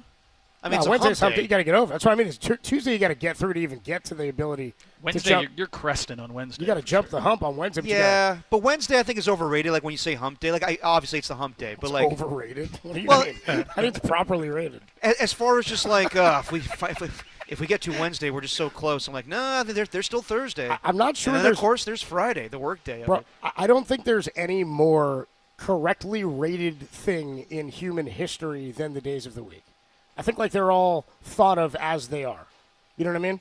Everybody thinks of a Monday as a Monday. I think Tuesday is the Tuesday's- most productive day for everybody. It's expected. You know what I mean? It's Tuesday, like, most productive. You're not done easing off of the weekend. Yeah. You're too far from the new weekend. So we got to do the dirty work. You didn't get That's jack true. squat done on Monday, so it's Yeah. like, okay. Certainly not writing your takes. Well, Don't worry. We're getting Jake's takes today. they're probably better than my takes. to be Tim's honest. Tuesday takes and trivia 808 on a Wednesday. 808 KNBR 415-808-5627 is the number to call. I must not have put it out because we didn't get any calls. Yeah, it's all good. 808 KNBR. You know what? The Filth love us so much that they don't want to prove us wrong when it comes to was Kuminga this guy all along? Yeah, or they're like, dude, it's October basketball. Yeah, I know. Anyway, Jonathan Kuminga goes off last night as the Warriors when he pulls down 10 boards. What about you? Did you think this was the guy they had all along, or is this a newfound Kuminga? No, this is a newfound Kuminga. I Come mean, on, like, no, it's not. he had the talent to do this stuff, but he just didn't do it. Well, then it was in there all along. I guess If you're you right. think he had the talent, then you think he had it It all was along. in him all along. So this is the thing. You just need to look in the mirror. I'm still not off of the, like, they should trade him because, like, 4 games is not who you are. No. It is certainly intriguing, and it's been really fun to watch. Right. And gives you, like, makes you think, oh, man, like, there's no way they'll move this guy. Now, we talked about this at the roundtable with everybody here at Harmonic Brewing last week. He's only getting traded if Joe Lacob's okay with him getting traded. Yes. And it doesn't feel right now like Joe Lacob's okay with him getting traded. Depends. It doesn't feel like that right now. Not at the moment, but if they can find a better player, it has to be a superstar. Well, like coming into the season, yes or no, Joe Lacob, if you had to ask him right then and there, did he feel like he wanted to trade him? I don't think Joe Lacob ever wanted to trade Jonathan Kuminga. That's what I'm saying. So coming into the year, I don't think that's something he was looking to do. I think Joe Lacob is hell-bent on this being who he becomes and thinking that this is in there and he's capable of this and has believed in this. Now, my standpoint, and it's the standpoint I'm still on, till we know like this is who Jonathan Kuminga is or that he's becoming this, is this team's only goal is to win a championship. Right. If you can be a player that produces alongside Steph and helps this team win a championship, then you should be here. If you're an asset that can get that player here and does that at a better clip than you do, then you should be moved to get that player here regardless of the future of that player. Now, do you have a future another guy who legit could carry the team? Is the two timeline scenario with Pajemski, Moody maybe. I don't know if Moody's as big of a player. That I need to see more of, Kuminga, yeah. I'm not convinced. Like, I've thought for a long time that Kuminga had this ability. It looked like he had this ability. We saw it again when Steph went out. My thing was, can he play in this system with Steph? And that's what you keep asking. He has so far to this point at like a really high level, to a point that they're 3-1 and he's thrived in all 4 games. Yeah, I mean, dude, he definitely is playing a different style of basketball, but he wasn't this guy a year ago. He wasn't getting rebounds. He wasn't passing the ball. No. So I guess there was that player all along, but did we see it? Absolutely not. And as far as Joe Lacob, loving Jonathan Kuminga, I think Joe Lacob, look, he trusts Steve Kerr. He trusted Bob Myers. But I think Joe Lacob, and he's a great owner, but also he's the type of owner that will question things along the way. Like, even though they won 4 championships together, I think Joe Lacob's the type of owner to be like, so we're really trading away James Wiseman? Okay. We're really trading away Jordan Poole? And he sees those, examples. Are we paying Poole then punching him? Yep. Punching him then paying him? And I'm sure he's the type of guy that sees those, examples and is like, I mean, right now, James Wiseman, he was just, released from the Indiana Pacers yesterday, and Jordan Poole, is playing for the Pelicans. But I'm sure he's like, I don't want to keep trading away young stars on this team. Wait. James Wiseman got released yesterday? Stay tuned for the grab bag. Oh, damn. What are you teasing? What are you pulling things out of the grab bag for, dude? Not yet. This is just like that's part one of the story. This is just like when you opened the box from the listener with the filth T-shirts and the grab bag in it, but it was addressed to all of us, and you I got opened excited it before I got there. Yeah, you didn't get excited, but then you were demonstrative about it. I was like, you opened without demonstrative. Me? Yeah, demonstrative. Also, an NBA story and the NBA grab bag. What are we doing? Yeah, what's the matter with you? All right. And then because you were like, I was like, you opened this gift without me. It's addressed to all of us, and you said, what? You never did that when one was sent to you and your siblings? I was like, no. Yeah. No, I didn't. I did it all the time. What a D. Sorry. I learned from the best. Greg Bob. Just open things. I open anything except the plastic off of my Bills DVD. You open the box addressed to everybody? A-hole. Bottom line is, what I'm saying is, I think that Joe Lacob is the type of guy that's going to say, we drafted this guy with him having a ton of potential, and we're just going to move him because he doesn't fit the system. He's speaking for a lot of fans out there, and I totally get that sentiment. But if you can move Jonathan Kuminga for a superstar that can definitely... What's a superstar? I don't know. That is the question. What if Kuminga does this until the deadline? Then don't you... Then you have an argument to be had to hang on to. Okay, so here's my thing. If he operates like this until the trade deadline, which is what? He's eligible to be February traded. 6th, but 5th, whatever it is. He's eligible to be traded January 16th. After Jan 16th. Yes. So if he operates like this or plays at this level, and the Warriors keep humming, like up into January, do you then think why mess up a good thing? Well, yeah, why mess up a good thing, one. And the other part of it is if you're playing that well and you're winning 75% of your games between now and then, and probably won't, but let's screw it up. Why would you mess with something great? But also, do you start to think, okay, this guy is going to be a superstar? Potentially, and there, if he does this for 2 more months, well, then the contract has to be ripped up, as his agent said in the tweet to Shams Charania. But if he does that, he does it for a season, shouldn't it be? Yeah, I mean, it's definitely on the table. Why not? And you have to see about what's out there. Like, all the names that JD mentioned in the roundtable, I get, like, true basketball heads going to be like, that's an interesting move. I would not do that. Anybody that he mentioned, what was it, Herb Jones, whoever it was, with the Pelicans or any of these other guys, unless it's like Bam Adebayo or something significant, I have to see what's available to move Jonathan Kuminga. Yeah, you also, this is part of it too. You don't really know where you stand in the West, and there's so much unpredictability. Like if you're that caller or that texter member from yesterday, the dude in the 831, who was like, "Well, you're surprised Fred Warner got hurt? Yeah. Really? You didn't think about it? You didn't think it was going to happen after 8 years? You should expect everything. Complete opposite of our guy yesterday that called in. Our guy Ryan in Grass Valley, dude. I was thinking about expect everything. That's what I was thinking about with Jonathan Kuminga. Like he didn't say expect everything. He said. Expect nothing. No. Anticipate. But anything. I'm saying the opposite of like this guy's like expect everything. Purdy's out for the season. Fred Warner's out for the season. Kyle Shanahan's just gone. He's like expect it all. He's like, now you think they're doing, huh? Yeah. What, you think they were going to win then? Like, no, but I didn't. Someone gets busted the same way that Chauncey Billups did. You never know. That's insane. You just never think it's going to go down that way. You know what I mean? No. So what I'm saying is if he operates at this level for 2 or 3 more months, I think you start to believe this is his big development year. So what I would say is I'm kind of surprised it's gone this well, but it's through 4 games again. I don't want to I don't act like, oh my God, the whole thing's different. But we have seen his trajectory climb at times. Like 2 years ago when he made the comments midseason about how he didn't think Steve was developing him well, or that he was the right coach for him, or whatever. I don't want to misquote him, but it was something along those lines. Pretty much, yeah. Shortly thereafter, things got really good, and he had like the biggest jump in playing time and trajectory that we had seen. Mm-hmm. This was the 22-23 season, I guess. Yeah. After the championship. Well, it was more. So, it was 20 because last year was 24-25. Yeah, so 23-24. Well, there was a time, I remember you and I were doing shows in early December, and that's when Draymond was like, it's time for the young guy to play. It's time for and I think that was the Warriors trying to showcase him. But he was getting playing time, and then he got hurt, and they traded for Jimmy Butler, and I thought that was going to be the end of Jonathan Kuminga. But, yeah, he definitely, I hate when people say he never got his opportunities. He did. He started playoff games against the Memphis Grizzlies. He had his time. But it never was the Warriors brand of basketball. I know people will be like, well, that's too damn bad. Sorry, but he's thriving with this style of basketball. Yes, But Steve Kerr and Steph Curry and Draymond Green have their way of playing. If he doesn't fit in for the majority of time, then you're not going to succeed here. So that was my only thing, was he just doesn't fit. But now he definitely fits. So it would take a lot for me to say at this point, okay, let's move on from him. It has to be a substantial player, and you could do that with the contract now. So the fact that they signed that contract, it was probably to benefit him so they can move him. I'm sure there's people behind the scenes that told him, look, just do what we tell you to do, and then we'll make sure you're moved at the trade deadline. But now, since he's playing well, let's see how it goes. But let's see how it goes the nights where he doesn't start. Let's see the nights where he's the sixth man. Let's see the nights where he's, Al Horford starting and he has to come off the bench. Let's see how those nights go. Yeah. Well, again, we haven't seen that happen yet, and who knows if and when we will. I mean, at some point, maybe that matchup will dictate that.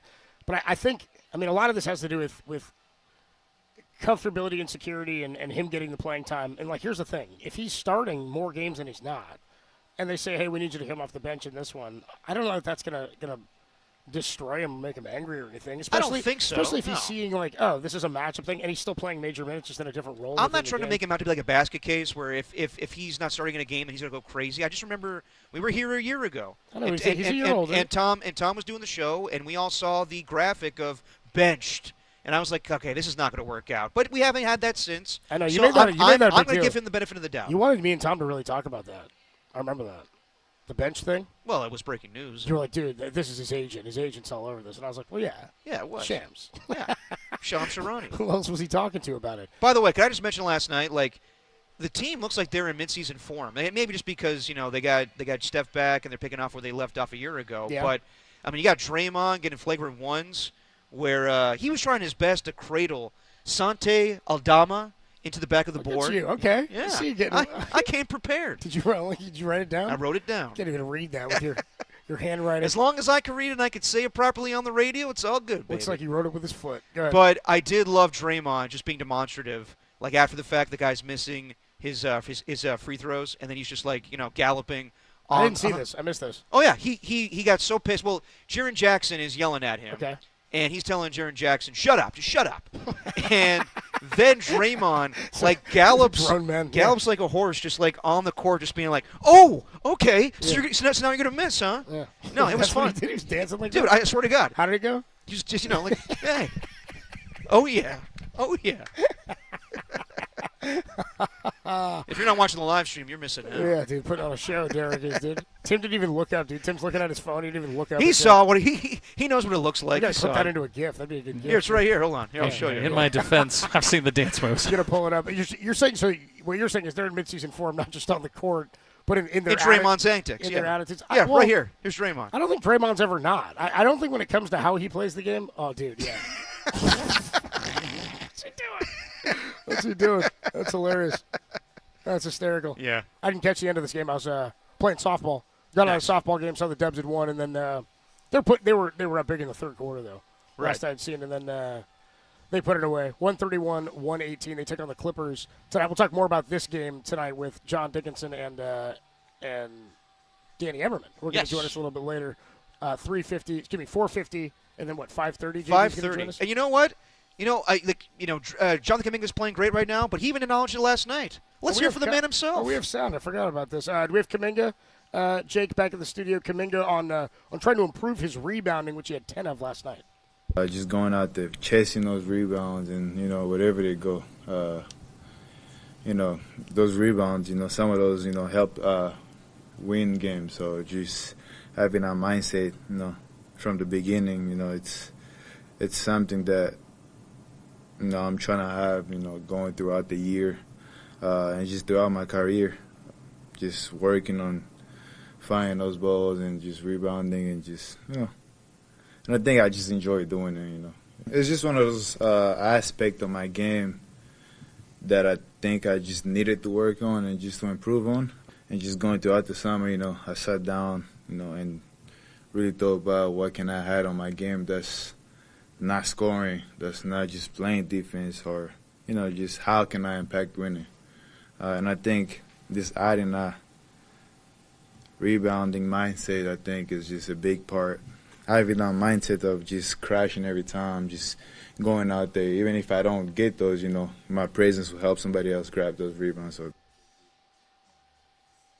I mean, sometimes I forget that he's 23 and he's still growing and maturing, but that's growth right there. When he acknowledges, how can I impact the game and the team without just scoring? And that's big. That's exactly how they play Warrior basketball. It's not just, can you get 40 a night? It's passing the ball. It's rebounding. It's playing defense. And I'm glad that Jonathan Kuminga acknowledges that.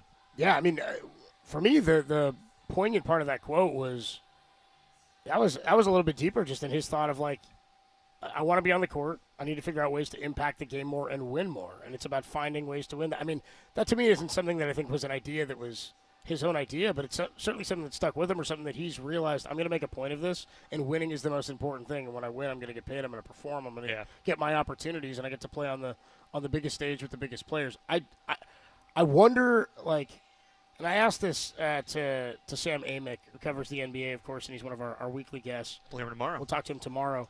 And he's not specifically covering the Warriors. He covers the league, and I asked him about Kuminga, and he said he doesn't know him.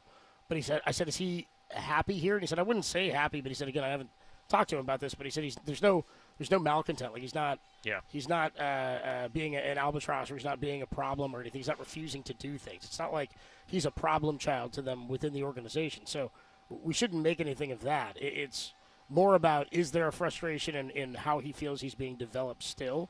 But I feel like if he's performing and he's helping them win and he's getting to be a major part of that, and he feels that that's something he wants to do and he's actually seeing the fruits of his labor, I would hope if he plays that well, this is somewhere he'd want to be, because that's part of the thought of trading him too, is does he want to be here still? Yeah. After the comments. But again, that was 2 years ago. There was stuff with the agent that was also maybe jockeying and NFL style where maybe there is a lot of I want to be here, but he's got a good relationship with him. Yeah. The owner likes you. You know what I mean? Your teammates like you. There's not a problem there. So it seems like they do now. It didn't seem like it had been a total problem. That's not the way it's been reported totally. So, I mean, hey, this is best case scenario. This is absolute best case scenario. Yes, it is. If this trajectory continues to go, as Steve Young said, up and to the right, it continues to go up and to the right. You can go up and to the right, Murph. As long as it keeps going up and to the right, I mean, this is he could work his way into a spot where sounds like the Zapruder film. Back and to the left. Back and to the left. Back and to the left. Dude, this is a Zapruder film, bro. It's incredible. You think there was a second one? I don't know. It's been a while since I've seen the movie JFK to have my theories. Tim, what do you think? Second shooter? We're going down this road. Yeah, we're going Kennedy. Well, I have thoughts on this. No. We'll do it again. We'll do it again 11/22. That's the anniversary of it. 11/22/63. Yeah, just in case you guys were wondering. I know you were. Oh, of course I was. But no, like to your point, it's not just proving it to Steve Kerr. Yeah. I know that everybody makes it out to be like Steve Kerr's the bad guy with Jonathan Kuminga.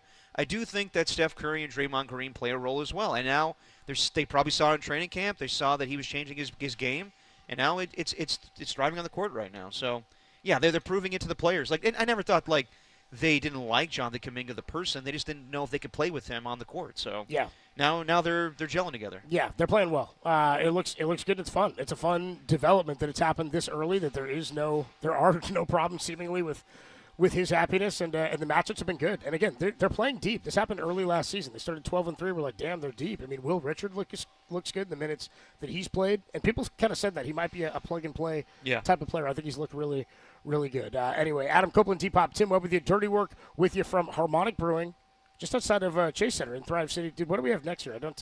Well, it's the NBA grab bag, of course.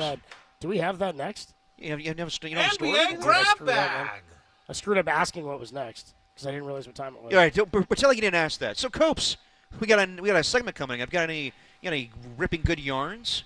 Damn. Any wacky adventures you got into? I'm so mad I asked you. Why, did you have a good story? Well, I just had one, but was it JFK related? Did it have to do with the Zapruder film? No. Or Queen's Gambit? Queen's Gambit. You brought that up earlier. Yeah, no. Why would I have to do with Queen's Gambit? You don't get to. I'm referencing things earlier in the show. I told you this before. You don't get to use references that you didn't know when I used it earlier because I had to jump off. I'm not referencing Queen's Gambit. I know you haven't seen it. I knew the show. Yeah, I haven't seen it, and you should see it. Okay, I'll get around to it. It's on the list. It's on the list. Is it that good? Of things to do or things to see? Is it really that good? Yeah, dude, it is pretty good. Is it up there with Breaking Bad? It's widely respected as being one of the best miniseries. It's much different. Is it as good as Cop Rock? I just feel like you're kind of bitching at us about. See, Tim knows what I'm talking about. Cop Rock? What's up? I have no idea what you're referencing. Apparently, Cop Rock was a show in the 90s. It was like a gritty, like NYPD Blue type of series on ABC, but it was all in musical form. Oh. So it was like, we got a murder on our hands. This existed? Oh, yeah. This is incredible. It was one of the worst shows ever. Dude, that doesn't make any sense. I just slept through that one. Adam Copeland, Depop, Tim. It was run on after dinosaurs. Dirty work from Harmonic Brewing. Nice job by Tim getting all set up here today for us, by the way. Well done, Tim. Nice work, Tim. We weren't. We did it by ourselves all last year, but no big deal. No big deal to have Tim come out and help us. Hey, I offered to stay at the studio. Dude, not only that, camaraderie, man. Get this, as we're signing off yesterday, Tim's like, hey, would you mind tomorrow? Like, I gotta have you carry some gear because I'm gonna take public transportation to get down to Chase Center. I was like, didn't you just take a day off to go buy a new car? Got to take a day off to buy a new car, and now I'm carrying gear for him down. So we walk out of the studio, and he's like, you could pay for the parking if you want. We walk out of the studio. It's not my problem. You're the engineer for this, I thought, Me and Derek is just Ubering. Remember that? True. Anyway, we walked out of the studio, and I was like immediately like, okay, me and Derek each have to take something. I want to take the lightest thing that I could possibly take. So we walk out of the studio, and Tim's got all the gear like stacked up there on like what to take. One was the Comrex box, one was all the cords and stuff, one was the digital bag, and then there was just sitting there. It was a big old potato sack looking thing with 2 words on it. Well, it wasn't 2 words. It was an acronym, and then it was 2 other words, and those 2 words were NBA grab bag. Jacob. NBA grab bag. NBA grab bag. We'll do it next on the Sports League. You didn't forget about it, did you? Richmond, shout out to you for supporting KNBR, Richmond's sports leader.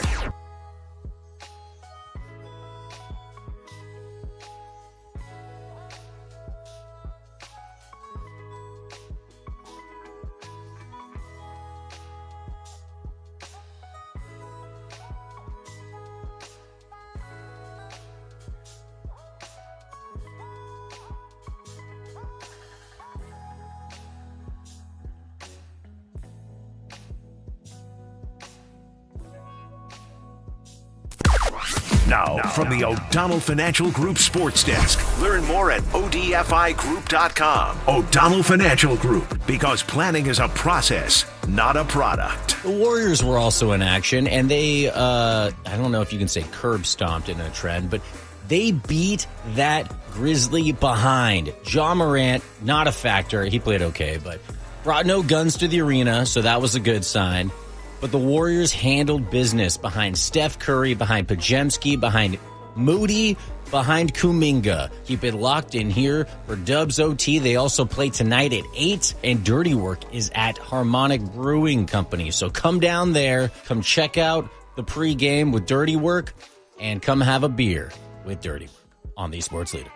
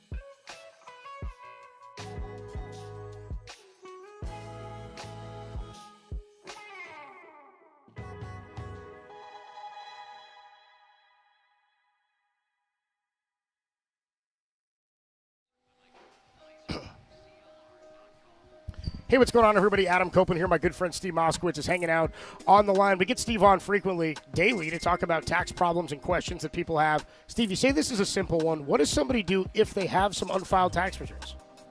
They call it. It's a real common problem. It affects people from all walks of life. Wealthy people, people that are just barely scraping by and everybody in between. And the number one cause for this is somebody just doesn't have the money to pay the taxes one year. So they make a mistake. They just don't file it. And before you know it, year 2 rolls around, and they say, how are they going to file year 2 when they didn't file year 1? And by the way, they still don't have the money. And it becomes a lifestyle, a bad lifestyle, a criminal-like lifestyle, like a criminal on the run, always looking over their shoulders. Today, the day the IRS is going to get them. Folks, you don't have to live that way. We'll go ahead and file all the returns we need to file, and then we'll go ahead. We want to make a deal for you with the IRS, and if you don't have your records, we'll get all the records the government has on you, and if you didn't do your bookkeeping, we can do that for you. The bottom line is the only thing you have to do, just call us. We have a free consultation. We explain everything we can do for you. If you want us to, we do it all. You don't have to talk to the government. Just say, hey, Steve, take care of my problems for me. Steve Moskowitz can help. Just give him a call, 1-888-TAX-DEAL, or you can find him online at moskowitzllp.com.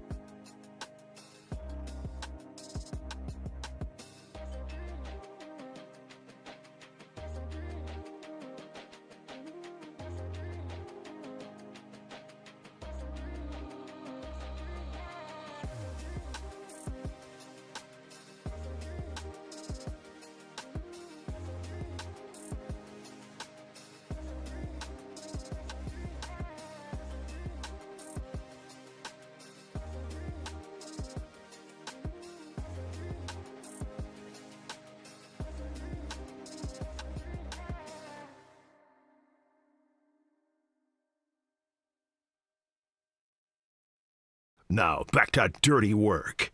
Adam Copeland and Derek Papa in the KNBR Casino Matrix Progressive Jackpot Studios. Casino Matrix Progressive Jackpots are here. Where are you? Just drop in. Please play responsibly. Call 1-800-GAMBLER. It's Dirty Work on a Tuesday afternoon. Adam Copeland, D-Pop, Tim Webb hanging out with you from Harmonic Brewing just outside of Chase Center in Thrive City. Dubs are at home tonight for a back-to-back against the L.A. Clippers. Another Western Conference matchup tonight after a 131-118 victory over the Memphis Grizzlies. Tuesday's our favorite day on Dirty Work. Yeah. It's the dirtiest of work days. Somebody on the text line earlier said Tuesday is like Brews Day. I was like, yeah. Or Booze Day. Okay. Or Beers Day. Yeah, either way. Harmonic Beer, good. Rested but still dirty. Did a Harmonic Kolsch. Money. Oh, yeah. Need to get on that. I just got going, yeah. All right, so we do it every week. Tim had me bring it down here as part of my carrying the luggage. I had to carry a bunch of gear for Tim, even though he got that brand new Tesla. It didn't matter. Must not have had room. Anyway, we do it every week. It's a big old potato sack looking thing. It's got 2 words on it. It's an acronym in 2 words. It says NBA Grab Bag.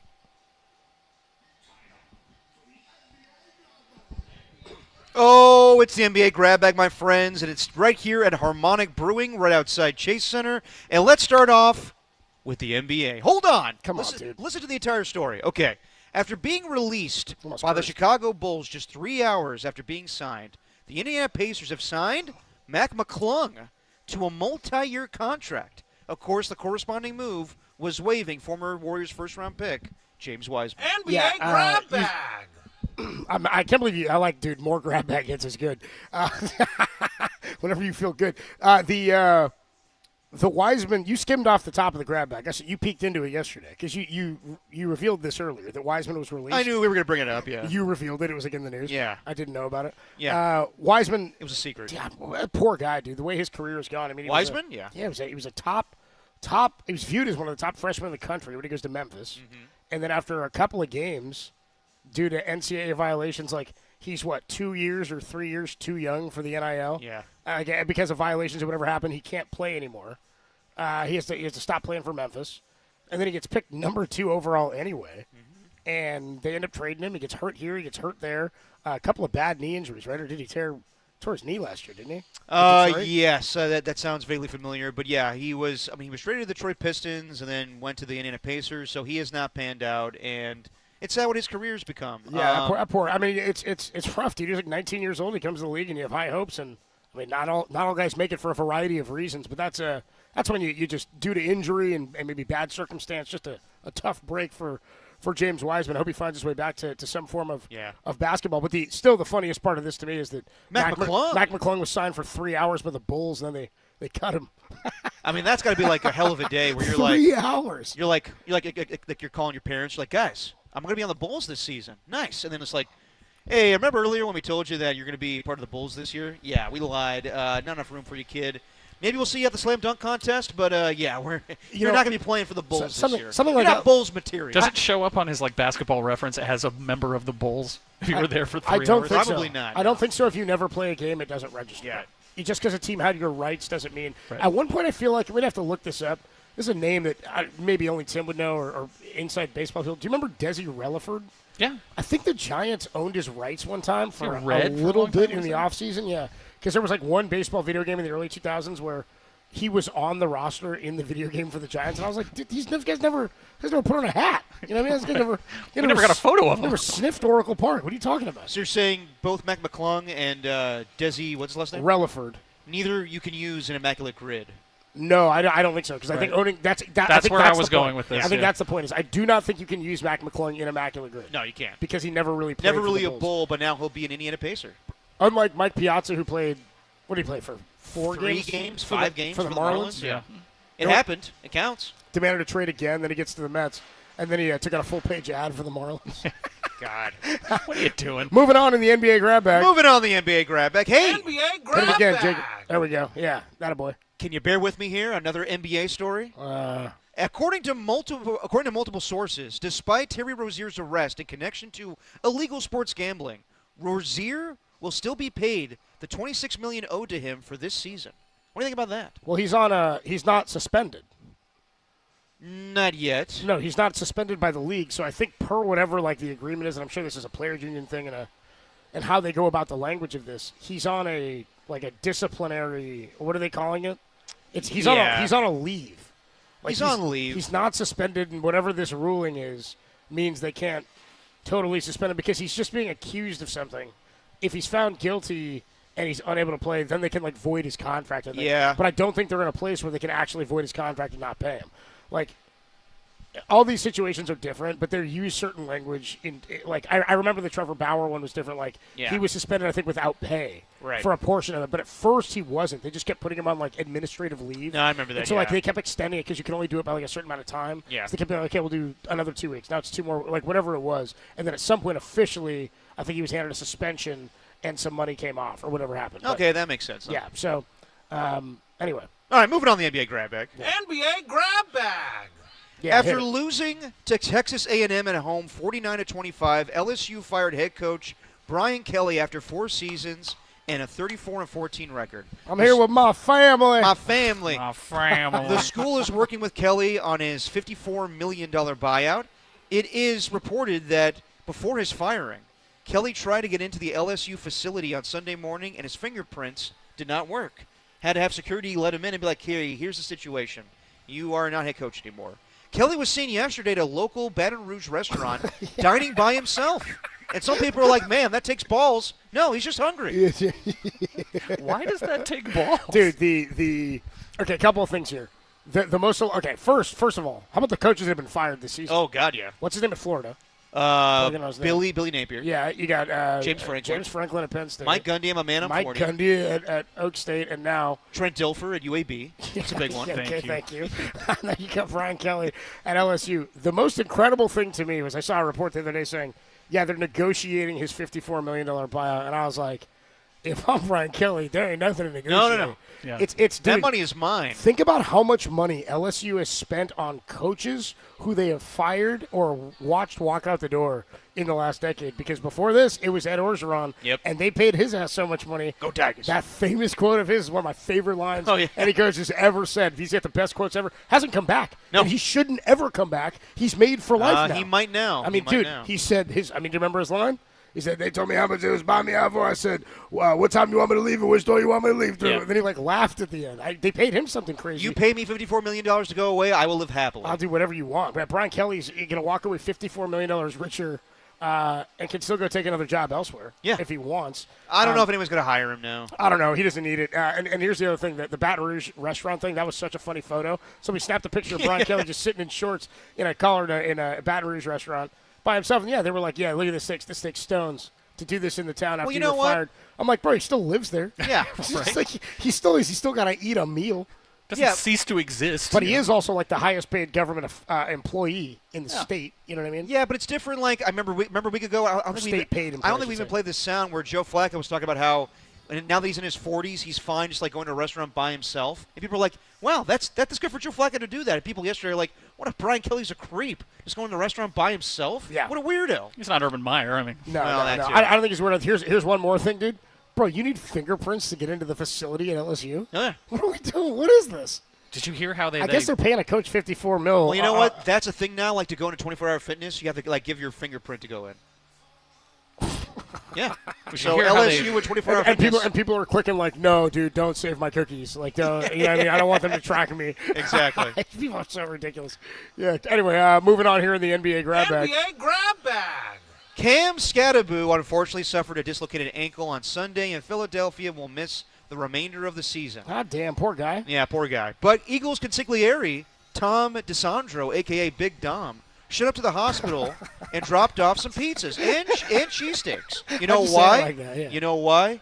Because it was out of respect. Because it was out of respect. Yeah, you know why? Dude, I'll tell you what, man. I said this to you yesterday, I think. The most incredible thing or alarming thing that happened all weekend was that Cam Scattaboo got a standing ovation from the Philadelphia Eagles fans at Veterans Stadium as he got carted off, gave a wave, and then Dom was like, yeah, you're one of us, kid. And I was like, what is this about? What a He's an everyman. No, I mean it's really cool of Dom to go do that because of and he didn't do it for. This is the thing. I know Niner fans hate Big Dom. Big Dom's a pretty well liked guy. Yeah, he is. He's a really dude. I met him at the week of the Super Bowl. That's right. I met him. We were just walking past him. Said hi to him. Dude, he's a really really nice guy. I don't think he wanted any of the attention that happened with No. I think didn't strike me as a guy who wants to be face fronting at all. He's a man that takes care of things. You know what I mean? I'm gonna go take care of some stuff. Yeah, exactly. He's a facilitator. Exactly. Dude, he's what? Consigliere. What, dude? It's like you know what I mean. It's like the Terry Rozier thing with the gambling stuff. They're like, you're involved, or Chauncey Billups involved with all the 5 families, the Genovese crime. I'm like, dude, what? It's a crime to be a businessman now. Well, guys are just businessmen. You know what I mean? Just business guys. Depends on the business. Moving on the NBA grab bag. Yeah, maybe we should stay out of this. I was like, what are you talking about, crime family? Moving on the NBA grab bag. NBA grab bag. Thank you, Jim. Brad Paisley sang the national anthem last night for Game 3 of the World Series. It was his 4th time singing the World Series, and every time he has, the game has gone to extras. In 2017, Game 2, it went 11 innings. In 2018, Game 3 went 18 innings. In 2024, last year, Game 1, it went 10 innings, and then last night, the game went 18. So every time Brad Paisley sings the national anthem, the game is going to extras. Hold on. You're telling me Brad Paisley since 2017? Yes. Again, what is he famous for? He's a country star? Yeah, he's on those commercials with I know the name. Here's the thing, folks. I'm bad with music. Really bad. Yeah. I'm also really bad with country artists. They're all kind of the same guy to me. Oh, okay. They all got names like that. Paisley. Anyway, so He's sang the national anthem 4 times since 2017. Yeah. And every time in the World Series. Yes. And every time he's done it, the national anthem before a World Series game since 17, has gone the extras. game has gone extras. And not only that, the other game, like the 2018 Game 3, that was the longest game in World Series history. Yep. Yesterday's the second. Mm-hmm. That was Dodgers-Red Sox, 18 innings, 7 hours and 20 minutes. Yeah. So what's your point? He sang before both 18-inning games. Yeah. Now the question is, did he stay for both games? Were they all Dodger games? They must have been. They had to have been. In 2017, yes, and then last year, yes. So yes, they're all Dodger games. Yes. Okay. Last question: is Paisley a Dodger fan? I mean, I don't know where he's from. He was wearing the hat. F him. Moving on in the All NBA right. grab bag. Last one in the NBA grab bag. I'm not a Paisley guy. I didn't think I was. Fair enough. Didn't think I was. Paisley, man. All I'm saying is that when Jared Goff threw out the ceremonial first pitch wearing that Dodger jersey, he knew what was up. He flashed that giant shirt underneath. You know what I mean? Did he? Oh, dude, yeah. Goff's. Yeah, I get down with Goff. Yeah. I ride with Goff. But Gavin's like, hey, as a lifelong San Francisco Giants fan, go Dodgers. What the hell's that about? Let's get off it. All right. Let's get off of your boy Gav. All My right? guy? That's your boy. Yeah, I don't know if he's my guy. Oh, yeah, I forgot you're a Last I forgot one. you're a Texas man. Last one in the NBA Or you're a grab. DeSantis man. Oh, dude, my bad. I forgot. Yeah. You drew a line in the sand. Yeah, exactly. My bad, dude. Last one in the NBA grab bag. Netflix has announced they will be streaming. Netflix has announced they'll be streaming a new documentary about Eddie Murphy called "Being Eddie." The comedian sits down in his home and discusses his career, along with a long list of stars. In the trailer, Murphy reveals he usually chills at home, watching his favorite show, Ridiculousness. Did you put this in because of the ridiculousness thing? Yeah, or the fact that there's a documentary about Eddie Murphy. Yeah, you know. Not a fan? No, it's not that. Oh, No, okay. I'm an Eddie Murphy fan. It's Okay, not that. okay, I'm okay. just. Dude, it's Too many documentaries? There's too much content. Yeah. You know what I mean? That's what it comes down to. This isn't a knock on this specifically. This isn't anything of consequence. There's just too much content. Yeah, I mean, look, I always love documentaries on people that I admire. Like I'm watching the Scorsese documentary on Apple TV. It's pretty interesting. I'll watch an Eddie Murphy documentary. I will say, Eddie Murphy, great comedian.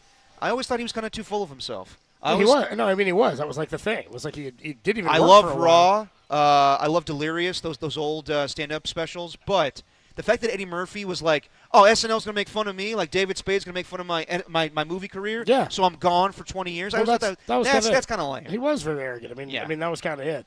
Yeah, I mean, no, there's just too much content. It's not knocking Eddie Murphy. I'm just like, yeah, if they came to anybody, if they came to any of us and were like, hey, we want to do this on you, we'll pay you this and give you a cut. You're like, yeah, okay, of course. Why wouldn't I? And Eddie Murphy, I think, is one of those guys. He might have a Netflix contract. He does. Like Adam Sandler does. So he might just be doing. Yes. Let's just do this movie. Let's just do If you remember, there was a big thing where he was like, I want to get back into stand-up comedy, and never did it. So I think this is his way of being like, all right, Netflix, I'm not doing any stand-up specials. Just do a documentary on my life. Also, I call complete BS that Eddie Murphy. I think he's. You'd have to watch it, I guess, for the context. I think he's pulling your chain if you say his favorite show is ridiculous. Dude, I've seen the clip. I love it. I love this Rob Dyrdek. He makes me laugh every time. I love him. Rob Dyrdek. Yeah, exactly. Very funny. We do it every time. And that's your NBA grab bag. That's I got one more. I got one more for you. I got one more little note for you. Oh, dude, how about this? Whoa! Saw this in the news, Big news. yesterday. Live in Guess Moss? what's coming to San Francisco at Fisherman's Wharf? You guys want to live Moss down at the pier? They're opening a Taco Bell cantina at Fisherman's Wharf. Okay. Down at the pier. We're gonna live Moss down there, boys. I'm telling you. I think we should do live shows from there. I think, dude, bet your ass if they let us do a live show from the new Taco Bell cantina at Fisherman's Wharf, I'll help Tim carry gear. I'll tell you how about that. I'll help Tim carry gear there. That's what I'll do. I'll carry the grab bag. Yeah, I'll carry the grab bag. Carry the bag. And that is your. I'll bring the beers. That's your NBA grab bag for Tuesday, October 28th, 2025. Adam Copeland, Depop, Tim Webb with you live from Harmonic Brewing, right outside of Chase Center in Thrive City. Dubs and the Clippers tonight at 8 o'clock, dude. 8 o'clock. Yeah. Hoops After Dark. I'm ready. Hoops After Dark. It's a little late for me. I couldn't make it 15 last night. Oh, he did. He said he fell asleep in the 15th. Oh, right? did he? Yeah, he Wow. didn't make it 18. Nah. Dozed. I understand. All right, we'll take a quick break when we come on back into the NFL. We haven't talked much about what happened in the lame week that was Week 8 Pretty in the lame. NFL. Just kind of meh.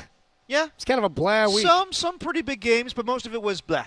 Just kind of a blah week. Eagles get revenge on the Giants. Packers get a big win over the Steelers, 35-25. We'll talk more about what happened in Week 8 of the NFL, only here on The Sports Leader.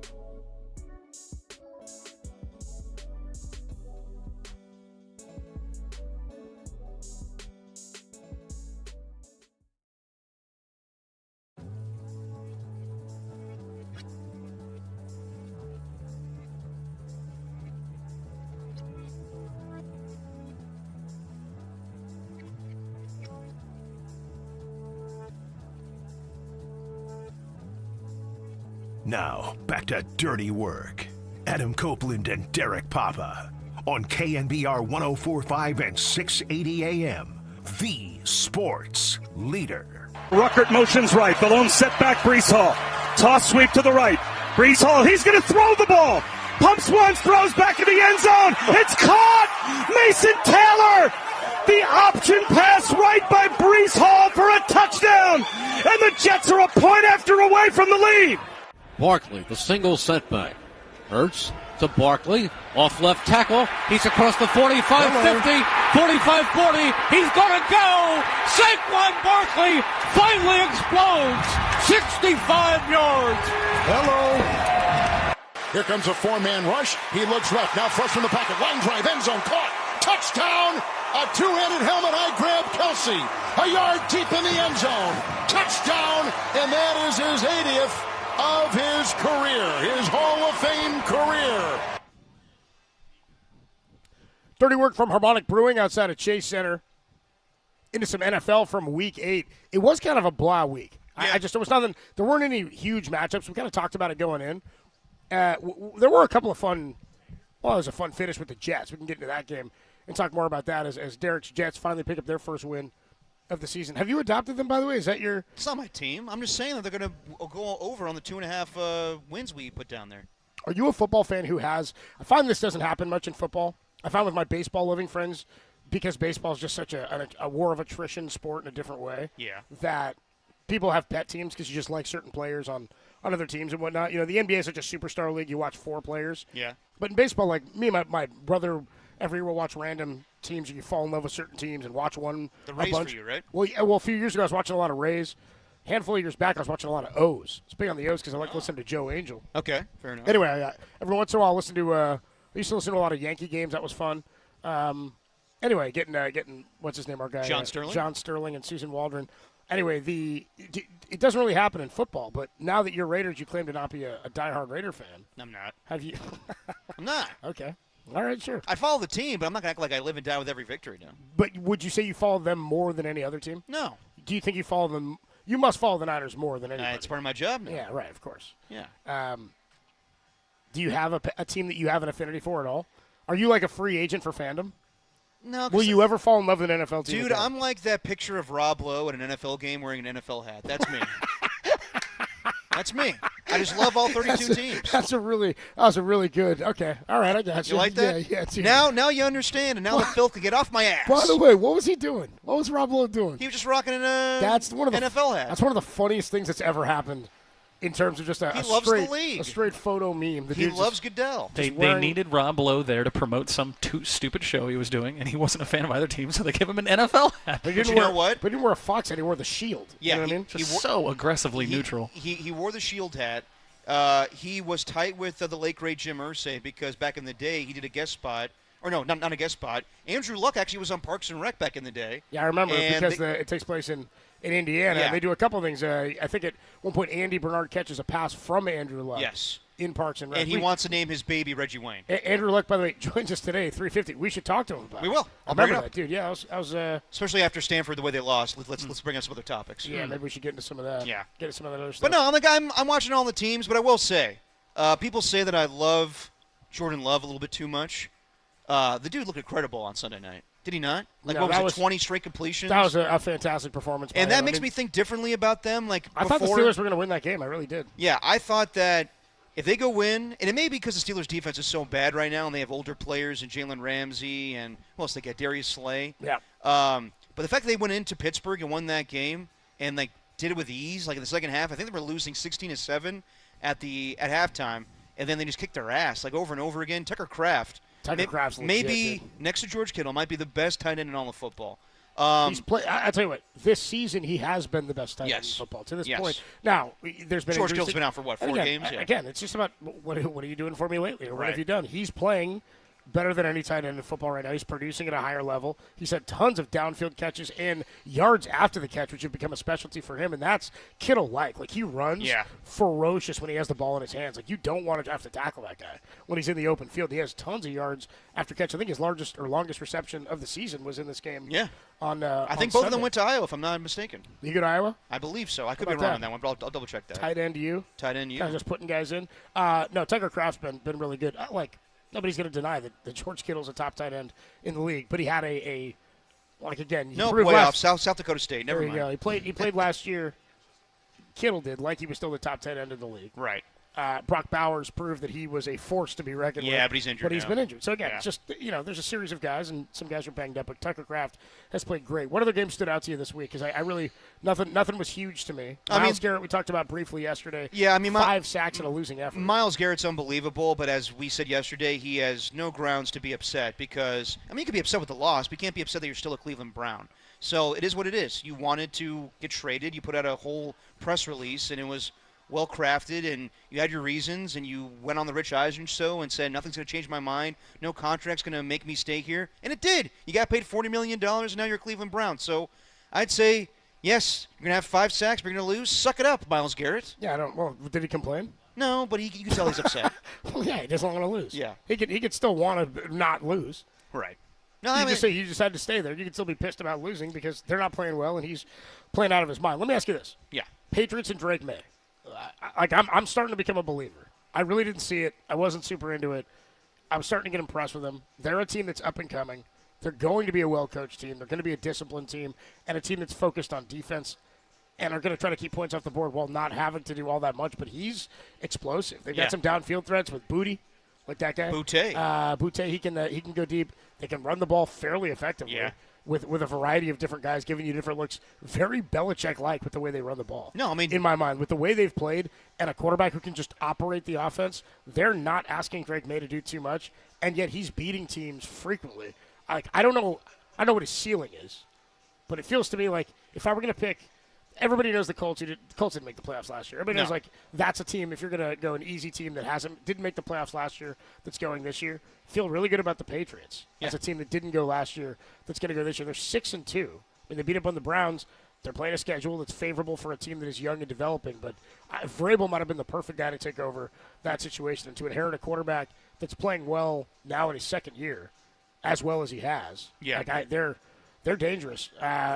What do you think of Drake May? I mean, he's really good right now, but I don't think they're going to win the division. I think the Buffalo Bills are still going to be the AFC. Of course. That's not what I mean. I think they're a playoff team. No, I mean, I could see them like this is the first year as like a stepping stone in the right direction. But, yeah, I think that when the Bills play the Patriots again, we'll see, what we saw, not to the same extent, but get the running game a little bit going. You saw that James Cook rushed for over 200 yards. James Cook had a hell of a day. No, he did, and I think the Bills, they went through a little rut there. They lost to the Patriots at home, and they lost to the Atlanta Falcons, but I think they'll get things rectified, and we'll see this weekend. They play the Chiefs, who look like, in my opinion, right now, the best team in football. The way that, this might be the best complement of receivers that Patrick Mahomes has ever played with. Just think about the depth they had. Like, I know he had better guys than Travis Kelce and Tyreek Hill back in the day, but now they have Hollywood Brown, and they have Rashee Rice and Xavier Worthy, Juju Smith-Schuster. So he's got depth wide receiver-wise, and the defense is playing great right now. But, yeah, I would love to see the Buffalo Bills. I just have Chiefs fatigue, so I'd rather see the Bills be the representative of the AFC. But, yeah, I'm buying Drake May more than I'm buying Bo Nix. I know that he had a good performance against the Dallas Cowboys. That was my next question to you. I have no idea how I feel about the Denver Broncos. They're well coached. And they have a really good defense. Yeah. And Sean Payton schemes it up perfectly for Bo Nix. 6-2 also. That interception he threw in the opening drive, awful. I didn't think they were the same guy, but I didn't think highly of either Drake May or Bo Nix, and a lot of people did. Coming into the year, now I feel like I feel higher about Drake May than I do Bo Nix. Tim just handed me this. Breaking, the Patriots are trading pass rusher Keon White to the 49ers. This is per multiple sources. The former second-round pick is getting a fresh start per Jordan Schultz. Again, this is breaking news right here for the 49ers. Jordan Schultz reporting that the Patriots are trading pass rusher. Sort of coincidental, we were talking Patriots. Yeah. The Patriots are trading pass rusher Keon White to the 49ers. This is per multiple sources. He's a former second-round pick. I don't know anything about Keon White. He's very young. He's gotten really no snaps this season. just to have some depth as far as a pass rusher. 38 career games. This is his third NFL season. He's Yeah. played 5 games this year. He started 1 game. Just one game. He does not have a sack this year. 5 sacks last season was his career high. All right, let's take a quick break. We'll come on back. We got to catch up with Andrew Luck. Andrew Luck is going to join us coming up next. We'll react to this after Andrew Luck. Keon White is acquired by the 49ers per Jordan Schultz. Coming over, we don't know what the trade details are. We'll get that to you momentarily. Andrew Luck next. Dirty Work rolls on the Sports Leader.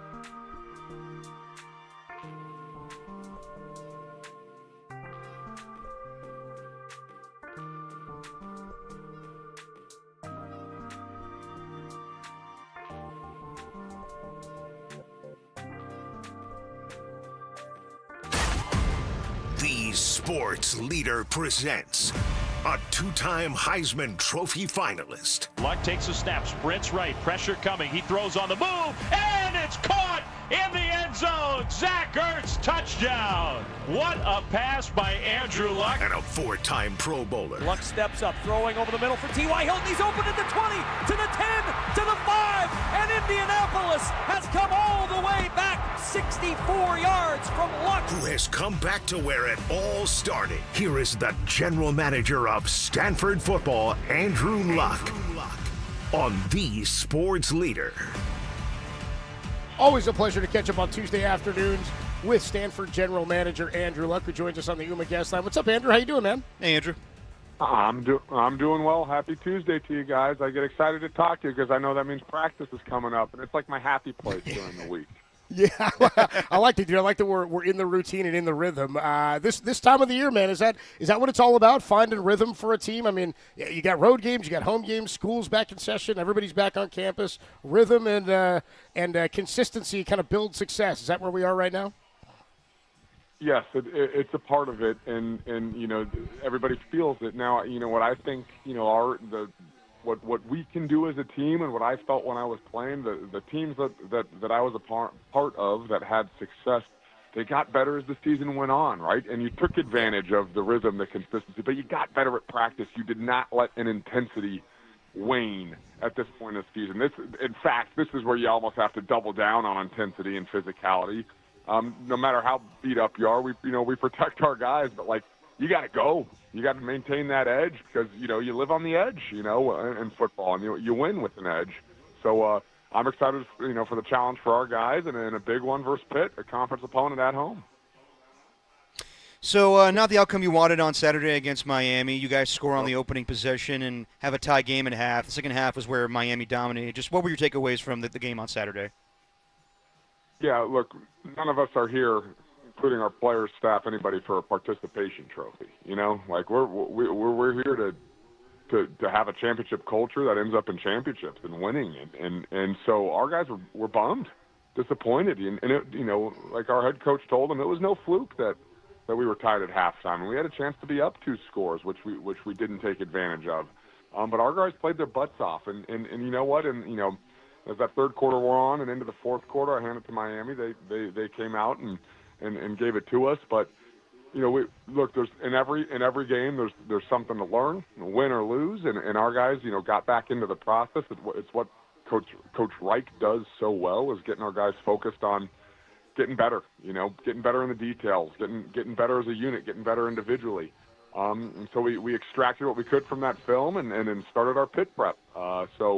Look, I'm proud of how our guys came out swinging. I'm proud of what we did, and look, it was no fluke that we were in that game for as long as we were. Yeah, I know the game, it was a tough loss, but you have a lot of former teammates that went to Miami. Just curious, did you have a friendly wager or any friendly trash talking with your former wide receiver and Miami alum, Reggie Wayne? You know what? After all the news this week, there's nothing friendly about any wager. I'll say it away. Fair enough. And I'll say before, but I was down in Miami. The first thing I did was call T.Y. Hilton, who's a South Florida guy, not necessarily a Miami guy, because I love T.Y. so much. And then I was like, you know what? Should I text Reggie about this? I was like, nah, he's busy prepping. The Colts got a big game, so I'll let him be. But I'll give Reggie a call. They did honor Andre Johnson at halftime, who I had the pleasure of both watching play as a middle school boy in Houston, for the Texans, and then playing against and playing with for a year. And tell you what, Andre Johnson, what an amazing human being and an amazing wide receiver. When you play with guys like that, it's funny. We had a buddy who worked with us here at KNBR, played for the Giants and the Phillies and a couple other baseball teams, Kevin Franzen, and he said there were certain guys that he played with where they were they carried themselves differently. They were a Hall of Fame talent, and they went about their business in the game the right way. Torrey Hunter was a guy he mentioned as one of those guys he played with in Anaheim. I always kind of felt that way about Andre Johnson, like a true pro, a guy that you knew was reliable, and I felt like kind of one of the quiet stars of the league, to your point, for a really long time. I'm not sure he gets the respect he deserves for how good he was and what he did. And he was an absolute pro. And I got to play with him. and Frank Gore, towards the end of their careers, and both guys just pros and very different personality. But I love Frank Gore. I mean, what an incredible dude. But when I was a rookie, I walked into a locker room, and the pros, the guys who were the exemplars, were Reggie Wayne, Dwight Freeney, Robert Mathis, and Adam Vinatieri. If our young guys just watched them and emulated them, they were going to find a way to succeed. And it always blew my mind how, hey, young fellas, this is the model. Just do what they do, and you're probably going to make the team, Yeah. I mean, that's kind of what we were talking about with like consistency and routine. I mean, I feel like they talk about that a lot. Like when guys get to the pros, you got to learn how to be a professional and learn what your routine looks like to get ready for a game. And so you're talking about the development of this team at Stanford right now and how you guys build in practice and week to week. How do you gauge that sort of development? I mean, it's always about evaluation, but what have you seen, I guess, from the start of the year to now in terms of what you're happy about and the direction you're headed? Well, there's the ultimate feedback loop, which is wins and losses, right? And so I know, and look, we have the wins that we have, the losses that we have, but some of the wins have really affirmed that in the big picture that we're on the right path. And now there's a bunch. What's amazing about sports is there's so many feedback loops, right? In the film and the practice and how we're competing. And look, I think we've improved with going on the road. No one's happy about the result, but I saw a lot that was better in the Miami game. I saw complimentary football for 2.5 quarters. I saw us on a stage that wasn't too big for us. Our guys knew they belonged. They felt it, and they're mad. They're pissed off after the game that we let it run away from us. So I've seen a lot of growth on the road. I've seen us protect our house at home. I've seen us win games 2 scores down late, and I've seen us hold on to a win, late in the game. And look, this challenge that Pitt presents is real. That it's a dynamic offense. It's a defense that's opportunistic, strong quarterback play, strong play on the outside, and it'll be a real test. And I'm excited to for this next step on the journey. But I am so convicted that we are on the right path, and our guys are buying in and playing their butts off. I mean, it's a team I'm proud of right now. Talking to Andrew Luck on the UMA guest line, just switching over to the NFL for a little bit. Jordan Love faced Aaron Rodgers on Sunday night, and we always focus on the Hall of Fame QB playing against his former team, but never really the new QB facing his predecessor. And you faced Peyton Manning 4 times in your career and beat him 3 times. Just what were those games like where you had to follow the legend he was for the Colts? I grew up a Peyton Manning fan, so looking back, they were special. I mean, when you're playing, I really, at least I did, I focused on what I needed to do. It never felt quarterback versus quarterback. I mean, you're never on the same field at the same time, unless it's maybe a coin toss. You just aren't. But there was a different energy in the air the first time that the Broncos with Peyton came back to Indianapolis. It was special to be a part of. It was one of the best atmospheres I've ever played in. The Colts fans were, I guess, pregame really, we missed it when we were in the locker room, but very, grateful and thankful towards what Peyton had done, as they should be. It was unbelievable. And then as soon as the game started, man, it was full-throated support for the Colts. And I remember that like it was yesterday in big playoff games. So I know those were, the games were fun because they were meaningful, right? Being on good teams makes those games meaningful. Like the individualistic storylines, at least to me, were just sort of uninteresting. Right. But big games, that's what's fun, and that included playoff games that we had versus the Broncos during that time. Did you ever have I think Fred Warner said this a couple of weeks ago when the Niners were going into overtime against the Rams, and he called heads, and he said, "Heads till I die." Did you have a coin flip strategy? It's really funny you asked. I was talking to Sam Roush, our captain, about coin flip strategy, and here was my strategy. My strategy was let Adam Vinatieri call the coin. Yeah, dude. He's been around a whole lot longer than me. He knows the way around a coin, does Vinatieri? Yes. That's pretty funny. That's pretty good. Leave it on him. Talking to Andrew Luck here on the UMA guest line. Getting ready for Pitt this week. I mean, stringing together success is what you're talking about. Back-to-back wins is something you guys haven't had this year. And is that something that would be poignant, you think, to feel what it's like to have the success and then repeat it again another week? Is that something you guys ever look at? I mean, streaking is obviously great, but would that be a step forward for you guys? look, I think there's a bunch of different ways to define steps forward. And, yeah, we need to stack stuff. We need to stack good weeks. We need to stack wins. We need to get back in the win column, right? We need to protect our stadium.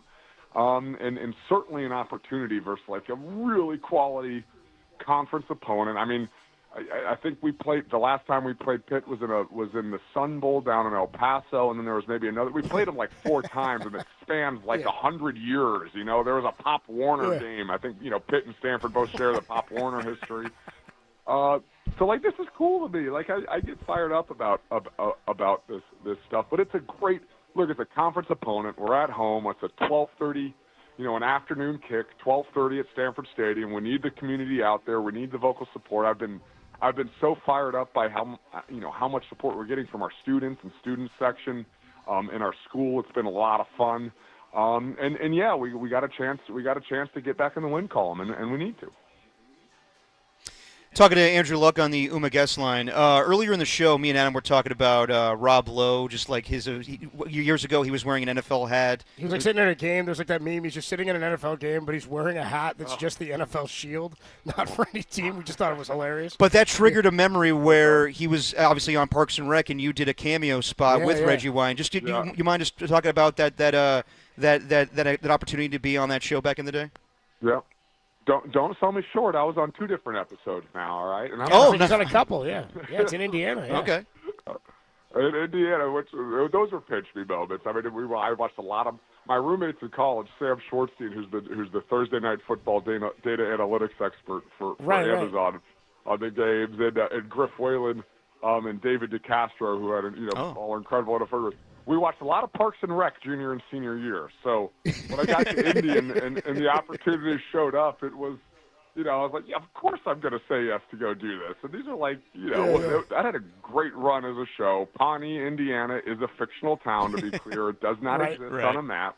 But yeah, I remember one of the shows being a bachelor party, and there'd be a Sonoma scene and throwing a ball. And look, I was a touchdown to Chris Pratt, right? Yeah, to Chris Pratt, and he had good hands. He played high school football. He had good hands. I was proud of him. But I hated doing stuff in season. Like on a Tuesday, Wednesday night. Like it was like game plan. Grind till whatever. Get home at 6:30. Like take an hour to eat and like talk to my wife, and then like back for an hour of work, at home, and then to bed. Like I did not want to do anything, but this was one of the few times I was like, I gotta stick and do this. This is sort of cool, I gotta do this. And I don't think we lost that week. But no, then it was back at it. So. That's really cool, That's man. awesome. That's really fun. Yeah, it's funny. It came up earlier. I'm like, dude, I can't believe we haven't asked him about this. We love that show, and we hadn't even thought to ask you that question. Andrew Luck, we do it with him every week. Andrew, good luck this week, man, against Pitt. Always fun talking to you. We'll do it again next Tuesday. Thanks, Andrew. Yeah, absolutely. Appreciate you guys having me on. Go Stanford, and let's get that support from the Bay Area this weekend. We need it.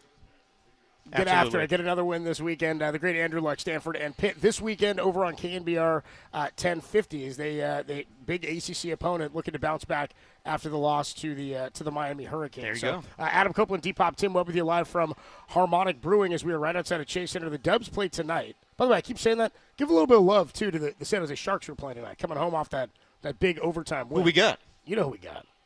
You don't. LA Kings, dude. Big game tonight. Hate the Kings. Yeah, if we can get one way, if we can't do it with Toronto, let's see if our Sharkies can do it. I'll never forget the Sharks being up 3-0 and then blowing that lead. All right, what do you stop bringing up old stuff? Well, I'm just saying. Stop bringing up. What are you doing that? We're trying to get a win. That's how the rivalry was sparked. Okay, all right. Okay. Running into stuff. No, I'm setting the tone. I don't want to set this tone. Okay. We should talk about. Keon we White. to talk a bit about this. The 49ers have traded a 6th and 7th round pick now per Tom Pelissero as well of the NFL Network, I believe, right? Keon White. Outside linebacker, pass rusher of the New England Patriots, a 6th and 7th round pick for Keon White. He's a former 2nd round pick. Yes. He's signed through next year. That's the key there. He's a controllable piece. And they got a piece for a 6th and 7th rounder. He's a former 2nd rounder. He's in his 3rd year, has played 5 games, 1 start this year, does not have a sack, 6 career sacks, 38 career games played. And he has in 5 sacks last year, 1 the year before. So he's an outside linebacker, 26 years old, signed through next season. interesting piece. Let's talk more about this next. The 49ers have made a trade. This is kind of along the lines of the trades that we talked about them making. The Arden Keys, the Kerry Hiders, pieces that they've picked up in the past. What was his name? Amenahu. Yep. Charles Amenahu, who they picked up a couple of years ago. So these are all kind of along the same ilk. Amenahu was a former first-rounder. They've now traded for Keon White, a former second-rounder. We'll talk more about this next and whether or not they're done. The 49ers have made a trade. They got a pass rusher. As we're live from Harmonic Brewing, Dirty Work rolls on the Sports Leader. Bay Point, shout out to you for supporting KNBR, Bay Point Sports Leader.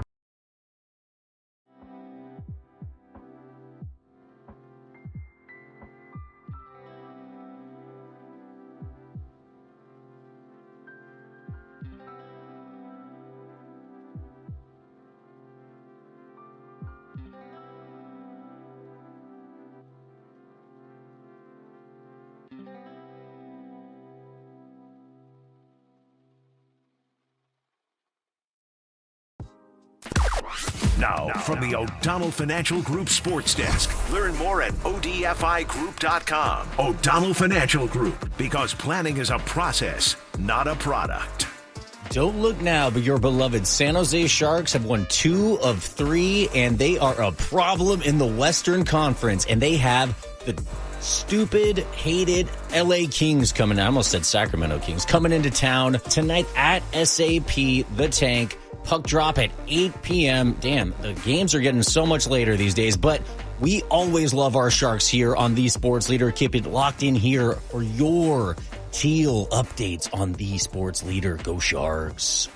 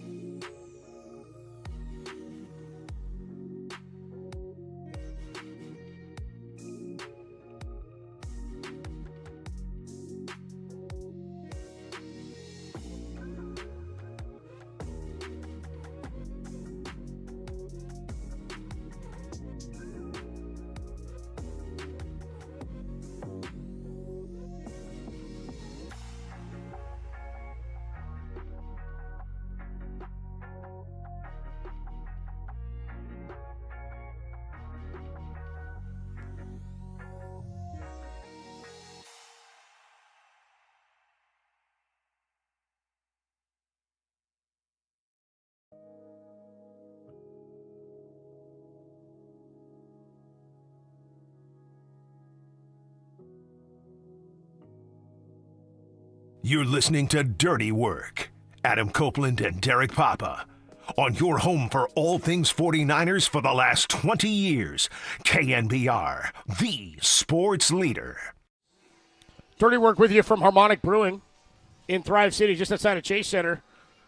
Warriors play tonight, but we got 49er news. Breaking news, Keon White, outside linebacker, pass rusher, former second-rounder of the New England Patriots, has been acquired by the 49ers for a 6th and 7th round pick per Tom Pelissero of the NFL Network.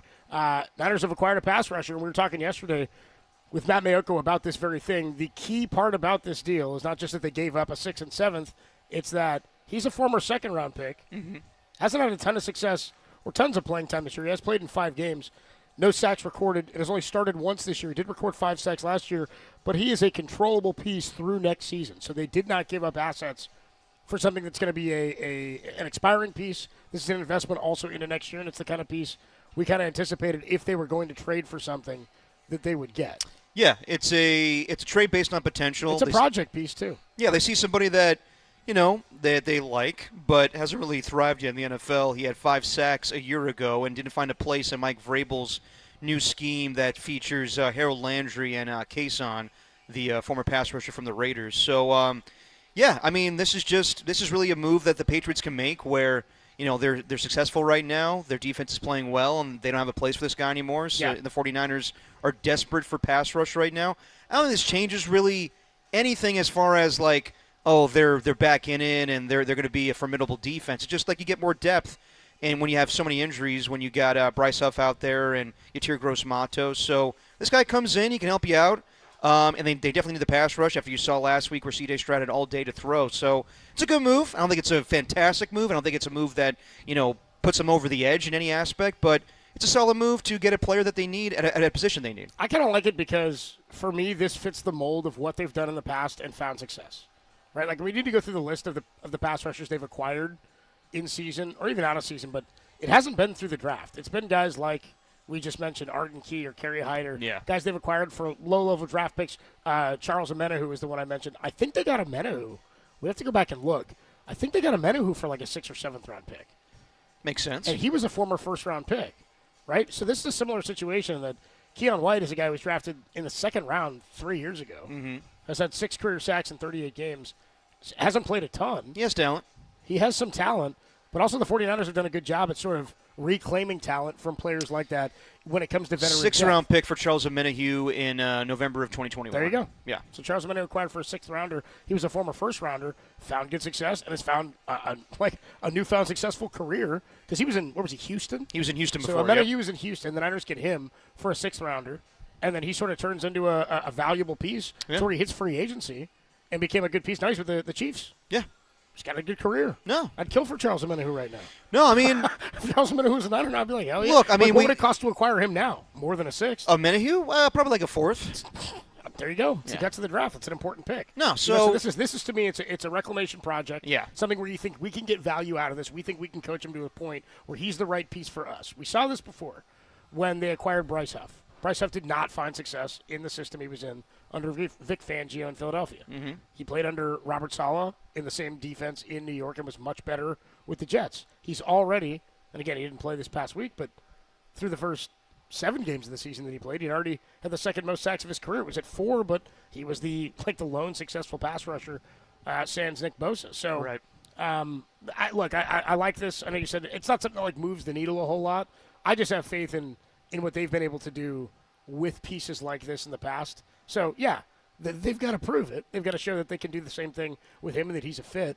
But I've got confidence that if they made this trade, they felt like this was the right way to go. It adds another depth piece. He's going to play this year. It's going to save you for a couple of weeks, but he's probably going to have to slot in and play fairly quickly, even if it's a minimal number of downs or some pass rush downs. Yeah. But now you've got him and you've got Bryce Huff, and at some point you get Sam Okanyanu back, you presume. So we'll see what happens. Yetur Gross-Matos as well. So they've got pass rushers, and it also gives them the ability to move on from a couple of these guys after this year. You know what I mean? They now have a piece they've invested in for next season. So for me, this is a great move in the sense that it's controllable. They can give up a ton, and you've had success with the same model in the past. Yeah, I mean, and the key also is the fact that he's under contract until 2027, and that was the thing that Kyle and John kept talking about, was we're not just going to make a trade to help us out, for this season with an expiring contract that's going to hurt us next year where, okay, this player was good for, a few games, then he leaves in free agency, and you're like, all right, we don't have a draft pick because of, this trade we made. So, yeah, this you have him under contract. He's got a young player, controllable, and we'll see what they do with him. But I don't think this means they're going to do anything else. I think this is probably, this is what Matt Maiocco was talking about with us yesterday. I don't think that a Quinnen Williams move is on the horizon. I think this is probably what they were going to do. They were getting a nice pass rusher that's not a household name, a guy that can fit in their system, and we'll see what they make out of him. How quickly does a guy like this, I know you're not like a football analyst or anything, but how quickly does a guy like this in a trade that happens on a Tuesday, can he play in the game? Like, would you expect he plays this week? I kind of feel like absolutely. He will. On defense, I feel like yes. Yeah. Especially a pass rusher. Oh, dude. Like if you were going to rank positions that you could trade for week of and slot them in. Running back and pass rusher. That feels like that's the easiest one. Because running back, you could put him in for only certain plays. You could be like, there's a limited number. Well, we saw it 3 years ago when Christian McCaffrey was traded for on a Thursday night and then played that Sunday. I think he's kind of an anomaly, though. Like, I think his situation's a little bit different. Well, like, he's a freak. Yeah. And he showed up and was like, I'm going to learn. He was learning the playbook on the plane. He played 22 snaps. Yeah. And I remember Kyle told us, he's like, yeah, we had to make sure, am I really going to send him this playbook? Like, is he better be, cleared to be here? Yeah, and he was blown out, or the Niners were blown out that day against the Kansas City Chiefs. But, yeah, I mean, I remember years ago, Richard Seymour was traded to the Raiders a couple of days before the season opener, and he had 2 sacks. So it's easy to translate when you're a running back. It's just, okay, go find the open hole. With the pass rusher, it's we'll get the quarterback. He'll probably play on 3rd downs to start. That's what I mean. Is I think he'll be in on pass rush downs. Yes. Use him kind of like they were using Huff earlier in the year. Right. I think to start, and you'll see how healthy you get. Then I think ultimately. And I keep bringing up the fact that you definitely need pass rush this Sunday because C.J. Stroud, yeah, he's a good player. He's not the most mobile quarterback. He was able to extend drives because of 3rd downs and, not seeing any pass rush whatsoever. Jackson Dart's a different type of animal where this guy runs. He's much more mobile. So if you think it's going to be a walk in the park against Jackson Dart because he doesn't have Malik Neighbors or Cam Scatterbo the rest of the way, no, he can extend plays. And they needed a guy like this. They need, Bryce Huff won't be back yet, but they need as much pass rush as they can to bring this guy down. And Brian Dable, look, they don't have a good record. I think the Giants are, 2-5 on the season, but he could scheme it up. So it's not going to be an easy task for the 49ers in New Jersey this weekend. If you're just joining us, the 49ers have made a trade, a 6th and 7th round pick to the New England Patriots for Keon White, an outside linebacker defensive end, who's a pass rush specialist, 6 career sacks. And again, I said it feels to me, as a 26-year-old, the former second-round pick, Yeah. it feels to me like similar to the model of the Charles Omena who traded from a few years ago, where he was a 6th-rounder. And again, kind of a reclamation project, and ended up, he was traded for a 6th-rounder and was a former 1st-rounder. Yeah. And ended up finding success to the point where he got another contract. So, again, no telling that this works out in the same way, but they were decimated at the position. I think they know they're, like, when we talked yesterday about Kyle having the comment where he said, like, our reality is realistic, and we were saying, we wonder if you take that to mean that he knows who they are. He knows that this is probably not a team that's going to make a deep Super Bowl run or anything like that. Yeah. So, like, how do you find success in the season that you're in? And not about setting expectations, but about, like, what can we do to be successful without mortgaging the future? One, if you're going to acquire a piece, make sure it's here next year. And he is now. Keon White under contract for next season. The other part of this is what level of success do you gauge success, and where do you want to go? You're because you've won 5 games already, you know that you're capable of making the playoffs. Right. So you might not go about this trade the same way. If they're 3-5 right now, I don't know. Maybe they think maybe we can get back into it. But if you don't think you have the talent, it's not the same 3-5 as in 2021. No, I You know mean, what I'm saying? Like, 2021 felt different. They had Bosa back. He was playing at a high level. He was a defensive player of the year. Like, you had a different situation in 2021 to where they didn't actually make a massive trade that got him back into it. It was Debo becoming the wide back. Mm-hmm. But in this context, you don't have the same level of talent. So if you were 3-5, I don't think you're making a trade to get back in. I think this speaks to them thinking we are still a playoff team. Yeah, but but we're just not going to do anything to mortgage the future while we attempt that this year. I think it's also the Patriots just selling off guys that are not going to be impact players in their defense right now. Like, now there's more breaking news. The Patriots have just traded away Kyle Duggar, who was a good safety for them, but doesn't fit in their scheme anymore.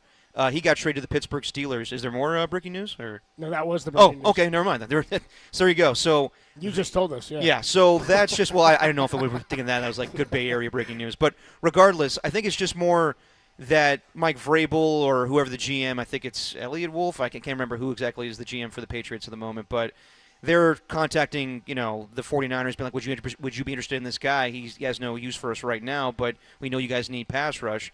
And I'm sure Robert Saleh's like, I went up against this guy twice a year. Yeah, I'm familiar with him. He probably serves a purpose for us right now.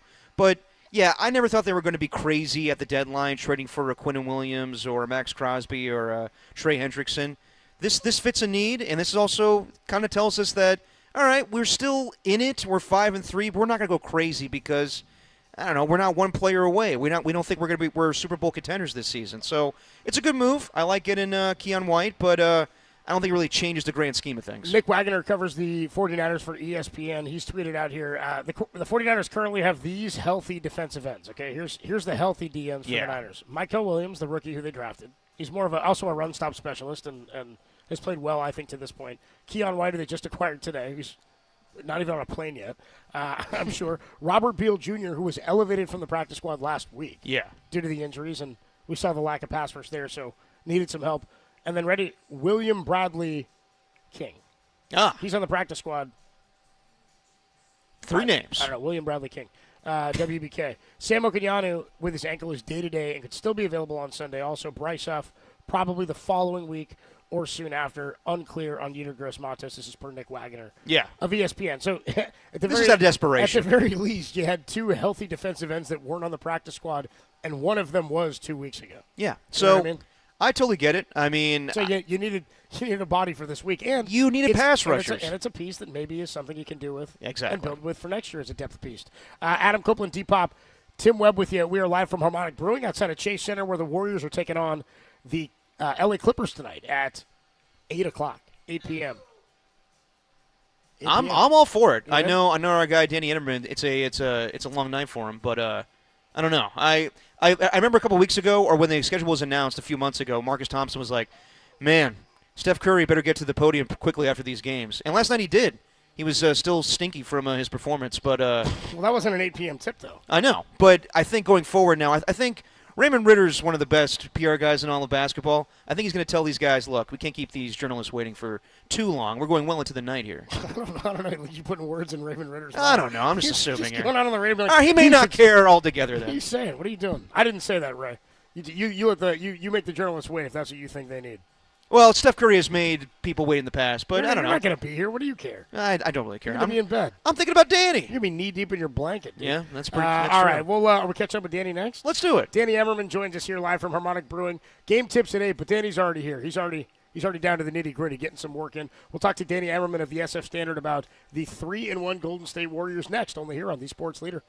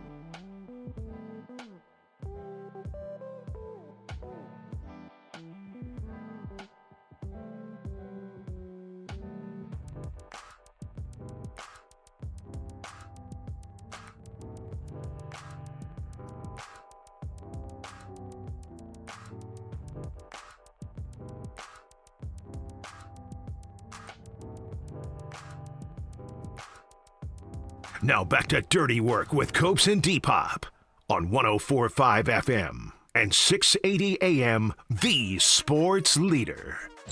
Shot clock at 7. Draymond dropping in 3. Yeah, Draymond Green's three-point shooting. He came in at 50% on threes. He's 2 of 5 tonight. He's going to rise up and shoot some of those. Jaren Jackson's been helping off of him all night.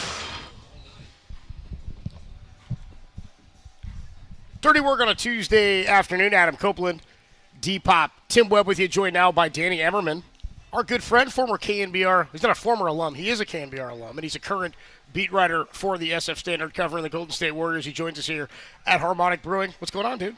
It's a pleasure to be on such an esteemed program like Dirty Work. Ooh, esteemed. Much love, dude. I like that. Which is funny because when he showed up, he said, "Is this show still Dirty Work?" We ain't changing it, Danny. You never know if they got clean. Yeah. No, never. No, we never. Murph tries to make us clean. We're never going to be clean. Yeah, Murph tried to clean us up, but it ain't happening here. So let's just start with the big picture, and there's not much of it. I mean, 4 games in, I don't know what I anticipate besides hot starts with Steph Curry and the Warriors, but they've looked really good, and the surprise, I think, to everybody is how good Jonathan Kuminga's looked in the first 4 games consistently. What are your thoughts? Yeah, my thoughts on Kuminga specifically is this is a completely different player than he's been in the past. And if they can get this player for the rest of the season or something close to it, that's a huge win. It's a player that's going to help them win now. It's a player that you could potentially build around going forward. And it's the player that is the exact type of player the Warriors have tried to get out of him for the past 4 years. He's taking fewer mid-range shots. He's turning the ball over less. He's rebounding on both ends of the court, especially defensively, and he's defending his behind off. So that's exactly who Steve Kerr has wanted him to be for the past 4 years, and for one reason or another, he's committing to doing it. Since you asked Steph this last night, I'll ask you, what do you think about the Warriors' exotic lineups right now? Exotic. I like how exotic they are, how unconventional they are. I like teams who can beat you in different ways. Right. And the Warriors have already shown in the first 4 games that they've been able to do so. They went big against Denver with Draymond and Al Horford, and Kuminga was like nominally the shooting guard in those lineups. Last night against a team without as imposing of a center, Jaren Jackson Jr. is a great player, but he's not really going to beat you up inside. Yeah. They go small with Guy Santos, of all people, at center, and those lineups worked. And they worked even without Steph Curry on the floor. So it's important to have versatility and be able to be creative with lineups. And Steve Kerr loves doing that, especially early in the season. He's going to throw some of the young guys, Guy, Will Richard, into the deep end and see if they can sink or swim. And so far, they've swum. Yeah, I don't know if you're aware of this here on Dirty. We're a Guy show. Oh, yeah. We kind of got into Guy. We're down with Guy. The Guy leader. You guys are Guy heads? Guy leader. Yeah, Guy sports leader is what you're listening to right now. Dan Hammerman of the SF Standard joins us. How important is a game like last night to be not a one-off, but something we see regularly where the young guys can put together, 68 points outside of like Steph, Jimmy, and Draymond. I know you're not looking at Draymond to score, but there were points even last year early on and before Jimmy was acquired where you're like, at some point somebody else has got to chip in. But Pods had a good game last night. Obviously, Kuminga. Feels to me like throughout the year that has to be a trend so that when you get to the key moments, Steph can carry the load when necessary. Last night was the first time ever that Brandon Podziemski, Jonathan Kuminga, and Moses Moody each scored 20 points in a game together. It's vital. It's how the Warriors are going to get through this regular season. As Steph Curry said last night, he's like, the unks aren't going to be available every night. So those young guys are going to have to pick it up. I got 16 for you guys tonight. The nephews of the team. Yeah. So that's how they're going to get through the regular season. It's vital. They're not always going to give you 20 points together on any given night, but if they can combine for somewhere in that range one way or another, that's huge for this team. As far as the unks, Al Horford, what do you think about the acquisition of him? And I know Steve in the offseason said that he wants to find a traditional, stretch 5 where Draymond's not playing the 5 as much, and we haven't seen that yet. I know that Al Horford's not going to play on back-to-backs as much, but what do you think his role will be on this team in the grand scheme of things? Love the acquisition. Love the fit. It's natural. It's seamless, just the way he plays both ends, his IQ, his outside shot. It all makes perfect sense for this team. I am surprised at how it's played out so far. Yeah. I like most people, assume that he would be starting games next to Draymond Green because that's what the Warriors really wanted. That's why you get Al Horford, is so you don't have to start Draymond Green at center and have him battling for 30 minutes against opposing centers. That's not really what we've seen yet. We've seen them mostly stagger their minutes so that one of them are on the court at all times, and that's a powerful tool too.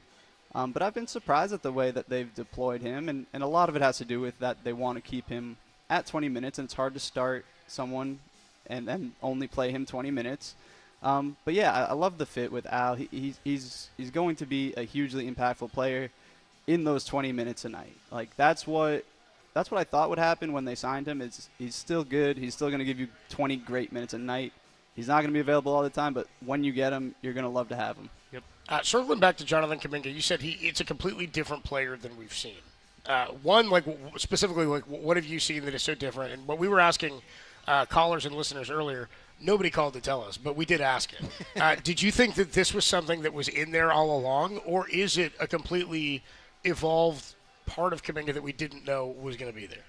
Parts of it have been in there all along, and he's probably had to summon it. When I think about that, I think more of commitment to rebounding. Mm-hmm. I think that is probably something that has been in there all along, but some of it is development. And I think what fans maybe misunderstand a little bit about Kuminga is that he has developed through the years. He has gotten better year by year. He's added things to his game. He's understood the system more and more every year. So a lot of the decision making he's making this year that has been vastly improved, that comes with development within the system. It comes with playing more minutes with Steph Curry and getting those reps. One thing that I look at in terms of Kuminga being a different player this year is the lack of isolations in his game. That's one of the sticking points where you'll look to the bench and you'll see coaches rolling their eyes when he's trying to take a guy off the dribble, take a couple bumps, pull up for a fadeaway in the lane, 12-footer. That's the shot that they don't want to take. And it's like 12 on the shot clock. Yeah. And it's a shot that he's cut out this year, and that's really important. That's really important to him as a player, and it's important to them as a team. Last year, he was in the 92nd percentile in usage rate. And I think he's cut about 10% off that in the first 4 games. That's huge. He has the ball less, and he's doing more with it when he has it. Talking to Danny Emmerman live from Harmonic Brewing before the Warriors take on the Clippers tonight. Why do you think Jonathan Kuminga is bought in more? Do you think it was just, as you're saying, like more playing time last year, or does the contract help? Does it help maybe that behind closed doors they told him, we could be dealing you at the trade deadline to a destination you really want to go where you're the star of the team? Why do you think Jonathan Kuminga has changed his game up and is invested in what Steve Kerr's telling him to do now? It's a good question. I think it's a fair question. I try to hesitate playing, armchair psychologist. Yeah. It's hard to get into a guy's head, but this summer was pretty dramatic for Jonathan Kuminga. With the contract stuff, with how long it played out, and I think it gave him an extended opportunity to reflect on where he's at as a player, where his career is at, where he wants it to go. And we were talking to him last night. He said that one of the things he was thinking about is really committing to rebounding to his game. That came to him this summer for one reason or the next. I'm sure the contract likely had something to do with it, but it doesn't really matter how he arrived at this point. What matters to the Warriors is that he stays at this point. Why has it worked with Jonathan Kuminga alongside Jimmy Butler? I felt like that was sort of Derek said it earlier. He said, I thought that was going to be a redundancy when they acquired Jimmy Butler. I thought you can't have a redundancy in the NBA anymore of that kind of player, a wing guy who can play inside and outside, who can defend, who's long. Like the Warriors had a lack of that type of player. I thought they needed more of those, but I thought that there was sort of a thought generally last year that they wouldn't work on the court together, though they did play a lot early on. It's been great to this point. What have you seen as to why that worked so well? They were redundant last year, definitely. I think a lot of it has to do with the way Kuminga was playing. Mm-hmm. A lot of it has to do with how Kuminga has changed playing. A lot of it has to do with how Jimmy Butler and him have connected off the court and trying to learn from each other about which spots they like to be in. They've had more time to develop more chemistry. I think that matters. And it also helps that both of them are shooting the ball pretty well from 3 right now. I mean, when you think about them being redundant, most of it comes from their struggles to hit 3-pointers. Yeah. So far this season, they're both shooting it pretty well from 3. I don't have the exact numbers, but Jimmy hit a couple last night. Kuminga has hit a bunch so far. So that's something that can unlock those lineups. Only 4 games, but very impressive win to beat the Denver Nuggets in overtime, the second game of the season last night, to beat a younger team, a quote-unquote contender in the Memphis Grizzlies. Draymond Green today listed off his contenders in the West. I think he said the Warriors, the Thunder. Oh, he did? He picked the Dubs? Of course he did. Dude, wow. He also said that he's the best defender in all of basketball right now as well. Draymond. Well, I totally get that. Just when you see, I know it's very early on, but do you as far as the contenders in the West, where do you consider the Warriors in that ranking right now? Sorry, what were the teams that Draymond said? Draymond said the Warriors, the Thunder, the Nuggets, the Clippers, and the Lakers.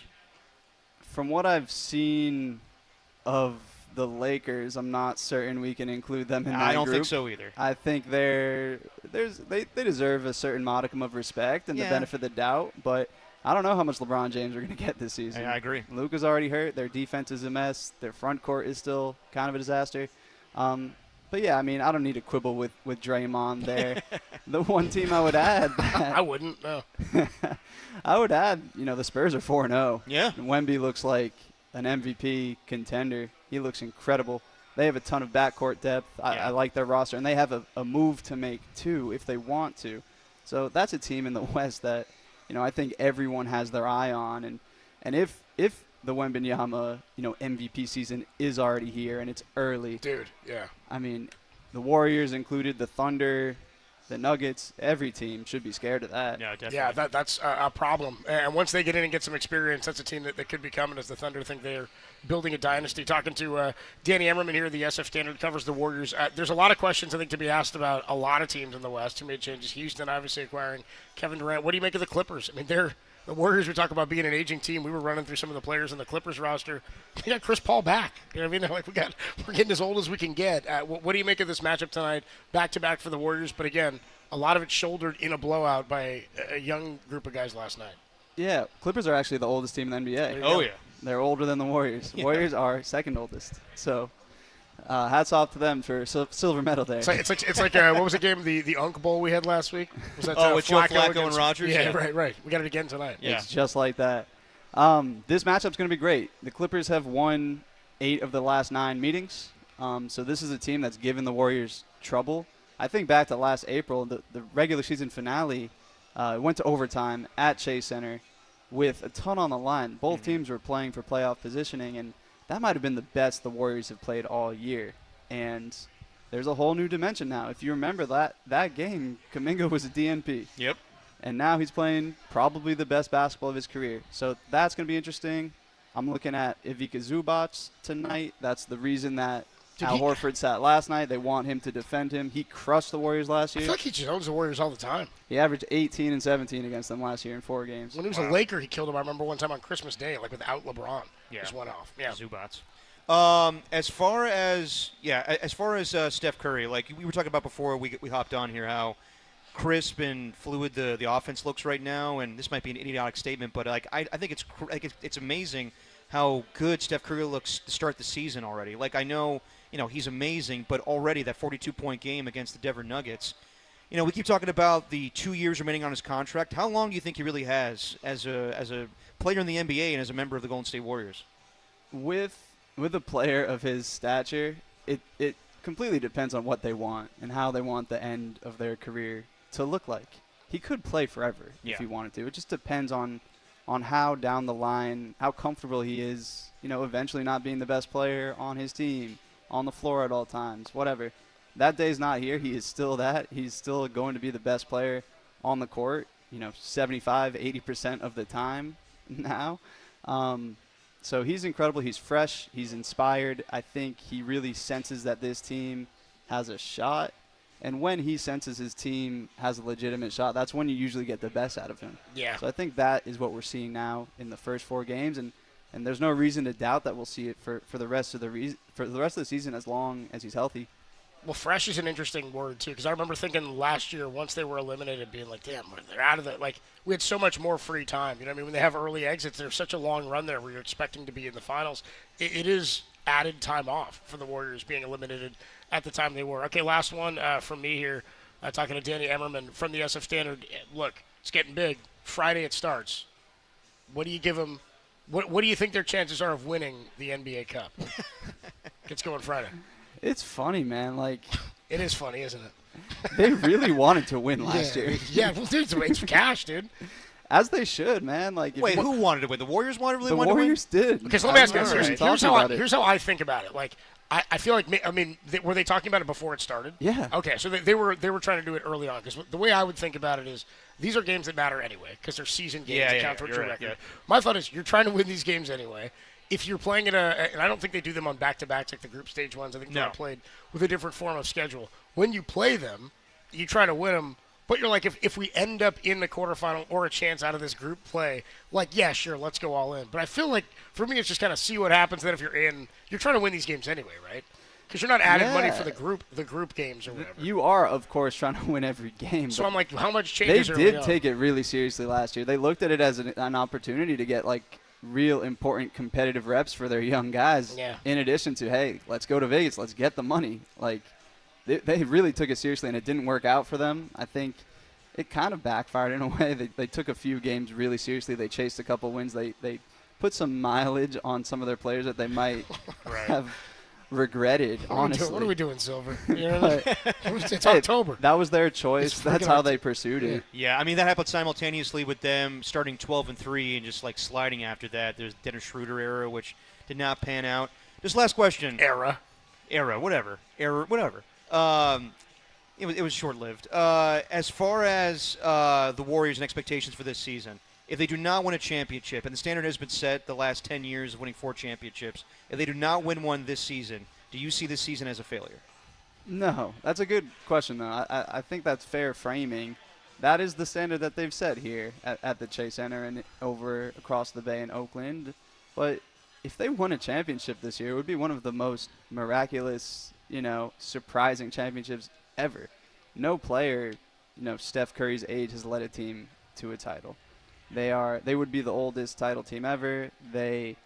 People have written off this dynasty several times. So it would be really miraculous. I don't think, failing to win a title would be a failure. I don't know if that's how the locker room looks at it, though. Like, they're already talking about championships in there. Yes, Jimmy Butler's been talking about it.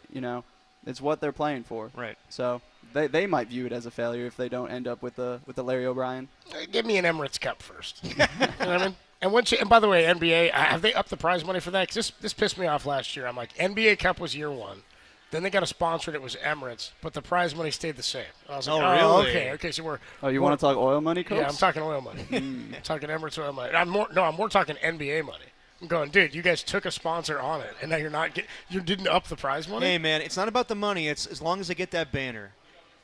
That big old banner that hangs in the rafters. I think they asked the Lakers to fly it that year. Oh, yeah. Didn't they? Yes. That was Adam Silver saying, like, yeah, we know. This is not that big of a deal, but we want you guys to make it a big deal. Who won it last year? Was it the Pacers? Bucks? Oh, the Bucks. Did they? Yes.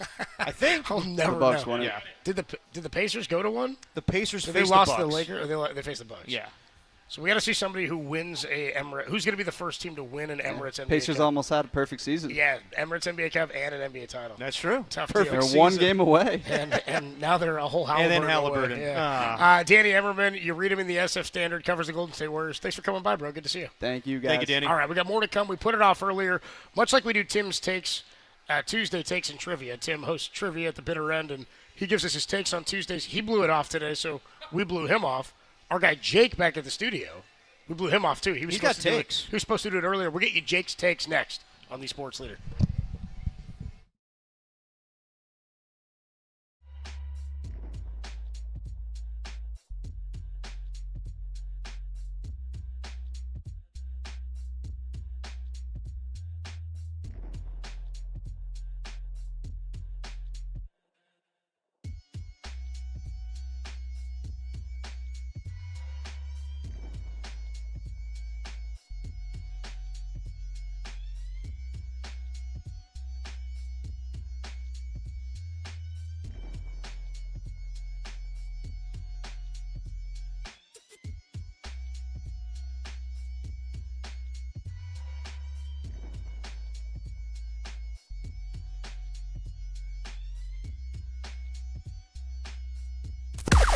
Now, from the O'Donnell Financial Group Sports Desk. Learn more at odfigroup.com. O'Donnell Financial Group, because planning is a process, not a product. Warriors take care of business against the Grizzlies last night by a score of 131 to 118. In action again tonight, the Clip Joint coming to Chase Center, and you got Dirty Work over at Harmonic Brewing in Thrive City to lead you up to that game. Come down there, have a beer, check them out with Dirty Work. And we always have Dubs OT for you with JD John Dickinson post-game. Go Dubs, baby, on the Sports Leader.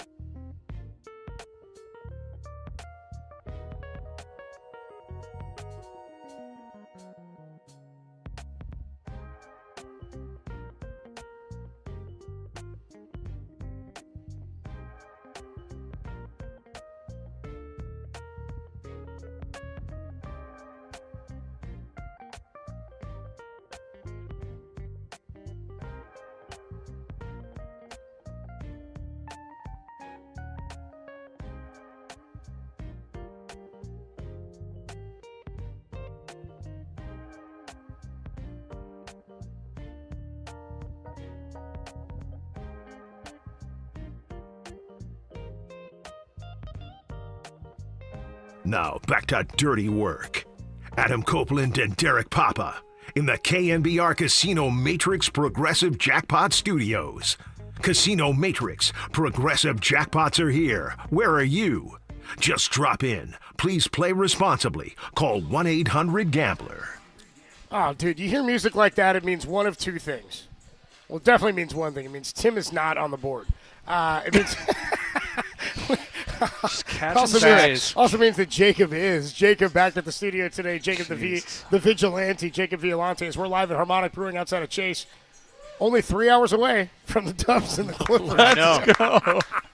It's going to be a while. By the way, Jacob, what is this? Is this like a hip-hop version of Billie Jean? Yeah, it is. This is G. Perico, if you know, Derek. I don't know, but thank you for telling me. You know. By the way, speaking of music, we said earlier, is Brad Paisley from California? I said, is he from L.A.? Because he is he a Dodger guy? The reason we talked Paisley earlier is he showed up in the NBA grab bag, as one does. And Paisley sang the national anthem last night.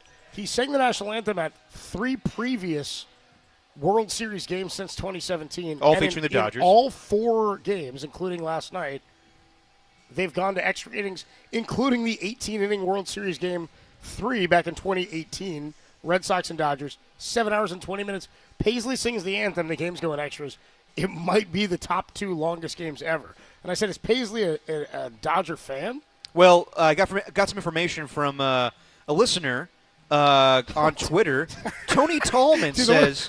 shout out to Phil. Yeah, shout out to Phil. Listeners are incredible, and thank you, Tony. I don't even know what he's going to say, but thank you for checking in on the man. He says, D-Pop, you probably don't care, but Brad Paisley is from West Virginia, but his wife is an actress, so probably Dodger fan through her Hollywood fandom. You know what, Tony? A round of applause for my guy, Tony Tallman. Tony the Fifth, Tony Tallman, dude. Probably a short man. Getting us Paisley info. Unsolicited. He's like, hey, here's just a heads up. Not sure why I know this. Here's some Paisley. You got anything on anything we talk about? Hey, listen, I don't have any Keon White news for you or any information, but I got Paisley news. It is funny though. I didn't go to look up Paisley info. I didn't really care, but I appreciate the filth supplying the info. Yeah, dude, I appreciate you, Tony. Much love on the Paisley info. If you're still listening, you sent that about an hour ago. Anyway, Paisley going extras. Paisley. Who's singing the anthem tonight? I want more anthems, notes, and stats like that.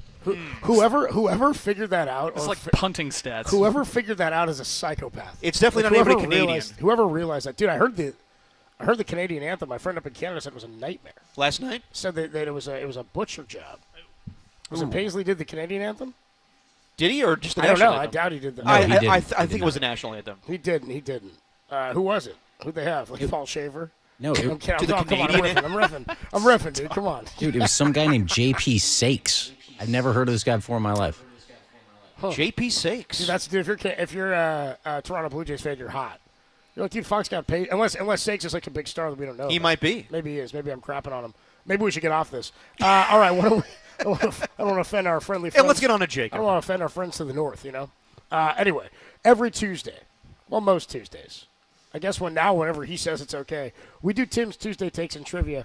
The arrogance that Tim has around it is incredible now because of how he begged. It's a big deal. He begged for this segment. He got too big for his britches, and now he's making demands saying, I'm not doing it tomorrow, is what he told me yesterday. I'm not doing it. He said, I'm not doing it, and then he made me carry gear to the... I'm not driving him to the airport. I'm not lugging the gear and doing these takes. This dude got a new car, took a day off to go get it, and then asked me to carry gear on Muni to do our broadcast. I mean, I had to carry some gear too, but you don't be complaining. Keep going, guys. It's okay. Yeah, the whiny entitlement of both of you. I am not doing anything. You're a part of this, dude. I didn't do anything. You're on my side here. Anyway, Tim normally does Tim's Tuesday Takes and Trivia. He gives us a sports take, a slice of life take, and then he gives us some trivia because he hosts trivia Tuesday nights at the Bitter End. Our friends Petaluma, Mike, and Amanda are here. They're going out to Tim's Trivia tonight at the Bitter End. He'll have trivia for them, but he'll have trivia for us tomorrow. So instead, our guy Jake is at the studio, and he's going to give us his version of Tim's Takes with a little Jake's Takes. All right, here we go. On a Tuesday. What you got for us, Jake? You got an open? You got a bed? What's going on? All right, a little original. Yeah, there you go. All right. Okay. First time. Jake just steal the bed. Okay. I think it's the first time. Well, dude, it's his first time. No, it's all good. It's my second time, actually. Second time doing this. I remember. I don't remember. I remember his segment when you had to talk about Ellis or whatever, Keon White. What'd you call him? Keon Ellis. It's like Keon Ellis. My Falcons, as you know. Well done, Tim. Well done, Tim. Yeah, dude, save those Oh, takes no, for but like tomorrow. Danny Dunn has a little, Blink-182, all the small things. Well, yeah, that's the thing, Jacob, is Danny has made Danny's diatribes and dupes or whatever we call it, whatever the hell we call Danny's thing. Yeah. Danny sort of made it his own. So feel free next time, Jacob, to make it your own. Okay, thank you. Also, I think I'm filling in for Danny, actually. Danny, because of that World Series game, I think he called in sick. Tim hit me up super late, so I'm like the triple, substitute guy right here. Danny can't call in sick. I'm like the third-string relief pitcher. It's bad. That's Dude, fine. We'll take you. We're good. You're Charles Robinson in the green dot is what's going on. That's his name, right? Sure. Not Charles Robinson. Curtis Robinson. Curtis Robinson. See, we're all botching him See, now. you did it right now. It's You third did the same stringers. thing. All right, Jack Violante, what you got, dude? All right, so we're going to stay on the World Series here. Derek We'll always start in tells me, baseball. Sports take. he says sports take, lifestyle take, and then a trivia question. So for my sports take, we're sticking in the World Series. And Okay. I don't know about you, Cobes. This is kind of a big question for you. Were you or were you not happy to see Kershaw get out of that inning? I was not happy. I wanted so badly for it to end in a grand slam. Didn't everybody? Dude, Wasn't that what everybody was feeling? Okay, I have to say, out of respect for Kershaw, it kind of felt nice for him to have a good moment as opposed to all the other World Series tank jobs he's done. It felt had like his moment. It felt like a heartfelt moment a little bit, and I was kind of okay that Kershaw got out of that inning. There you go, Jacob. So I hear you. I was playing my softball game last night, and everybody's watching the game on a phone on the bench, in between innings, and both teams are paying attention to it. I was talking about that, thinking I was at the last game that Kershaw pitched against the Giants. It was that game on a Saturday night when Ohtani hit that home run that was the farthest home run he'd ever hit. That bomb to center field. Straightaway center. It was a tank job. And shortly thereafter, a week later, Kershaw announced his retirement. And I was like, damn, dude, Jacob, I'm serious. I really always wanted to know what Giants fans' reaction would be to Kershaw's final outing if we knew this was his final start in San Francisco as he's on his farewell tour. He obviously was not a farewell tour guy, but I would have liked to give him the ovation his last start. I would have liked to be like, hey, tip of the cap, dude. That's what baseball's all about. You get to applaud the legends. I was at the last bat that Tony Gwynn ever took as a Giant against the Giants. Dude, that was cool. Pre-pitch clock, where the umpire wouldn't start the game. You know what I mean, Jacob? Where he's standing back there and the catcher won't get into the squat, and Tony had to step out of the box and doff his cat. Dude, that's the stuff that baseball's all about. So I'm with you on that front. But when it gets to the playoffs.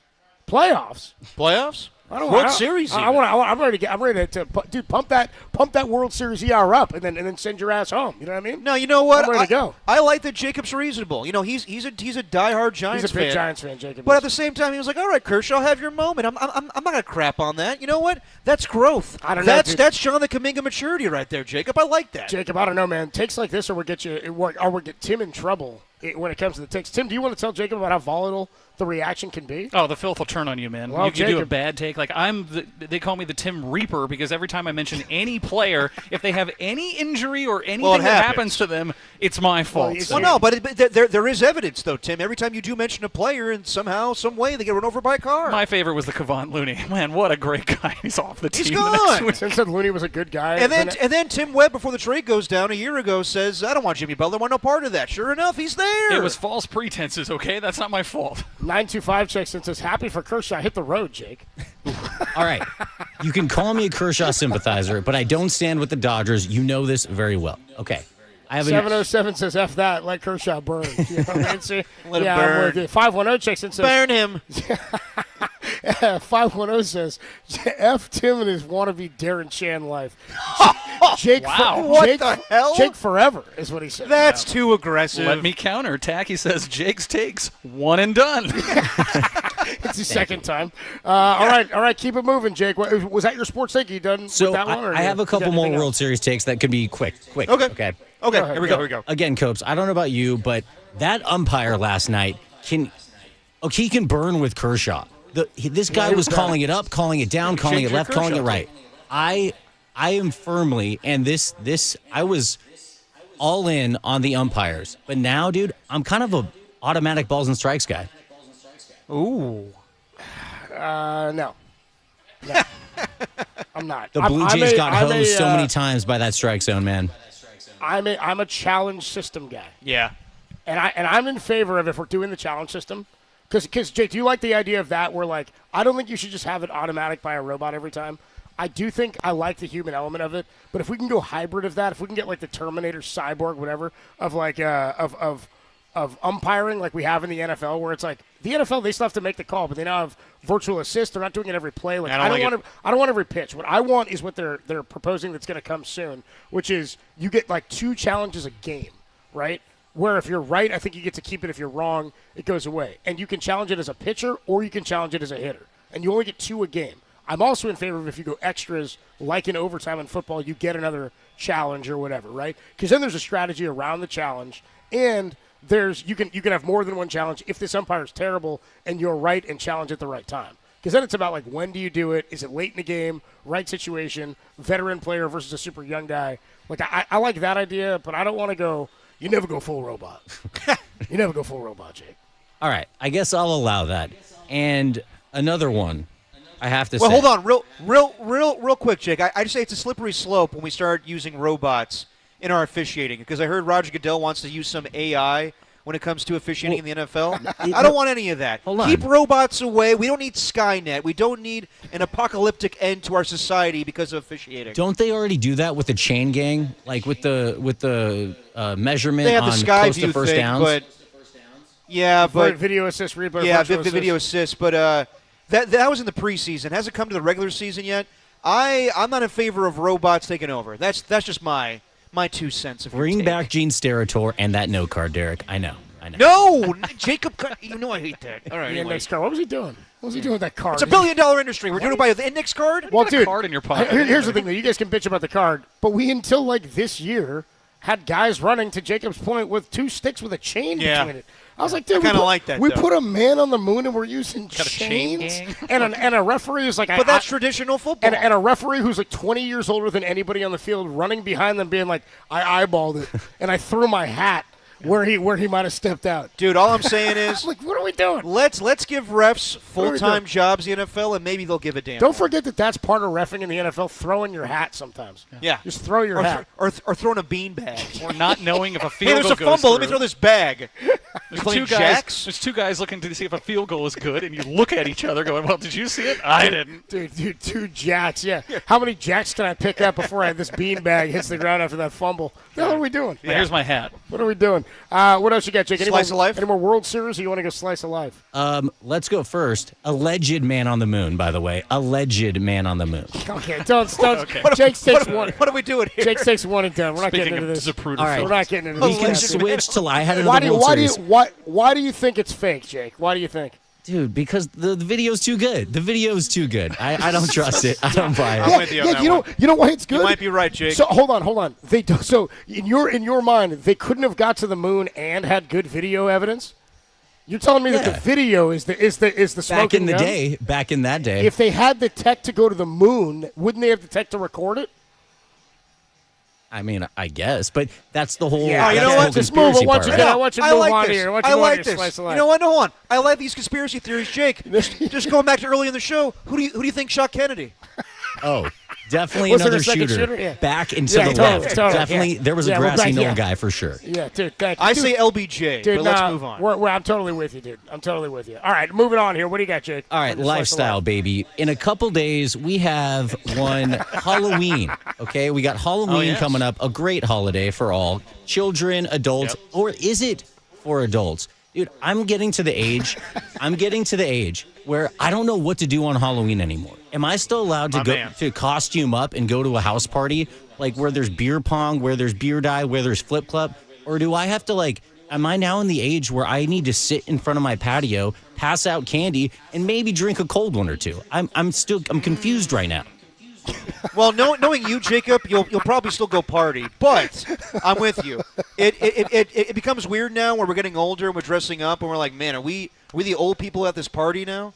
I'm kind of with you on that one, but whatever happens. If I have plans, cool. If I don't, whatever. I'll just sit. I don't know about you losers. I'm still cool. The idea of Jacob, I'll tell you this as a former trick or treater myself. I almost got Tim to spit his beer out. Yeah, I know. I don't think I ever took candy from a man drinking a beer on his porch. I think it was usually like a a ring the doorbell trick or treat situation. Not, hey kids, I got some candy up here. You know what I mean? Like, I also got some beers. I'd be more creeped out if the guy was just sitting on his porch. You know what I mean? Okay, like in a rocking chair or something. That's why you have to have a woman present for validation, for a little credibility here. Okay, or your own kids, or your own kids. Yeah. Well, is it your question is it a holiday for adults? Sure. I would say, I'm not here to yuck any yums. Go do your thing. Yeah. Rick Tittle just texted me and said, I still dress up. Yeah, dude, there you go. Hell yeah. Rick Tittle's Ricky still T, dressing up. dress it up. Ricky T still dressing up.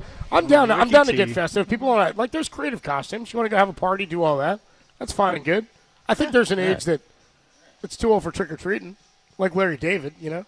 Oh, yeah. Well, he called those girls out. You got to a certain age, you can't be. But you have to expect then you're going to be teepeed. You're going to get teepeed. Taking advantage of the holiday. Larry! Nobody knows your rules and codes, Larry. All right. Do you have a trivia question, Jake? What you got, Jacob? Jake's takes rolling on. Okay, right, so here we go. me and Mr. KNBR. Mr. KNBR was going to come in here with his own trivia question, but he left early. This Keon Ellis news threw him into a tizzy. Keon White, but either way. Yes, there it is. But anyways, we were talking about plants, and we all on this show, Dirty Work loves trees. They love plants. They love the ganja. They love all of it. We do love tree. Okay. Okay, so I want. Was that a question? Yeah, No. I just want to ask you guys. This is my trivia. What sports teams could be professional, could be minor, could be collegiate, are named after plants? Wait. Come on. All right. The Cardinal. There you go, Stanford Cardinal. Okay. Trees. How many Are are there? Is there a number of these, or are you just like how many? Just name some. There's three legitimate ones, and then I have some more off the cuffs. All right, three legitimate ones. The Maple Leafs? Maple Leafs, Toronto Maple Leafs, correct. Okay. And we need one more that's legitimate. There's one more big one you guys should know. Trees. After plants or trees. Is it a Buckeye? Is it an Ohio State Buckeye? It is an Ohio State Buckeye. Way to go, Cubs. You know who gets? You know what? Our guy Mike, Petaluma Mike, gets credit for that one. Phone a friend. He's about to win Tim's trivia later tonight at the bitter end. I think he will. All right. So then, what are some on the bubble there, Jake? Okay, so Delta State, the college, they're the Statesmen, but unofficially the Fighting Okra. I'm going to say that counts. I would say that counts as well. Located in Mississippi. Unofficially? Located in Mississippi. Okay. Okra. You bet it is, yeah. We won't count the Nebraska Corn Huskers. Okay, won't count that. I think do we should count a Is that Corn a Husker. tree? Thumbs down from the bar here at Harmonic Brewing. Okay, I'm okay He's with also that. an Iowa Hawkeye, so there you go. That's not a tree. Okay, is there one more that's on the fringe? There is. What about the Savannah Bananas? Do we count Savannah Bananas? Bananas are not a plant. They do not compete It's a plant. in A banana of tree is a plant. You didn't. Yeah, but the food itself is not a plant. And they're not in any They're league. not. They don't compete in any of the leagues that you kind of gave us parameters. Well, that's fair. Okay. There's also some minor league baseball teams. The Modesto Nuts, I'm sure. as you well know. Yep. The Cedar Rapids Colonels, after the corn kernel. And my personal favorite. Not the Colonel I was thinking, yeah. Yeah, exactly. The Colonel. Dude, my favorite. Dude, don't forget about the Colonel and Grandma's Boy, the cereal. Yeah. No, you don't get any of the Colonel. Go ahead. What else you got? The Lansing Lug Nuts. A nut, but not that kind of nut. No, man. Lug nuts are what you use to help you when you have a flat tire. It's not a plant. Come on, dude. Car Oh, yeah. Now Derek knows about cars. That is correct. Yeah, dude. After the battery. All right, Petaluma Mike. Stop laughing. Talking about lug nuts. All right, Jake. That was it. That was the trivia there. That's all she wrote. All right. And that was Jake's takes in for Tim on a Tuesday. He's getting some applause here. People checking in here on the a smattering on the Golden State Lumber and Showroom text line. 707 says Jake's takes. More like Jake just wants to ask questions. Bring back Tim's takes. Wow. Some of our guy Beak. Ooh, look at that. Favorite UPS It was driver. a trivia. There was a trivia round. Yeah, I got you. Okay. All right, there's a trivia. Yeah, it's trivia round.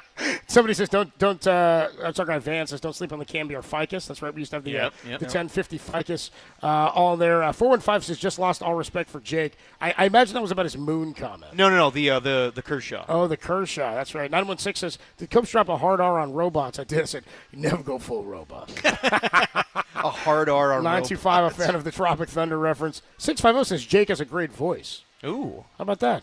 Jake has a great voice. You like that, Jake? How you That's feeling a about your fact. takes? You proud of that? You proud of that? Thank you. Good. You take that home with you, man. That's Jake's Takes on a Tuesday afternoon. Adam Copeland, Depop, Tim Webb with you from Harmonic Brewing. The Warriors are taking on the LA Clippers tonight at 8 p.m. Only 2 hours and 44 minutes I'm away ready. from tip-off for the Clippers and the Golden State Warriors. We spoke to Danny Emmerman a little while ago. When we come on back after last night, do you believe the Blue Jays can still win the World Series? Want to get into that? Sure. We'll do that next, and then our guy, John Dickerson, remember that guy on Sunday? Cubs, Dickerson. John Dickerson going to join us here at Harmonic Brewing ahead of the game. We'll do that next only here on the Sports Leader. Hercules, shout out to you for supporting KNBR. Hercules' Sports Leader.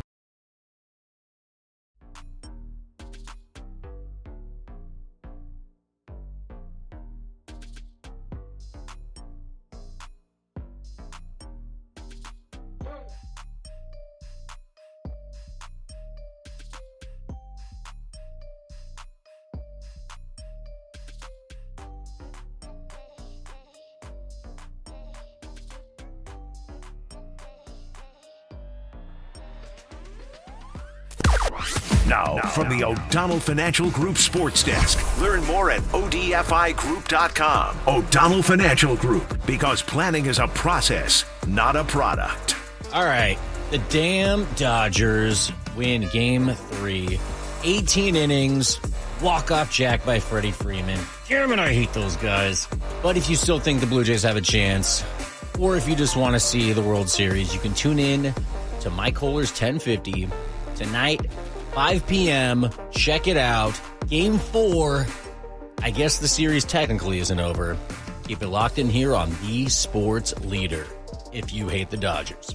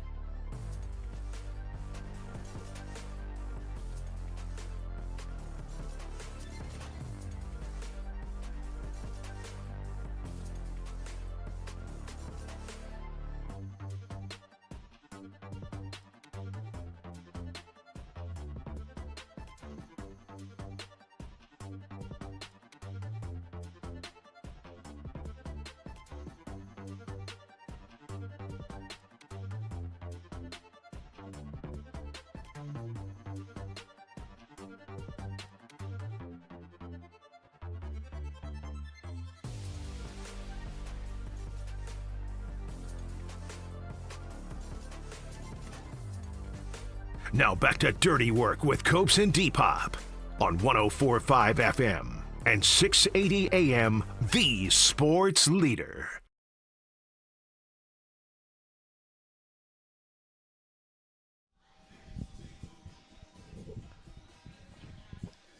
Dirty Work on a Tuesday afternoon. Adam Copeland, Depop, Tim Webb with you from Harmonic Brewing, right outside of Chase Center, inside of Thrive City, where the Warriors are getting ready to take on the LA Clippers. The old bowl tonight, the oldest team in the NBA. The Clippers taking on the second oldest team in the NBA, the Golden State Warriors. But as we said yesterday, and as Danny told us, Danny Emmerman from the SF Standard, the mostly rest for Al Horford is all about tonight. Taking on Ivica Zubac, and so they're going to play that matchup. And would you be surprised to see Horford start tonight? I would be a little, just because they haven't gone that way, and it's been going well so far with Draymond playing the 5 and Kuminga in the starting rotation. So I can't believe I'm saying this. I never thought I would say this when the regular season started. You don't want to screw up a good thing with Kuminga in the starting lineup right now. So why would you change that? You don't want to screw up a good thing with Kuminga in the starting lineup. You're not going solid yet, though. You're not going Kuminga finds a way. Not yet. Hey, man, if they win a championship and Kuminga's finals MVP, then I'll be like, Kuminga finds a way. Can you imagine Kuminga's finals MVP? Dude. That would be insane. Man, then I have to walk back everything I said. Or walk back anything. Just like it's every take you give is based on what you're seeing in that moment and how things have gone. Yeah, I know, but you know what? The take is just, I never liked it. I'll be honest. When I was producing radio, I never liked it when guys would give these hard opinions and then never take accountability for being wrong. Yeah, then what happened? And then I became a host. I'm like, it's time for me to own up that I'm wrong sometimes. Yeah, that's right. There's nothing wrong in that. I want to be wrong a lot. You guys shouldn't listen to me. I know nothing. 20 hours a week. Yeah, Derek, welcome to the club. Yeah, that's what I'm saying. That's what we do, man. All right, we do it. This is why I always set this up. We always do this.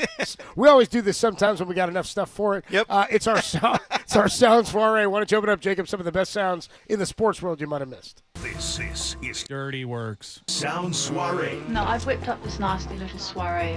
The best sounds you might have missed. What? Soiree, honey. I think that means party. On the sports leader. All right, your sound soiree for Tuesday, October 28th, 2025. It starts in the NFL. 49ers tight end George Kittle. By the way, the 49ers made a trade today. They did. Keon White. Not Ellis. Keon White, outside linebacker, edge rusher, defensive lineman from the New England Patriots for a 6th and 7th rounder. He's a former second-round pick. It's his 3rd season in the league. He's played all 5 games. Not all 5. He's played in 5 games. Krug's a big fan. Krug's a fan? Hours before the trade, he tweeted out saying, I would love for the 49ers to trade for Keon White. So there was news out there that Keon White was going to be available, and Krug's like, I like this guy. Yep. Got old Keon White. He'll tell you about it. We're doing Niners Nightly tonight, right? Got some Keon White. He still got it. Yeah, it's got to be Niners Nightly. If there's not, there's an emergency. There should be an emergency version. Okay, good. Yeah. So Krug will be all over Keon White. This is one of those where like Krug pulls his car over to do like a talking to his phone. Like, he hears it. He's like, gotta go live. Gotta get live. Gotta get Keon White in. Emergency pod. Yeah, emergency pod from Krug. Immediately pulls over. All right, some sound here from George Kittle. He was on with Murph and Marcus. Was he the player of the week? He was. How about that? 49er player of the week, George Kittle on the morning show, talking Jake Tonjes, stealing a touchdown from him. I kind of thought this happened on that touchdown. Yep. I was like, it's either an errant throw from Mac Jones or it was intended for Kittle, but Kittle was more covered than Tonjes was. He was, Tonjes pulls it out or plucks it out of the sky for a touchdown. Here's Kittle on that TD. Is a fake gap scheme, so I'm fake like down blocking on the backside. Luke Farrell's going to protect the gap that I'm leaving, and I'm just running back basically to the back end, the back corner, that pylon. And Jake is kind of waiting he's doing a boot slam, which is he's fake blocking, and as soon as the guy covering him triggers on the run, he goes to the flat. And we're both open. Mac throws me the ball, and Jake just has nice long arms and sticky fingers and plucked that baby right out of the air. And so my initial reaction, because, like, you know, me and Mac had that moment of where we locked eyes, the guy kind of intimate. I'm like, oh, yeah, he's going to throw me this touchdown. And then all of a sudden the hands just go up and he plucks it. I'm like, my initial reaction was, gosh darn it. And then it's like, oh, my gosh, that was Jake. I'm totally okay with it. Because you can kind of, there's like a moment of, like, hesitation. I'm like, oh, no, we can celebrate that. It's a tight end touchdown. I was just happy that he caught it because Mac threw the heck out of that football. It was a laser. And I was just very happy that he caught it and didn't get tipped up or something. That's a good teammate. That's what I thought, though. Like, really, I was like, that's either a really errant throw by Mac because he threw it really hard and it was high. And Tom, just like you said, he plucked it. So he just, like, pulled it down. And I was like, it was either a really high throw, like an errant throw, or intended for Kittle. and it was in fact intended for kill. But dude, it's funny that he was going to be more irritated if it was a receiver. You know what I mean? He may be like, oh, no, it's okay. It's a tight end on National Tight End. Yeah, if it was like Kyle Juszczyk, he's like, okay, you're stealing my shine here. Yeah, but it's National Tight End Day. Yeah. I'll give some love to my fellow tight end, but I am glad that he clarifies that because I was thinking with Jake Tonjes catching a touchdown, our guy Rosenbag at Jack's a couple of weeks ago was like, dude, 2 tight end system. Let's get Tonjes involved. But he did. But he caught one last week, didn't he, against Atlanta? That was Luke Farrell, I believe. No, I think it was Tonjes. Am I wrong on that? A It was touchdown? Tonjes, yeah. Either way. He caught one last week against Atlanta. Well, there you go. He's being featured more, so maybe our guy Rosenbag was onto something, or maybe just Jake Tonjes is catching touchdowns when he shouldn't. Or maybe when you get to the red zone, you go with 3 tight end sets sometimes. Maybe as simple as that. Maybe a little spider 2Y banana never hurt anybody. As if he was just talking about. I mean, literally Farrell's blocking on the weak side, and then he's got a fake release from Tonjes on that. What do you call it? A boot something. A boot slam. Yeah. And you know who's the king of the boot slam right now? Who's that? Tucker Kraft. That guy gets wide open after he blocks somebody. He's like, it's like a fake block for a second, then release on the block. King of the boot slam. Yeah, and then he breaks off. Anyway, let's get to our next piece of sound here. Steph Curry. How about Steph, dude? He's in action tonight after 16 points last night in a win where he did not have to shoulder the load. Here's Steph Curry reacting to our guy Danny Emmerman. Emmerman was just on with us. Yes. From the SF Standard. He's reacting to his question on Warrior lineups, exotic lineups. Here's Steph. You guys played tonight. You played a couple exotic lineups. I think at least one with Guy at center. And we saw earlier this year you played with 2 bigs. How would you just describe the different ways you can attack teams? Is that because he's Brazilian? Intriguing lineups, unconventional lineups. What was the question? Dude, okay, that's the gold you're going to get from Steph Curry when he's coming straight from a game. If he goes in and rests a little bit and showers, then he's going to be, He's more settled after the Yeah, game, he's more settled and thinking about his answers when it comes to questions. But you get Steph straight from the floor, he's like, oh, you're talking about exotic? And the audio doesn't do it justice. He was like he was like wiggling to like, oh, exotic? We're talking exotic lineups right now? And then it's like, all right, everybody calm down. Calm down, Steph. Quick reaction from Danny. Yeah, ooh. I like that, the ooh. Give me again. Ooh, that was punch drunk, Steph. I like that. I like that a lot. That was good. All right, next piece of sound here. More from the Warriors. Draymond Green. Do you know Draymond? Does everybody know this? Draymond has a podcast? Yeah, but I don't know if Baron Davis is the co-host anymore. Oh, darn. Bro, was he ever? Was he ever? Well, really? he's gone on to bigger and better things. You know, Baron Davis hosts a Raiders podcast now? Dude, no. As I said to you I brought earlier, it up in the grab bag. As I said to you earlier in relation to you telling us the story in the grab bag that Eddie Murphy has a documentary. KNBR grab bag. Jacob's all over it now. I was like, there's too much content. I don't care what Baron Davis has to say about the Raiders. Yeah, so much to add. Just so much. Hey, he hosted a basketball podcast with Draymond. Yeah. And didn't say anything ever. Come on, man. He wasn't even the host. Come at on, first. Karl Anthony Towns. Remember, it was only Draymond, and then they brought on Baron. And we're like, why? And Baron didn't add anything, and then they got rid of him because there was no reason. I wanted to make a supercut of him just saying, yeah, dog. Just over and over again. Oh, man. Well, here's Draymond. He has a podcast, still does. Yep. Here's Draymond Green. Only a few true contenders in the Western Conference. Here's who Draymond thinks is a Western contender. Can get to the Western Conference, which is a complete bloodbath. And obviously, we're only 3 games into the season. When I look at this conference, Spurs look good. But when I look at the conference, I think the true contenders, in my mind, OKC, yours truly, the Dubs, back in the Dubs Invitational. Denver, obviously Joker, champion, always going to give them a chance. They always going to be right there. Nightmare, matchup nightmare for everybody. And then I think you got to look at both LA teams. Like, both of those teams need good breaks, right? Like, you got Bron starting off the season on the bench, unhealthy. We just found out that Luka's going to be out for at least a week. And so they'll need it to break right. And then obviously the Clippers will need Kawhi to be healthy. And I know how much it means to him to want to make it through this entire season and make a run at it in the playoffs. He hasn't quite had that opportunity in a while. And so I think with a couple breaks for them, couple breaks for the Lakers, they're serious. But those are the teams that I see right now out the gate where I'm like, yeah, I think those are the contenders in the West. Not the Lakers, not the Clippers, just because of what he just said, the injury factor. Like, yeah, they could be healthier later in the season, but I'm not buying the Lakers. Clippers, maybe. I got to see how it works, though, with their age. But, yeah, I think they're true contenders right now. I mean, I'm a little surprised he didn't mention the Rockets. Maybe that's a little shade towards KD, but no, I think he has to see it to believe it with the youth on that team. So I'm with him for the most part. I would say Nuggets, Thunder, Warriors. So I hear Draymond's logic in this, though. And I also think, like, if I'm looking at it through the lens of Draymond Green, he's an aging veteran. He's like, welcome back to the Warriors Invitational. Yeah. He looks at it and he's like, there are some players where he's never going to shade or count them out. Like, he is not. Well, he loves LeBron. He's not ever going to write off LeBron. I think he might have the same level of veteran type of respect, and he must, based on playing against him and losing to him in Kawhi Leonard. Right. I think everybody knows Kawhi is like an all-time player. Oh, God, right? yeah. Everybody knows. So he has aspirations to be great. He didn't say Houston, which is interesting, with Kevin Durant. Like, he doesn't view it maybe the same way. What? Aspiration. Thank you. Anyway, the way Draymond looks at it, I think, in terms of like veteran status is, I think a lot of times they look at the younger teams like they're not old enough to get it done. They don't know what it's like to win a title. I know better, and I think this happens in all phases of life and different industries with age. People all view it. You don't know what it was like. It was so much harder when I did it. I know how to do it better than you. Yada yada yada. But while they're still competing, I think Draymond is always going to give the smarts the edge and the experience the edge. That's fair. Especially when there's a lot of it. So while I don't really agree that the Clippers are going to be a title contender, I get Draymond's logic in, like, I'm not writing off Kawhi, and he said if he's healthy, and LeBron with Luka, I think there's a lot of respect. One more here from John Gruden.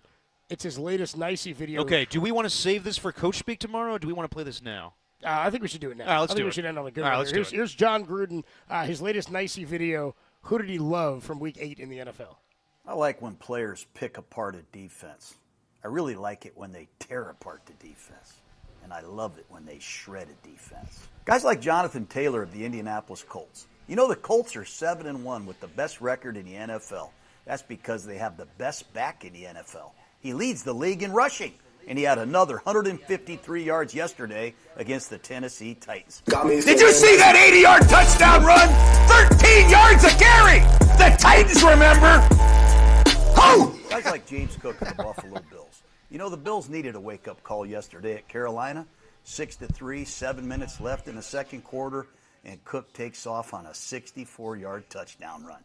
219 yards, 2 touchdowns, vision, COD, burst. Let's go, Buffalo!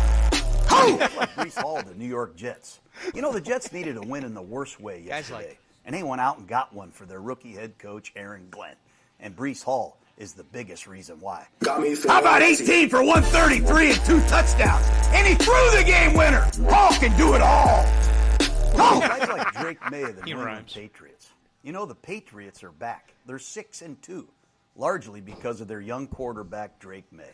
282 yards, 3 touchdowns, and he runs for 50. He looks like Tom Brady with wheels. Oh! It's like Jordan Love of the Green Bay Packers. You know, Favre was 27 when he won a Super Bowl with the Packers. So was A-Rod. I think Bart Starr was 27. Jordan Love will be 27 in just a few days. He's 29 for 37 last night. 360 yards, 3 touchdowns. And he goes out and beats his old mentor, Aaron Rodgers. 10 different receivers, quick release, awkward deliveries, pinpoint bullets. Go Pack! Oh! Ooh! Nice. My favorite part of the whole thing now is when at the end he goes, Nicey's brought to you by DraftKings. Yeah, that's my I love when he does that too. Pretty good. Yeah, Jacobs says I cut that out. I got that part out. Yeah, add that to your take on Jake. All right, we'll take a quick break. Our guy John Dickinson brought to you by DraftKings is going to join us coming up next. JD joins us here from Harmonic Brewing outside of Chase Center, where the Warriors are getting ready to take on the LA Clippers, the oldest team in the league, and the Clippers against the second oldest team in the Warriors. We'll do it next on the Sports Leader.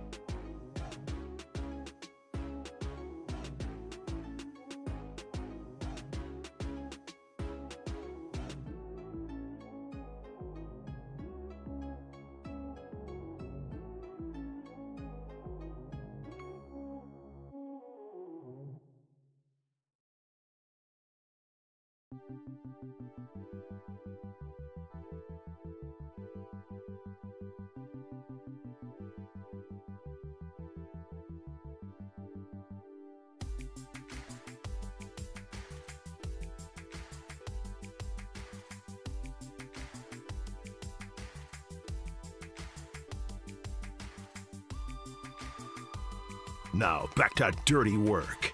Adam Copeland and Derek Papa in the KNBR Casino Matrix Progressive Jackpot Studios. Casino Matrix Progressive Jackpots are here. Where are you? Just drop in. Please play responsibly. Call 1-800-GAMBLER. Moody. Holy Moses. He is perfect. 4 of 4 on threes. They are hyped right now. They forgot about Jimmy Butler. No one picked Jimmy Butler up, and so Aldama had to leave Moses Moody in the corner. But the problem for them is he's the hot man, scorching. Dirty Work with you live from Harmonic Brewing, just outside of Chase Center in Thrive City, where the Golden State Warriors tonight at 8 o'clock are taking on the Los Angeles Clippers. Joining us here, a guy who's given Larry Krueger a run for his money in terms of words spoken this week on The Sports Leader. It's our guy John Dickinson, who you can hear tonight on Dubs OT immediately following the conclusion of the Warriors and the Clippers, right here from Harmonic Brewing. JD, what's up, bro? What's going on, fellas? Good to be with you. Yeah, it's been a week between all of the Warrior games here, the fifth one in 8 nights to start the season tonight, and then the 49er game in Houston. And filling in for Papa when needed. So it's been quite the week. But as I always tell you guys, I mean, I'm an absolute sicko and love this time of year. It's actually my favorite time of year where the World Series is going and the NFL's going and now the NBA's going. And there's I think, legit excitement for all three here in the Bay Area. Although last night was tough, obviously, for our Blue Jays here in the Bay Area. Our Blue Jays, our Jays. Yeah, my Jays is Walt's Jays, my Jays, as I've always said. Walt's Jays are my Jays. They're your Jays too. JD, hardest working dude here at the Leader. Appreciate you joining us here at Harmonic. So the Warriors tonight, oldest team against the second oldest team off of a back-to-back. We were talking to Danny Ammerman earlier about the win that they had last night needs to be a trend, like a routine where the young guys can shoulder the load to the level that they did. Now, they're not going to blow everybody out, play at the same level every night, of course, but there's got to be a reliability on scoring for guys like Jonathan Kuminga, Brandon Pajemski, Moses Moody, to where those young guys can allow Steph to go for 16 and not have to go for 42 every night in a big game like he did against Denver. It's huge, the way that they did it. I like the fact that it happened real naturally. Yeah. The one question I have about it, though, is you go back to, let's say, a game like the Portland game, which, all right, second of a back-to-back, third and 4 nights to begin the season. That's kind of a throwaway game. They got the 2 emotional wins against the Lakers and the opening night game against the Nuggets. There are going to be some road game back-to-backs against some young athletic teams where the Warriors are just not going to have it. The interesting part about last night in comparison to, say, a night like that in Portland is a lot of the time, like, the main guys were there and they were engaged. They didn't necessarily play well or score a lot, but Steph was there and a part of it. Draymond was more than into it with, the thing with Aldama and always talking back and forth with Jaren Jackson Jr., and he's dancing around. Jimmy Butler, stat line balanced, as it often is with Jimmy Butler, but those guys were present in the game, and so the young guys were able to, in the context and in the flow of what the Warriors do, score at that level. Yeah. It felt to me like it was easier for them to do it because nobody was really counting on them doing it. Yeah. And you go to a game like Portland where Jimmy Butler doesn't really have the energy. Draymond's not into it. Steph was doing his best to keep him in the game, but Jimmy and Draymond clearly didn't have it in Portland on that night. And I think often fans kind of look to, well, those are the nights where Kuminga's got to get 25 and Potts has got to get 20 and Moody's got to get 20. Sure. And it doesn't always work that way. You still, though, have a tremendous benefit from the way they did it last night. But I guess what I would say is don't get it twisted into thinking that those guys did anything differently. If anything, it was kind of a less is more in the flow of everything that Steph and Jimmy Butler and Draymond allow in terms of space for those younger players to operate. I know he only joined the team about a month ago, and there's kind of a minutes restriction right now where he's playing 20 minutes a game. He's not going to play back-to-backs. But are you surprised that Al Horford hasn't been put in the starting lineup as a true stretch 5 on this team? Just because I know in the offseason Steve Kerr said we can't have Draymond Green playing the 5 every night. And Al Horford's an older player. It's working right now with Jonathan Kuminga. But like tonight when they play Zubats, you think that could be a point where they could have Al Horford start tonight? Well, if you have Al Horford start tonight, who comes out? Well, yeah. That's the question. Yeah. And I thought, going back to the Portland game and not want to make too much into it, I thought Steve got a little cute in the Portland game. He changed the starting lineup. He took Podziemski out. He made the comment before the game up in Portland. Well, he was more than likely going to stay with the same line. And that 82 of Draymond starting at center is not sustainable. Well, their best lineup, and he went back to it last night. Kuminga got the nod and earned the nod based on the way he played in training camp with Moses Moody hurt to begin the year. And that group was Steph and Podziemski and Jimmy Butler, Kuminga, and Draymond. That five played well in L.A. They played well in the game against Denver. They played exceptionally well together last night. To me, you roll with that five. And so part of why Horford is not in the starting lineup is because Steve has said it's easier to just manage the minutes. If you want to finish the game with Al Horford, you can't really start him because if you start him and you're only going to play him 20 minutes, you basically have 4 or 5 minute shifts for him. So if you start him, you're not going to play him at all till the last 5 minutes of the half. If you start him in the third quarter, you're not going to play him at all till the last 5 minutes of the game, whereas you can kind of spread his impact around a little bit more if you don't start him. I think to the point about getting Draymond off the center spot, he can start at center, and then you can sub Horford in the first 5 minutes or 6 minutes for him, and then you can play Quinn Post a little bit. So you can get off of that lineup, I think, throughout the course of a game only to come back to it. But I wouldn't mess with anything that's rolling right now because this is working for Kuminga. Yeah. And I think we saw last night Brandon Podziemski's at his best when he's playing with Steph, when he's playing with Jimmy Butler, when he's playing with Draymond Green. I think it's easier for him to take the appropriate less is more mentality when he's playing with the guys that are the three future Hall of Famers. No, I'm with you. I don't think you should mess a good thing right now. But as far as the closing lineup from the other night where it was Al Horford as the five and you had Steph, Jimmy Butler, Kuminga, and Draymond. Just what do you think of that lineup? I never thought that Steve Kerr would play with a lineup where you don't have like a true, second shooter on the team. But just what do you think of that lineup? I was skeptical of that lineup when Steve went to it. Steve was skeptical of it because he admitted after the game that they hadn't practiced it or even thought about playing it together throughout the entirety of training camp. Steve is more open. I joked about this on Dubs OT. He's more open to those fan-endorsed lineups early in the season. That's kind of a fan. It kind of appeases you, pats you on the head. Yeah, why not? It's early. We what are we going to lose? 50 games to figure out what we got. Yeah, whatever. So, no, he went to that group, and they performed well. Again, I'm all for kind of tinkering. That's, to me, more matchup-based.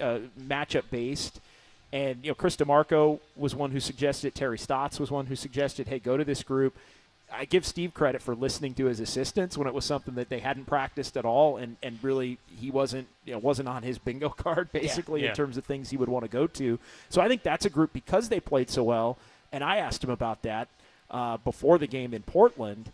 I asked him, what are the circumstances in which you would go back to that lineup? Does it have to be Steph as hot as he was in that moment to do it, and the fact that it worked out, does that give you more confidence to go back to it? And he said absolutely. Like, seeing it, regardless of whether I was going to be willing to use it or not, had it been not been suggested, seeing the success they had means that he will be more apt to go back to it, especially against bigger teams. That being said, though, Copes, I wouldn't start that lineup. Right. Like, that's not. I know a lot of the two things like fans are obsessed with the big lineup, and they're obsessed with Moody playing the two, which really he's really more of a three. He's a bigger dude. He's a bigger dude. So. John Dickinson joins us here at Harmonic Brewing, 8 o'clock tonight. The Dubs and the Clippers. We were asking Danny Emmerman this earlier, and we were discussing this with Jonathan Kuminga's start. I think it's a surprise to all of us that it's been as not just like smooth, it's been excellent. Like, it's excelled in the first 4 games of the season. In terms of what he's done, is that something you thought was in there, but it just wasn't a fit right now for this team, or is it a completely different type of skill set and player that we're seeing? It's the latter. He has, and I give him all the credit for this. I mean, it's been kind of a talking point on social media. I've been going back and forth. I mean, I give Kuminga all the credit in the world because he's adjusted. Yeah. He's the one that, regardless of if Steve Kerr, Mike Dunleavy had a conversation with him, hell, Joe Lacob maybe even had a conversation with him, he's the one that's completely changed his game. He's turning down threes. He's turning down that initial get the ball, look to drive for a pull-up, and he's passing the ball, which keeps everything in the flow that the Warriors like to have. It's also boosting his assist numbers, which looks good for him. And he's really getting his offense in the context of everything that the Warriors do. You look at the game last night. I mean, he's 9 for 12. It's all in the paint or drawing fouls, and he made his free throws last night. But the willingness to pass, the willingness to get his offense within the framework of the Warriors' offense, and then the aggressiveness on the boards. I mean, that is something we've never seen. That's an effort thing. Yeah. Like that's a I want to try to do this. And look, I don't mean to be harsh about it, but I'm going to be blunt. Like, he refused to accept it. He thought that role was beneath him. He thought he was too close to being a star in terms of his skill set to have to do the little things. He thought the best way to contribute was to score and was to try to play that way. For whatever reason, the contract, whether it's eventually maybe he wants to move elsewhere or whatever it is, he's accepted the role that the Warriors have pushed on him for 4 years, and he's done it here in these first 4 games. He's benefiting because this is the other thing. I was going through some numbers. His usage rate offensively is 6% down from last year. Look at the production. I mean, it's obvious. You don't even. I mean, the production is. Danny was is just talking way about better. this. Yeah, we were just talking and about so this. it just. I mean, that it's the whole less is more. You're rebounding. He's been, I think, a willing defender. So I think it's been an absolute A++ start for Kuminga and an A++ start for the Warriors because of it. John Dickinson, you'll hear him tonight immediately following the Warriors and the Clippers right here from Harmonic Brewing on the Sports Leader with a little Dubs OT. Should be a good one. Oldest team in the league against the second oldest team in the league. I said it was like Flacco Rogers. It is. It's UnkFest 2025 at Chase Center. Soon to be UnkFest 2026 when they play after January. Right. JD, enjoy the game tonight. Have a good show tonight, and we'll talk to you soon, bro. Appreciate it, guys. Thanks. All right, we'll take a quick break. When we come on back, we'll put the show to bed from Harmonic Brewing. It's Dirty Work, only here on the Sports Leader.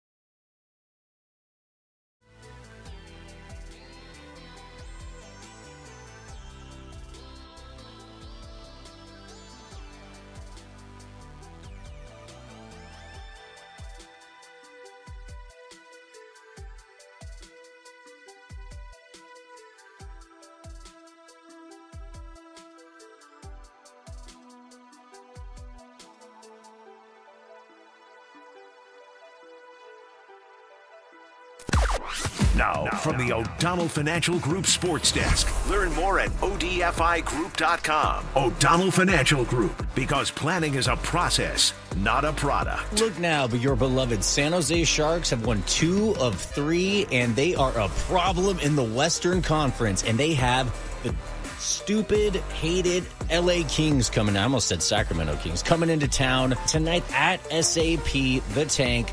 Puck drop at 8 p.m. Damn, the games are getting so much later these days, but we always love our Sharks here on The Sports Leader. Keep it locked in here for your teal updates on The Sports Leader. Go Sharks.